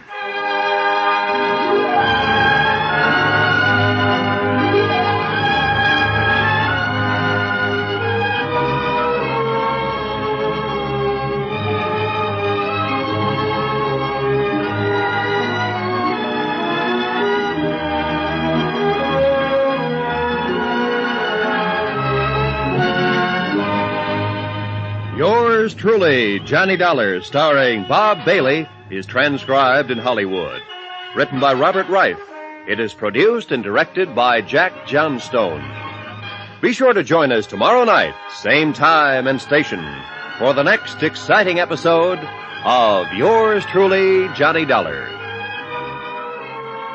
Roy Rowan speaking.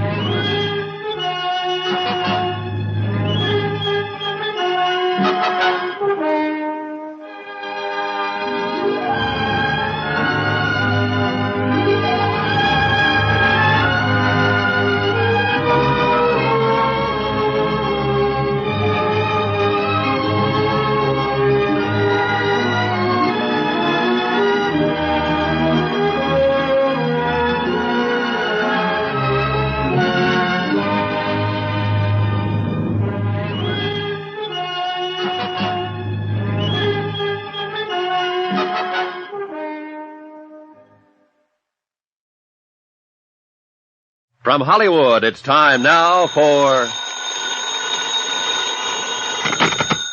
Johnny Dollar. This is Otto, the innkeeper. I have a telephone call for you from Police Inspector Honegger in Zurich. I will put him on. Go ahead. Hi, Inspector. Any line on Sebastian's killer? Not yet, Herr Dollar. That also means no line on the stolen diamonds, huh? I do not know. You recall the picture postcard Sebastian gave you before his death? The picture of the Kleibach Inn? Sure. He said it was part of a key to the location of the diamonds. That's why I came up here to the inn. But I haven't found any sign of them. We have been watching Sebastian's apartment. This morning, the second part of the key arrived in his mailbox. Another postcard? Yes. I am sending it on to you. See what you can make of it. Looks like we're in the middle of a game of some kind. Have you been able to locate the missing murder suspect, Ilse Schaefer? I've not only located her, in 5 minutes I'm going skiing with her. What? Herr Dollar, do you think that is wise for you? It's one way of finding out if she ties in. I just hope it doesn't turn out to be the hard way.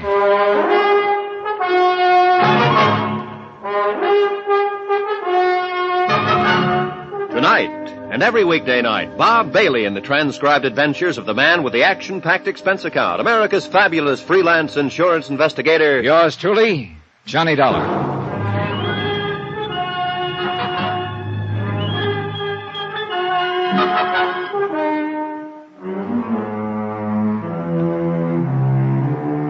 Expense account submitted by Special Investigator Johnny Dollar to the Home Office, Global Casualty in Hartford, Connecticut.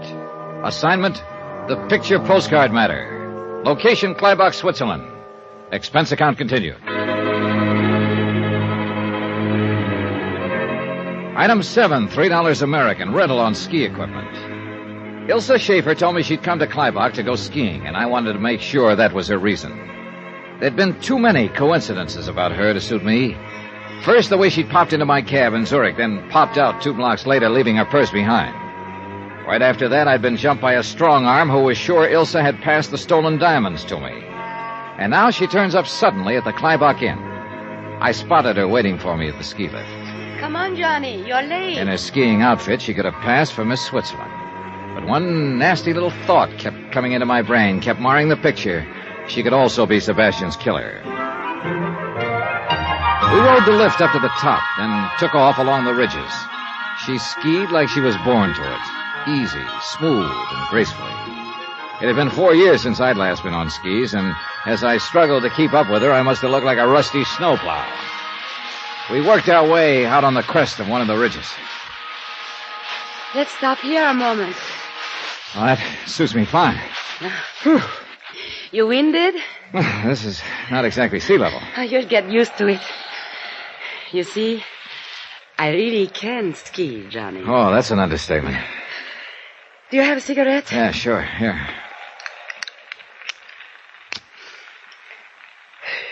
Thanks. Isn't it beautiful up here, Johnny? Yeah. You see that little dot way down there? That is the inn. A long way down. That's what I like about skiing. Everything is so remote, so far below. When you're up here, all that down there, it just doesn't exist anymore. It's always there when you get back, though. You are too practical, Johnny. But you know, it's fun being with you. Thanks. I still can't get over it. What? Well, the coincidence that I should share your cab in Zurich and then run into you again at the Kleibach Inn. But I am glad. Aren't you? Can't say that I... Johnny! Hey! Must have come from that other ridge behind the rocks. Closer. We're sitting ducks on this ridge. Quick! Down the left side of it. There is a shortcut. Let's go. Keep low, Elsa. Who could be shooting at us? We'll figure that out when we get out of range. He's still right with us. We'll be out of sight in a moment. Could be a moment too late. There. We are past the shoulder. Yeah. Slope's pretty steep here. This is the quickest way. The shoulder of the ridge will keep us out of sight. Maybe. What do you mean? We get going much faster and we're going to take off. Hey, ahead of us, a cliff. Johnny, stop! What do you think I'm trying to do? Johnny, watch out! Can't. Oh, brother. Oh, Johnny. 4 feet more and I'd... Thank heaven. This was a real great route you picked, Ilsa. Oh, I can't tell you how sorry I am. Sorry I didn't go over the edge. Oh, of course not. I mean, I'm sorry that in the excitement, I forgot about the avalanche. Avalanche? Yes, several months ago. It took away part of the slope and left this sheer drop. Forgot about it, huh? Well, I just told you I did. I noticed you didn't have much trouble stopping in time. But I was behind you. Oh, yeah, that's just where you were, behind me. What are you trying to say, Johnny? Just that this is one coincidence too many, Ilsa. We just happened to stop on the top of the ridge, right where I make a grade A target. Then you just happen to forget there's a sheer drop on this shortcut you got me to take. But I explained Come on, we're that... going back to the inn.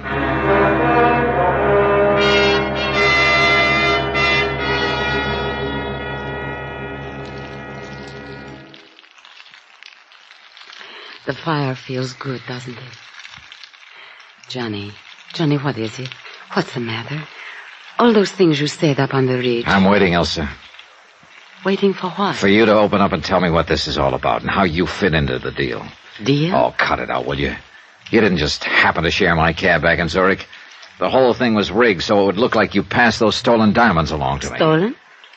Johnny, I don't know anything about stolen diamonds. I suppose you also don't know anything about a man named Sebastian. Oh, yes, I know Sebastian.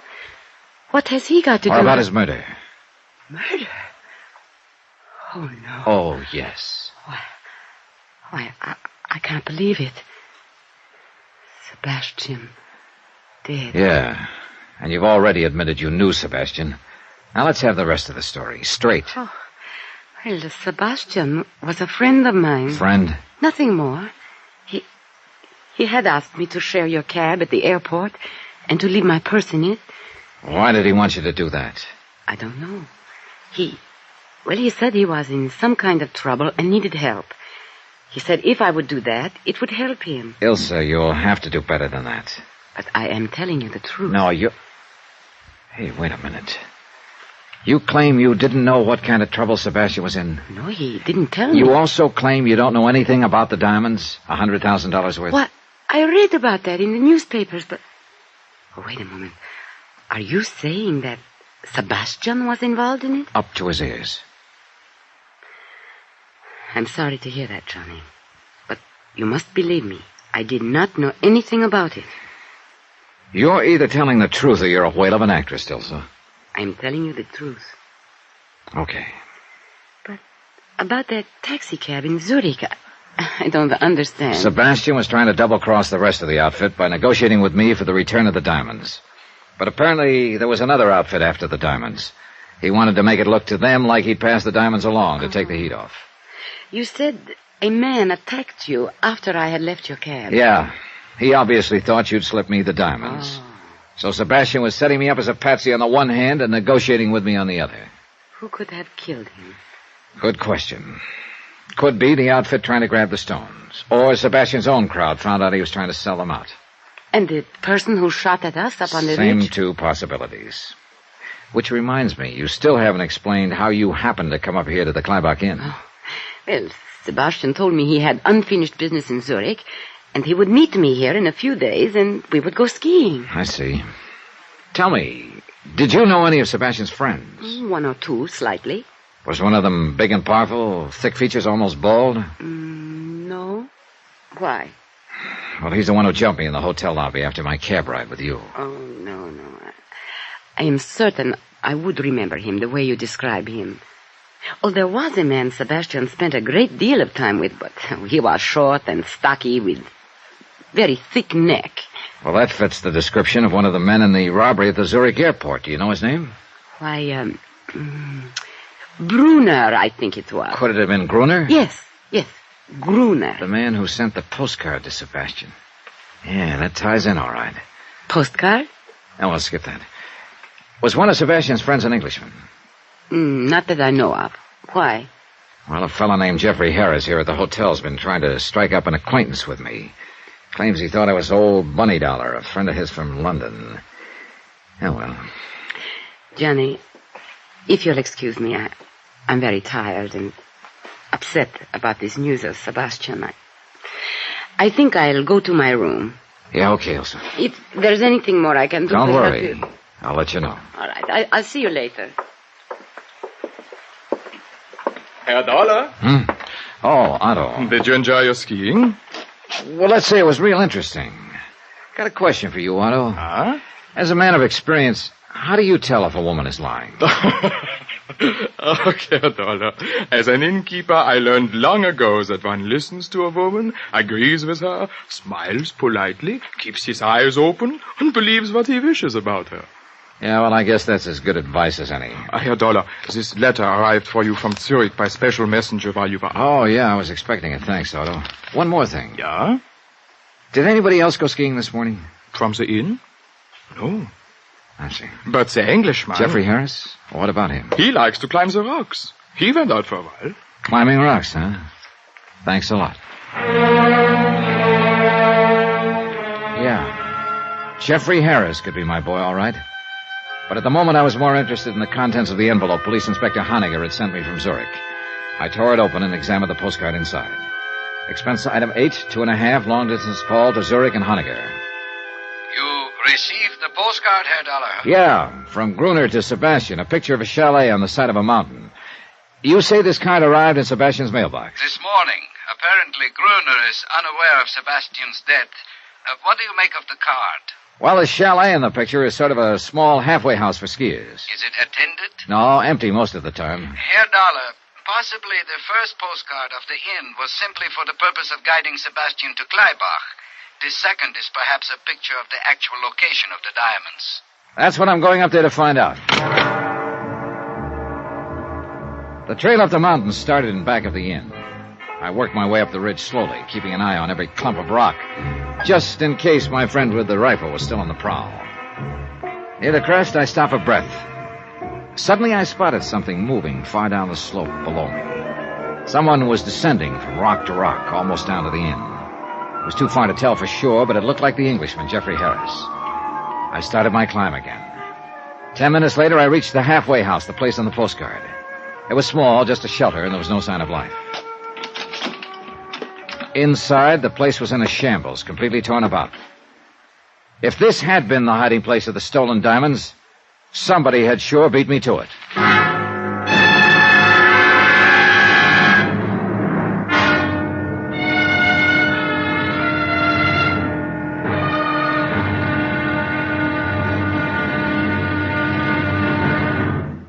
Now, here's our star to tell you about tomorrow's episode of this week's story. Tomorrow, a third part of the key turns up in the form of a corpse. Join us, won't you? Yours truly, Johnny Dollar.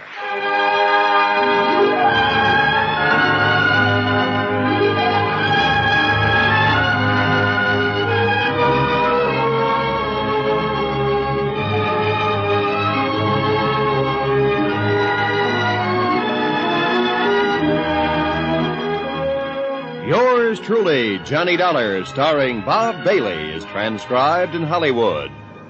Written by Robert Reif, it is produced and directed by Jack Johnstone. Be sure to join us tomorrow night, same time and station, for the next exciting episode of Yours truly, Johnny Dollar. Roy Rowan speaking.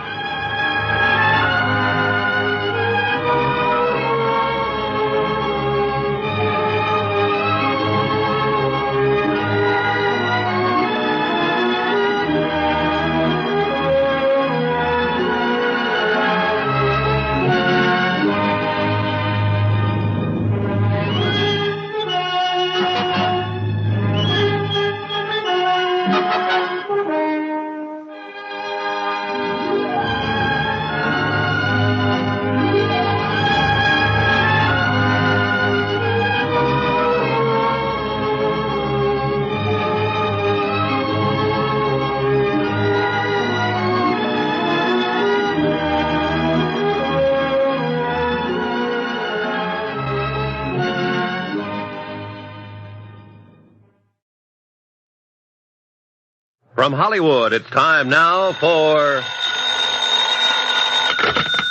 Johnny Dollar. Inspector Honegger of the Zurich Police, Herr Dollar. Hi, Inspector. Where are you? Downstairs in the lobby of the inn. I came up from Zurich to see if that picture postcard I sent you was of help in locating the stolen diamonds. Afraid not, Inspector. I located the chalet on the postcard, all right. It's sort of a shelter for skiers up on a ridge. Well?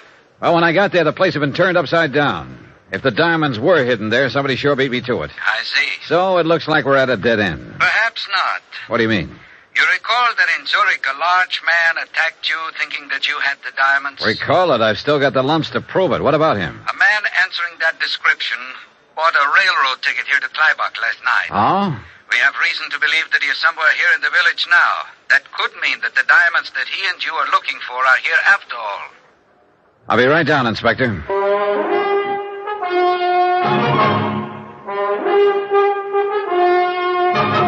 Tonight, and every weekday night, Bob Bailey in the transcribed adventures of the man with the action-packed expense account, America's fabulous freelance insurance investigator. Yours truly, Johnny Dollar.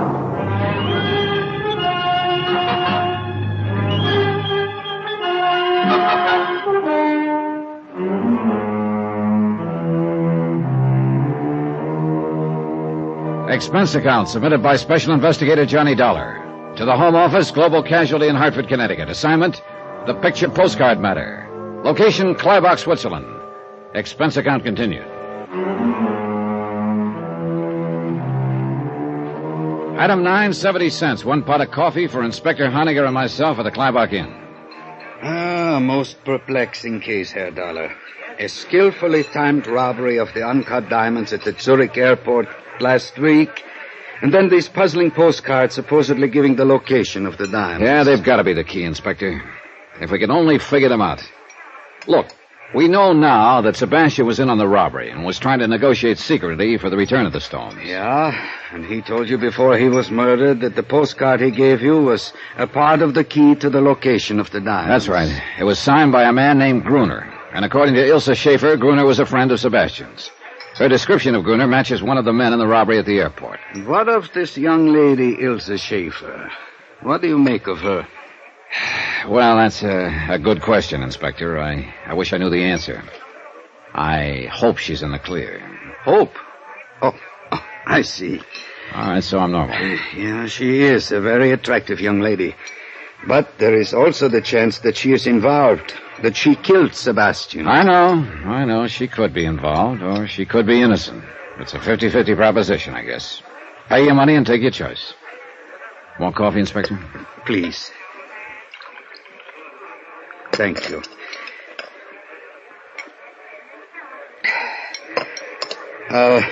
What is her story? Well, I finally got her to admit she didn't share my cab in Zurich and leave her purse in it just by coincidence. It was Sebastian's idea to make it look like she'd passed something along to me. But why would Sebastian wish to make it appear that you had the diamonds if he was trying to negotiate with you for their return? That does not make sense. Actually, I think it does, Inspector. It could go together this way. After the robbery, the gang split up. Gruner was to hide the diamonds, then get word to Sebastian as to their location. Of this much we are fairly certain. Okay. But now Sebastian gets the bright idea of double-crossing his buddies. He gets in touch with the insurance company I represent, and they send me to Zurich to negotiate with him. I still do not... In the meantime, though, another outfit has moved into the picture and is trying to grab the stones from Sebastian and his boys. Yeah, that would explain many things. Sure it would.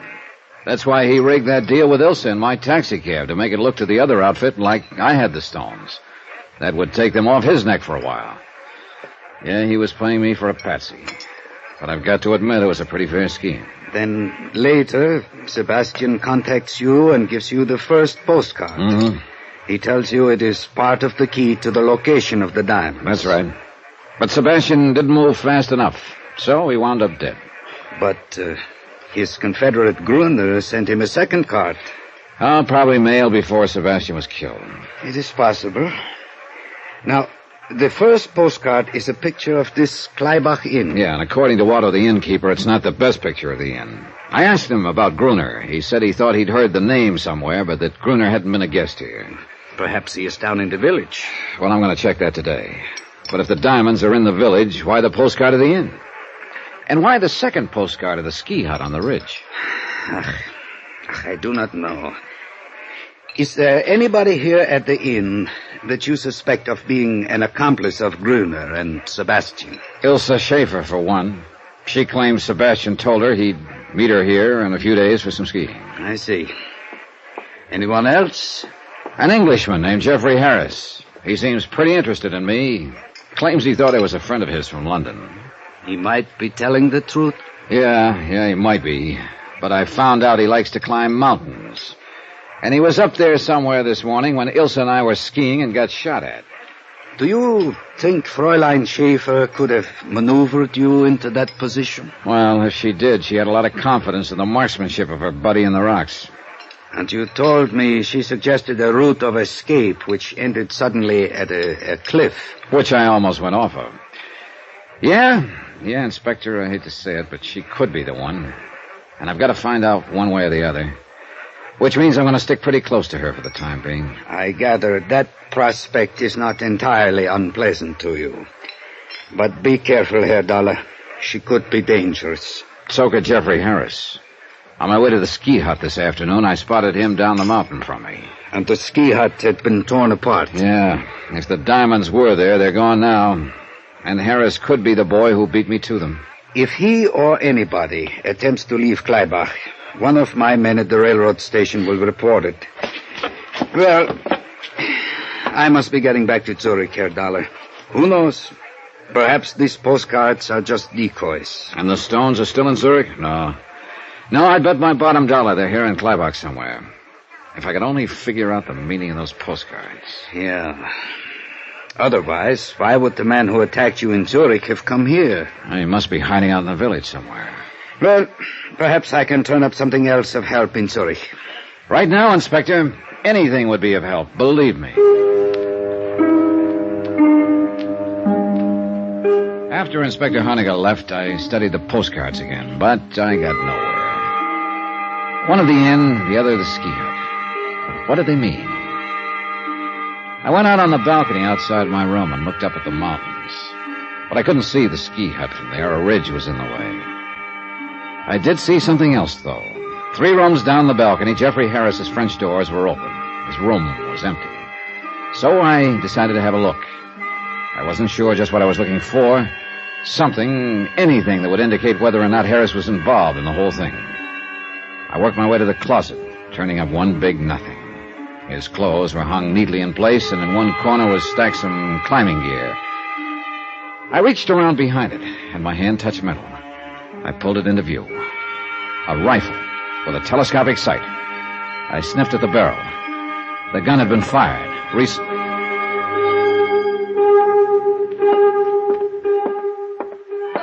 Good evening, Herr Dollar. Hello, Otto. Look, have you seen Jeffrey Harris lately? The Englishman? Not since late afternoon. All day long he was out climbing the mountain. Yeah, I know. He no sooner got back than he went out again. Before dinner.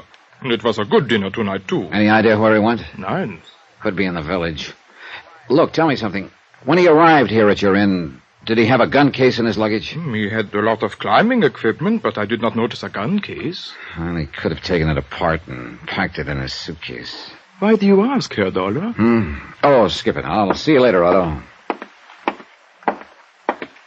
Johnny.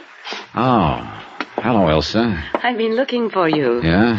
Have you been able to find out who are shooting at us up on the ridge this morning? I'm not sure yet. You still do not trust me, do you? I don't know, Elsa. What can I do to prove to you that I am not involved? In what? Anything. The diamond robbery, the murder of Sebastian, the attempt on your life this morning. I like you, Johnny. I don't want you thinking such things about me. Look, let's talk about it later on. Why not now? I have to go into the village. Well, perhaps I could go with you, Johnny. Do you mind? No. Matter of fact, that might be a good idea.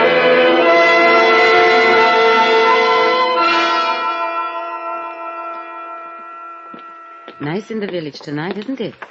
Yeah, it is. Quiet, too. You seem to be looking for something, Johnny. For someone, Elsa. Who? The Englishman, Jeffrey Harris. Oh? You told me you'd never seen him before you came here to Kleibach. That is right. Then he wasn't a friend of Sebastian's. Well, not as far as I know. Well, an hour ago in Harris's room, I found a rifle with a telescopic sight.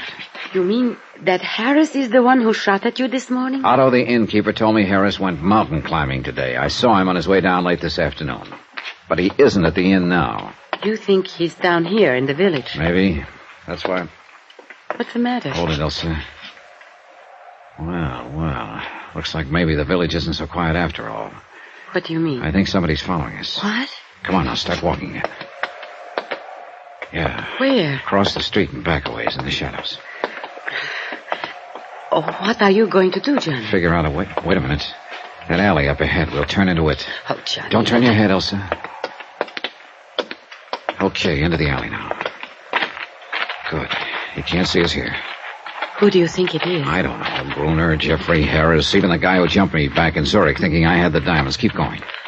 You think he'll come into this alley? That's what I'm hoping. All right, now here we are. The doorway here will do very nicely. Look, Ilse, you keep going down the alley, cut across to the next street, and go back to the inn. But what are you going to do? Wait for him. Go on now, go on. No, Johnny. Look, you do as I want to stay with you. Don't be silly. It could get a little rough around here all of a sudden. Johnny. There's nothing you can do here, Ilse, so do what I tell you. Now get moving. Now.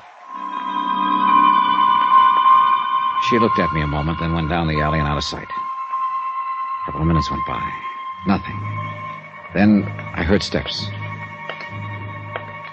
He was approaching the alley, whoever he was. Now he was at the entrance. I pressed back into the doorway. A few more feet. Oh, wait a minute. He decided not to bite. I edged out of the doorway and back to the mouth of the alley. Then I stuck my head around the corner. Nobody. He must have ducked into a building or down the street. It sounded like Ilse from the next street. I cut through the alley. Then I spotted a couple of people in front of a small hotel down the street. They were jabbering excitedly. There was a man crumpled up on the ground. Ilse saw me and ran over. Johnny. Oh, Johnny. What's the matter, Ilse? He fell out of the upstairs window, almost in front of me. Who is it? It's Sebastian's friend, Gruner. Gruner. The guy who'd been writing postcards to Sebastian. Gruner. The only man in the world who knew where the diamonds were hidden. My one lead. Dead.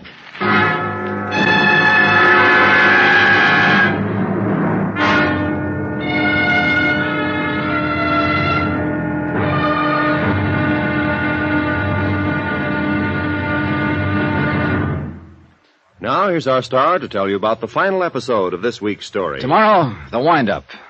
I find out some people will not hesitate to kill anyone who gets in their way. And that's not so good when the man in the way is me. Join us, won't you? Yours truly, Johnny Dollar.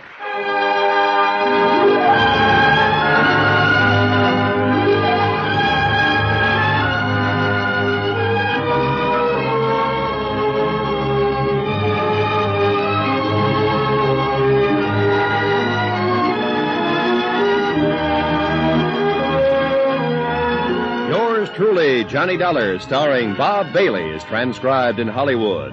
Written by Robert Reif, it is produced and directed by Jack Johnstone. Be sure to join us tomorrow night, same time and station, for the next exciting episode of Yours Truly, Johnny Dollar. Roy Rowan speaking.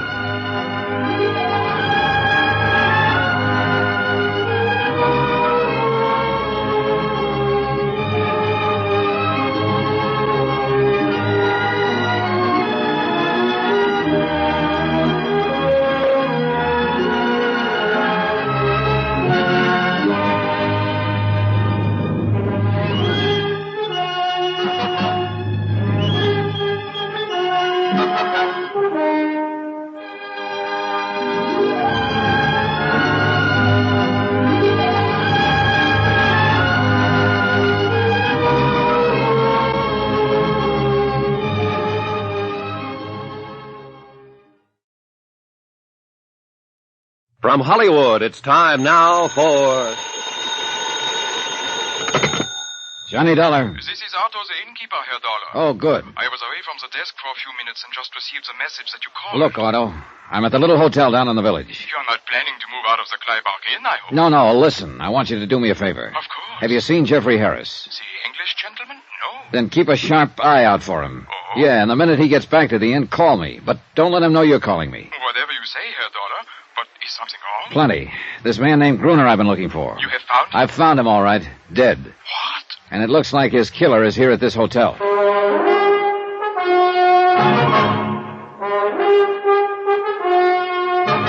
Tonight, and every weekday night, Bob Bailey in the transcribed adventures of the man with the action-packed expense account. America's fabulous freelance insurance investigator. Yours truly, Johnny Dollar.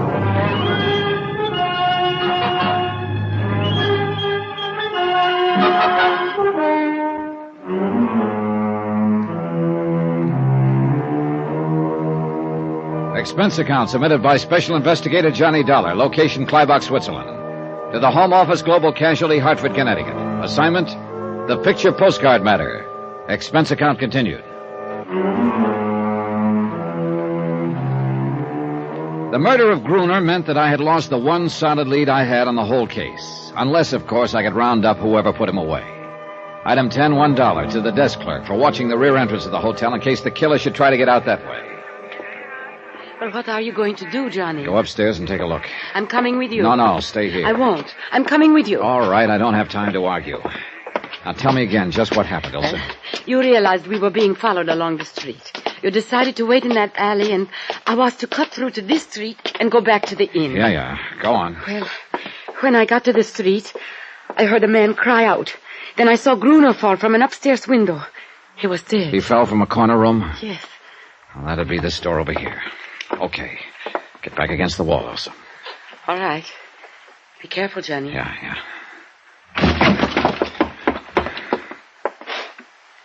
Empty. Maybe one of the other rooms, Johnny. Yeah. Hey. Somebody just locked up. That was down the hall. Yeah, come on. That room at the end. Get back, Elsa.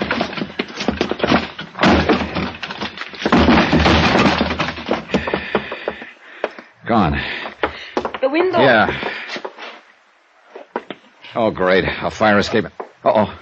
You see someone, Just Johnny? a flash as he disappeared around the corner. Could you recognize him? There wasn't much light, but it looked like the big boy who jumped me back in Zurich. Then it was he who killed Gruner. Could be. And Gruner was my last lead to those stolen diamonds. You think that man who got away now has them? I don't know. If he does and tries to leave town, Inspector Honegger's man will pick him up at the railroad station.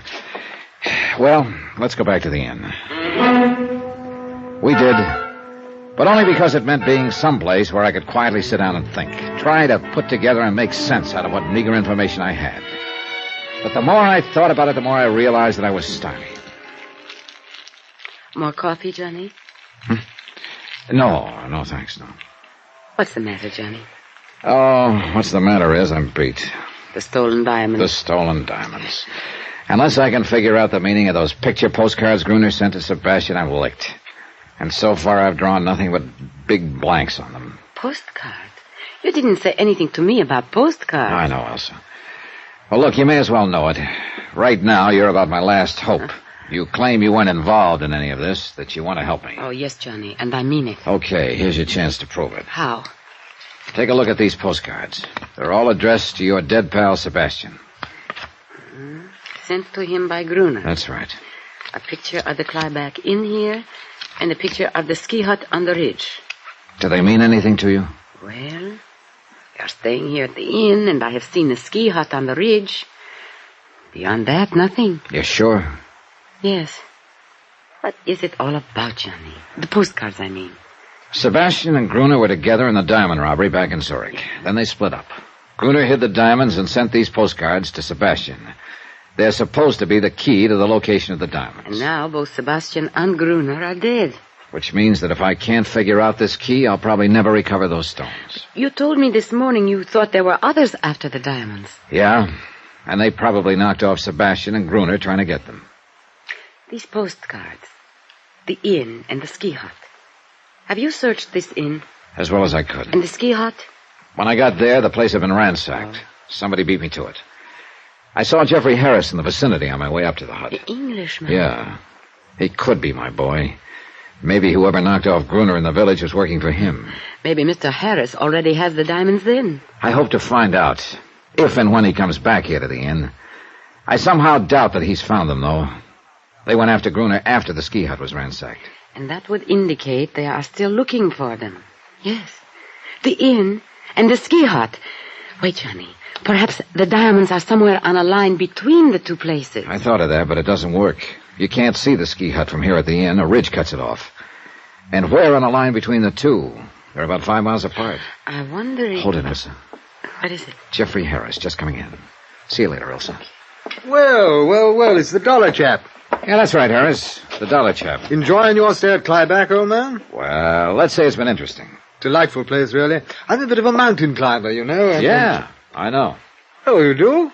I didn't think my reputation had spread that much.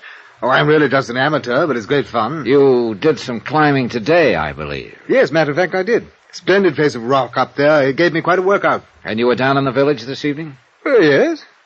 I say, old chap, you seem to be rather an inquisitive sort. Why all the questions, huh? Well, this morning I got shot at up on the ridge. What's that? This evening a man was murdered in the village. Both times you were in the vicinity. Oh, now, look here, Dollar. Let's not be absurd, right? I'm sorry that someone was potting away at you this morning, but I assure you I had nothing to do with it, and I didn't even know about the murder in the village. Plus the fact you've been pretty interested in me ever since I arrived here at the inn. Yes, but I've explained all that. I thought at first that you might be my old friend Bunny Dollar from London. Look, let's quit talking about old Bunny Dollar and start talking about that rifle of yours with a telescopic sight. Don't be ridiculous, old boy. I don't have any rifle. Well, I just happened to have found one in your closet today. I say, you are a snooper, aren't you?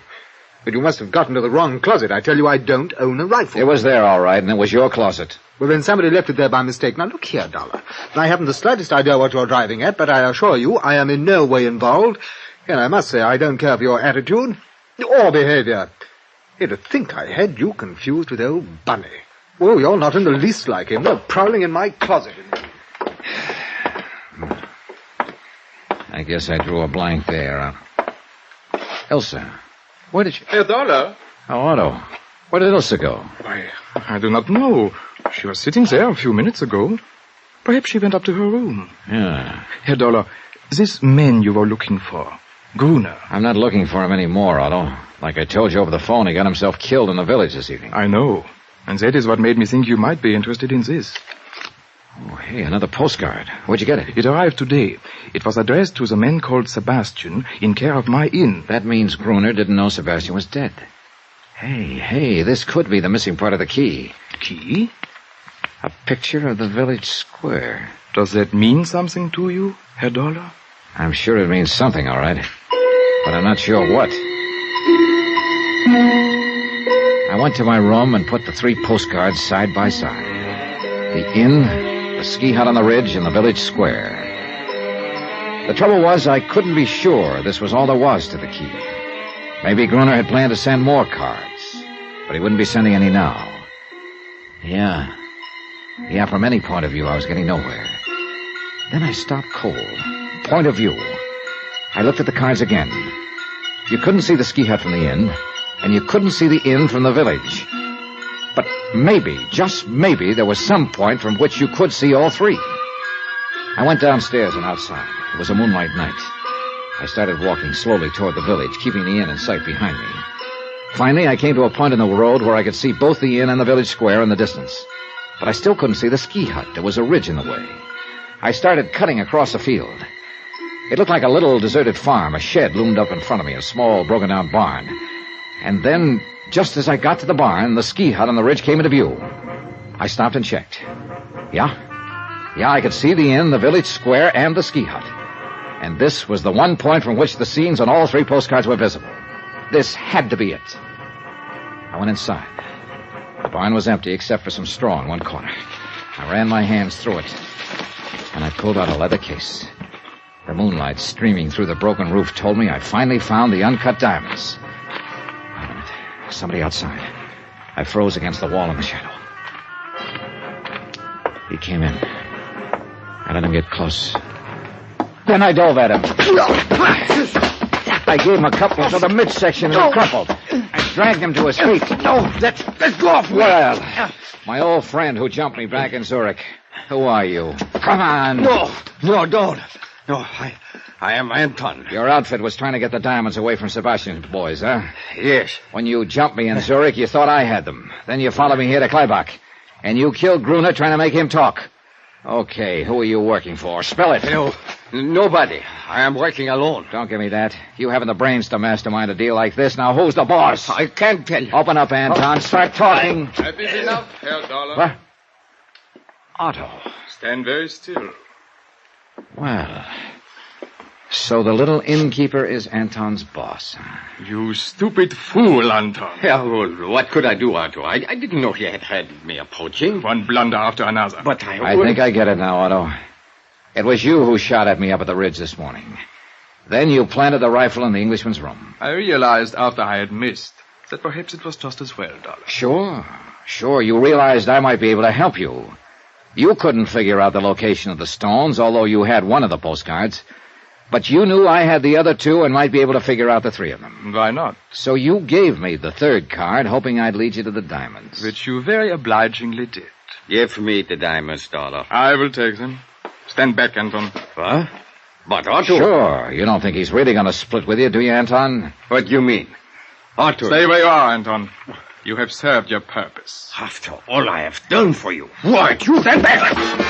Anton started for Otto, who took his eyes off for a second. That's what I was waiting for. I dove at him just as his gun went off. Anton crumpled, and after a fist in his face, Otto did likewise. I knelt down and picked up his gun. All right, Otto. Just hold it where you are. But my shoulder, I'm hurt. Don't worry, Anton. There's enough of you left to talk to the police. And you know, I got a hunch you're going to be a real cooperative witness.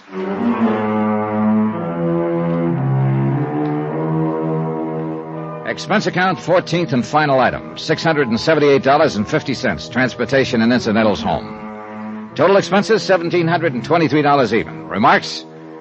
Otto and Anton were turned over to Police Inspector Honegger. The diamonds are in safekeeping. About Otto.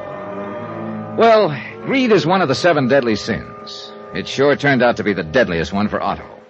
About Elsa? Well, please consider me available for any future assignments in Switzerland. End of report. Yours truly, Johnny Dollar.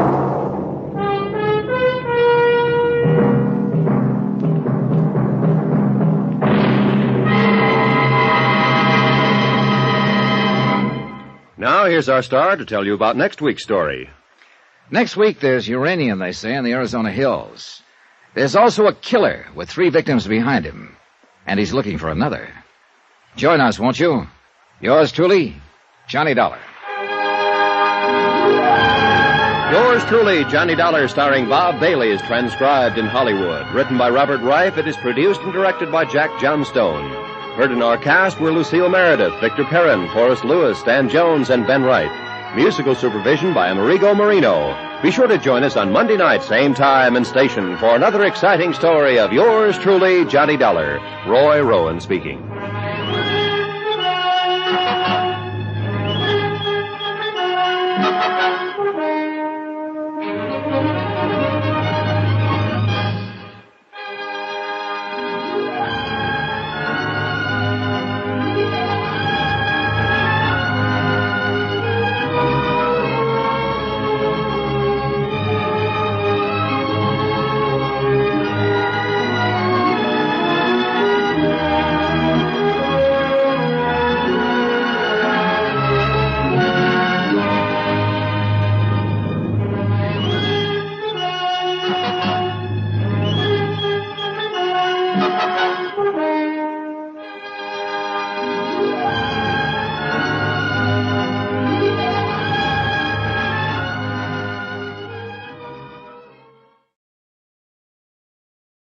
The Adventures of Sam Spade, Detective.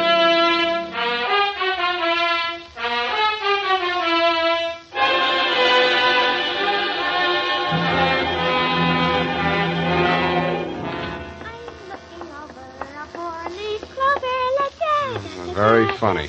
Certainly took you long enough. Oh, thank you, Sam. Well, do you like them? My curls? I guess so. It's your own hair, I trust. Oh, yes, Sam. When it's brushed out, you'll never know anything happened. Whenever you're ready, curly. Oh, gee, you like it that well? Yeah, very cute. Well. It's a business. To Detective Lieutenant Dundee, Homicide Detail, San Francisco Police, from Samuel Spade, license number 137596, subject, the Bouncing Betty Caper. Dear Dundee. It all began on a Wednesday. My secretary, Miss Effie Perrine, tiptoed into my office and laid an engraved calling card on the desk in front of me. The name on it was Randall Carruthers. She said he looked like money, so I said, show her in. Or him in. She did. Good morning, sir. Do you wish the morning paper? Thanks, I've read it. Dear me. What's the matter? Well, this ashtray, sir. Have you a silent butler? I don't even have a noisy one. Oh. In all my years of service, it has been my constant endeavor to keep things neat and tidy, down to the smallest detail. I see. Well, if it bothers you, just dump those butts into the wastebasket. Very well, sir.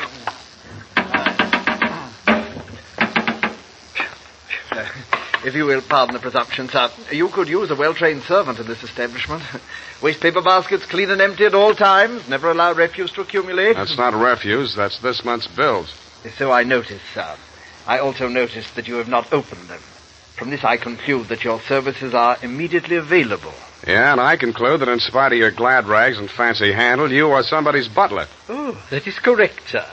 I am first butler in the household of Dr. Mark McGraw. First. Yes. Bleakcliff is the name of the estate. It's near the village of Squid Beach, some 50 miles in a southerly direction on the Pacific coast. You know, I think I'm going to like you as a client, Mr. Carruthers. I mean, it's refreshing to get a few accurate facts without, shall we say, priming the pump. Oh, thank you, sir. You're welcome. To continue, not counting the staff, there reside at Bleakcliff 3 persons. Dr. McGraw, master of the house since the death of his wife, his stepson, Mr. Anthony McGraw, of whom more later, and Mr. Anthony's sister, Miss Cathy. It is on her behalf that I've come to you, sir. What is her problem, Mr. Carruthers? The correct form of address is Carruthers, sir, not Mr. Carruthers. Check. Yes, thank you, sir. Now, as to Miss Cathy's problem, sir, someone is attempting to murder her. Specifically, she has upon several occasions been shot at from ambush. Twice she has awakened in the night to feel the hands of an assailant closing about her throat. And only yesterday, she narrowly escaped death when her motor car went out of control owing to some blackguard tampering with the steering mechanism. And upon numerous other occasions... That's enough. You have convinced me that she indeed has a problem. What do the local police think? No one has been to the police, sir. Why not? It's a delicate situation, sir. Miss Cathy's brother, Mr. Tony, is undergoing treatment for nervous disorders. Mm-hmm. The family did not wish to place him in an institution, and since Dr. McGraw, his stepfather, is a psychiatrist, he is allowed to remain at home. I see. He's flipped, huh? Where do I fit in, Carruthers? Well, sir, if a reputable gentleman such as yourself were to come to Bleakcliff and witness these persistent attempts upon that girl's life, perhaps they could be forced to put the boy away where he belongs. It's possible. I'm willing to try. For money. Oh, splendid, sir, splendid. I took the liberty of drawing, in your favor, a draft upon the First National Bank of Squid Bay, 1 week's remuneration in advance of your services to the Bleakcliff estate in the capacity of chauffeur. Chauffeur? Yes, sir. I thought that might be a capital disguise. Have you a better suggestion, sir? Well, no, that's okay. This check. Yes, sir. $200. It's a pretty big weekly salary for a chauffeur, isn't it? Well, you will be allowed to shop for the vegetables, sir. Your cut has been added in.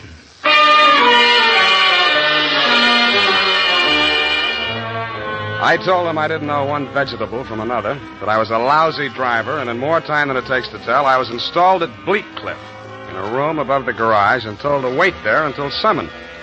I put on my pearl gray uniform with the brass buttons and leather puttees, looked in the mirror, and decided I had missed my calling, but not by much. Nothing happened for nearly an hour, and then I got my first buzz. Yeah, I mean, garage. Phillips, the car, quickly. The main entrance. Keep your motor running. I have it locked in the living room, but it's breaking up. Okay. Yes, miss.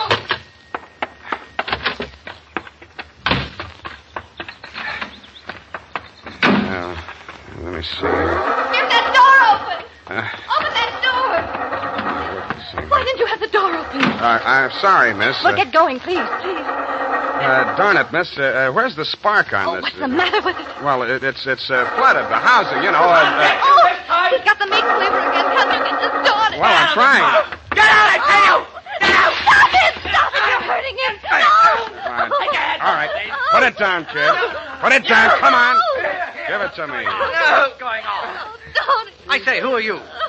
Haven't you been instructed not to disturb my patient? I'm sorry, I'm new here. When I saw him coming at Miss McGraw with that meat cleaver, I naturally thought no harm done. Come along, Tony. Come along now. Come along, boy. We'll have a nice long talk. And what shall I do with this now? We'll put it back. You all right? Oh, sure. I should be used to it by now. By the way, you're new here, aren't you? What's your name? Sam. Sam. That's nice. Turn to the left outside the gate, Sam, and drive straight out to the shore road. Well, if I can just... Hey, I just turned that little key. Look, Ma, I'm driving.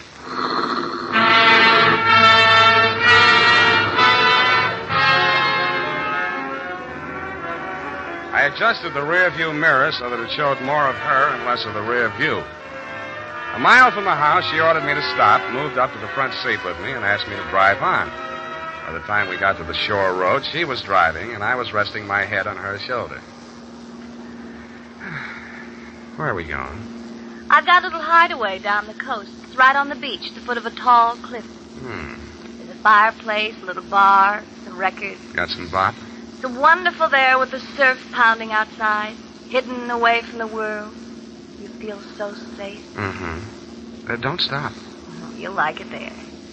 You feel as if there's no one else on earth.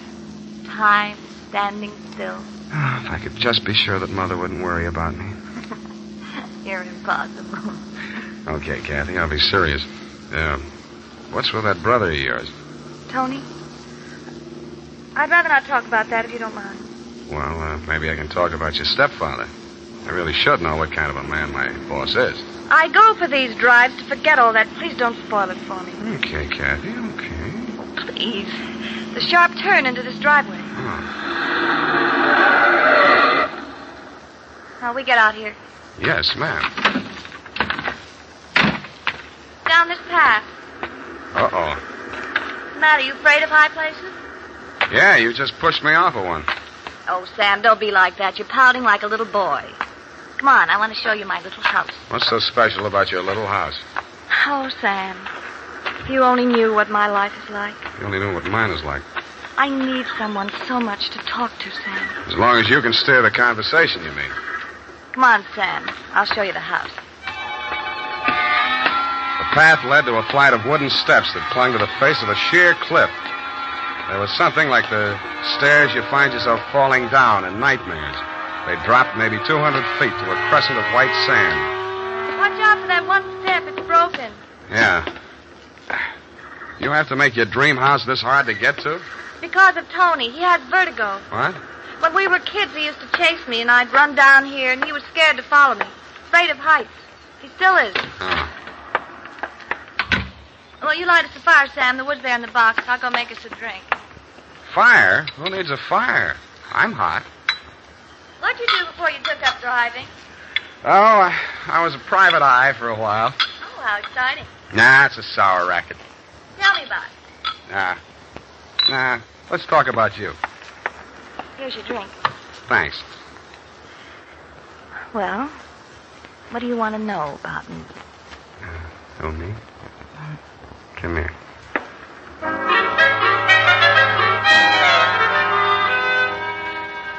The scent she was wearing was 20 carat, but the story of her life was heavy melodrama. It seemed that Dr. McGraw, a handsome fortune hunter, was a folly of her mother's middle years. But she had come to her senses shortly before she died and cut him out of her will. But that was not the end of it.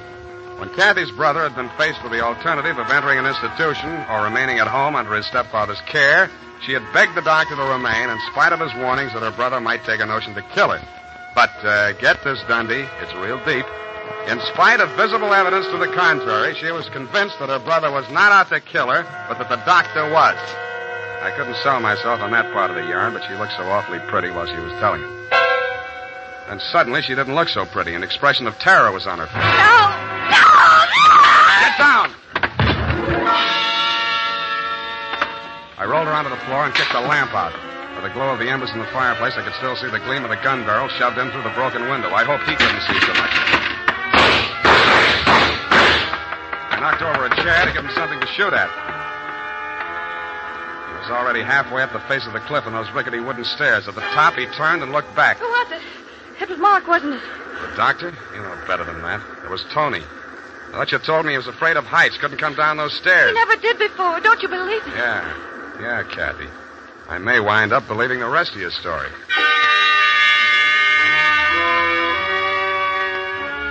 I took Kathy back to Bleak Cliff and stashed her in my quarters over the garage. Then I went into the main house via the back stairs, found her room, and shook it down.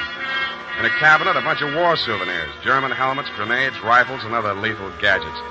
In a desk drawer, I found a letter headed U.S. Army, Office of the Surgeon General. It certified that one Anthony McGraw was unfit for military service. Vertigo. Origin, childhood injury to middle ear. Downstairs in the library, I found a shelf of medical books. Vertigo. Vertigo was almost incurable, and there was certainly no quick cure. But some patients had lost their symptoms temporarily under hypnotism. Then it said, see narcosynthesis. I did.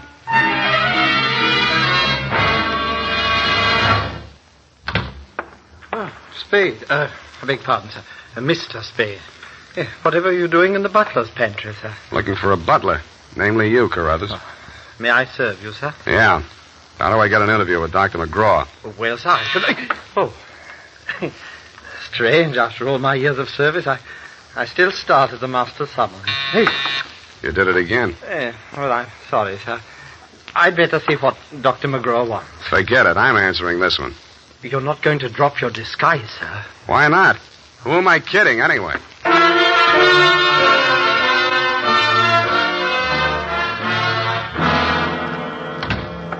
You rang, Dr. McGraw? Eh? Oh, I didn't ring for you. I rang for Carruthers. I ordered him to tidy up my office while I was at dinner. And look at it. Looks neat as a pin to me, Doctor. Oh, yeah, sure new here. Chauffeur, eh? I'm only wearing his uniform. Here's my card. Oh, detective, eh? That's right, Doctor. This one's just about ready to wrap up. Well, you interest me. Go on. I will. I think you've been trying to use that boy as a murder weapon against his sister. Oh, and you call yourself a detective? If you can call yourself a doctor, I guess I can. You've been treating him with narcosynthesis, haven't you? Yes, that's right. Hypnotic drug. While he's under it, you brief him on his activities for the day, and he follows through, including assaults with deadly weapons. That would be possible with certain very suggestible patients, but I'm afraid impossible to prove. I think I can prove it, Doctor. You shouldn't leave your textbooks lying around loose. I found out the only way Tony could have walked down that stairway to Kathy's beach house without falling would be temporary relief of his symptoms due to hypnotic suggestion. Unquote. I see. What do you intend to do about this theory of yours? What do you suggest? You see this row of buzzers here on my desk? Mm-hmm. Oh, this one is for my secretary. This is to summon Carruthers, and when I press this buzzer, two of the most hideous plug uglies you've ever seen will rush into this office, beat you to a pulp, and dump you outside the front gate. That's what I think of your theory. Buzz away, Doctor. I think I like them better than I do you. As you wish.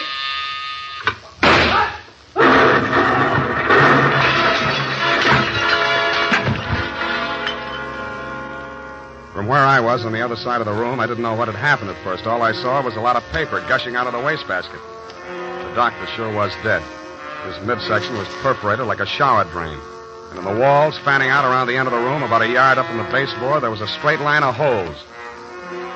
I dug into one. What I took out wasn't a bullet. It was a perfectly round steel ball. Then I remembered the wastebasket, the paper flying out of it just before the explosion. In the bottom of it, I found the answer. The base of a steel mechanism with German lettering on it. It was a wartime anti-personnel mine that the GIs called the Bouncing Betty.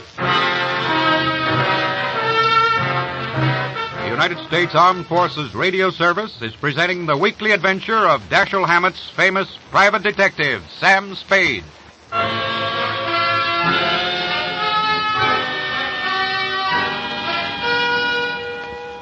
I didn't wait for the Squid Beach law to arrive. Who could? I went straight back to San Francisco. You, Lieutenant Dundee, were waiting at my office. Morning, Sam. Hello, Dundee. About that McGraw killing, Sam. Mm-hmm. The chief down at Skid Beach has asked us to cooperate with the department down there at Skid Beach. Squid Beach, Dundee. That's right. They say you caught a bus at Skid Beach. Squid. That's right. At 1:45 in the company of a young woman answering the description of the McGraw girl. They say that, do they? They say they got a statement from that butler, Carruthers. Well, it's open and shut anyway. The butler hired you, the girl is wanted, and you're hiding her out. Why? Why not? Well, it's established that the girl hated the deceased and bickered with him constantly. The doctor and the boy were pals. That girl's guilty as You've been able to place her in the murder room? Well, no, but here's an item.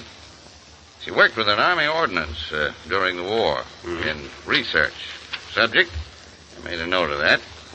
Enemy landmines, anti-personnel. One of the reports she helped put out was on the bouncing Betty. Yeah? Definitely. Hey, where are you going, Sam?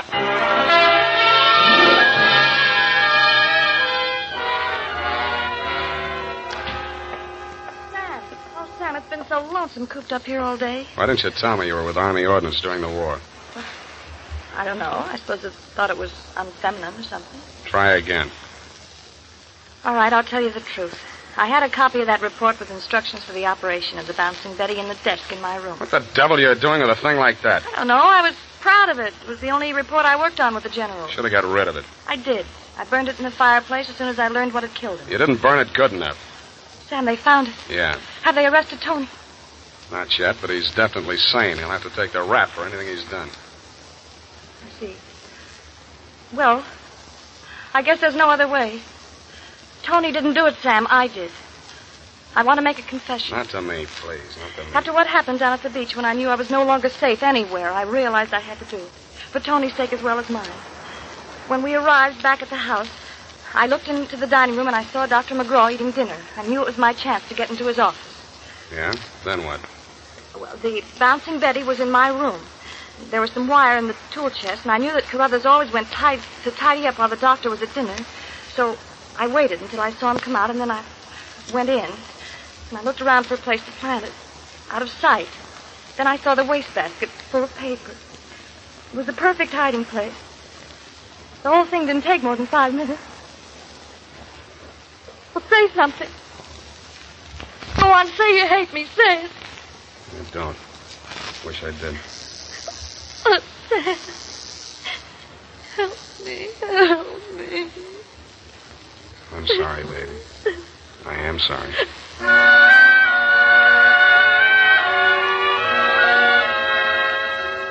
I don't know how long we sat there. I held her in my arms until she cried herself out, then we just looked at each other. I knew if I put it off another minute, I wouldn't call you at all, Dundee. So, with my arms still around her, I reached for the phone.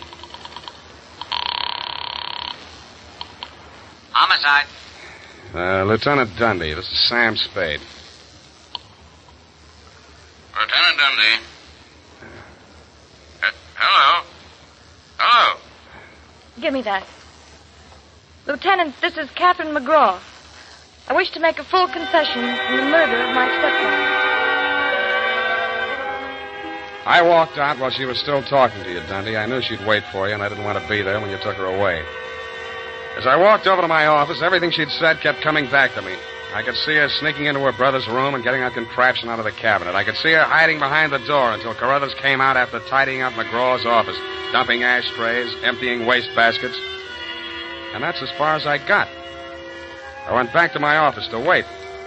And sure enough, 20 minutes after the papers hit the streets with Kathy's confession, the door opened and he came in. Well, sir, I believe it's turning a bit raw out of doors. Gardner was saying only this morning that we should order out some shrouds for the Sappy-Gloster Sinuata. Am I discommoding you, sir?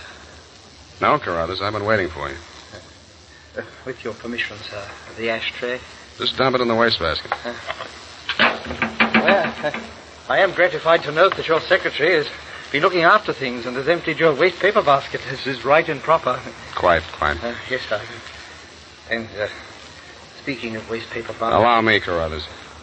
You have come to apprise me of your part in the death of the late Dr. McGraw. Am I in error? You've already divined my purpose, sir. Yes, it was I who placed that infernal machine. In the wastebasket, Carruthers, yes, I know. It struck me as a bit of poetic justice that the buzzer, which that dreadful man used as a symbol of his despotism, should be the instrument of his own destruction. I'm sorry, Carruthers. I'll do all I can. No need, sir. No need. I'm aware that there is no final justification for taking the law into one's own hands.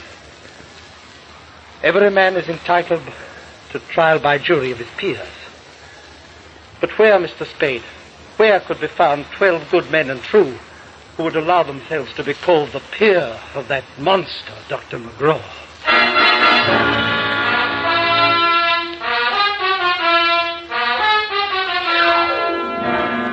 Period. End of report. Sam, there must be some mistake. Mistake, Effie? Mistake? Well, the butler can't be guilty. That's old-fashioned. He was an old-fashioned butler, sweetheart. Where today can you get help like that? Somebody who empties the ashtrays, keeps the waste paper baskets clean, tidies up around the place. Well, I'd be only too happy to do the same for you, Sam. I know you would, Doc. Considering what happened to Mr. Carruthers' employer, Effie, you mustn't allow your mind to dwell on such matters. It's wicked. Sam! Who emptied an ashtray in that wastebasket that I just finished cleaning out? Pay it no heed, sweetheart. I'll buy you a silent butler. Now go type that up.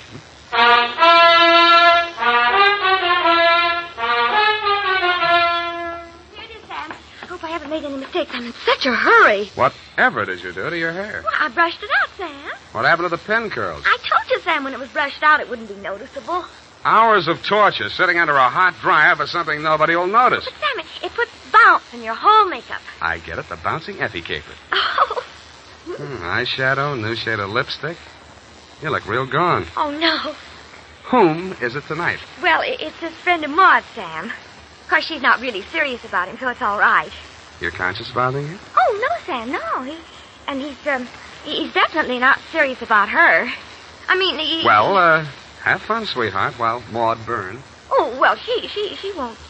And I suppose you'll be seeing that girl, what's her name? Oh, yes, Kathy. Well, at least if I'm not playing in someone else's garden. No. Well, have fun anyway. Good night, Sam. Good night, sweetheart.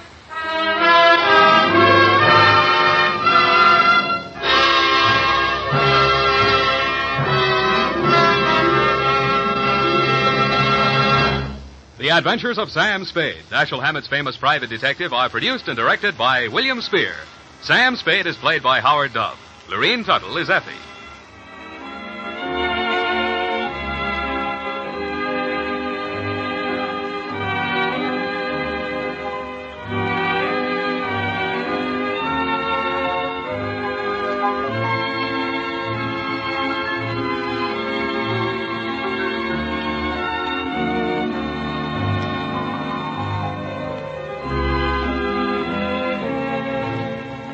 The Adventures of Sam Spade, Private Detective, is a presentation of the United States Armed Forces Radio Service, the voice of information and education.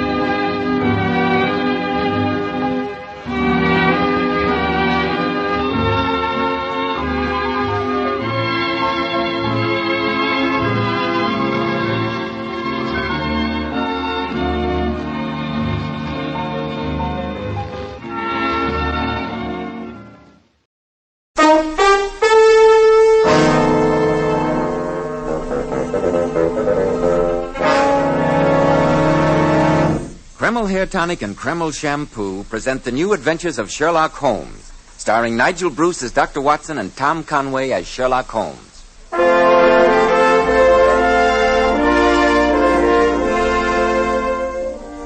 Now, once again, it's time for our weekly visit to Dr. Watson, genial friend and colleague of the great Sherlock Holmes. Good evening, Dr. Watson. I trust I'm not intruding? Not at all, my dear fellow, not at all. Sit down, won't you? Thank you. You know, Dr. Watson, I've been struck by the remarkably large number of signed photographs of titled personages and notables that ornament the walls of your study. Mementos of your active career, I presume? Yes, though I must admit most of them are clients of Sherlock Holmes rather than grateful patients of mine. Well, this picture, for instance. Naturally, I recognize the photograph of the late Royal Highness. No names, Mr. Bell. I beg you. Holmes and I always referred to the gentleman in question merely as Mr. Edwards. And what did you and Mr. Holmes do to cause his royal... I beg your pardon, Mr. Edwards, to inscribe his photograph in such affectionate gratitude? Oh, nothing of any great importance, I assure you. Merely that Mr. Edwards had become a trifle entangled, shall we say, with a little dancer at Maxim's in Paris, a young lady rejoicing in the appellation of Frou-Frou.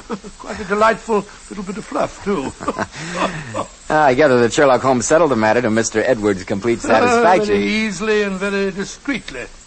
But it led us into one of the most curious and singular affairs of Sherlock Holmes's career, and one which I don't believe would ever have been solved had Holmes not been a distinguished amateur on the violin. I call it The Adventure of the Genuine Guarnerius. Sounds intriguing, Dr. Watson. But if you don't mind a momentary interruption... Not at all, Mr. Bell. Go ahead. Men, there's a famous saying about locking the barn door after the horse has been stolen. Well, the same applies to the hair. Once bald, bald forever, they tell us. But you can make the most of the hair you've got. And you can't begin too early. That's why I want to tell you about Kreml Hair Tonic. Kreml contains very special hair grooming ingredients found in no other hair tonic. Kreml makes the hair stay better groomed longer, with that natural, greatly desired He-Man look. Never greasy, never sticky. But Kreml does lots more than just keep hair looking handsome. A massage with Kreml actually helps stimulate circulation in the surface of the scalp. Your scalp always feels so alive, so invigorated after applying Kreml. This highly specialized hair tonic also has an excellent lubricating effect on a dry scalp. It makes dry, brittle hair that breaks and falls feel softer and more pliable. So men, buy a bottle of Kreml hair tonic at any drug counter. You'll be delighted with its extra advantages. Kreml, Kreml hair tonic. Now, Dr. Watson, how about the adventure of the genuine Guarnerius? Well, the British ambassador to France, Sir Hubert Ashley, had invited Holmes and myself to a reception at the embassy in Paris in order to thank us both for successfully concluding the rather delicate affair of Mr. Edwards. The ballroom was a blaze of light. The guests were dancing. By Jove, Holmes, have you ever seen anyone more attractive than our host's wife? I must say that Lady Ashley is really the finest type of English beauty. Sometimes, Watson, I envy you the directness of your mind. What do you mean? When you look at a beautiful woman, you see only beauty. Well, what on earth would you expect me to see? In the case of Lady Ashley, my dear fellow, I notice her elderly husband, her many gallant admirers, and I think, what a motive for murder. Oh, really, Holmes? Oh, Mr. Holmes. I trust our guest of honor is enjoying himself. Very much indeed, Lady Ashley. Mr. Holmes, Dr. Watson, may I introduce a very dear friend, Monsieur Jacques Mériveau, who has known me more years than I care to remember. How do you do, sir? Good evening. Yes, I think I can claim to be Lady Ashley's most devoted cavalier, having first made her acquaintance when she was just over 2 hours old. She wept bitterly the moment she saw me. Yes, but I've been trying to make up to him for it ever since. During the time we're in Paris, Monsieur Mériveau, I've been promising myself the pleasure of a visit to your famous music shop. I should be honored, Monsieur Holmes. I've heard, of course, that you play the violin. Merely as the veriest amateur. Incidentally, I'm looking forward eagerly to hearing Monsieur Drenko play this evening, Lady Ashley. I was unfortunately out of London during the only recital he gave this season. He's a great artist. Yes, he comes from one of those little countries down the right-hand corner of the map, doesn't he? I always heard the fellow's a bit of a bounder. You have an opportunity to judge at once, Watson. Our host is approaching with the gentleman in question in tow. Oh, Holmes, there you are. Monsieur Drenko has been asking to meet you. Monsieur Drenko, Mr. Holmes, Dr. Watson. How do you do, Holmes? Hubert, if you'll excuse me, I must see to our other guests. Until later, Mr. Holmes, Dr. Watson. Yes, indeed, of course. Dr. Watson and I are looking forward to hearing you play, Monsieur Drenko. I always enjoy an appreciative audience. Tell me, Mr. Holmes, might I speak with you alone for a moment? Come along, Marivaux. You promised me your opinion on that 83 champagne. That's a sound vintage, but I find it dry. Well, Monsieur Drenko? I said alone, Mr. Holmes. I have no secrets from Dr. Watson. Very well, then. It so happens that I find myself in a slight predicament. I thought that with all your experience you might advise me. As a social favor, Monsieur Drenko? Gladly. If, of course, you would like to come to the tea at my hotel tomorrow and bring your violin to entertain my guests. I beg your pardon. Oh, I understand, Mr. Holmes. We professionals must each respect the other's métier, must we not? It would be preferable. Yes, I told you what sort of fellow he was. Nevertheless, Mr. Holmes, I still ask for your advice, and I will expect to pay the customary fee. You see, I find myself a trifle involved. Only a harmless flirtation, of course, but I did write one or two indiscreet letters to one of the girls at Maxim's, and now the greedy little thing threatens blackmail. Hardly an unusual situation, Mr. Drenko. For myself, for my reputation, I do not care, you understand. An artist is an artist. But there is my wife at home. I must think of her, naturally. You're thinking of her a trifle late, aren't you, old man? So you can see there might be unpleasant results if Frou-Frou were Frou-Frou of Maxim's? You know her? Oh, we're not unacquainted with the young person, eh, Holmes? From my rather brief acquaintance with her, I think the matter may be settled rather simply. I shall be happy if you will handle the affair. Ladies and gentlemen, may I have your attention, please? Monsieur Drenko, whom we're all very happy to welcome here this evening, will now give us the pleasure of his incomparable music.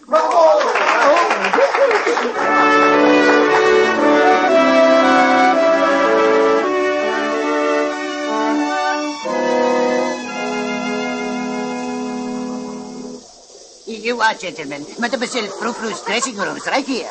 Oh, Papa. I say, Holmes, did you notice that girl just passed? The one wearing just those little thingamajigs? Quite. I also noticed, Watson, that backstage at Maxim seems to be one place where you not only see, but also observe very closely. Oh, hello, Monsieur Holmes. Good evening. Oh, I have not expected to see you and that cute little Dr. Watson again so soon. But perhaps this time it is pleasure, huh? Not business. Oh, I'm afraid not, Mademoiselle Frou-Frou. Mademoiselle Frou-Frou, it was only because I thought the gentleman we have agreed to refer to as Mr. Edwards was at least as culpable as you that I persuaded the French police not to prosecute you in that matter of his mother's jewels. But, Monsieur Holmes, that little matter, we have settled it, have we not? The charge is still pending, mademoiselle, and at a word from me could be followed up. But why should you? I also happen to know that the Marsovian embassy is most curious regarding the attraction which brings Prince Danilo so frequently to Paris. That also does not concern me at the moment. Assuming, of course, that you return at once all the letters that were written to you by Monsieur Drenko, and that you cease from molesting him in any way. Oh, mais je comprends très bien. Oh, I see. Well, Monsieur Holmes, since you have put it so convincingly, I am rather tired of listening to a soulfully played violin. Monsieur Drenko may have his letters back. Here they are. Thank you, mademoiselle. I knew you were a sensible girl. Good night. Good night, Si jamais je vous revois, ce sera trop tôt, je vous l'assure. And now what? And now for a good night's rest. And in the morning we can report to Mr. Drenko the satisfactory solution of what was perhaps our simplest problem. Well, I hope you charge him a stiff fee, Holmes. I still say that the fellow's a bounder.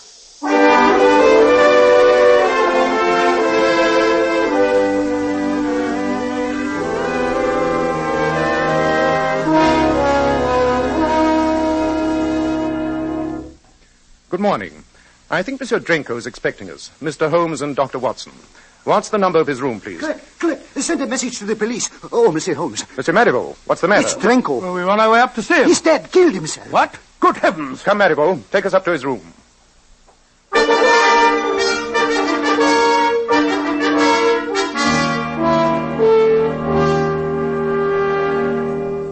The man's been dead for more than an hour, Holmes. Yes, no, not more than half an hour. Closer to an hour, I should think. I see. Marivaux, would you please ask that chap we passed, the one who was painting the hall, to step in here for a moment? But of course. Curious. I wonder what could have been Drenko's motive in committing suicide. There is a phantom, Monsieur Holmes. Ah, yes. Tell me, have you been working there all the morning? Oui, monsieur, ever since 8 o'clock. For over 2 hours, in other words. And were you working constantly in sight of this door? Absolutely, monsieur. I heard the gentleman in here practicing the violin for a little while, but he stopped almost an hour ago. Well, that puts the time of death at just about what I thought, Holmes. And you saw no one enter or leave this room during the entire time? No one. Oh, except 5 minutes ago this gentleman went into the room, A few seconds later, he came running out, calling for the police. Thank you. Your statement has been very clear. You may go now, but better not leave the hotel. No doubt the police will want to question you. Très bien, monsieur. I have never had such a shock in my life, Monsieur Holmes. I came up to deliver a new violin that Drenko had ordered, and when I opened the door and saw him lying there, with his face all twisted up in agony... Yes, the common appearance of cyanide poisoning. Not very pretty, I'll admit. You'll note the characteristic odor of bitter almonds, Watson? Yes, indeed, and here's the empty bottle. Quite. The poison label on it removes any possibility of accident. Now, nobody could possibly have got in or out of the window. It's a sheer drop of 4 stories to the street. Look, Monsieur Holmes, this torn piece of paper. I found it here on the desk. It's his suicide note. Evidently written under the stress of considerable emotion, to judge from the writing. It is intolerable. I utterly refuse to endure it any longer. Signed, Mihai Drenko. It's his handwriting, Monsieur Holmes. I'd swear to it. Yes. Unquestionably the perfect setting for suicide. There's no doubt about it. Well, Monsieur Holmes, a pleasure to meet you again, even if under such unfortunate circumstances. How are you, Inspector Bernard? Nice to see you again, my dear fellow. Oh, thank you, sir. Dr. Watson and I have been carrying on for you until your arrival. Oh, thank you. And, may I pick your brains to ask what you have learned? Marivaux here discovered the body only a few minutes ago when he arrived to deliver a violin Drenko had ordered. The painter you'll find out in the hall has had the room under observation all morning and will assure you that no one else entered or left it. And the fellow stopped practicing about an hour before. Sets the time of death pretty accurately. Here's the suicide note, Inspector. I'm afraid we're presenting you with rather an open and shut case. Oh, well, Dr. Watson, a hard-working officer like myself welcomes the absence of any mystery. And here's the violin that Drenko was practicing on. Let me see it, Watson. Odd. Very odd indeed. You mean odd that Drenko should be practicing the violin until just before he killed himself? No, Inspector. That fact by itself would merely be singular. But listen to the violin on which he was practicing. Sounds all right to me. I confess, Monsieur Holmes, that I find no mystery in a man playing the violin just before he killed himself. Perhaps, Inspector, you may then be able to explain why a world-famous violinist like Drenko should do his practicing on a violin that is most unmistakably out of tune. But how should I know what a man would do just before he commits suicide? Suicide? This isn't suicide, Inspector. This is murder.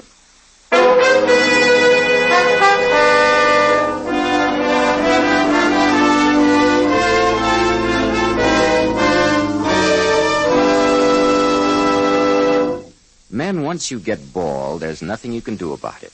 Science tells us it's impossible to grow hair on bald heads. But you can make the most of the hair you've got. And let me tell you, there's nothing better than Kreml Hair Tonic to do it. In the first place, Kreml does a marvelous job of hair grooming. It keeps every lock neatly in place, yet never looks greasy or sticky. Kreml contains very special hair grooming ingredients, the like of which have never been duplicated in any other hair tonic. But Kreml does lots more than just keep hair in place. A massage with Kreml helps stimulate circulation of the blood in the surface of the scalp. Your scalp feels so clean, so alive, so invigorated. At the same time, it removes loose dandruff. And if your hair is so dry and brittle that it breaks and falls, remember, Kreml actually helps condition the hair, in that it leaves it feeling so much softer and more pliable. It also has a grand lubricating effect on a dry scalp. So remember, men, make the most of the hair you've got. Use Kreml Hair Tonic daily. K-R-E-M-L. Kreml Hair Tonic.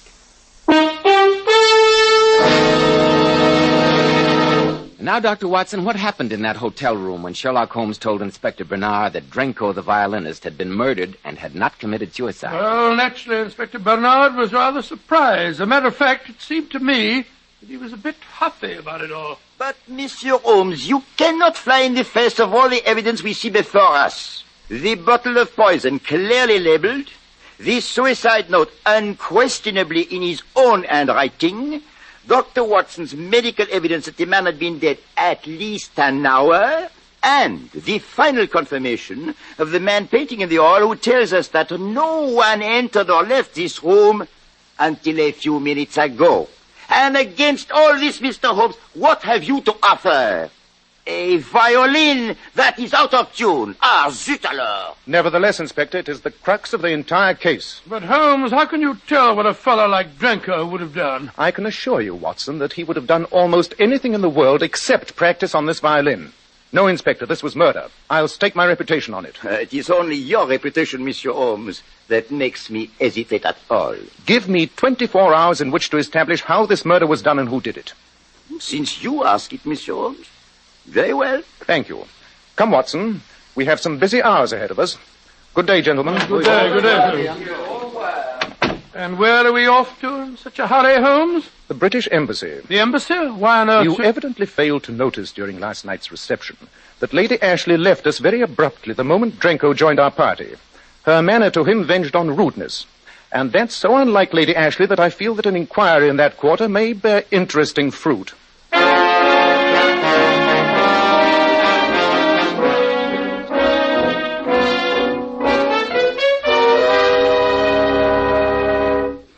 May I ask, Mr. Holmes, the purpose behind this unexpected visit? In just a moment, Sir Hubert. I'd like to have Lady Ashley present when I... Yes, Hubert? My maid said you wanted to talk... Why, Mr. Holmes, Dr. Watson. I didn't know you were here. I'm afraid our visit concerns a professional matter, Lady Ashley. You see, Dr. Watson and I have just come from the room of the late Monsieur Drenko. The late Monsieur Drenko? I don't understand. Drenko has been murdered, Lady Ashley. Oh. Quick, Watson, catch her. Cynthia. Yeah, she's quite all right. It's nothing but a faint. If you will just ring for your wife's maid, Sir Hubert. Yes, I'll get her at once. I must say, Holmes, you certainly broke the news rather brutally. She took it pretty hard. Nonsense, Watson. What caused her to faint was relief. That was my object. I had to find out what her reaction would be. Here, Annette. You and Mary help Lady Ashley up to her room and put her to bed. Oh, no, we must Just keep her quiet. A cup of hot tea will do her no harm when she comes round. And now, gentlemen, if you'll excuse me. I'm sorry, Sir Hubert, but I must ask you to remain here with us for a few moments. Well, I don't understand. Sir Hubert, Lady Ashley's reaction to the news of Drenko's death was a good deal more pronounced than might be expected in the circumstances. I haven't the faintest idea what you're trying to insinuate. I insinuate nothing. I merely state facts. Would you prefer that I question her, or will you tell me what lies in back of all this? Very well, Mr. Holmes. But I should like to spare my wife as much as possible. My only interest is in any light that she might be able to shed on the matter. Cynthia is a very young and very beautiful woman. Before we were married, she had, well, how shall I put it, fallen under the spell of this man, Drenko. I asked her no questions, but I know that he continued to have some strange hold over her. I had the impression that she hated seeing him and that he was forcing his presence on her on those occasions when he was a guest in my house. Yes, I still don't believe anyone killed the fellow, but if someone did, it sounds like a good riddance. Unfortunately, Watson, we are not concerned with the equities of the murder, but with its solution. Thank you, Sir Hubert. You've been extremely helpful. Well, justice must be done, Mr. Holmes. But if ever I wished that your great powers might fail, it is now. I have no hesitation whatsoever in saying that I'm infinitely grateful to the murder of that swine Drenko.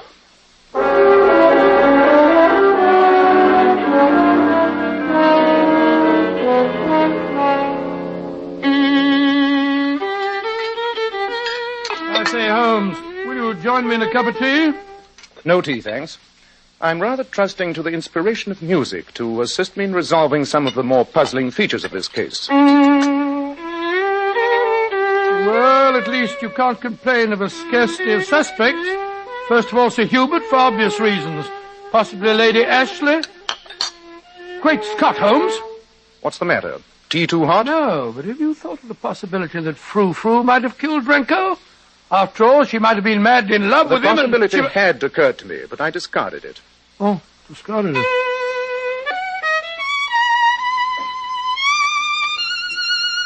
By Jove, look at this glass here on the table. It's positively vibrating from that high note. A not uncommon phenomenon. As you must know, certain objects vibrate in harmony with certain notes. Watson, get your coat. We promised to pay a visit to Marivaux's shop.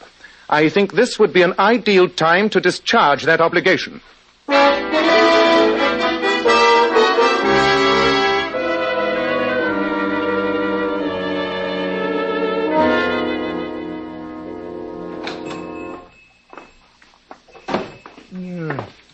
dingy little place, I must say. Founded 1821, huh? Looks as though they hadn't washed the windows since. But full of priceless treasures. As Marlowe said, infinite riches in a little room. I say, where's Marivaux? I don't like the look of that customer over there, the one with that bushy back beard and theatrical cloak. He looks like one of those bomb-throwing fellows. What you call them, nihilists. You must remember, Watson, that music appeals to oddly assorted people. Well, of course it does. Professor Moriarty, after all, knows no peer in his interpretation of certain of the Bach fugues. Well, Mr. Holmes and Dr. Watson. Or is this other gentleman waiting? No, I'm in no hurry. It's no wonder the fame of your shop is worldwide, Monsieur Marivaux. I see you have some remarkable instruments. You see about you the fruits of a lifetime of devotion to the violin. I must confess, Mr. Holmes, that it pains me every time I sell one of my treasures. I can well believe it. And have you made any further progress toward a solution of Drenko's death? I feel safe in saying that my investigation has gleaned a few pertinent facts. Would it be indiscreet for me to ask what they are? Not at all. You yourself were present when I made the curious discovery regarding Drenko's violin being out of tune. And only a short time ago, while I happened to be playing my violin, Dr. Watson made a remark which threw further light on the case. Didn't you, Watson? Oh, yes, of course. I don't know what kind of a violin you possess, Monsieur Holmes, but I'm sure you'll appreciate one magnificent example that I'd like you to try. A Guarnerius, the equal of any Strad I've ever seen. I'm afraid it would be far beyond the reach of my poise. But you at least owe yourself the pleasure, the great experience of playing it. Here it is. Isn't it beautiful? Exquisite. If the tone's as mellow as that varnish... But of course. Why don't you take it into my private office and try it? No one will disturb you here. Thank you. I've never had the good fortune to test the Guarnerius. Dr. Watson, while Monsieur Holmes is amusing himself, perhaps you'll be interested in one of these bows. Bows? Oh, yes. Horsehair thing with you, fella. Bows. There's more to it than that. There is only one family in all Italy, Dr. Watson, that possesses the great secret of making a bow like this one. Yes, it's all very fascinating, Mr. Marivaux, but Holmes must have made up his mind if he likes that fiddle by now. And I know he wants to ask you some questions. He told me that... good heavens, what on earth... He's lying on the floor. He must have fainted. Holmes! I'm afraid he's dead. Quick, Dr. Watson, go for the police. And give you a chance to plant a bottle of cyanide by my side? Oh, no. Watson, stay here and listen to Marivaux confess how he murdered Drenko. You're alive? No, thanks to you. I took the trouble to dissect the violin you gave me, and then played one of the others here to lure you in. He killed Drenko, but the suicide note... Elementary, my dear Watson. I would hazard a guess that it was torn from the end of a letter to Marivaux referring to an unsatisfactory instrument, which was intolerable and which he couldn't endure any longer. Holmes, Marivaux was nowhere near Drenko when he died. Marivaux had left a very oddly constructed violin with Drenko, presumably last night, knowing that it was Drenko's habit to practice each morning from 8 till 10. Inside the violin, in place of a sound bar, Marivaux had put a thin glass vial containing cyanogen, the lethal gas which is identical in odor and effects with the cyanide. Good heavens! When Drenko reached the proper high note, the extremely thin glass vial cracked under the impact of the sympathetic vibration, releasing the deadly fumes through the F-holes in the violin. And the violin that Marivaux was delivering to Drenko when he discovered the corpse... Precisely, Watson. He merely left that one by the body, planted the note, and carried off the fatal weapon and all proof of the crime in his now empty case. He made only one error. He neglected to tune the violin he left. Amazing, Holmes. I've listened very patiently, Monsieur Holmes, to your ingenious and utterly imaginary reconstruction. I suppose you can furnish a motive, too? I'd prefer to spare Lady Ashley the ordeal, Marivaux. But I have no doubt that it was in you, she confided, that Drenko had been blackmailing her on the strength of their earlier romance. But to convict a man of murder, you need something more than words. You need proof. You seem to be overlooking this dissected violin on your desk, with which you attempted to murder me. I fancy that the sample of your handiwork with the vial of gas affixed therein will offer ample proof. You'll never send me to the guillotine. I'll kill myself first, but I'm going to take you with me. Drop that vial, Marivaux. Precisely what I intend to do. Drop it and release the fumes. They will put a speedy end to all three of us. I've got your Marivaux. Give me that vial if you don't want a broken arm. There. Much better. Good heavens, it's an nihilist.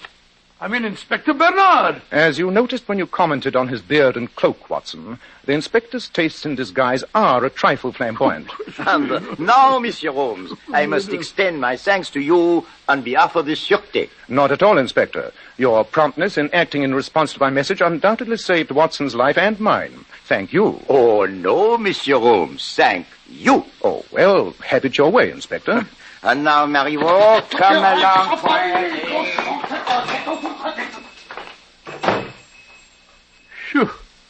Rather too close a shave to suit me, Holmes. I say, that fellow Marivaux was very ingenious. Quite.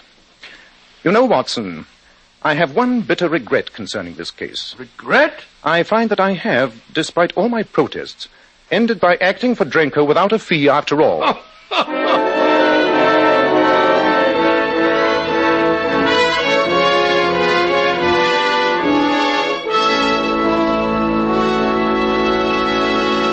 In just a moment, Dr. Watson will tell us something about next week's story. But first, girls, some of the most beautiful women in the world are Powers models. And one of their outstanding characteristics is their shining, bright hair. Now, here's how they keep it shining. Powers models use Kreml shampoo. This amazing beautifying shampoo has been especially developed to actually glamour bathe each tiny strand of hair, revealing all its natural glossy luster. My wife says Kreml shampoo is wonderful for washing children's hair. How about that? Oh, yes, it would be, because there are no harsh caustics or chemicals in Kreml shampoo, and its luxurious active foam penetrates right to the scalp and removes all loose dandruff as well as the dirt. Girls, if you could only see how Powers model's hair fairly radiates glossy highlights, I'm sure you'd want to try Kreml shampoo right away. You can get a bottle at any drug counter. Kreml. Kreml shampoo. Now, Dr. Watson, what about next week? Well, now, let me see. Next week, I think I'll tell you about the adventure of the Sally Martin. The Sally Martin? She was a boat, Mr. Bell. Oh. A luxurious yacht. Holmes and I entered the case when her owner was found lying dead in his bunk with a knife stuck between his ribs.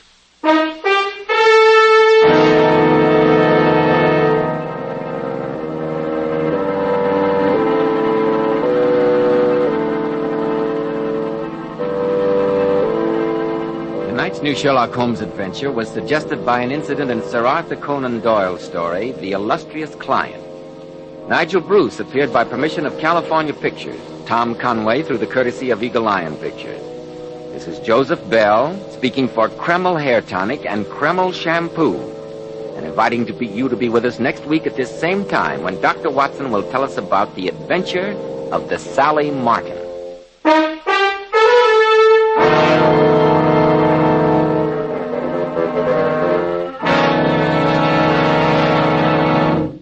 This is ABC, the American Broadcasting Company.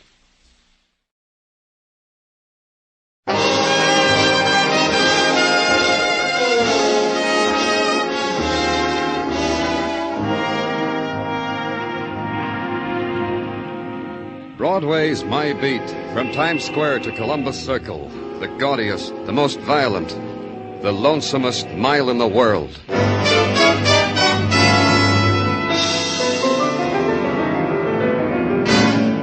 Broadway's My Beat, with Larry Thor as Detective Danny Clover.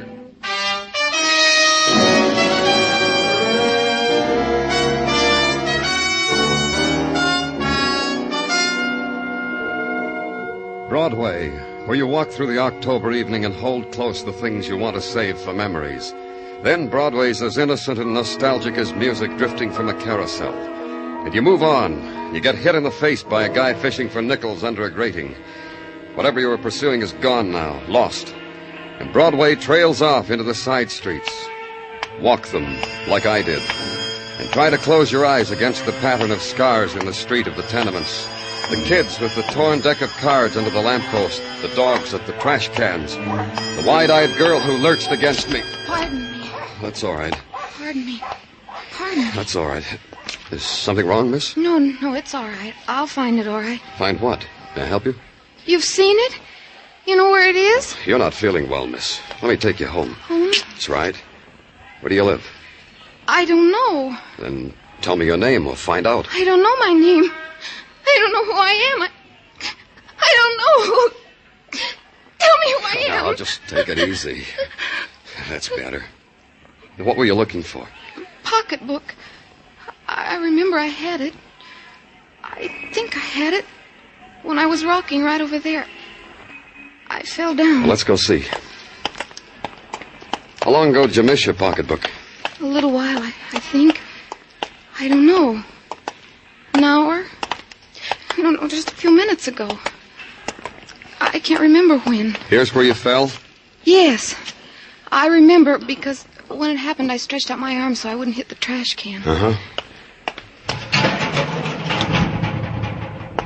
Is this it, miss? Yes. Yes, that's it. I can remember that. Let's open it. Yes. Here, the wallet. Here's a driver's license made out to Linda Arnold, 1912 West 54th Street. 5'4", blonde hair, green eyes. That fits.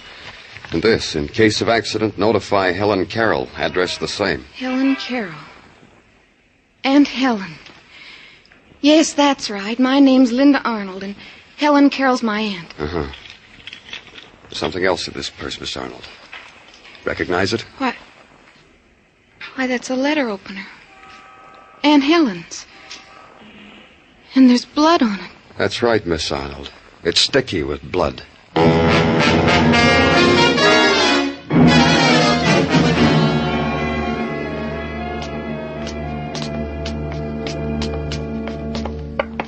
Which is your apartment, Miss Arnold? That one. The one at the... Okay. Are you all right? Yes. I'm all right. It's the one at the end of the hall. I have your key? It's in my purse. Who's... Muggavan. Hi, Danny. You got the call, huh? What call? Homicide, Danny. You mean you didn't get it? Then why are you here? Miss Arnold lives here. She's ill. I found her wandering in the streets, so I brought her home. You said someone was dead. Who is it?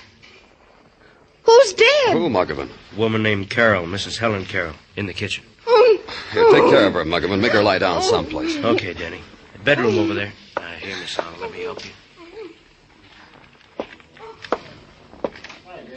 Danny, we've been waiting for you. Hi. You got a cigarette, Danny? Oh, sure, Dr. Sinsky. Here. How? Stabbed. In the chest. Over and over. Pierced the lungs, the heart. The murderer made very sure, Danny. Like it was what he'd lived for all his life. Who called it in, do you know? Yeah, Detective Muggavan said some man from a coin box. Wouldn't give his name. Stabbed. Boys know with what? No weapons and evidence, Danny. They think it was a knife, a small knife like... A letter opener, maybe? The boys mentioned the possibility of a letter opener, yeah. There's a girl in the bedroom, Doctor. She'll need your help. Don't take me to her, Danny. I killed her. I killed her. I hated her. She was mean and rotten. She twisted everything and made it dirty and mean. I killed her. Hold it, Danny. You too, Muggavan. But gently. You'll be all right, miss. It'll be all right. I want Ted. Bring Ted to me. Tell him. Tell Ted. Oh, tell him I killed her. Tell him to come to me. Dr. Sinsky. A moment longer, Danny. In a moment, she'll be asleep. This girl murdered Danny? She's asleep. You're right, Dr. Sinsky. It only took a moment. It only took a moment, and sleep touched Linda Arnold, and the face gouged with hysteria smoothed down to a kind of release, an innocence. Her lips formed a final word, Ted, once. Then she surrendered to sleep. I left.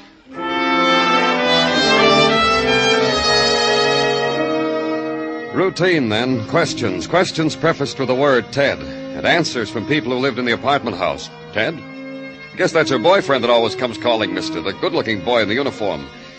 Then a woman who opened the door for me before I knocked told me, Ted. You mean Ted Raymond, mister. Linda's boyfriend. About his uniform, mister. Guess that's because he drives a bus. And more questions. And find out Ted Raymond drove a bus for cross-country tours. Go to the depot. Ted was off yesterday, but here's his address. But Ted wasn't home when I got there. Assign a man to call me when Ted got in. The next morning at 10, a phone call. Ted Raymond had been out all night. He just got in. I went there.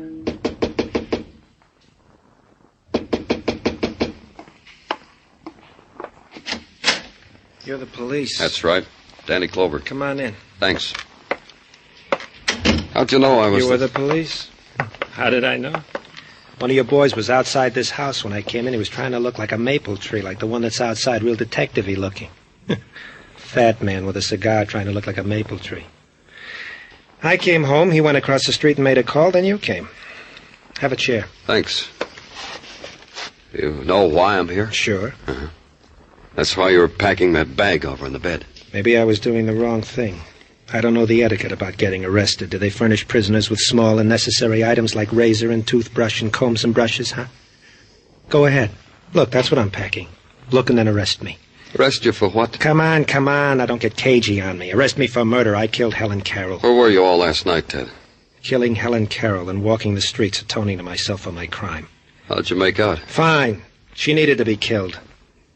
All her money. Linda never got a cent of it. Kill her Aunt Helen, marry Linda, be rich. Logic. But now I'm caught. How'd you kill her? I stabbed her. With what? How do I know with what? I picked up something and stabbed her. Let's go, Mr. Clover. Take me down to headquarters, get me a secretary, and I'll dictate my confession. It could have ended there with the boy's confession and arrest. Could have been easy. Easy to erase the words of a girl, the cries of a girl uttered in anguish and hysteria, the sickness of the lost. Easy to put out of mind the blood on a letter opener found in her purse, found behind a trash can. A girl wandering aimlessly in the twilight. That never happened. But you know it did, all of it. So you make a call to Dr. Sinsky, and he tells you the girl is in the police hospital. Yes, she can talk to you. She's been asking for you. And the girl sitting upright in the bed is a girl who was never lost, who never cried, except alone. I've waited for you to come back, Mr. Clover. You're better now. Feel all right? Look at me. What do you think? You look fine. I tried. I made them bring me lipstick and powder. And this negligee. It's one I've been saving. You like it? You consider this an occasion, Miss Arnold? Isn't it? Can you remember what you told me when I brought you home the other night, when we found your aunt? I remember it exactly, word for word. I said it killed her because I hated her. My aunt was mean, Mr. Clover, and rotten. That's why I killed her. This makes it an occasion, doesn't it? You lived with your aunt? Ever since I was in pigtails. Ever since I was 12. I think it began the first night I stayed in her house. Yeah. That's right. That's when it began. What began? The hate. The loathing. Why? Because she made me cry. Because she put me in a dark room and let me cry all night. You'd done something wrong? Mm-hmm. I did wrong. My mother and father were dead. That's what I did wrong. There was no one to take me except a school friend of my mother's. I call her Aunt Helen. That's what I did wrong. And after that? Have you ever had to live on the charity of a bitter old woman, Mr. Clover? It could have been so nice. She was that rich, $100,000, Alfred said. $100,000, and we ate out of paper bags we dressed in. Alfred? Who's he? Alfred Carroll, my uncle. My aunt's husband. Poor thing. We didn't even know about him. Where is he? I don't know. But find him, Mr. Clover. He'll be so relieved that I've killed her, so happy. I'd like to see his face. Find him for me, please. We will. We'll put out an all-points bulletin. Thank you. Now you'll put me in a cell, I suppose. I'm well enough for you to do that. Ted Raymond says he killed your aunt. You're not fooled, are you? He said that because he loves me. Turn your back, Mr. Clover. I'll get dressed so you can put me away.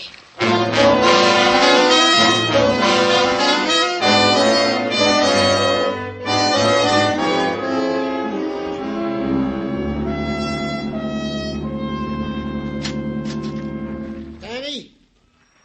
Hi-yo, Danny. Oh, come on in, Tartaglia. Oh, what's on your mind? Oh, thanks, Danny. Especially to extend to you formally the warm hand of welcome back from your vacation west of the Great Divide. Oh, thanks, Gino. And to remark that the western winds have indeed done wonders to your features.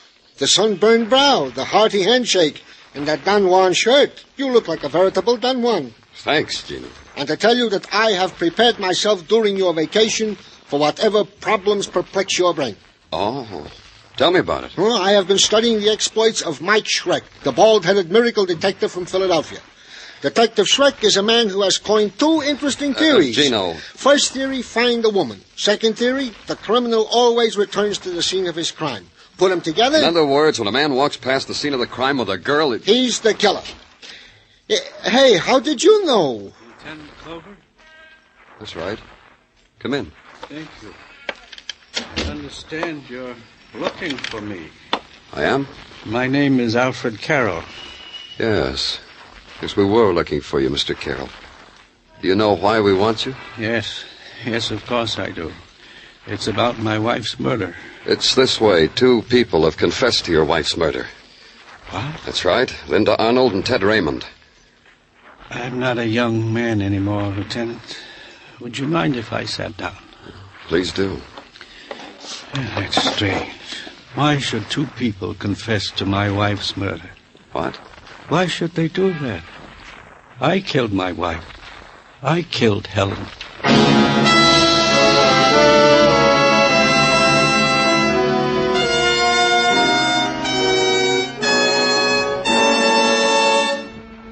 You are listening to Broadway's My Beat, written by Morton Fine and David Friedkin, and starring Larry Thor as Detective Danny Clover. Keep your guard up. That's the key slogan of the 1950 National Guard recruiting drive, and it's a slogan as timely as today's headlines. More than ever before, America stands prepared, and the National Guard must recruit approximately 220,000 men as soon as possible. By joining the National Guard, young men will have the advantage of choosing their own unit and preparing themselves for promotion by being in a job for which they are best qualified. Investigate the National Guard now. Help America to keep up its guard.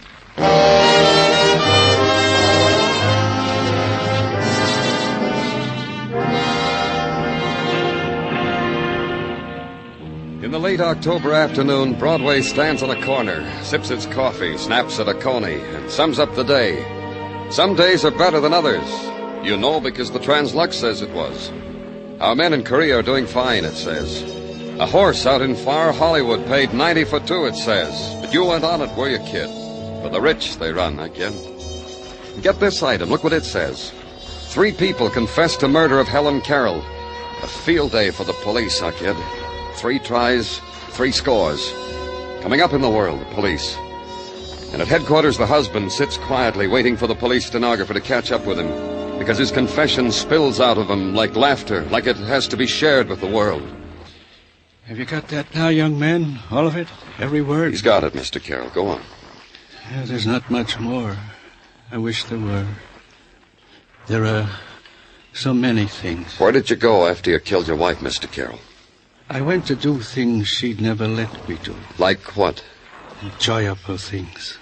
Pleasurable things. Like what? I went to a bar and had a drink. A lot of drinks. With her money. With Helen's money. What else? There was a girl there sitting all alone.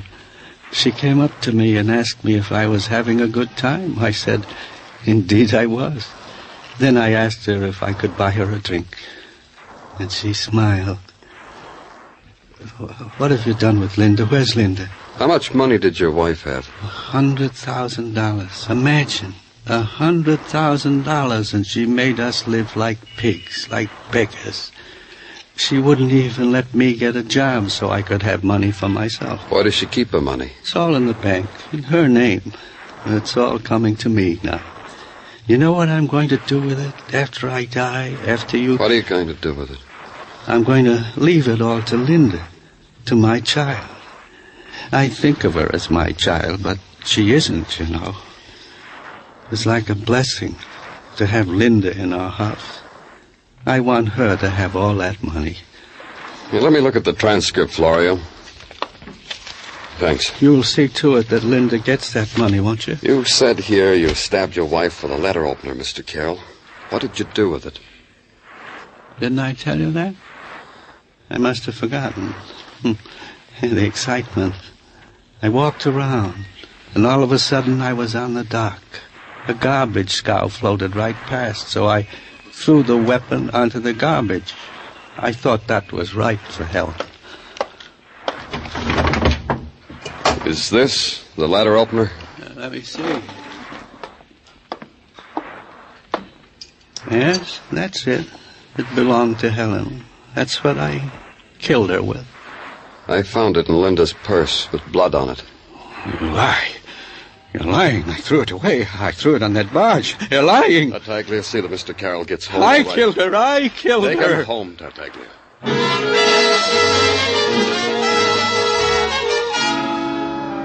There it was. 3 people confessed to a single murder. An elderly man, Alfred Carroll, said he killed his wife, but the details of the killing were too cloudy. A young woman, Linda Arnold, said she did it, killing done in a mental blackout. A young man, Ted Raymond, swore he was the killer. Take a premise, consider it, make up your mind that one of the suspects was the murderer. But who? All had motive. As far as I could gather, all had opportunity. That was the Joker. Routine again, and questions again. The knocking on doors and tipping the hat and flashing the badge and intrude into lives of people who thought the word murder was reserved for headlines only. A person like Mrs. Westfall, for instance, landlady and purveyor of towels and clean sheets for Ted Raymond. You're talking about Ted Raymond, ain't you? That's right. Ted drives a bus. What are you looking at, Mrs. Westfall? Fiddle, fiddlebird. Look at her walking down the street. Giddled in her uppity ways. It's just October and she's got out the raccoon coat already. Look at her. Ted Raymond. He drives a bus. Bus driver. Jockey for a bus. Look at Giddle. Do you know whether he made any phone calls? On my phone, where he always makes them. Broke a date with his girl. I heard him because I was peeping with my ear. Then what'd he do? I don't know. Maybe he went to work where he works at the bus depot. I'll bet it's not even real raccoon.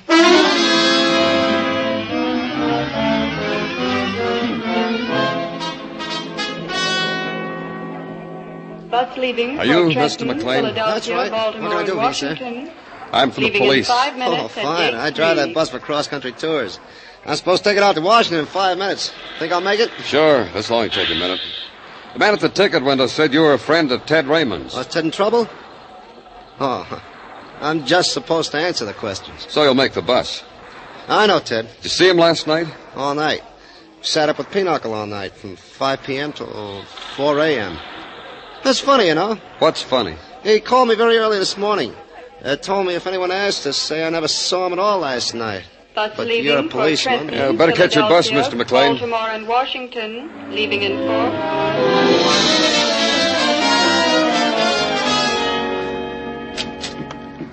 Your name, Clover? That's right. Who are you? My name is Jones, and I've been looking for you. Why have you been doing that? Because I read in the paper you were assigned to the murder of Mrs. Carroll. Therefore this. Therefore what? Here.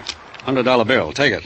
As you see, I didn't spend a cent of it. Look, Mr. Jones, what's this all about? It's about that boy, Ted Raymond. He gave me the $100, and I'm giving it to you. Why are you doing that? Because I'm the superintendent of the apartment house in which Mrs. Carroll was slain. Ted Raymond gave me the $100 early this morning. He said to tell anyone that asked that he was lurking around the apartment house at the time of the murder. I see. What took you all this time to come to the police? Yes. What? Yes, it did take me a long time. What happens to the $100 bill now, Mr. Clover?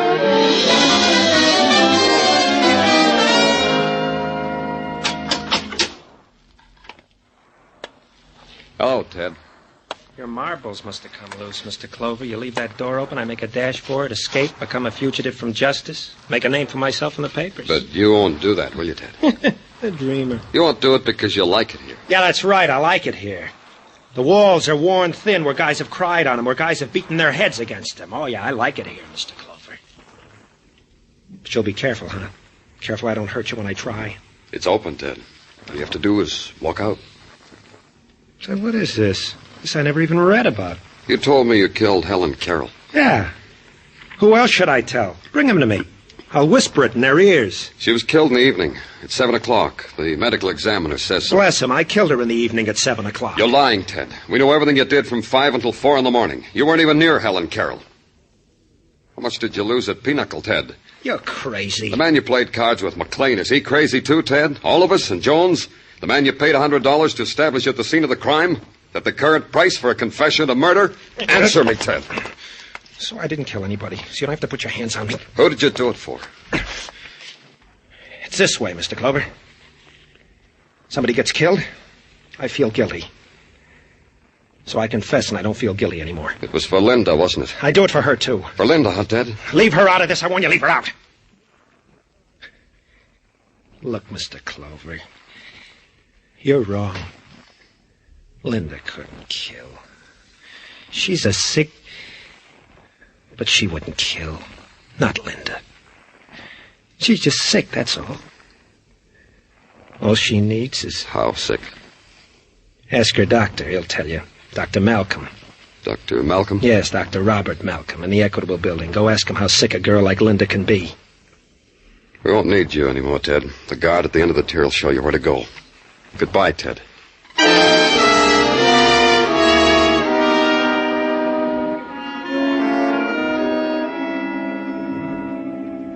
The case of Linda Arnold is not a very exciting one, Mr. Clover. I don't want to write a magazine article, Dr. Malcolm. I'm just trying to clear up a murder. I'll wager the material you police come in contact Look, Doctor. Of course, Linda Arnold. She came to me some years ago. How many years ago? Oh, about 10, I'd say. Charity patient. Later I found out her aunt was quite wealthy, so I had it done up for my fee. Her aunt was the one who was murdered. Really? Now, that's interesting. Oh? Why? Oh, let me ask you a question, Mr. Clover. Did Linda kill her aunt? We're not sure. Maybe she did. Why do you ask? Well, there might be a pattern for murder there. Linda was an emotional girl, and when an emotional crisis presented itself, she would, black out. In other words, at times, rather than face reality, Linda would... I said it. Black out. Would you say you cured her, Doctor? I can only say she hasn't had need to see me for the last 3 years. Yes, I'd say she was a perfectly healthy, normal girl. Anything else? No? Good day, Mr. Clover. It was 5 p.m. when I walked out of Dr. Malcolm's office.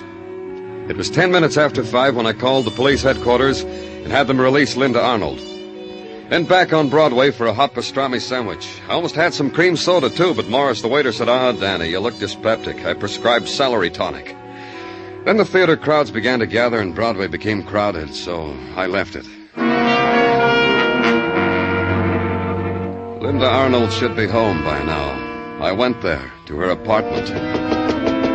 But it wasn't Linda Arnold who opened the door for me. Oh, it's you, Mr. Clover. Please come in. Thanks, I will. Where's Linda? She was just admiring the clothes I bought for her. I opened a charge account for her because I'm going to get all that money, and I bought all those beautiful clothes for her. Silks. Linda looks so wonderful in silks. See? These, and these, and these. Where's Linda, Mr. Carroll? And this. You should have seen Linda in this. We played that record you're listening to so Linda could walk around to it. Let's get rid of it, huh? Where's Linda, Mr. Carroll? Oh, she's in her room changing into something else. Call her. Because you want to take her back for murder? It won't work, you know. Linda has no mental responsibility for what she did. And besides that, if she were brought to trial, I'd say I did it. Linda, doesn't she look beautiful, Mr. Clover? How do you feel, Linda? I'm happy. What happened to the music? I turned it off. But I'm happy. I need music to go with it. Look at these things. Look at them. Uncle Alfred bought them for me. Yes, I did. Didn't I, Linda? Ted signed his confession, Linda. What? Yes, the district attorney's going to arraign him tomorrow morning. That's wonderful. Ted did that? Isn't that wonderful, Linda? I asked you, isn't that wonderful? Ted's in jail? Now we have nothing to worry about, don't you see, Linda? Yes. Yes, Uncle Alfred. Linda, don't call me Uncle. I'm not your uncle, Linda. Linda, you're so lovely, lovely. Oh, Linda. You. Take your hands off me. You old man. You. Take your hands off me. How dare you talk to me like that? Get out of here. Get out of my sight. How dare you? I killed for you. Planned this whole thing for you. The years I waited for you. You. Old man. Old man. Leave her alone. I'll show you. Take her, Mr. Clover. Take her. Me too. Alfred. You're crazy. Listen to me, Mr. Clover. I planned it all. It was I who told her to walk around, to be found in a daze with a knife in her purse. No jury would convict her. I killed my wife, and Linda helped me to do it. Linda? All those beautiful things. They'll take them all away. All these things. All these beautiful things.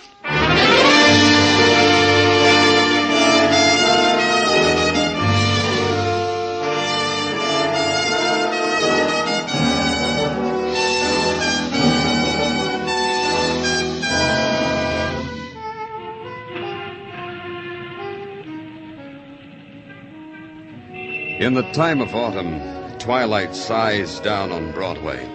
You walk toward it. Someone smiles and takes your hand, whispers to close your eyes, then bangs your head against a wall. Your scream mixes well with the shriek of the night. It's Broadway, the gaudiest, the most violent, the lonesomest mile in the world. Broadway, my beat.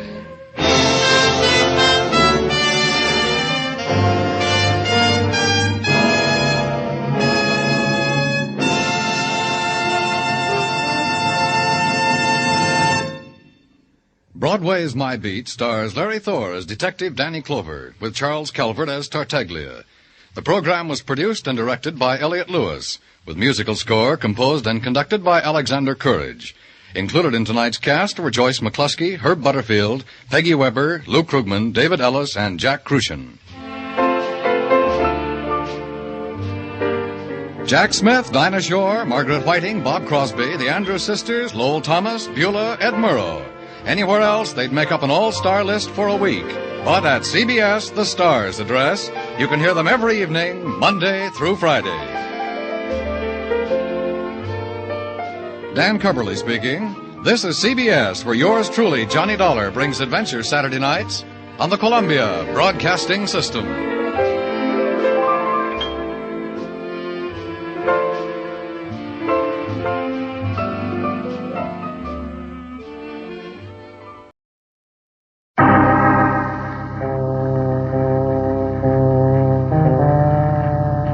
My name's Regan. I get 10 a day in expenses from a detective bureau run by a guy named Anthony J. Lyon. They call me the Lion's Eye. With Jack Webb as Jeff Regan, the Lion's Eye, stand by for hard-boiled action and mystery and thrilling adventure in tonight's story of The Gambler and His Lady.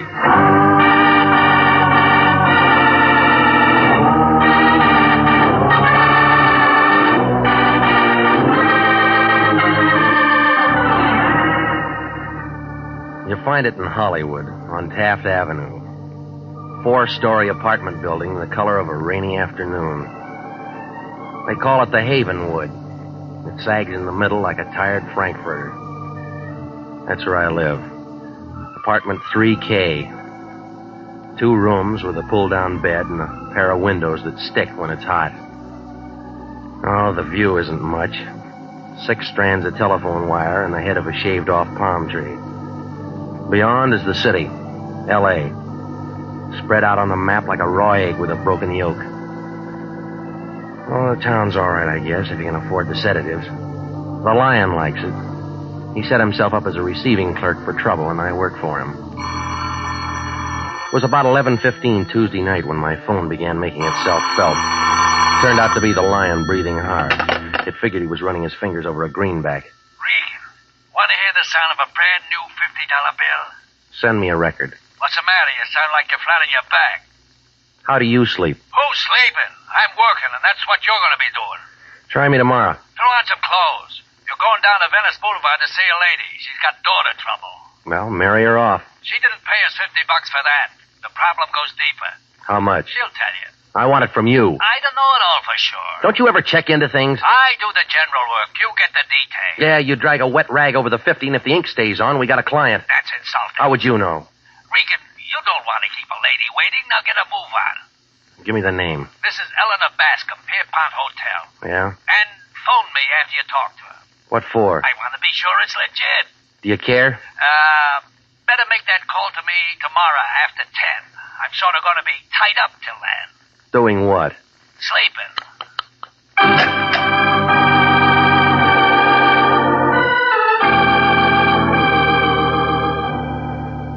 Well, I put on some clothes, picked up my car, and moved out to Venice Boulevard. The good humor men were all gone, and I had the street to myself. 20 minutes later, I came to a stop beside a garbage can near San Pedro. Behind it stood the Pierpont Hotel, a 2-deck pile of wood left over from the sinking of the Spanish Armada. There was a black and dirty white sign outside, said rooms 50 cents, weekly and monthly rates. The names Eleanor and Georgia Bascom showed in the mailbox and gave a room 210. I climbed a flight of stairs and walked down a hall that looked like a passageway in a pyramid. It was dark, and it took my cigarette lighter to turn up the numbers.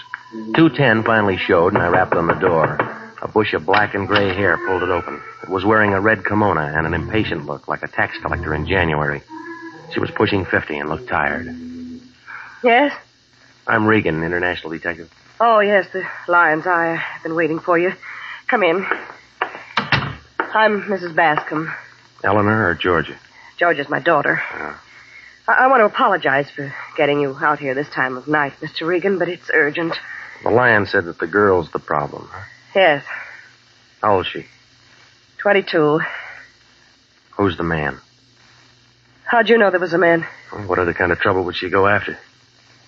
She's a good girl, Mr. Regan. She always has been. Until now, huh? That's what I want to know. Well, she's old enough to call her plays. That's not the advice I'm paying for. Where'd you get the 50? It took a lot of saving. All right, give me his name. Louis Desmond. Gambler, card sharp, bookie, all-around con man. He's got a card room out toward Gardena someplace, the 5 Aces Club. What does your daughter see in him? Oh, it's this place. The way we have to live. She's tired of having nothing. I've tried, but she's looking for a change. And taking a wrong turn. I'm not sure yet. Yeah, other girls have it real tough. They go to work. Well, we had a little trouble in the family once. It shows up if someone starts looking. When can I talk to Georgia? Well, you'll have to work that out yourself, Mr. Regan. What does that mean? She put some clothes in a suitcase and left earlier this evening. That's why I had to call you so suddenly. Mm-hmm. Where'd she go? Louis is a real bum, Mr. Regan. You talk like you know him. We've met. I want to know just what's going on. If Louis is forcing her into anything crooked. She force easy? A fur coat makes a young girl do a lot of things. Yeah. Oh, here's a picture of her. You may need it. Mm-hmm. Not very good, but only one I've got. I'll make it work. That's about all, Mr. Regan. Get in touch with me as soon as you get something. Okay. Oh, Mr. Regan. Yeah. As you can tell, I'm the kind of person who sometimes gets hysterical over things, but I'm also the kind who demands results. You sound like a radio commercial.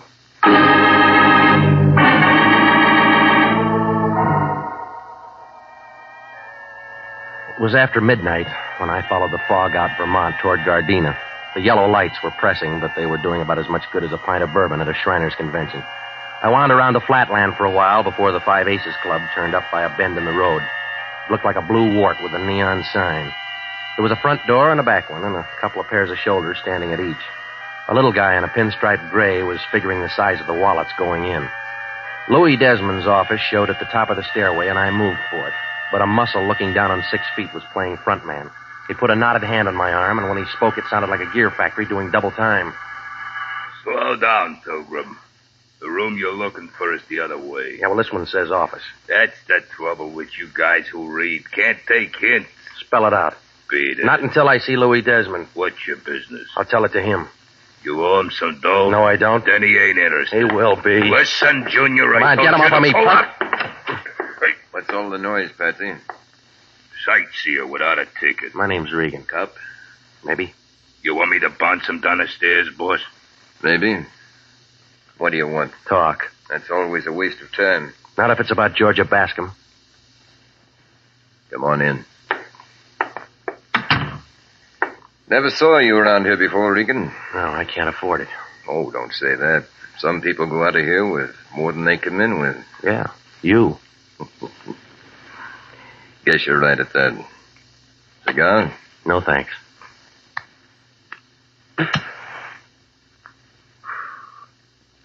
Well, what about Georgia, Regan? You tell me. That doesn't add. You came to see me. She's got a worried mother. They're all like that. Now, this one figures you're doing a little forcing. Oh. You'd know more about that. Give me a clue. Blackmail, maybe? You're a kick. Arthur Godfrey'd love to get a hold of you. I come too high. Let me give you some good advice. Go home and pull a blanket over your head and say it's all a bad dream. You know, you talk a lot, mister, but you don't say much. What's the hold on Georgia? All right, wise guy. Honey. Come over here, baby. Regan, you know this girl? I've seen a picture. Georgia, this is a peeper named Regan. He come to rescue you. But what for, Mr. Regan? $50? My mother gave you that to come and take me back? Something like that. But I can't go. Why not? Well, Go ahead. Show him, baby. look, Regan. 3 carats. With a wedding band to match. On what dice table did you pick those up? Stop the noise, Regan. Congratulate the lady. Not on a bad mistake. Listen, Shamus. Oh, never mind him, Louis. He doesn't matter. When did the furs come? Louis said soon. Tell Mama we're married and not to worry. We're going away for a few days. Ensenada for some gambling and fishing. You won't enjoy it. Sure I will. You'll be in L.A.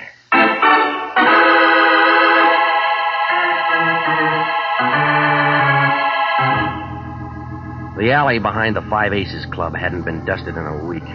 My brown flannel suit fixed that. Well, I picked myself up and made it for the car. Moving north on Vermont, I tried to add a couple of things. There was a funny smell in Louis's office when I first walked in, like rope on fire. Somebody'd been there before me who smoked cubebs. Desmond worked on cigars. Georgia held a king-size Pall Mall. Well, whoever it was still played it coy.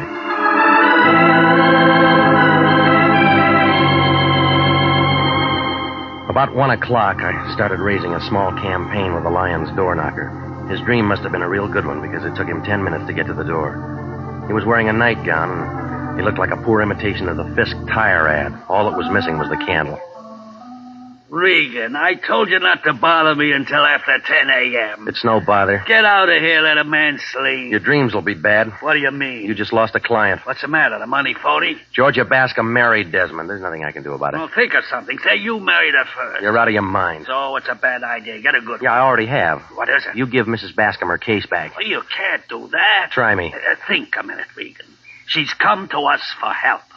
A lonely woman with no place to turn entrusts her trouble to International. You got that 50 spent? It's not the money, it's the moral obligation. Oh, stop it, will you? You don't give blood anymore since you found out somebody'd pay for it. You're getting out of line. You're the only guy in town who can turn a shaving cut into a bankroll. That's enough. Well, let's do it this way.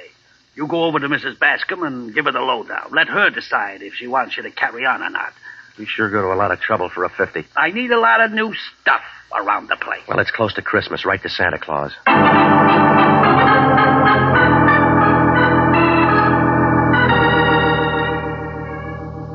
Well, I left the Lion looking for a fountain pen, and I drove out to Venice Boulevard in the Pierpont Hotel. The place still looked the same.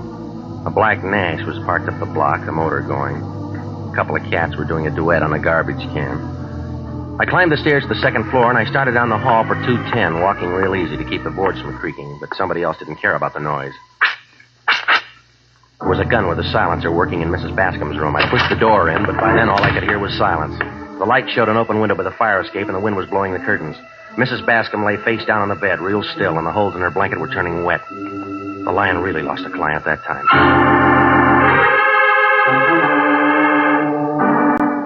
Well, it didn't take Sanducci and the boys long to get there. The fingerprint men and the photographers went to work in the room. Sanducci picked me. He had a grouch on like a fat lady in an upper berth. What's the matter, Regan? You get lost? What do you mean? You're pretty far from home. Well, I get around. Who is she? Name's Eleanor Bascom. I know that. What'd she do? Where'd she come from? I don't know. What were you doing out here? She called in the Lion. Her daughter ran off with Louis Desmond. Oh, he in it? How far? Ask him. Mrs. Bascom wants you to bring her daughter back. She wanted to know if the girl was moving into a racket. Was she? I haven't found out.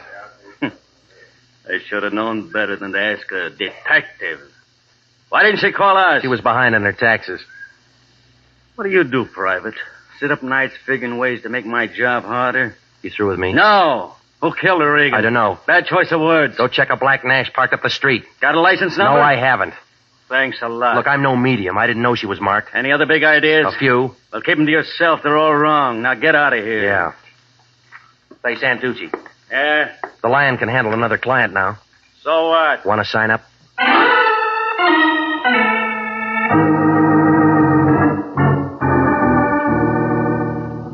Well, I went home and slept. Coffee and warmed-over biscuits at the drugstore took care of breakfast the next morning. Then I checked the phone book. Louis Desmond's home address turned up on Rodeo Drive in Beverly Hills, and so I drove out there. It was on a corner. A 2-story colonial place with white colors and green shutters. The doorbell sounded like a second chorus at the Hollywood Bowl. The Japanese maid let me in, and I waited in the anteroom. That's when I caught that peculiar smell again. Somebody had just been there who smoked those Q-Beb cigarettes. Well, a couple of minutes later, a tall blonde fighting 30 stepped up to me. She smelled like she just crawled out of a bottle of Platine. It was a bright morning, but she had the kind of look that had you wishing for an eclipse. Well, what do you want? Louis Desmond. Census taker? No. What's he done? I don't know yet. Where is he? I don't know where he is. He didn't come home last night. Lots of work at the office? Card room out in Gardena. Lots of work out there? He didn't say. He doesn't tell me everything. Should he? Depends on what you think of your marriage vows. Who are you? His wife. Want a drink, mister? Sure.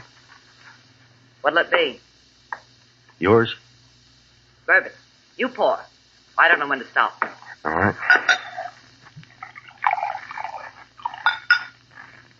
Here you go. To marriage. It's a mess. Cigarette? Never touch him. Interferes with my drinking. Who smokes the Q-Bebs? Is that what that stuff is? Yeah. The little guy walked in here looking for Louis and smelled up the place. Hiya, Stella. Oh, hello, Patsy. Just in time for a drink. Company? Yeah.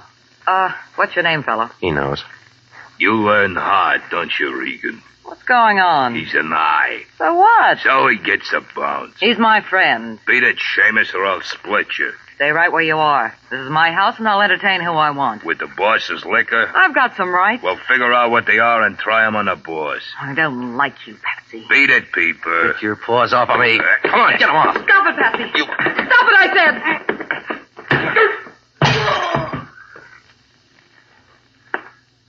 Well, you hit him pretty hard, lady. No, I didn't. His head's soft.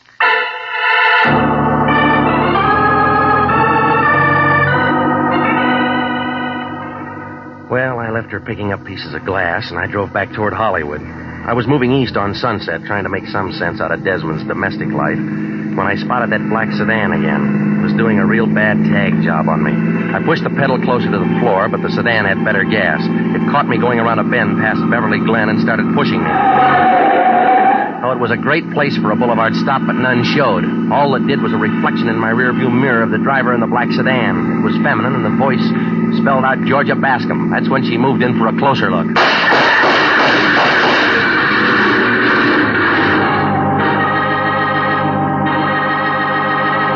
You are listening to the story of the gambler and his ladies, tonight's adventure with Jeff Regan, investigator.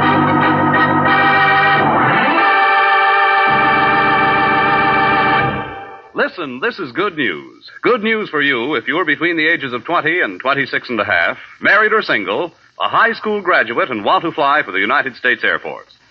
Yes, the Air Force Aviation Cadet Program is offering you the opportunity to become a pilot officer in the mightiest Air Force in history. You can be one of the Air Force's men of renown. And there's more offered than the pride you feel in being a member of America's flying team. For after your 52 weeks of training, you'll graduate as a second lieutenant in the Air Force with an income of more than $300 per month. Remember, the Air Force offers you what it offered General Jimmy Doolittle, General Carl Spaatz, and General Hoyt Vandenberg, now at 42, the Air Force Chief of Staff.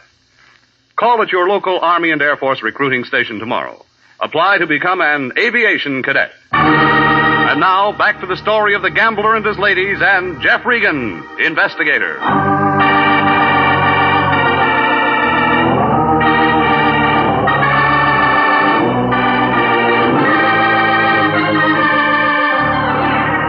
Well, things were moving as fast as the last reel in a Western movie. The Lion sent me out to see a lady who was having daughter trouble.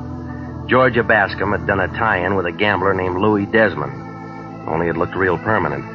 She was wearing his wedding ring, and the mother ended up carrying a couple of bullets and homicide moved in. That's when I met a blonde at Desmond's house who said she was Louis's wife. Well, I was working on the mess when a black sedan with Georgia at the wheel ran me off the road and the slugs began to fly. I peeled myself off the side of the hill, and I got in touch with the police.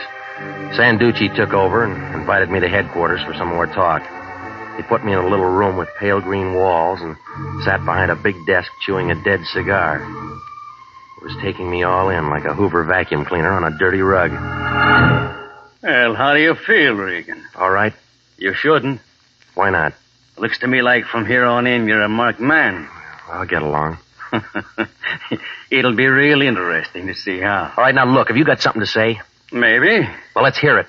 Relax, Regan. You're not going anyplace. You can't hold me. I was the one who got shot at. Well, that's enough. I'll work out a way to hold you for creating a disturbance. It won't work.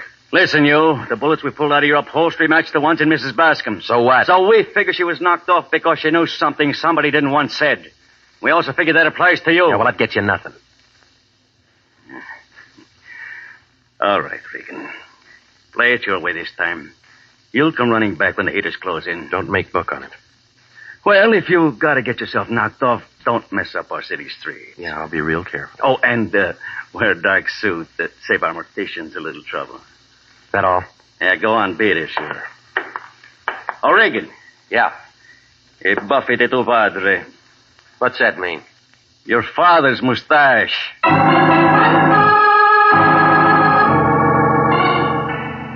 Well, it was late afternoon by the time I walked out of headquarters. The sun was still working, but it was cold.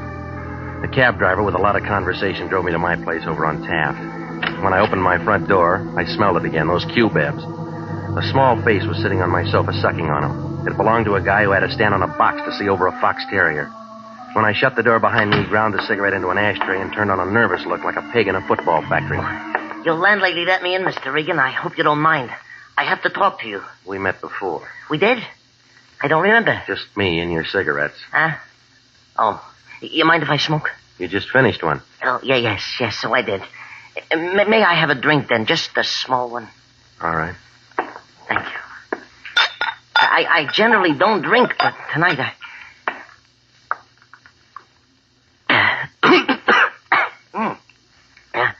Thank you. Now, I barely know where to begin. Well, you better figure it out. You haven't got much time. Yes.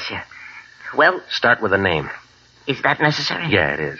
Loper, Max Loper. I'm a businessman. What kind? What kind? Furrier. Yeah, I'm a furrier, Mr. Regan. All sorts of furs. Ermine's nice. Generally, I prefer sable, but it depends on the woman, you know. What does Georgia get? You beg pardon? Let it go. Yeah. I'm not the man I used to be, Mr. Regan. My fortunes have changed. Yeah, it changed. I think I better have that cigarette. Save it for later and start making sense. Well, I need help. Why come to me? Well, Mrs. Bascom thought enough of you to ask you to help her. You see, I know Mrs. Bascom. That is, I knew Mrs. Bascom. Her death was so sudden. It was forced. Yeah, so the papers say, but... Mr. Regan, I want you to know I didn't do it. Who said you did? Well, nobody yet, but I didn't do it. Look, why tell me? There's nobody else I can tell. Try the police. No, that's what I can't do. I want you to prove to them that I wouldn't do a thing like that. Loper, what's your tie-in with Desmond? Desmond? What? There is no tie-in. You were at his card room. I smelled your cigarettes there. You got nothing, I guess, and you went to his house. Mr. Regan, that's got nothing to do with it. I think different. But you're wrong, all wrong. Convince me. I didn't do the murder. That's what I want you to tell the police. Who did? I don't know. Well, now I think you do. Come on. Who killed George's mother? It was her stepmother who was killed. Give me some more. Oh, you got me all confused.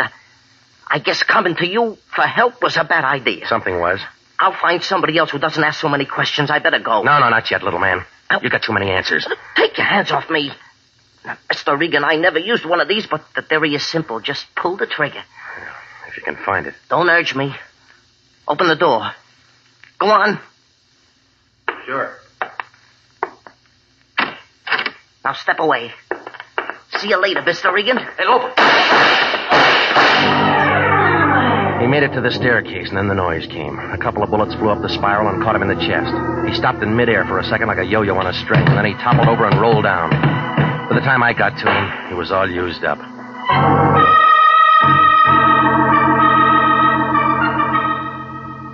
Well, a call into homicide brought some of the boys out, and they took care of him. A fat guy with a head like a plunger took him pictures for a paper, and a girl with a leaky fountain pen got the story. It took about an hour and a half to clear my place. But the minute the crowd moved out, the lion moved in. He had a sheet of paper in one hand, and his face was lit up like an old maid at a cocktail party. This concerns Louis Desmond and Georgia Bascom. You interested? Yeah?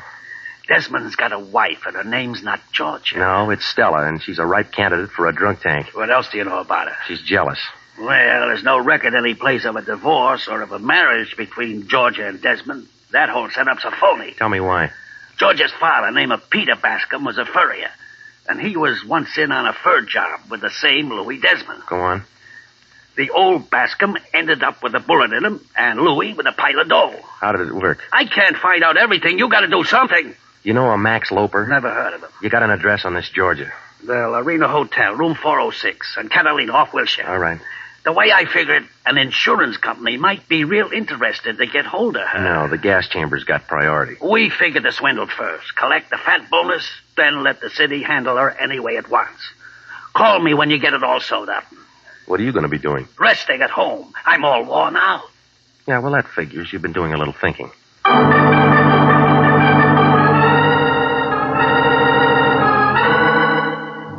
The Lorena Hotel, 6 stories of plush carpet and gold paint. It was night when I got there and the neon was on. The buzzer brought the door open and Georgia Bascom stood there carrying an overcoat. She had her purse under her arm and it figured she was leaving. When she saw me, she turned on a surprised look. Oh, Mr. Regan. Moving out? Just a little errand. It'll keep. Shut the door. Now, see here. Shut up. Well, that's a lot of nerve. Don't let it bother you. There are bigger things. Like what? A fur job you and Louie are working on. What are you talking about? And a little murder. Throw your purse on the sofa. I will not. Come on, lady. It's getting heavy. Now open the closet door. Come on. There. I hope you're satisfied. I'm not much on fashions. Read them to me. 3 airmen, 3 sable. 10,000 apiece? More. Max Lopers? Yeah. Well, you can't wear them all. You got a friend? I don't need one. All right, sis. What is it? Nothing. That's your version. You could be wrong. When'd you marry Desmond? Last week. Bad answer. He's got a wife named Stella. Bigamy will get him in trouble. Well, that's his problem. No, it's yours, too, if the courts can prove you knew. All right, I didn't marry him. Then why the wedding ring? Hey, you ask a lot of questions. Yeah, I do. Why don't you get out of here? Louie's not new on fur jobs. He knows how much work it is to palm him off. You're talking to yourself. Loper never got to outlive a double cross. What are you going to do with that? Nothing. Homicide will work it out. I didn't kill anybody. You'll work up a sweat proving it. Louis did it, honest. He killed my stepmother because she knew how the job worked. He gave it to Loper, too. He would... Hiya, friends. It must be raining. The worms are coming to the top. Hello, Louis. Regan's got it figured. I was just stalling him till you got here. Sure, Georgia. I know. Honest, Louis, honest. I didn't mean to say you did the knockoffs. We'll talk about it later. You better finish it now. You're not going to be around. We'll see. They got a spot all staked out for you up north. Isn't that interesting? Regan, I got a set of instructions for you. I want you to be real nice and follow them. What's in it for me? You kill me, Seamus. I'm holding all the cards. You want to rake in the pot. I better get going, Louis. We shouldn't be seen together right now. Slow down, baby. I got something for you, too. But, Louis, Big mouth. Big mouth. Look, you didn't have to hit her more than once. She got off easy. Everybody's got 32 teeth.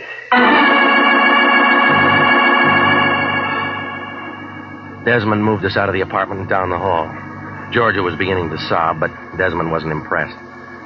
He held the gun under his coat and walked behind us careful, like an elephant on a crate of eggs. The button brought the elevator, and the 3 of us went in. And then it started down. When the door swung open on the first floor, a whiff of bourbon came floating in, packing a .32. Louis turned white. Stella. Stella. Ah! told him if he kept messing around, he was going to have trouble at home. You want to give me the gun? No. What's your name, girlie? Georgia. Were you in love with Louis? I don't know. Well, go find out. You want it now, Regan? It's empty. You know, lady, you fixed nothing. What do you mean? Where you're going, you'll all be together again.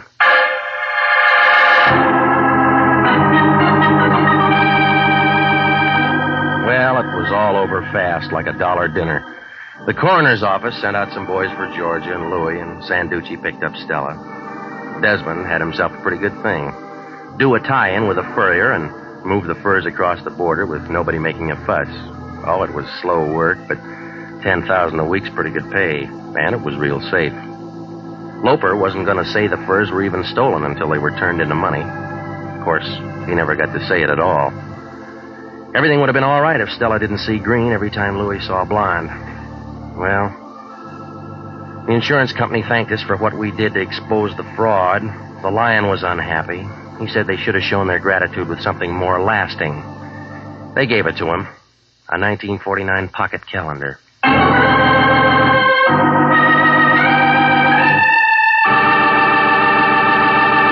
Jack Webb is featured as Jeff Regan, with Herb Butterfield as Anthony J. Lyon.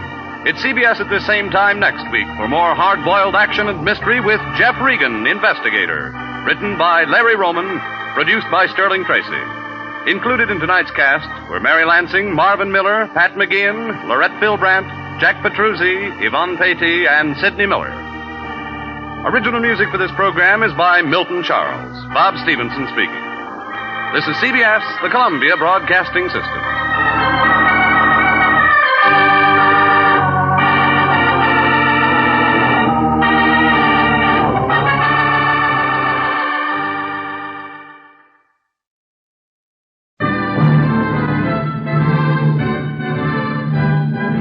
Standard of California, on behalf of independent Chevron gas stations and standard stations throughout the West, invites you to Let George Do It.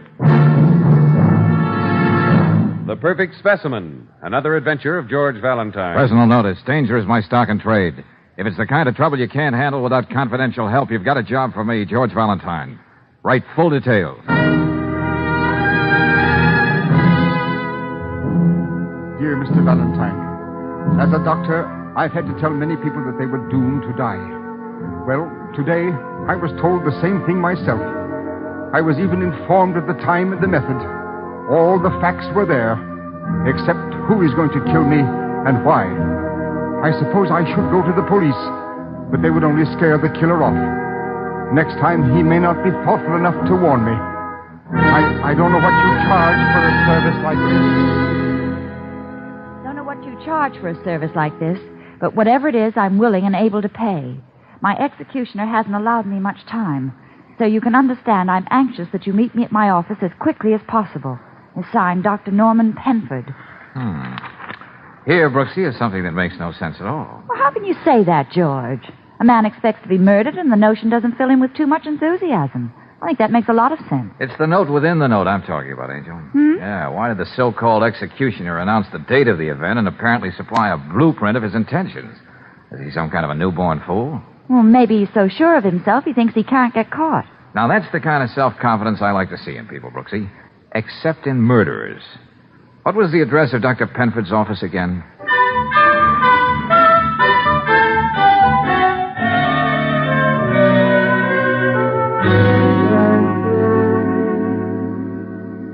Tell me, Dr. Penford, you're a surgeon, aren't you? Not a psychiatrist. That's right, Mr. Valentine. Why do you ask? For a very good reason. The note Dr. Penford got. Read it again, will you, Brooksy? Oh, yeah.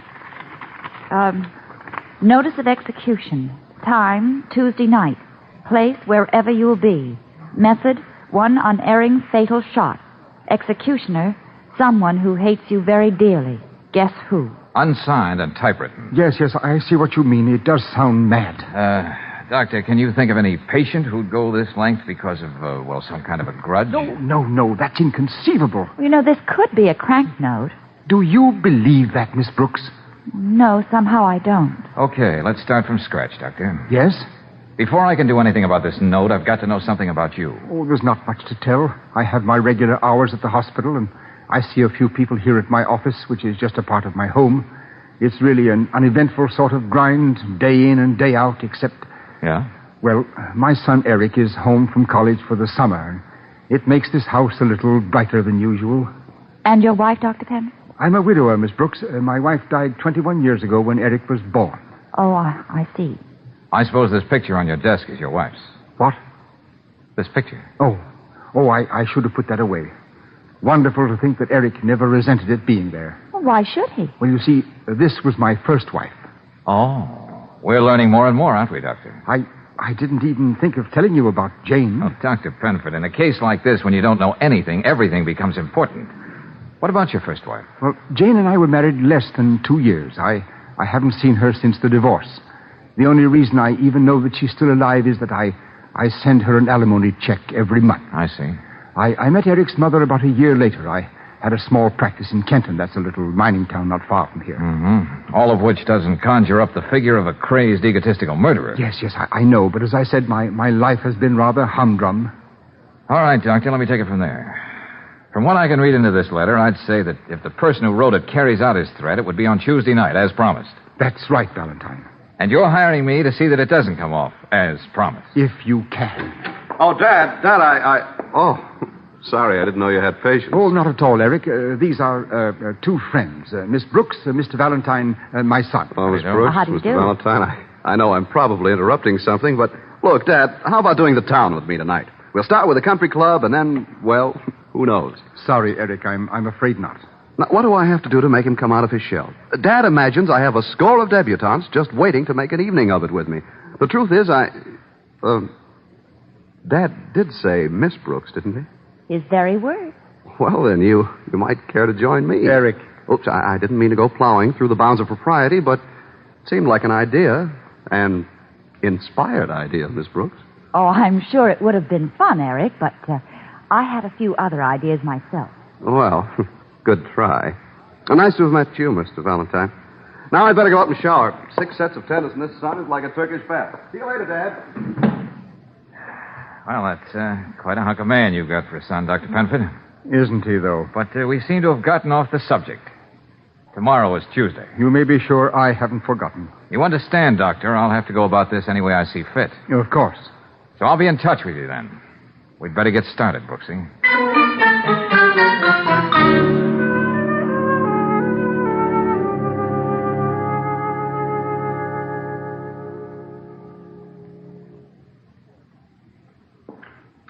I can't imagine why you're here, Mr. Valentine. I have only one interest in Norman Penford. The alimony check he sends me each month. Well, you're very frank, to say the least, Mrs. Penford. Well, we thought if you knew he was in danger, you'd be glad to give us some facts about his past. And it might help us. Oh, I can give you a beautiful fact that will help you to understand Norman perfectly. Yeah? Just after our son was born, Norman left us, and we haven't seen him since. But we just met Dr. Penford's son. He told us Eric was a child by his second marriage. Oh? He didn't mention anything about another son. It might have slipped his mind. Now, wait a minute. I want to get this straight. Please, Mr. Valentine, don't raise your voice. My son Wesley is working in the next room. He doesn't like to be disturbed while he's writing his book. Mother, who's there? Oh, no one, Wesley. Just some people. Friends of your father, as a matter of fact. Mr. Valentine, don't go in that room. My father? What are you talking about? Certainly you should be interested in your father if he happens to be in danger. Wesley, I tried to keep these people from disturbing you. My name is Valentine. This is Miss Brooks. How do you do? Forgive me if I don't get up. Now, about my father. Go on. I don't feel I have one. As for his being in danger, Miss Brooks, you can understand my lack of concern. Yes, but... Now, get out, both of you. See? Now you've upset him. Never mind the pen, Wesley. I'll pick it up. Sorry. My father isn't really worth any such display of emotion on my part. Now, I would appreciate it if you left. Okay. That's the way you want it. I think you can find your own way out. I'm sure we can.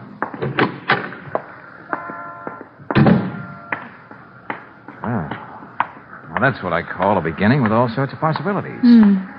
Angel, I think this calls for some friendly cooperation from Lieutenant Riley.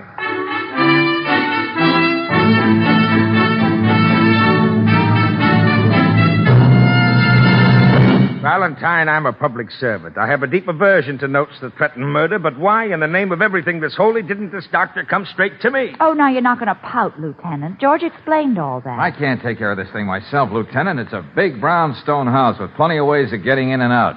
And I only have 2 eyes. Oh, okay. Oh, for the love of... Yeah, Riley speaking. Yeah, let me have it. Well, how long has this been going on? What? 9 months. $1,250 in cash every month? Yeah, I see. Okay, thanks a lot. Well, your hunch was right, Valentine. Dr. Penford's been drawing out $1,250 a month regularly for the last 9 months, and in cash. Uh-huh. Wouldn't you say that smells slightly like blackmail? And to high heaven? You'll have those men, Valentine. 5 of my best men. And once Dr. Penford comes home from dinner tomorrow night, no one will get in or out of that place without us knowing it. Thank you, Lieutenant. Shut up. George, you mean all we're going to do now is wait till tomorrow? Oh, no, Brooksy, no. You've got a date tonight. Have I? Oh, how nice. With Eric Penford.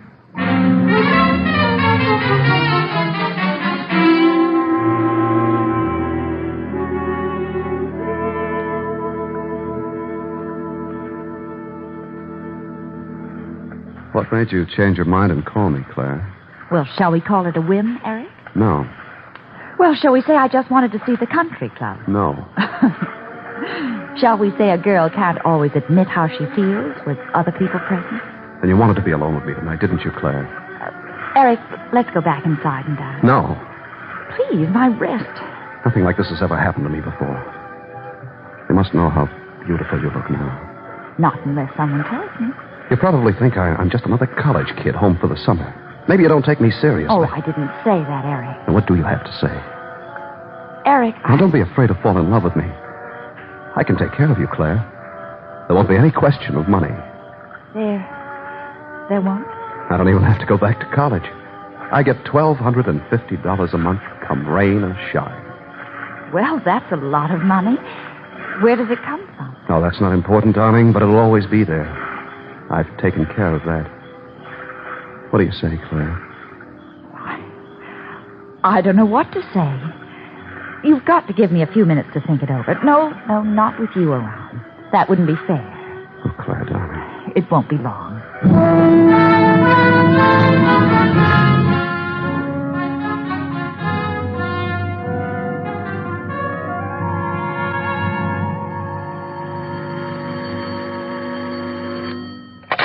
George? Yeah, Brooksy? I have only a minute to talk. Go on. Eric just told me he gets $1,250 every month. The exact amount Dr. Penford takes out in cash from the bank. Yes. Well, that's a new one for the book, Angel. A son blackmailing his own father.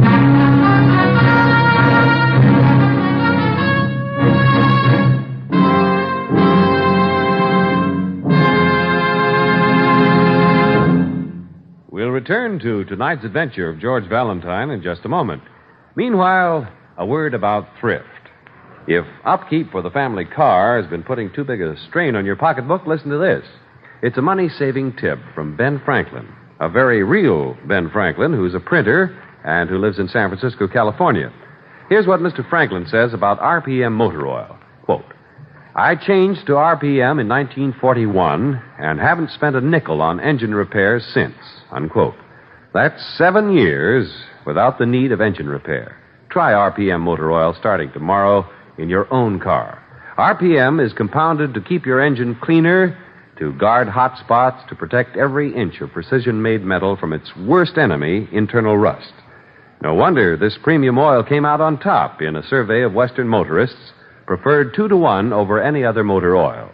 So for longer car life with more economy, switch to RPM motor oil tomorrow. Get it at standard stations and independent Chevron gas stations, where they say and mean, we'll take better care of your car.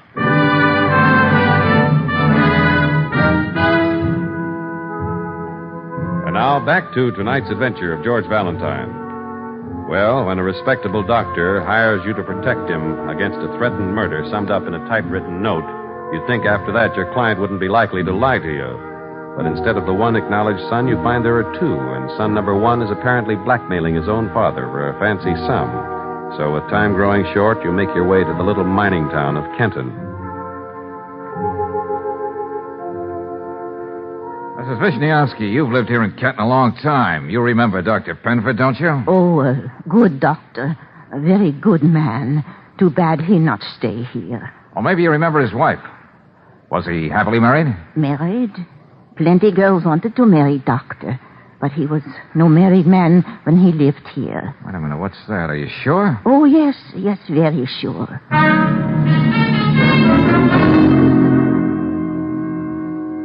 Of course I remember Dr. Penford, Mr. Valentine. Would you have any idea why he left, Mrs. Hogan? Well, confidentially, it was the morning after Annie Pulaski died, after having her child. Oh? Yes. And the boy died stillborn, too, Dr. Penford said. I'd swear that's what took the heart out of the poor man and made him leave town. Oh, thank you, Mrs. Hogan. Never forget that night. Mr. Hogan and I lived next to the Pulaskis at the time. I remember us saying to each other when we heard the little one cry out in the night, "Sure ain't it wonderful to hear the sound of new life coming into the world?" I thought you said I know, Mr. Valentine. The next morning, Dr. Penford told us the baby didn't even live to breathe. Well, must have been our imagination. Yeah, it must have been. No, I assure you, Mr. Valentine, no marriage license has ever been issued to Dr. Norman Penford. Not here in Kenton. Our records are very complete. I see. And you're also sure there's never been a birth certificate for an Eric Penford? Well, if there were, we'd have it here. Yes, indeed. Any other information? Yeah. When's the next train back to town?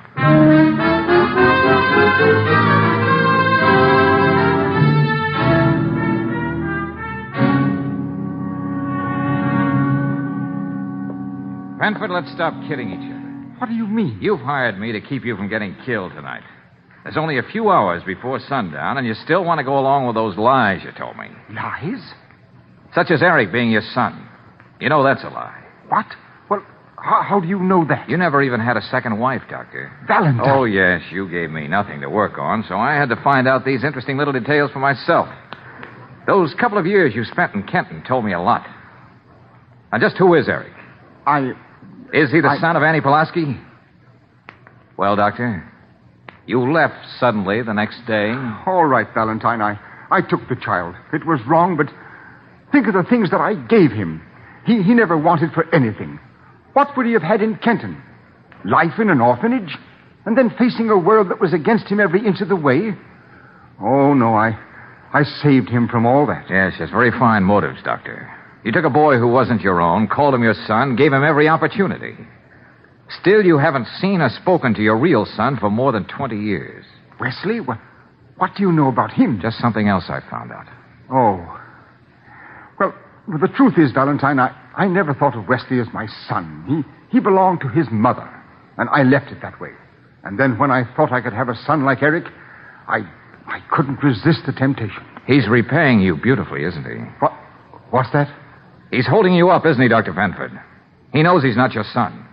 Oh, there were so many lies to tell, and he kept digging and probing. It had to come out at last. $1,250 a month. Why don't you go and tell him where to head in? Oh, it's not that easy, Valentine. I've boasted of that boy all his life.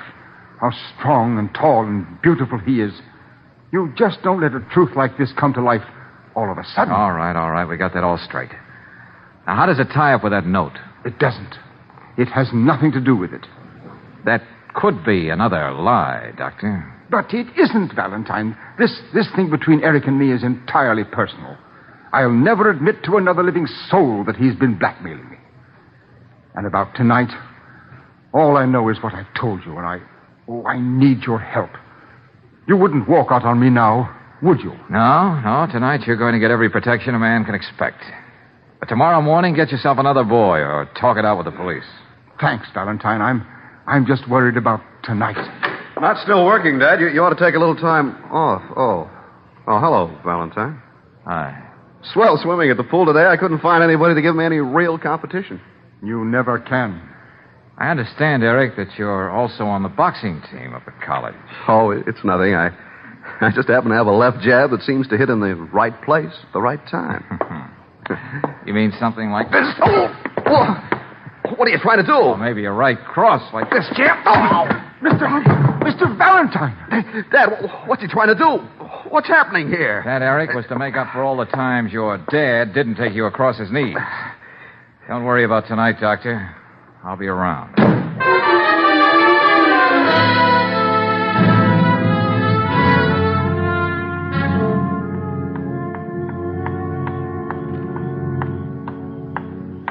Well, how you doing, Valentine?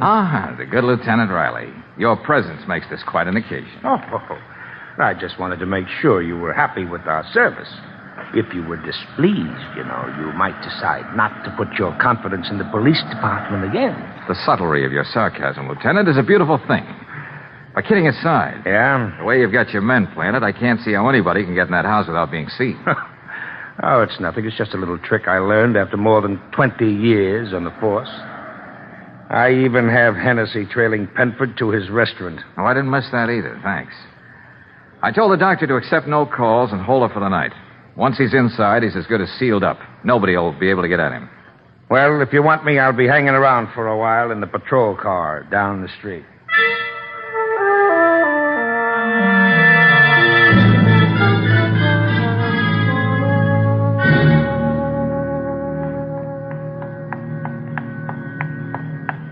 Oh, here you are, George.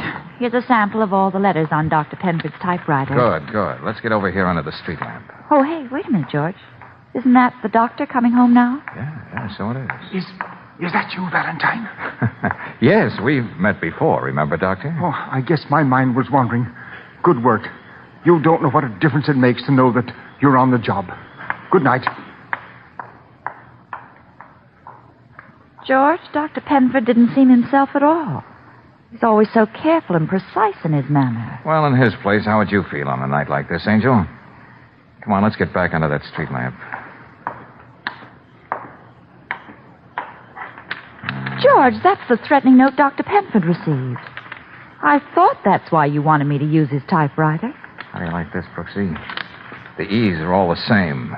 And the broken corner on the W's and the O's slightly higher than the rest of the line. Eric, he would have had access to the typewriter. No time for guessing games.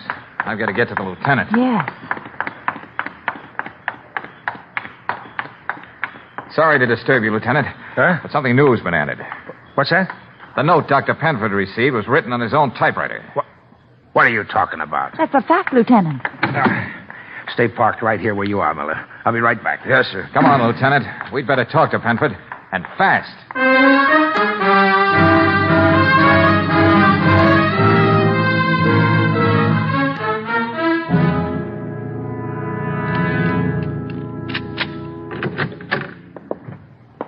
Dr. Penford? Dr. Penford? There's a light in his office. George, he's... Yeah.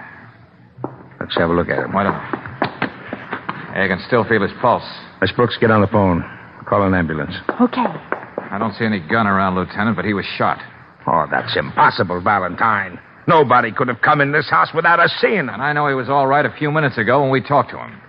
I don't like repeating myself, but this is impossible. Still, it happened.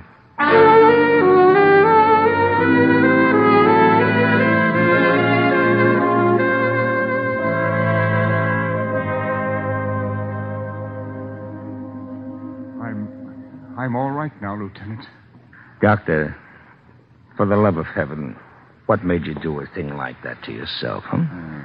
You guessed it, didn't you, Valentine? How? Well, the lieutenant here kept saying impossible. No one could have gotten in to shoot you. So I accepted that simple fact. It was impossible. And that only left you, Doctor.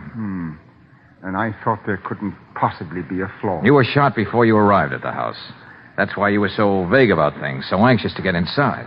Doctor, how did you know you weren't just going to drop dead in the street? Well, I was pretty sure. If a doctor thinks about it long enough, he can find a way of shooting himself and still have a reprieve from death for an hour or so. What? I shot myself just under the ribs, upward, toward the liver. Then I got rid of the gun. The bleeding, you see, would be internal. And I knew with enough effort I could make my way home. And the verdict would be murder, Doctor. Isn't that why you hired me in the first place? Yes. Look, Doctor, I know this isn't the time for a lot of questions, but I still want to know why you did it. Insurance, Lieutenant. They wouldn't pay off on suicide, but they would on murder. It was very important that somebody get that money to make up for, so many, many things. It may have seemed as simple as that to you, Dr. Penford, but it was all wrong. The only way you could have made it up to your son was to be alive. My son, he probably wishes me dead. You can't blame him. I don't think any of us can understand what really is going on in Wesley's mind. I'm just a simple cop, Doctor, but if you loved your son so much, why did you ever leave him? Why all this business with Eric, who isn't even your own flesh and blood? Let's just say it's a way a man thinks sometimes when he doesn't know any better. Oh, George, we're here. Is it all right to come in? Yeah, come on in, Brooksy. Maybe now you can understand how your son feels, Dr. Penford. Wesley. Yes, Father. You cared enough to come. I wanted you to know I'm glad it didn't work out the way you planned. I left you and your mother when you needed me most. How can you forgive me? How can you ever understand that? It isn't as difficult as you think, Father. It's just like when I sit down to write, I want things I say to come out beautiful. When they don't, I feel ashamed and want to run away. You must have felt like that when I was born. What is it, Wesley? Would it be all right if I could be alone with my father? Huh? Well, of course, young man, sure.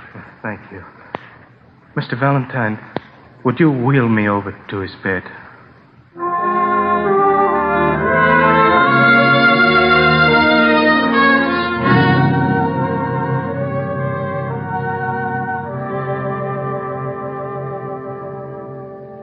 Hey, you know, Brooksy, it's strange the things you don't think of when you're on a case. What do you mean, darling? Well, when we first saw Wesley, for instance, remember how he pardoned himself for not getting up from the desk when we came in? Then when he dropped his pen, how his mother rushed to pick it up for him so he wouldn't have to move?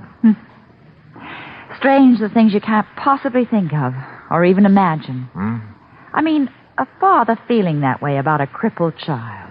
Well, it's not an easy thing to justify, Angel. I suppose it's as Dr. Penford himself put it. It's the way a man thinks sometimes when he doesn't know any better. Yes. And when you pin all your faith on a perfect physical specimen like Eric, and he turns out to be a gold-plated heel, you begin to wonder what you've done with your life. Then you dream up a last desperate scheme to undo a terrible wrong. I wonder if it's possible for the Penfords to find any real happiness after all these years. Well, it looks that way, Brooksy, if you can believe this note I just got. It winds up, "Thanks for everything," signed Norman, Jane, and Wesley.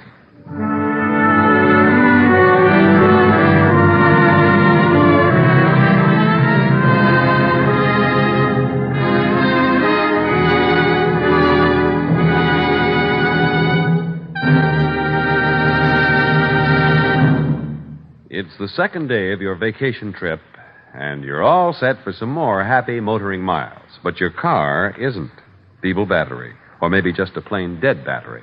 To avoid such a bleak moment, better get preventive service before you start out at your independent Chevron gas station or standard station. They'll be glad to test the battery's water level, terminal, cables. If it's a new battery you need, to assure instant starts wherever you motor, they have a quality Atlas that's made exactly for your make and model of car. On Atlas batteries, you'll find certified power capacity embossed where you can read it. Certified power that exceeds the requirements of the Society of Automotive Engineers. Atlas batteries for passenger cars are warranted for 21 months or more. So don't wait for your car's battery to let you down flat and unexpectedly. Get superior battery service tomorrow at a standard station or independent Chevron gas station where they say and mean, we'll take better care of your car.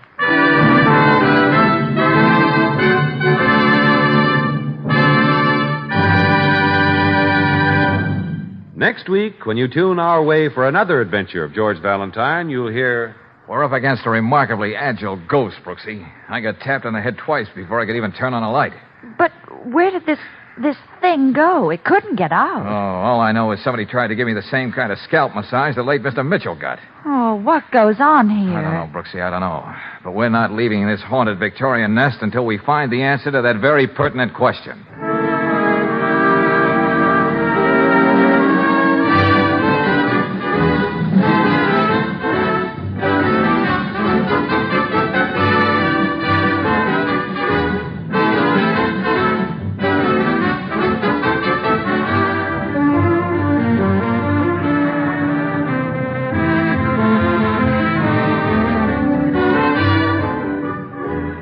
Tonight's adventure of George Valentine has been brought to you by Standard of California on behalf of independent Chevron gas stations and Standard stations throughout the West.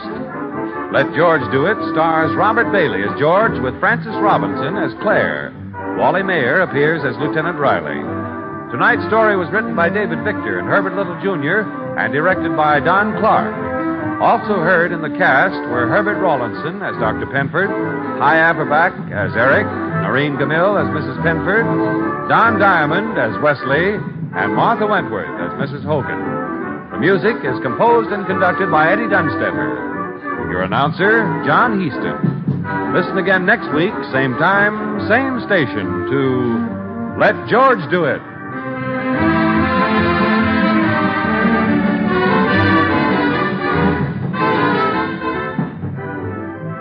This is the Mutual Don Lee Broadcasting System.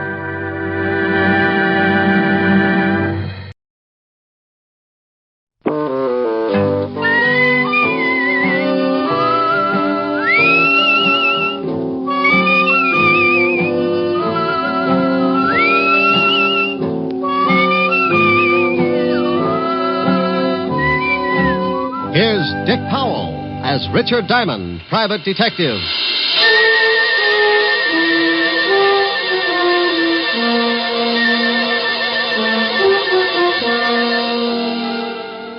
Hello there. I'm Diamond. Wonder if you've got any idea how much trouble a private detective can get into sometimes. Well, if you happen to have an office at Broadway and 53rd Street and the sign painted on your door reads Diamond Detective Agency, you're a setup for more trouble than a guy who goes bear hunting with a switch. I know, because I've got that office and the sign painted on the door. Sure, I've got a lot of idle time, and I use it up sitting around with my feet on the desk, waiting. But idle time can be as dangerous as a rattlesnake taking a sunbath. It's just a preliminary, the lull before the storm. You might wait an hour, a day, or maybe even a week. But the quiet minutes keep multiplying, and sooner or later things come to a head. Like one day last week. I'd been working on an extra long lull that didn't look like it was going anywhere. But in another part of town, a union meeting was taking place. It was going to keep me jumping around like a hungry flea at a dog show. I wanted to talk to you men. It's time that we did something. The Laborers' Assistance League is already functioning in a great number of factories in this city. And it's getting a stronger foothold all across the country. It continues to expand and gain power because it operates best where there's growing unrest and discontent within the factories. Now, they cause trouble and make it look like the union's not doing a good job for the worker. I know for a fact that 4 or 5 men can sit in on a union meeting and cause enough trouble to make it look like the whole union is wrong. Now, this union is getting along fine. He's really out to make trouble tonight. Yeah, if he keeps it up, this is going to be a tough union to crack. He won't keep it up. We're going to take care of him. Oh, what good will that do? His brother Phil will be in from California next week. We can shut his brother up, too. Are you sure he planned this thing with his brother? Yeah. When he gets in from California, he's bringing enough information to put us out of business. Well, that just gives us a week. He's talked too long. Let's break this meeting up. Is doing just that. Yeah? Well, how do we know you're not talking through your hat? Well, now, look, you all know me. I gripe as much as the next guy. But I know for a fact that this league is not only working like that all over the country, but now it's beginning to move in on our factories and our unions. Yeah, but how do we know it's such a bad thing? They're a bunch of racketeers. And if you don't believe me, you come to this meeting next week and I'll give you the proof you want. Well, I guess guess you're right. He promised them proof in a week, and that's what his brother gets in. Don't worry about it. When he gets the package, he won't be able to give anybody anything.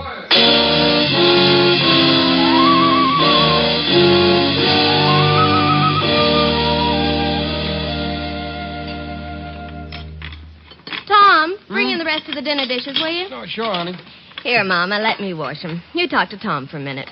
He's going to another meeting tonight. Oh, meetings. Always meetings. Oh, Tom, you're working too hard. No, don't worry, Mama. Phil will be home tomorrow. You help me. Oh, this is not a good business, Tom. The phone call, the threats. Come on, Tom. Tell Mama. I can't, Mama. It'll all be over soon. Now, come on. We'll help Marge. I told you to go sit down and relax. You sound like I was getting to be an old lady. You take the dish towel, and we'll both do them, huh? Yeah, honey. Your wife thinks I'm getting too old to wash dishes. Just you wait until she has a daughter-in-law. I think Mama's hinting. Mama, shame on you. You give us the time to get the son first, and there's plenty of time for a daughter-in-law. Well, I had you and Phil by the time I was 18. Marge is 22, and you've been married over a year now. Mama, if you're so set on me raising a family, why don't you talk it over with Marge? Maybe you two can think up something. We'll let you know. Well, you do that, will you? You better hurry up, Tom. You'll be late for the meeting. All right, Mama. Oh, I'll get it. No. You say goodbye to your lovely wife. Why, thank you, Mama. You know, before your father died, I only had time to raise 2 screaming roughnecks. But now I plan to be the grandmother of at least 5 more. How about it, honey? Think we ought to make Mama happy? This is a conspiracy. Who do you think's going to get left with all the work? Maybe just 3 then, huh? Silly. I love big families. Oh, I thought so. Smooching when you ought to be on your way to the meeting. Can a guy even smooch with his own wife? Who was at the door, Mama? The mailman. He left our special delivery package for you, Tom. It's in the living room. For me? Yeah. Must be from Philip. It's from California. Oh, he must be sending some stuff on ahead. Well, why don't you open it, Mama? Maybe it's something for you, too. Oh, the women have dishes to wash. It's addressed to you. If you don't want to open it now, so leave it till tomorrow. Now, go on. Get out of my kitchen. You know go. You're sounding more like a mother-in-law every day. Oh. Okay, I'll open it. You know, maybe it'd make you happier if you knew that Marge and I decided on 5 kids. Children are not kids. Kids are goats. Well, you never know. Tom, John Wagner called you earlier. Wagner? What do you want? He didn't say. Who's the package from? Oh, that's from Phil, all right. I know it's a surprise because he sent it to me at the shop first, and then they sent it on here. Wonder why I didn't get it at the shop. Well, what is it? Just a second, Mama. Wrapped up pretty tight. Oh, it's sure heavy.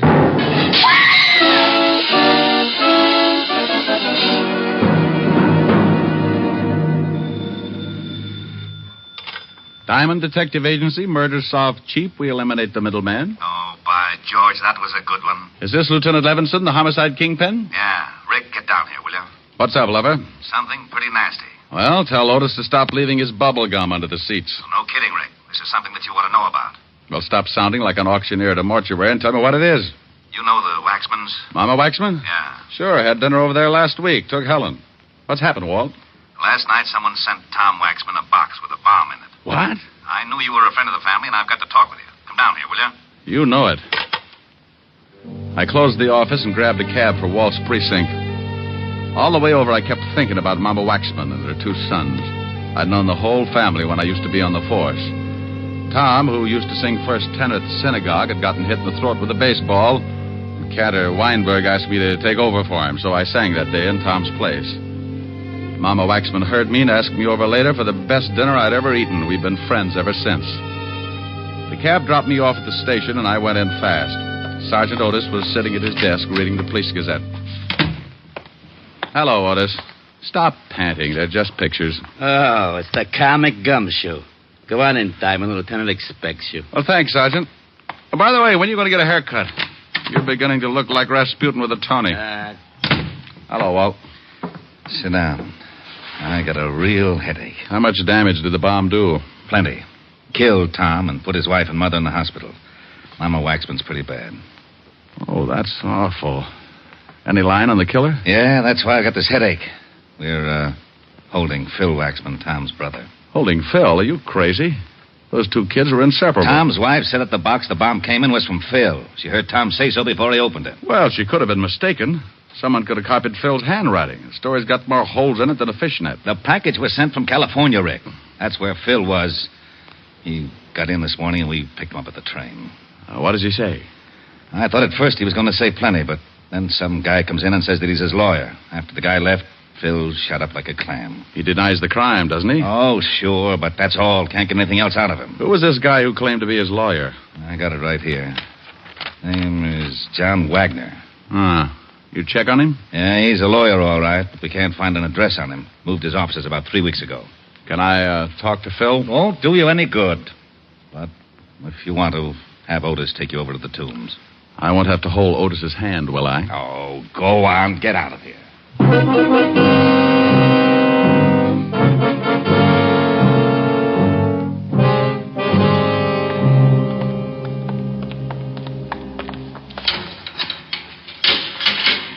There's somebody to see you, Waxman.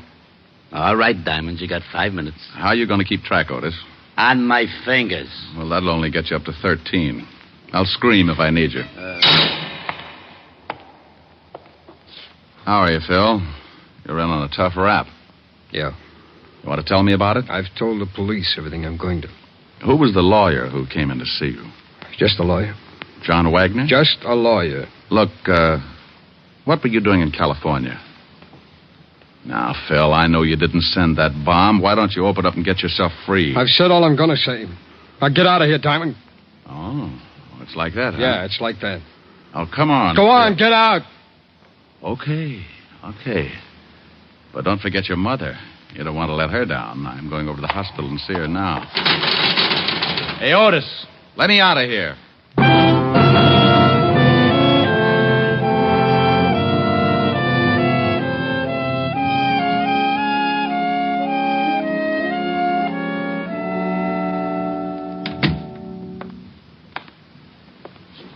Hello, Mama.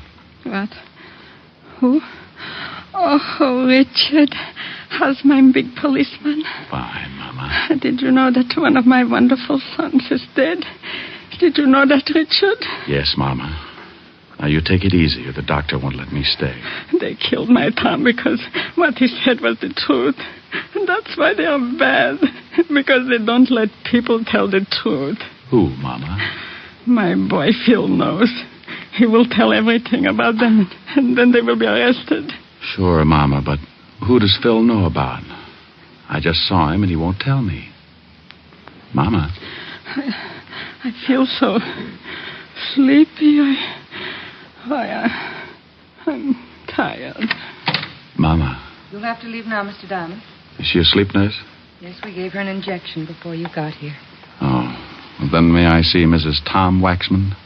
For a minute, yes. She's in this next room. She isn't as serious as Mrs. Waxman, but she has to rest.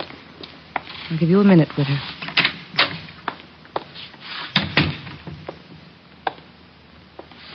Marge? Yes. Who is it? Rick. Oh, now, come on. You got to help me out. I'm the guy that's supposed to make people laugh. I'm the cornball with the bad line of chatter, remember? I can't help it.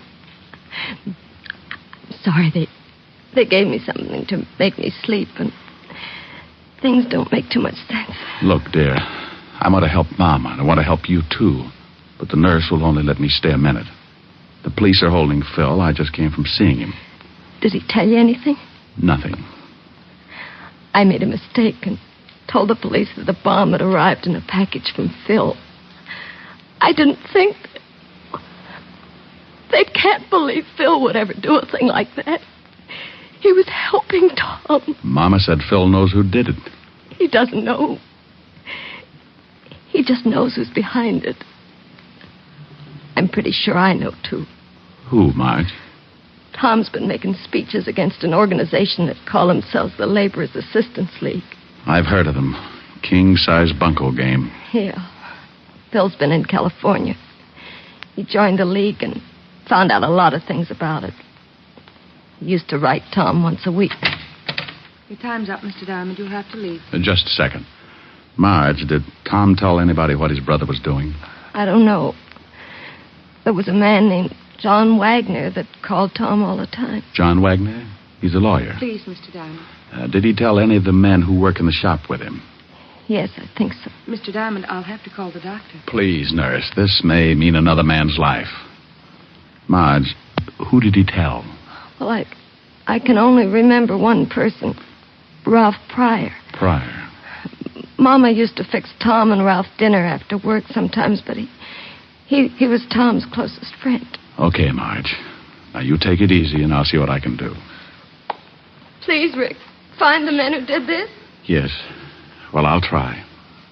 All right, nurse. I shouldn't have let you stay this long. What would I have to do to get you to take care of me? Have an accident. Well, I'll see what I can come up with. Bye.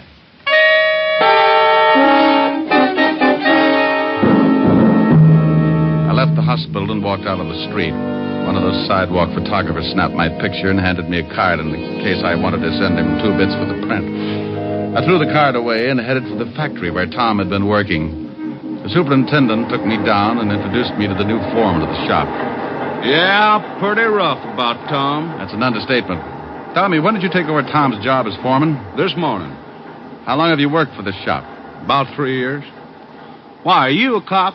I might be. You know a guy named Ralph Pryor? Sure, that's him, right over there about that there turtle. Want me to call him over? No, I think I can make it under my own power. Hey, you Ralph Pryor? Yeah.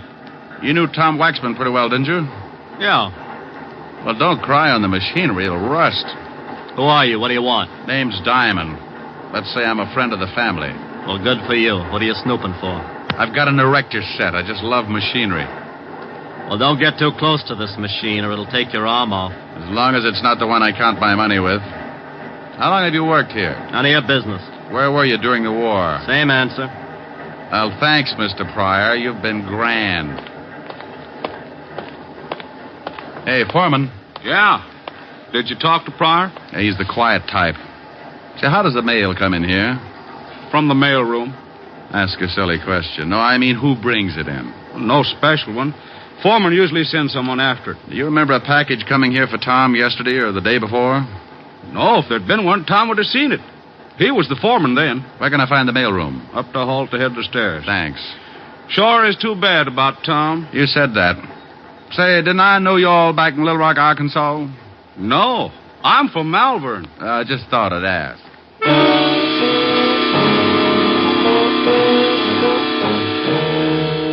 I went up and talked to the mailroom clerk, and he was a little more help. There had been a package for Tom.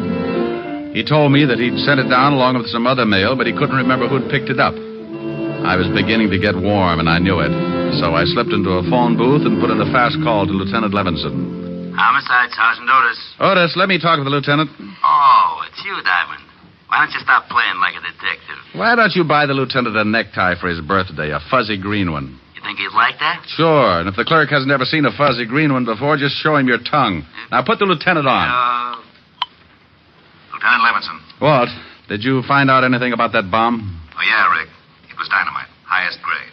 But I don't see how it could come all the way from California through the mails without the caps blowing the whole thing up. Neither do I. Do me a favor, will you? Pick up a Ralph Pryor. He works at the same shop that Tom Waxman did. What can I hold him on? Just pick him up for questioning. Since when do you need an excuse? Now, you wait a minute. If you know something about this I've case, just got a hunch. Pick the guy up, and I'll be down in a little while and tell you all about it.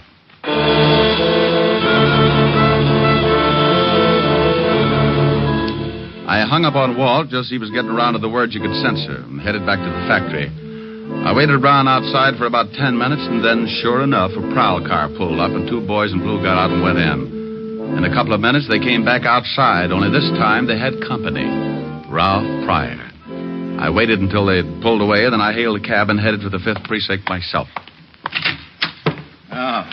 Where have you been? Snooping, Walt. I just saw your boys pick up Pryor at the factory. Thanks. Now, would you kindly tell me what you wanted him picked up for? Oh, it's a long shot, Walt. I found out he knew what Tom's brother was doing in California. What was he doing? Getting some information on a racket that's been trying to muscle in on Tom's local union. In California? Yeah, they're operating all over the country. You've heard of them. Laborers Assistance League. Oh, those leeches. Well, I still don't see what this has got to do with Pryor. Well, I think that bomb was sent from the factory here in New York. And I found out a little while ago that in order to get hold of that package, the killer would have to be working in Tom's shop. You think Pryor did it? I'll tell you better when I see if anyone comes down to get him out. Well? Well, what? Well, what are we going to do? Sit here and look at each other? Well, that's a pretty ghastly thought. How about a fast game of canasta? Oh, you know it's a lousy two-handed game. Well, I'm just trying to help. We could play jacks, but twosies throw me. Yeah, what is it, Otis? The lawyer, John Wagner's out here. He says he wants to see the guy we just picked up. Fast word? Ralph Pryor? Yeah. He says he represents some kind of laborer's assistance league or something. Said that Pryor's a member. All right. Let him see him. Okay, Lieutenant. John Wagner, that lawyer who came in to see Phil Waxman this morning, is back again, Rick. It's time to see Pryor. Yeah? Well, what are you looking so smug about? Looks like the hunch is going to pay off. You mean this lawyer is tied in with the killing? Well, I'm not sure, but I think so. Tom Waxman was making speeches against the Assistance League. Now, a lawyer from the league shows up to help the only guy who knew what Tom was up to and worked in the same shop with him. Now, I suppose you want me to hold the lawyer. No, what? Why? How do I know? That's what I asked you. What? Am I supposed to know everything? Lock him up if you want to. What for? He's not guilty. How do you know he's not guilty? Because you had me pick up Ralph Pryor. Well, let him go, too. Let him go where? With his lawyer. I thought you wanted me to lock up the lawyer. Well, that was your idea. What was? Locking up the lawyer. I don't want to lock up the lawyer. Well, let him go. He's not in. Pryor is. Well, let him go. Who? Phil Waxman. How did he get in here? I don't know. You put him in. Of course I put him in. Now, why should I let him out? I don't know. I ask you. Ask me what? Why you put him in. Now, wait a minute. Otis. Yeah, Lieutenant? Empty the jails and throw this idiot out of my office. Thanks, Walt. Bye. I went out in the squad room and spotted the lawyer just as Otis started back into Walt's office with a glass of bicarbonate. He was a little guy, dressed neatly in a Homburg, blue suit, and spats. I made sure that he was my man, and I went out in front of the precinct to wait. I hung around for about half an hour until he finally came out, and then I started the tale. He grabbed a cab, and so did I. We went across town, and I watched him as he got out and went into a big building on 38th Street. I went in after him. We rode the same elevator to the 8th floor. We both got out. I made like I was looking for a room number, and he went in the door with a sign on it reading Continental Shipping, offices in New York, California, and London. I got close to the door and could hear a phone being dialed.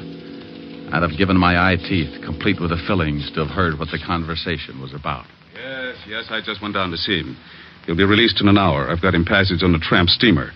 When they release him, he'll meet me at a place I picked, and I'll give him the ticket. I'll tell him the police are up to something, and he'll have to get out of the country. Now, don't worry about that. He'll never get there. The captain of the ship is being paid to see that he doesn't. All right. Yes, everything is going as well as can be expected. Oh, one more thing. A friend of Waxman's, a private detective, is following me. One of our men took his picture coming out of the hospital after seeing Waxman's mother. Yes, well, don't worry about it. I can take care of him when the time comes. All right, goodbye. I waited until he came out of the building and the hunt was on again. I grabbed another cab, and it took my last $3 chasing him to a little waterfront dive on Canal Street. I followed him in and watched him sit down in a booth at the back of the room. I made like an unhealthy patron and took a table near the door where I could watch.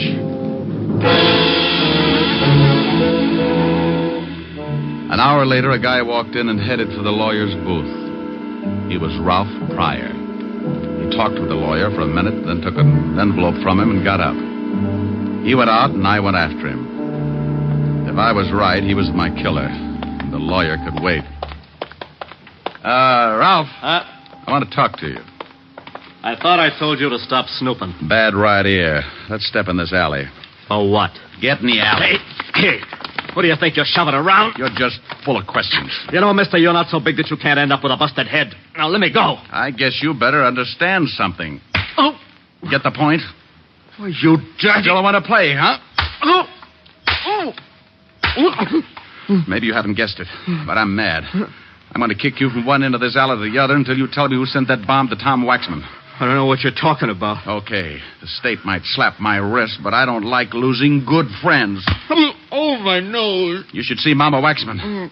She looks a lot worse, but she's got a lot more troubles. She lost a son. Oh. Wait a minute. I can't take any more. Sure you can. Sure. Just think about something else. Tom Waxman, maybe, or his wife and mother. Want to tell me? Okay. No. Please. Wait a minute. All right, I did it. Leave me alone, will you? You picked up a dummy box sent from California to the factory and you planted a bomb in it. Yeah. Why?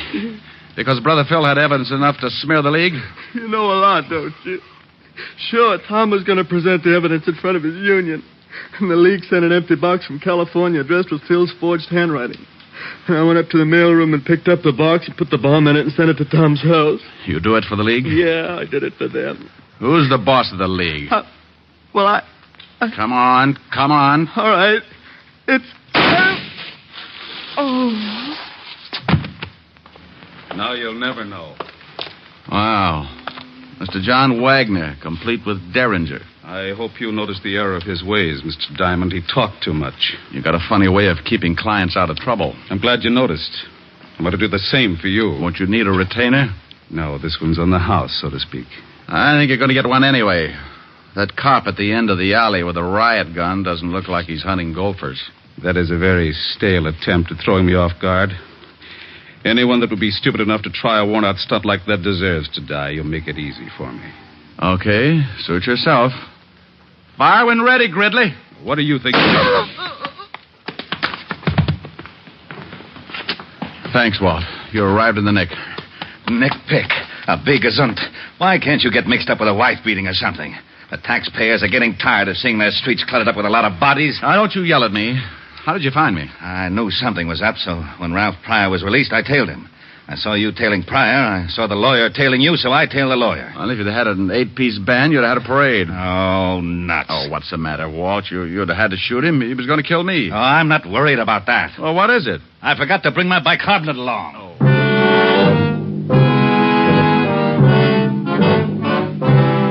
Well, the wagon came and crated Pryor and the lawyer off to the morgue. When we got back to the station, Walt put in a call to the feds and told them to check the Labor's Assistance League in California and pick up the guys who sent the package through the mails. Using the mails like that can be a tough rap. And 3 weeks later, the government closed in. They picked up the big wheel and threw the whole bunch away for 10 to 20. Tom's brother, Phil, was released, and he went in front of Tom's union and gave them the evidence he'd collected while he was with the League. Needless to say, the League wasn't represented that night or any night after that. About 3 weeks after Mama Waxman came home from the hospital, she invited me over for one of her famous dinners. I brought Helen, and her butler Francis came along to help with the serving. Oh, Mama, I'm stuffed. Oh, but Richard, you didn't finish up the cheesecake. Can't make it, honey. I can't move. Oh, the Helen's a good girl. She ate everything in front of her.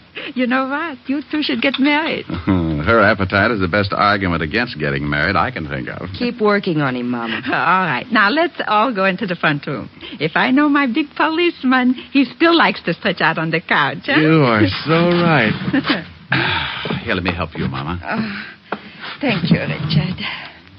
Where's Francis? Oh, he's in making some coffee. Oh, he's been such a help.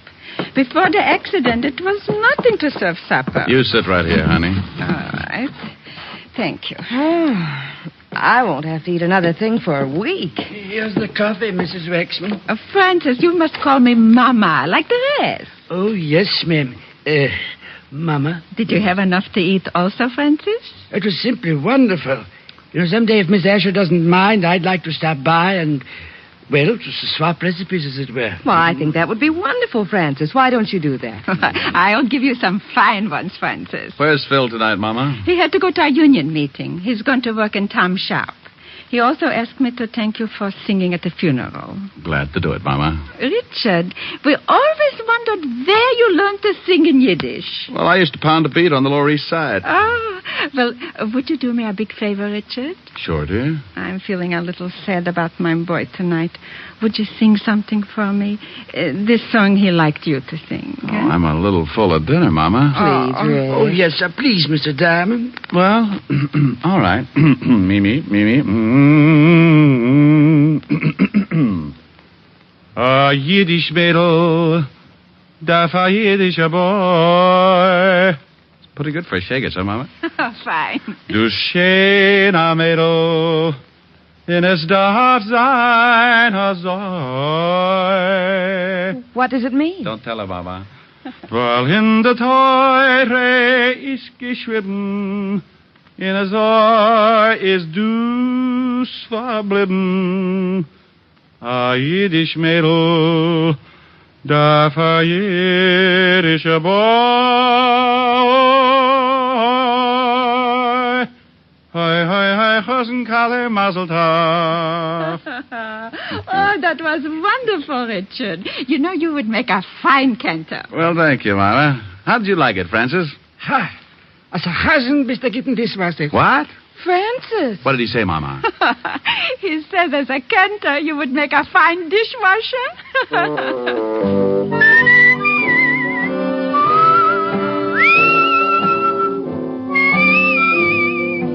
You have just heard Richard Diamond, Private Detective, starring Dick Powell. Hey, Eddie, you mind if I butt in for a minute? Not at all, Dick. Thanks. I just wanted to tell the people that next week our show is going to be on at a different time and a different day. The day will be Saturdays instead of Sundays. And would you please look in your newspapers for the time? Thanks, Dick. Yes, ladies and gentlemen, Richard Diamond will come to you next Saturday at a new time. Be sure to check your newspaper for the hour. This program has come to you from Hollywood. This is NBC, the national broadcasting company.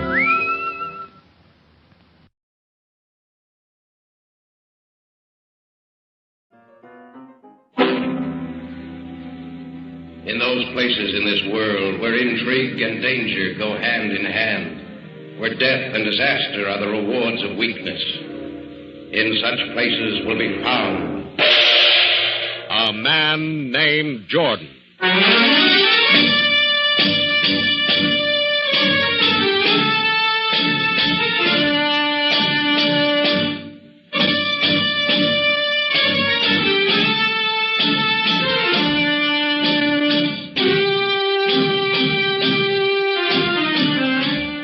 In a narrow street off Istanbul's Grand Bazaar, not far from the Mosque Valid Sultan, stands the Café Tambourine, run by a man named Jordan. The Café Tambourine, clouded with the smoke of Oriental tobaccos, crowded with humanity, alive with the babble of many languages.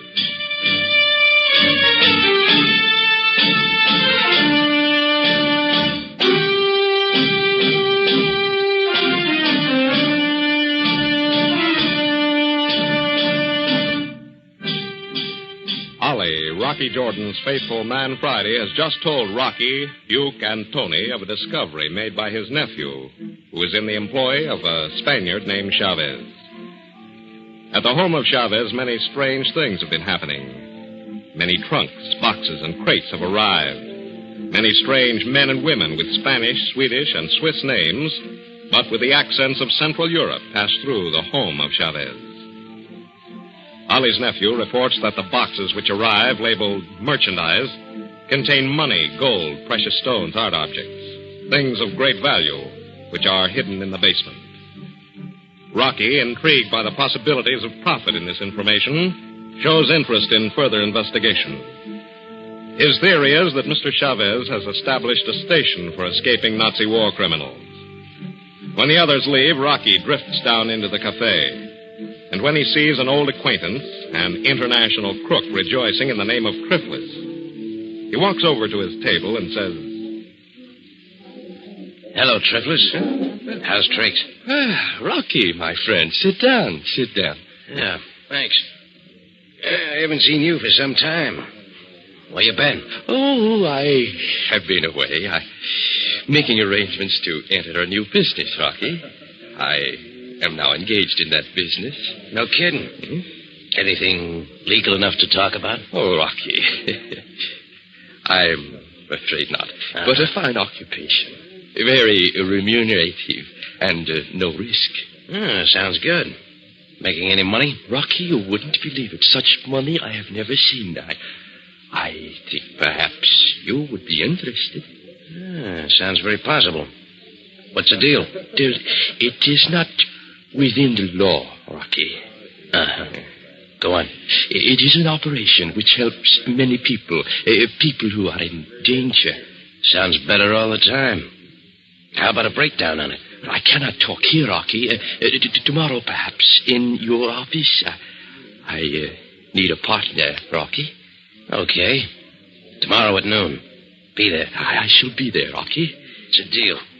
Well, so long, Triffless. Till tomorrow, then.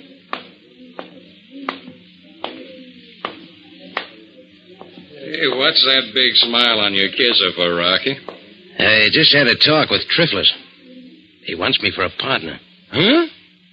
Triffless teaming up with you? Yeah. We're going to talk it over tomorrow noon in my office.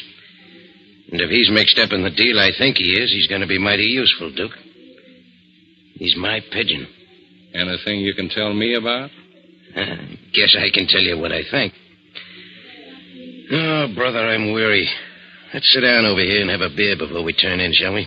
Sounds good to me. Oh, Hakim, draw 2, will you? Yes, Effendi. Boss, you look tired enough to call it a day. Why don't you turn in? I'm going to in just a few minutes. Just want to relax a little bit before I hit the pad. You know, Duke, I think our little chum Triffless is going to be a great help to us. Yeah. Well, it's about time Triffless was helping somebody. There's one guy that makes me sorry I didn't stay home and practice my piano lessons instead of learning to fight. Triffless is a necessary evil, Duke. If it wasn't for people like him figuring out strange ways of making a dishonest dollar, we wouldn't have much fun. Yeah, maybe you're right, Rocky. Sure, I love guys like Triffless. They think they're so clever that it's like shooting fish to outsmart them. What's the angle, boss? What's Triffless cooking up now? Well, I tell you, Duke, since Turkey's declared war on Germany, there's a lot of embarrassment in certain circles. Know what I mean? Yeah. This ain't a neutral country no more. And they're going to round up all the crowds, huh? Yeah, and the Japs. Now, the Japs are just plain out of luck because a Jap's a Jap. But the Heinies are in a little better shape if they can get their hands on a phony passport. Ah, that what Triffless is up to? Sounds like it to me. Yeah, it all adds up, Duke. The dope we've got in this house where Ollie's nephew works, the whole thing. Nobody expected Turkey to declare war. The Germans who can get out of Germany, the rankers in the Nazi party, they've been shipping their money and their valuables into Turkey for months, waiting for the day when they have to change their names and their nationalities to beat the war guilt trials and the confiscation of the piles of dough they've stolen from the little people in Germany. Great little group, Duke. Fine little gang. Yeah. We're going to take a shot at getting them, huh, Rocky? Can you think of any more pleasant work? No. Sounds like a job that could be enjoyed. You know, Duke, these guys we're fighting here in Istanbul, they're the real heels in this war. They're the guys that stood on balconies and shouted their lungs out, selling a lot of dummies on the fact that they were members of a master race. They're the guys that gave the orders to wipe out the population of towns like, Lidice in Czechoslovakia. The guys that robbed the churches and looted the towns in every country the Huns occupied. Yeah, and now they're going to try to get away with it. Yeah. Now, while Hitler chews the carpet and orders the soldiers and the square-headed civilians to die defending their homes and their fields, these big shots are taking a powder. They know they're whipped. They know they're slated for a blank wall and a firing squad. Well, some of them will get away with it, but we'll take care of a few, huh?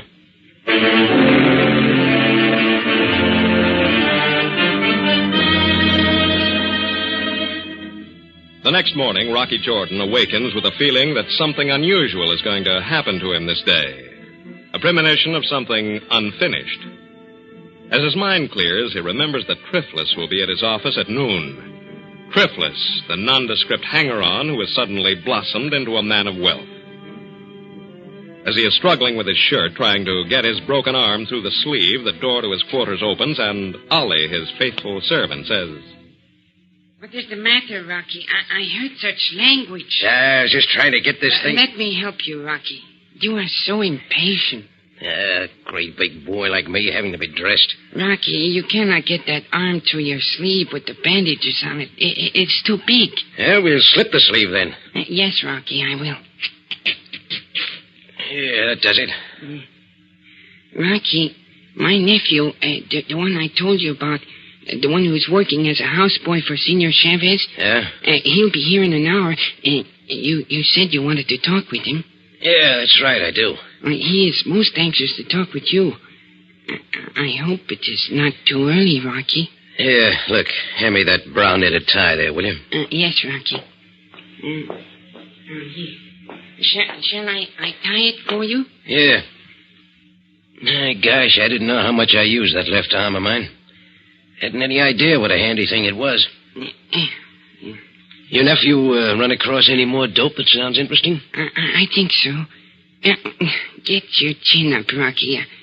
I cannot see what I'm doing. Oh, sorry, old man. My nephew reports that 2 more visitors have arrived at the home of Senor Chavez. They arrived at dawn. Come on. That tie must be all right. Let's get out of here and have a talk with your smart relation. Here's your coat. Rocky. What? Where's the sling? You must have that arm in a sling. All right, Doctor. It's over there in the dresser. Oh, yes, here it is.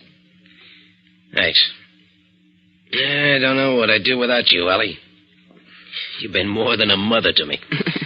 You're making fun of me, Rocky. I don't know whether I am or not. Hey, Rocky. Oh, for the love of Mike. Come on in, Duke. I sure get a lot of privacy around this joint. What's the matter? Am I getting fat or something? You guys figure I'm getting too much sleep? I just came up to see if you were awake, Rocky. What's he doing here? Duke, I came to tell Rocky that my nephew would be here soon. This joint is paved with good intentions. Oh, well. What's the occasion, Duke? Well, I've been out around already this morning. I thought maybe you'd need some help getting into your duds with that broken arm. Well, Ollie got me dressed all right. Where you been, Duke? Over to the British Embassy, talking to Major Pettigrew. Oh, yeah? What do he have to say? Well, I just sort of asked him what was going on, now that there's a war on. The people of Turkey are glad that we have finally declared war on the Axis. We have a fine army, one of the finest in the world. I don't think that Turkey's planning on taking any very active part in the war. What did Pettigrew think, Duke? He thinks the same as you. Hey, Ollie. How about running downstairs and having the kitchen send up a little breakfast, huh? Yes. You had breakfast, Duke? Yeah, I had one early, but I'm ready for another one. I had mine. Shall I have 2 breakfasts sent up, Rocky? Yeah, that's right. Bacon and eggs, over easy. And whatever else they have. But quick. Right away, Rocky. As soon as I get that done, I shall go get my nephew and bring him here. Okay, Ollie. See you later. Reason I came back, boss. Pettigrew wants to see you. He does? What about? Something's cooking. Something that he thinks you can handle better than his outfit. Oh, did he give you any hints as to just what? Well, I tell you, Rocky. While I was talking to him, I just casually mentioned the fact that you were pretty sure that there were a lot of Krauts here in Istanbul, passing as neutrals. Yeah? Maybe you talk too much. I didn't tell him anything. I was just seeing if I could get him to talk enough to do us some good. Yeah, what'd he say? Well, he thinks you're right. In fact, he knows you're right. He wants to work with you. Oh, that's just fine.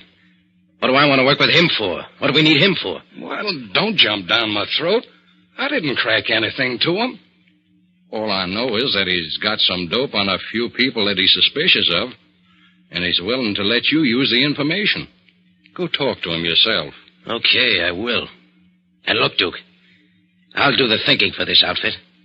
Don't be getting 9'5" when you're 5'9". I'll make the contacts and the decisions. Okay, so I got out of line. I'll get back in. That's good.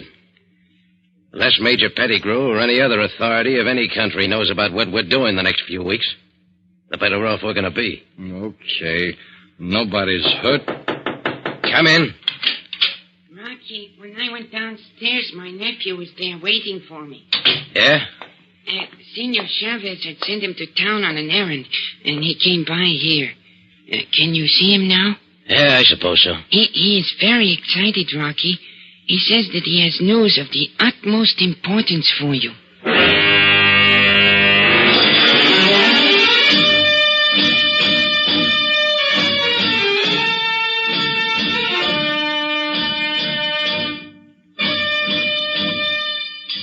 These are exciting days in Istanbul and at the Café Tambourine. With Turkey in the war against the Axis nations, many things are happening. And Rocky Jordan is going to be interested in an exciting new venture. Don't miss tomorrow's dramatic episode of A Man Named Jordan.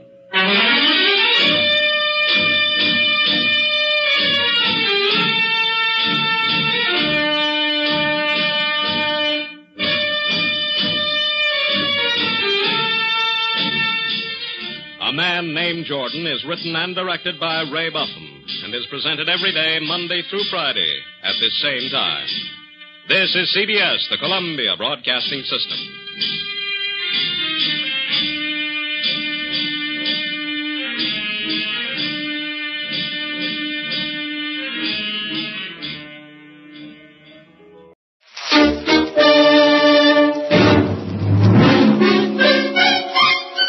Box 13, with the star of Paramount Pictures, Alan Ladd, as Dan Holliday.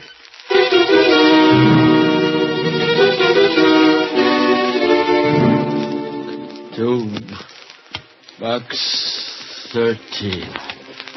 Care of the Star Times. Carl, what are you doing? Nothing. I ain't doing nothing. It's just a book, Holiday. Somebody sent a book to Box 13. Why?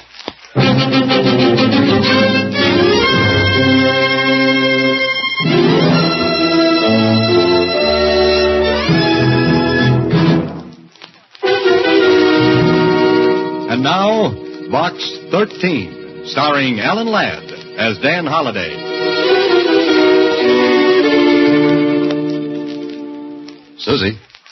Susie, come here a minute, will you? Did you call me, Mr. Holliday? How did you guess? I heard you. All right. Now that we've cleared that up, how about this book? That one? This one. It came in the mail for Box 13. You sure? Sure, I'm sure, Mr. Holliday. The wrapping paper's right in the wastebasket there. I'll get it and show you. Here. Address printed. Block letters. Shaky hand. Susie, did any letter come with this? Just a book. Ex Libris. Robert N. Chase. All right, Susie, we've got a problem. Somebody sends me a book from the library of Robert N. Chase. Why? Maybe it's a bestseller. Yeah, in its day it was. Still is. The poems of Sir Walter Scott. Do you like poetry, Mr. Holliday? Love it, Susie. Just love it. Listen. If thou wouldst view fair Melrose aright, go visit it by the pale moonlight. The gay beams of lightsome day gild but to flout the ruins gray. Pretty, huh? What's it mean, Mr. Holliday? Susie, you're asking the jackpot question. The book's broken to fall open at this poem. Why? We're in a rut. But there's one way to get out of it. If anyone calls for me, I'll be in the morgue. Start time.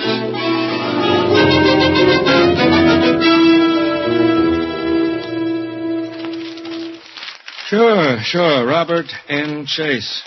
We've got plenty about him, Holliday. Well, let me have it. You ought to remember him. Vaguely, I do. All right, Mac, what do we got? Headlines. Lots of them. Headlines, huh? What's he been doing? Same thing he's been doing for the past 10 years. He's in a rut, too. 6 foot deep. Dead? Here. You read all about it, Dan. Socialites dead in tragic blaze. Oh, sure, I remember now. But 10 years ago, I was cutting my reporter's teeth on a police beat. Yeah, that's right. A cop wouldn't get a juicy story like this to cover. Son near death. Daughter at school escapes tragedy. Last night, fire swept the Robert N. Chase mansion. Blaze, unnoticed until too late, spread rapidly. Injured son not expected to live. He did, though. I see. Mildred Chase, 18, was attending a college function when the flames took the lives of her parents and swept rapidly through the palatial country estate, Fair Melrose. They were... Fair Melrose? Yeah, that was the name of the estate. Fair Melrose. Mac, the Chase girl. Got anything on her? What paper didn't have? What do you mean? You know, too much dough, spoiled kid, wrong company. She ran smack into the gossip stuff almost every week. Know where she is now? Well, she dropped back after the fire. It kind of cooled her off. You've been a good girl ever since, is that it? Well, that's it. I tell you what, Dan, drop upstairs to see Mona in society. She can give you the dope. All right. Thanks, Mac. Say, you must come and visit my morgue sometime. I like this one. I only read about characters. I don't have to bump into them. Ah, but mine move around, Mac, and sometimes too fast.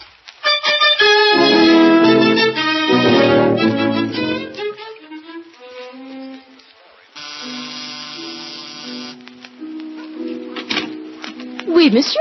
Ah, free French are engaged. You wish to see someone, monsieur? Yes, Miss Chase. Miss Mildred Chase. You have an appointment? Is that an offer or a business question? Monsieur, if you will tell me... Colette, what is it? There is someone here, mademoiselle. I don't wish to be disturbed. I'm sorry, monsieur.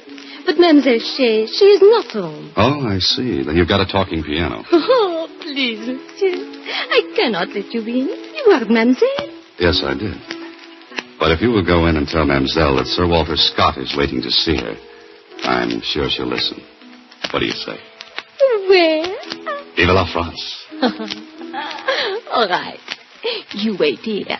But I cannot promise. Yes? What is it? What do you want? Oh, I'm sorry, Miss Chase. I have to see you. Well, I don't know you. I've never seen you before. Well, lots of people haven't. But my name's Dan Holliday. The name means nothing to me. It means everything to my mother. What do you want? I'm sorry, Miss Chase, bursting in like this. But I've come to see you about Fair Melrose. Who are you? Oh, I told you. Dan Holliday. Occupation, fiction writer. And are you writing now, Mr. Holliday? Maybe. Oh, is this yours? Mine? That book? Here, take it. Where did you get this? You don't know. No. Where did you get it? But you do recognize it. Yes. It was part of my father's collection. I asked you, how did you get it? Through the mail. It was addressed to Box 13, care of the Star-Times. Or doesn't that mean anything? No. Nothing at all. You should read the classified ads, Miss Chase. Box 13. Adventure wanted, will go anywhere, do anything. Thank you for bringing the book back to me, Mr. Holliday. You don't have any idea why the book was sent to me? I don't know any more about it than you do. Maybe you don't. That's right. Colette will show you. Was there anything suspicious about the fire that destroyed Fair Melrose? Mr. Holliday, I don't know what you have in mind, but that was a cruel thing to say. A hateful thing. You're not proud of it, are you? I'm nothing one way or the other, Miss Chase. But that book was sent to me. It was broken to fall open at the poems about Fair Melrose. I'd just like to know why. I know nothing about it. All I know is that fire took my mother and father. It's very sad, Miss Chase. And my poor brother was left a hopeless invalid, completely paralyzed, unable to speak, to move. Where's your brother now? At Fair Melrose. The place he always loved. But I thought it was destroyed by fire 10 years ago. Yes. But one wing remains standing. Your brother is there alone? Yes. That's where he would want to be. And I arranged for someone to care for him. Oh, I see. Now, Mr. Holliday, I'd like to forget all this. Well, I'm sorry to have bothered you, Miss Chase. I was merely curious about that book. I know nothing about it. All I want to do is to forget. To forget.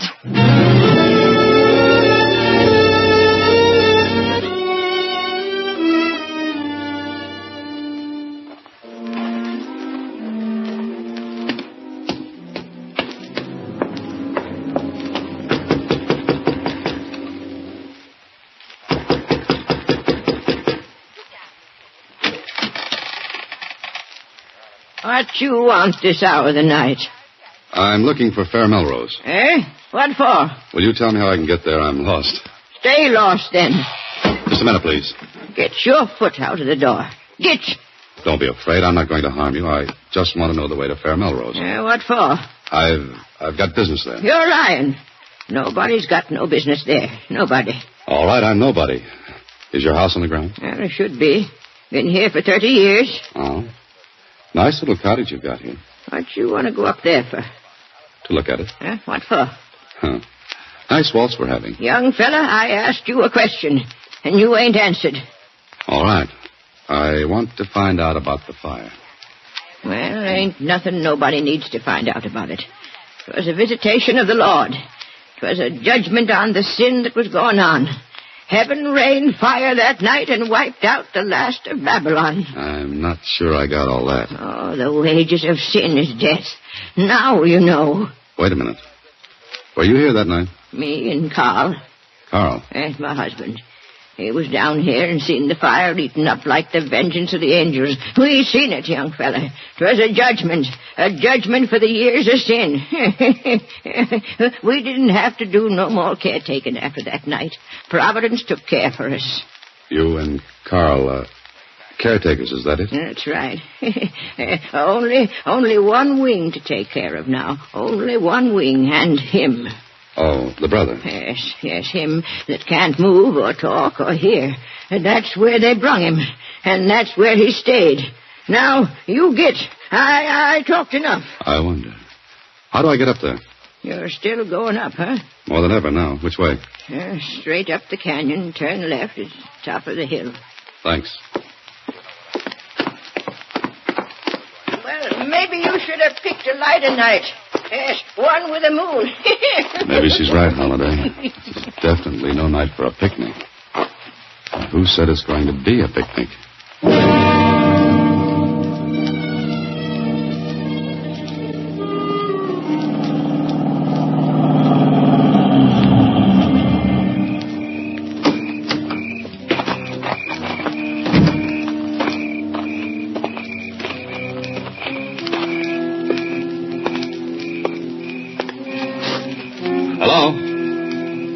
Anybody here? Hello? The same to you with feathers on.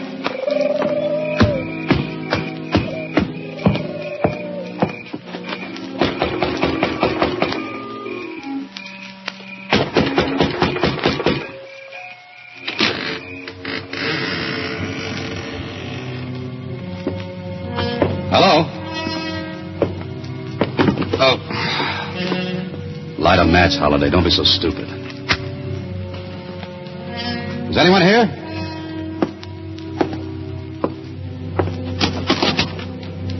Mr. Chase? Oh, Mr. Chase. Holy mackerel. Who are you? Answer me.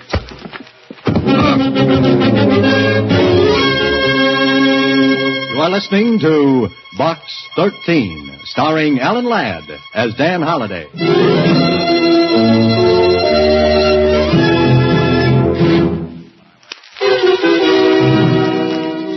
And now, back to Box 13, starring Alan Ladd as Dan Holliday.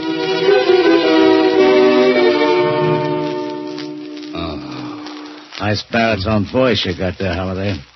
Clean. Inspector Clean. Where am I? Hospital. What for? For your head. There's a little dent in it, about 2 inches deep. Oh, I remember. Where is he? He? Who? The body. Oh, the body. What body? Wait a minute. How did you get in? Who found me? Who told you all about this? The old girl, caretaker's wife. She found you. Oh. Clean. I saw a body in Fair Melrose. Holiday, I don't know what merry-go-round you're on, but keep up this way and you'll get the brass ring through your nose. How do I get out of this place? Walk out. Thanks. What are you going to do now? Why? I want to know where to pick up the body. Keep in touch, Clean. What have you got in mind? A date. A date with a beautiful young lady. Slightly hysterical and more than a little mysterious. But interesting.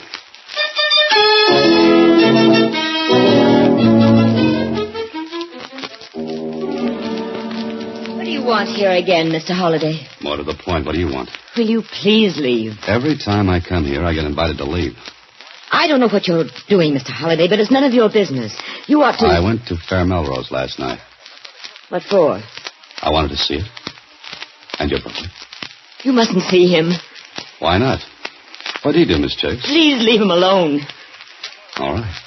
Did you go to Melrose last night? No. I haven't been there for 10 years. You weren't there the night of the fire either, were you? No, I wasn't. All right. I'll take your word for it. Now, mind if I ask you one more question? If you'll go, I'll answer it. It's a deal. What are you afraid of? Nothing. That's your answer? Yes. I'd almost forgotten that horrible night until you came here. For 10 years I've lived away from it, keeping it away from me. Now you've brought it all back. Don't you have any pity? Lots of it, Miss Chase. For a lot of people. Particularly you.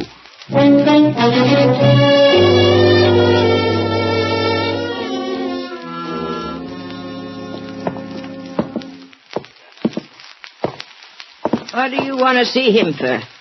I got to. I want to talk with him. He can't talk. He can't hear. He's in the only wing left by the fire? Well, that he is. You still want to go up to see him? Yes, I do. The chases. Devil's brood, all of them. Devil's brood. The young'un with her temper, screaming at her mother and father. And him that's upstairs now, always fighting with his sister. The fire was a visitation and a judgment of Providence. There he is. Oh, no. Well, that's him. You stay here.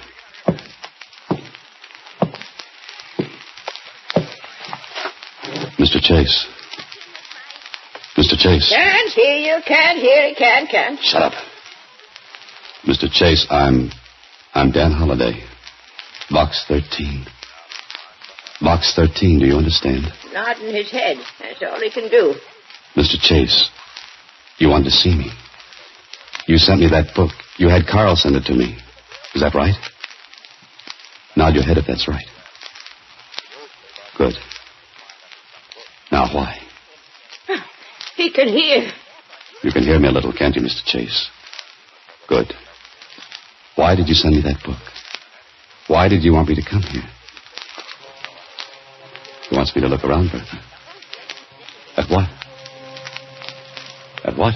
Ain't nothing in here. Ain't nothing. Look, Mr. Chase. I'll walk around the room. I'll watch you. When you want me to stop, nod your head. Understand? Good. Now watch me.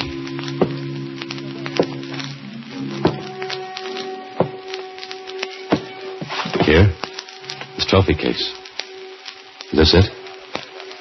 What about it? What do you want me to see in this? Good. Bertha, come here. I ain't coming in. I said come here, come on. Take a good look at this trophy case, Bertha. A good look. I don't see nothing. There's a plaque missing from its place. There's heavy dust around behind all those cups and trophies, but there's a clean spot here where a plaque stood. No dust, Bertha. No dust. Someone took a plaque from here not more than a few days ago. Did you? I ain't touched nothing. Never touched nothing. Mr. Chase. That plaque. Whose was it? Yours? No. Your father's? Mother's? Mildred's. It was hers. But someone took it. Mr. Chase, try to understand. Try to answer. Please, you've got to. He can't. Mr. Chase, try hard. Try hard to hear me Let again. him alone. He can't do no more. Stay with him, Bertha. Don't leave him for a minute, do you hear?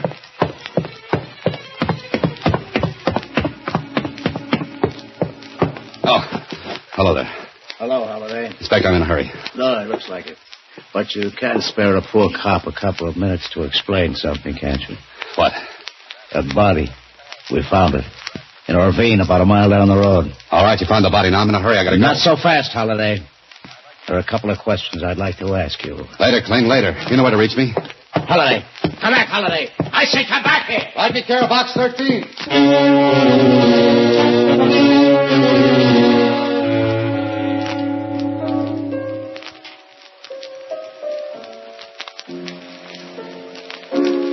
You saw my brother, Mr. Holliday? Yes, I saw him. Oh, please keep playing. I don't know why I let you in here. I do. Can't you leave me alone? Please. The piano. I like to hear it.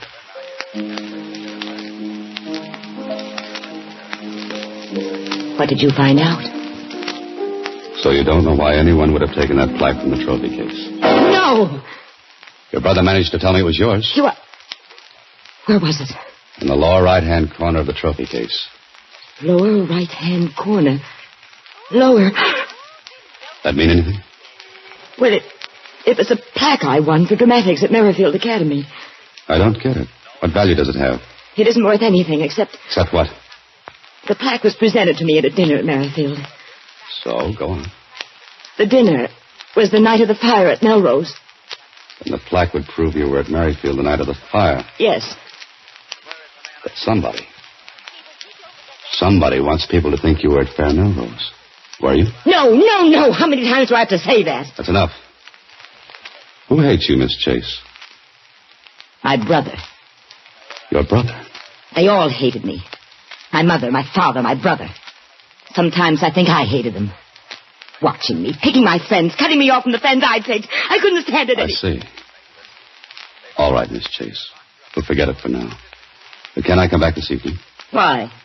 I said before I wanted to help you. That still goes. Miss Chase, it still goes.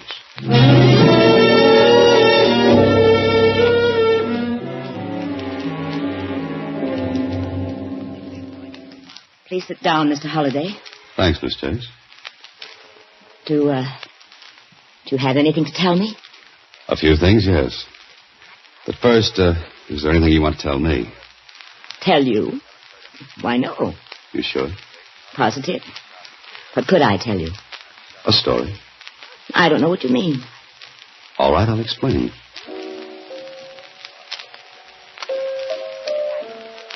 Must you play the piano? No, but I'd like to. Miss Chase, let me tell you a story. What about? Well, I don't know whether it's exact or not. You see, I have to guess a lot. Fill in details myself. But this story's about a girl, an 18-year-old girl. That is, she was 18 10 years ago. And what's that got to do with me? Oh, you might be the girl, Miss Chase. Wild, with a temper. Bad temper. She had a lot of fights with her parents. Mostly about the friends she had. The way she ran around. What are you trying to say? That one night this girl set fire to her home in a fit of temper. After a fight with her parents. Maybe she didn't mean to do what she did. But the fire destroyed her home almost completely. It meant the death of her parents, and it made her brother a... You're making this up. You're guessing. I said I'd have to guess. I was at Merrifield the night of the fire. For a while. I checked. Found out you left early enough to get to Melrose. And you brought a plaque with you.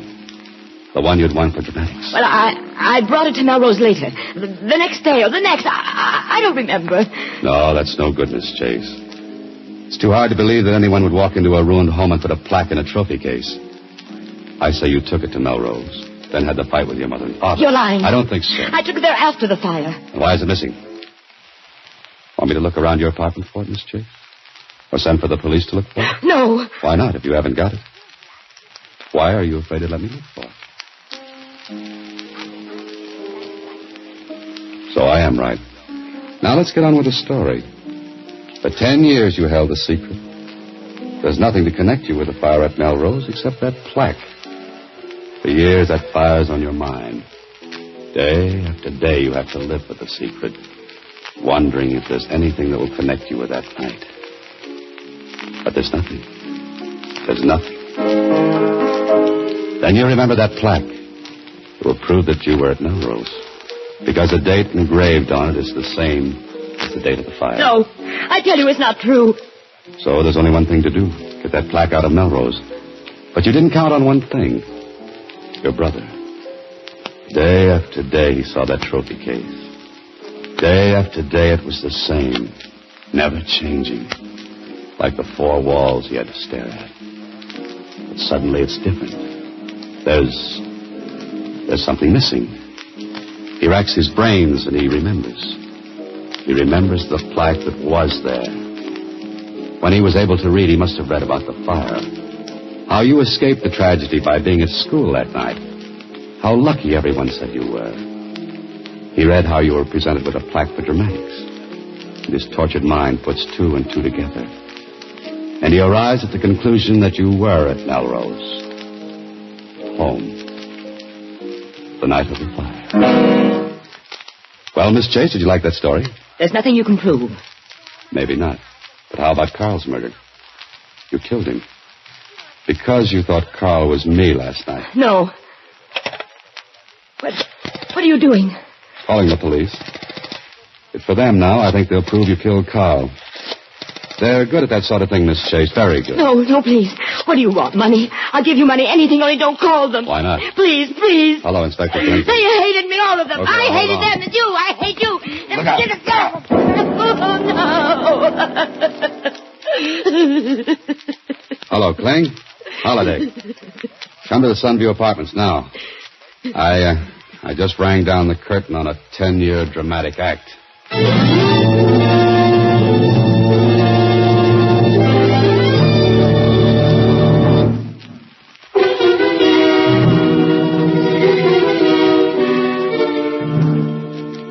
Gee, it must have been awful thrilling, Mr. Holliday. Yeah, sure, Susie. About as thrilling as throwing dirt in a guy's face. Oh, well, here's some more mail for Box 13. Later, Susie, later. But here's something maybe you ought to look into. What?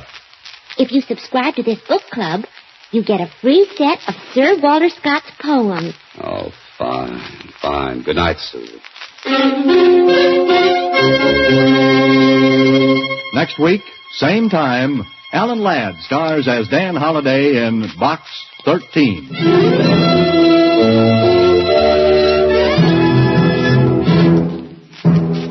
Alan Ladd appears through the courtesy of Paramount Pictures and may currently be seen in Wild Harvest. Box 13 is directed by Russell Hughes. Original music is composed and conducted by Rudy Schrager, with an original story by Frank Hart Tausig. The part of Susie is played by Sylvia Picker. This is a Mayfair production.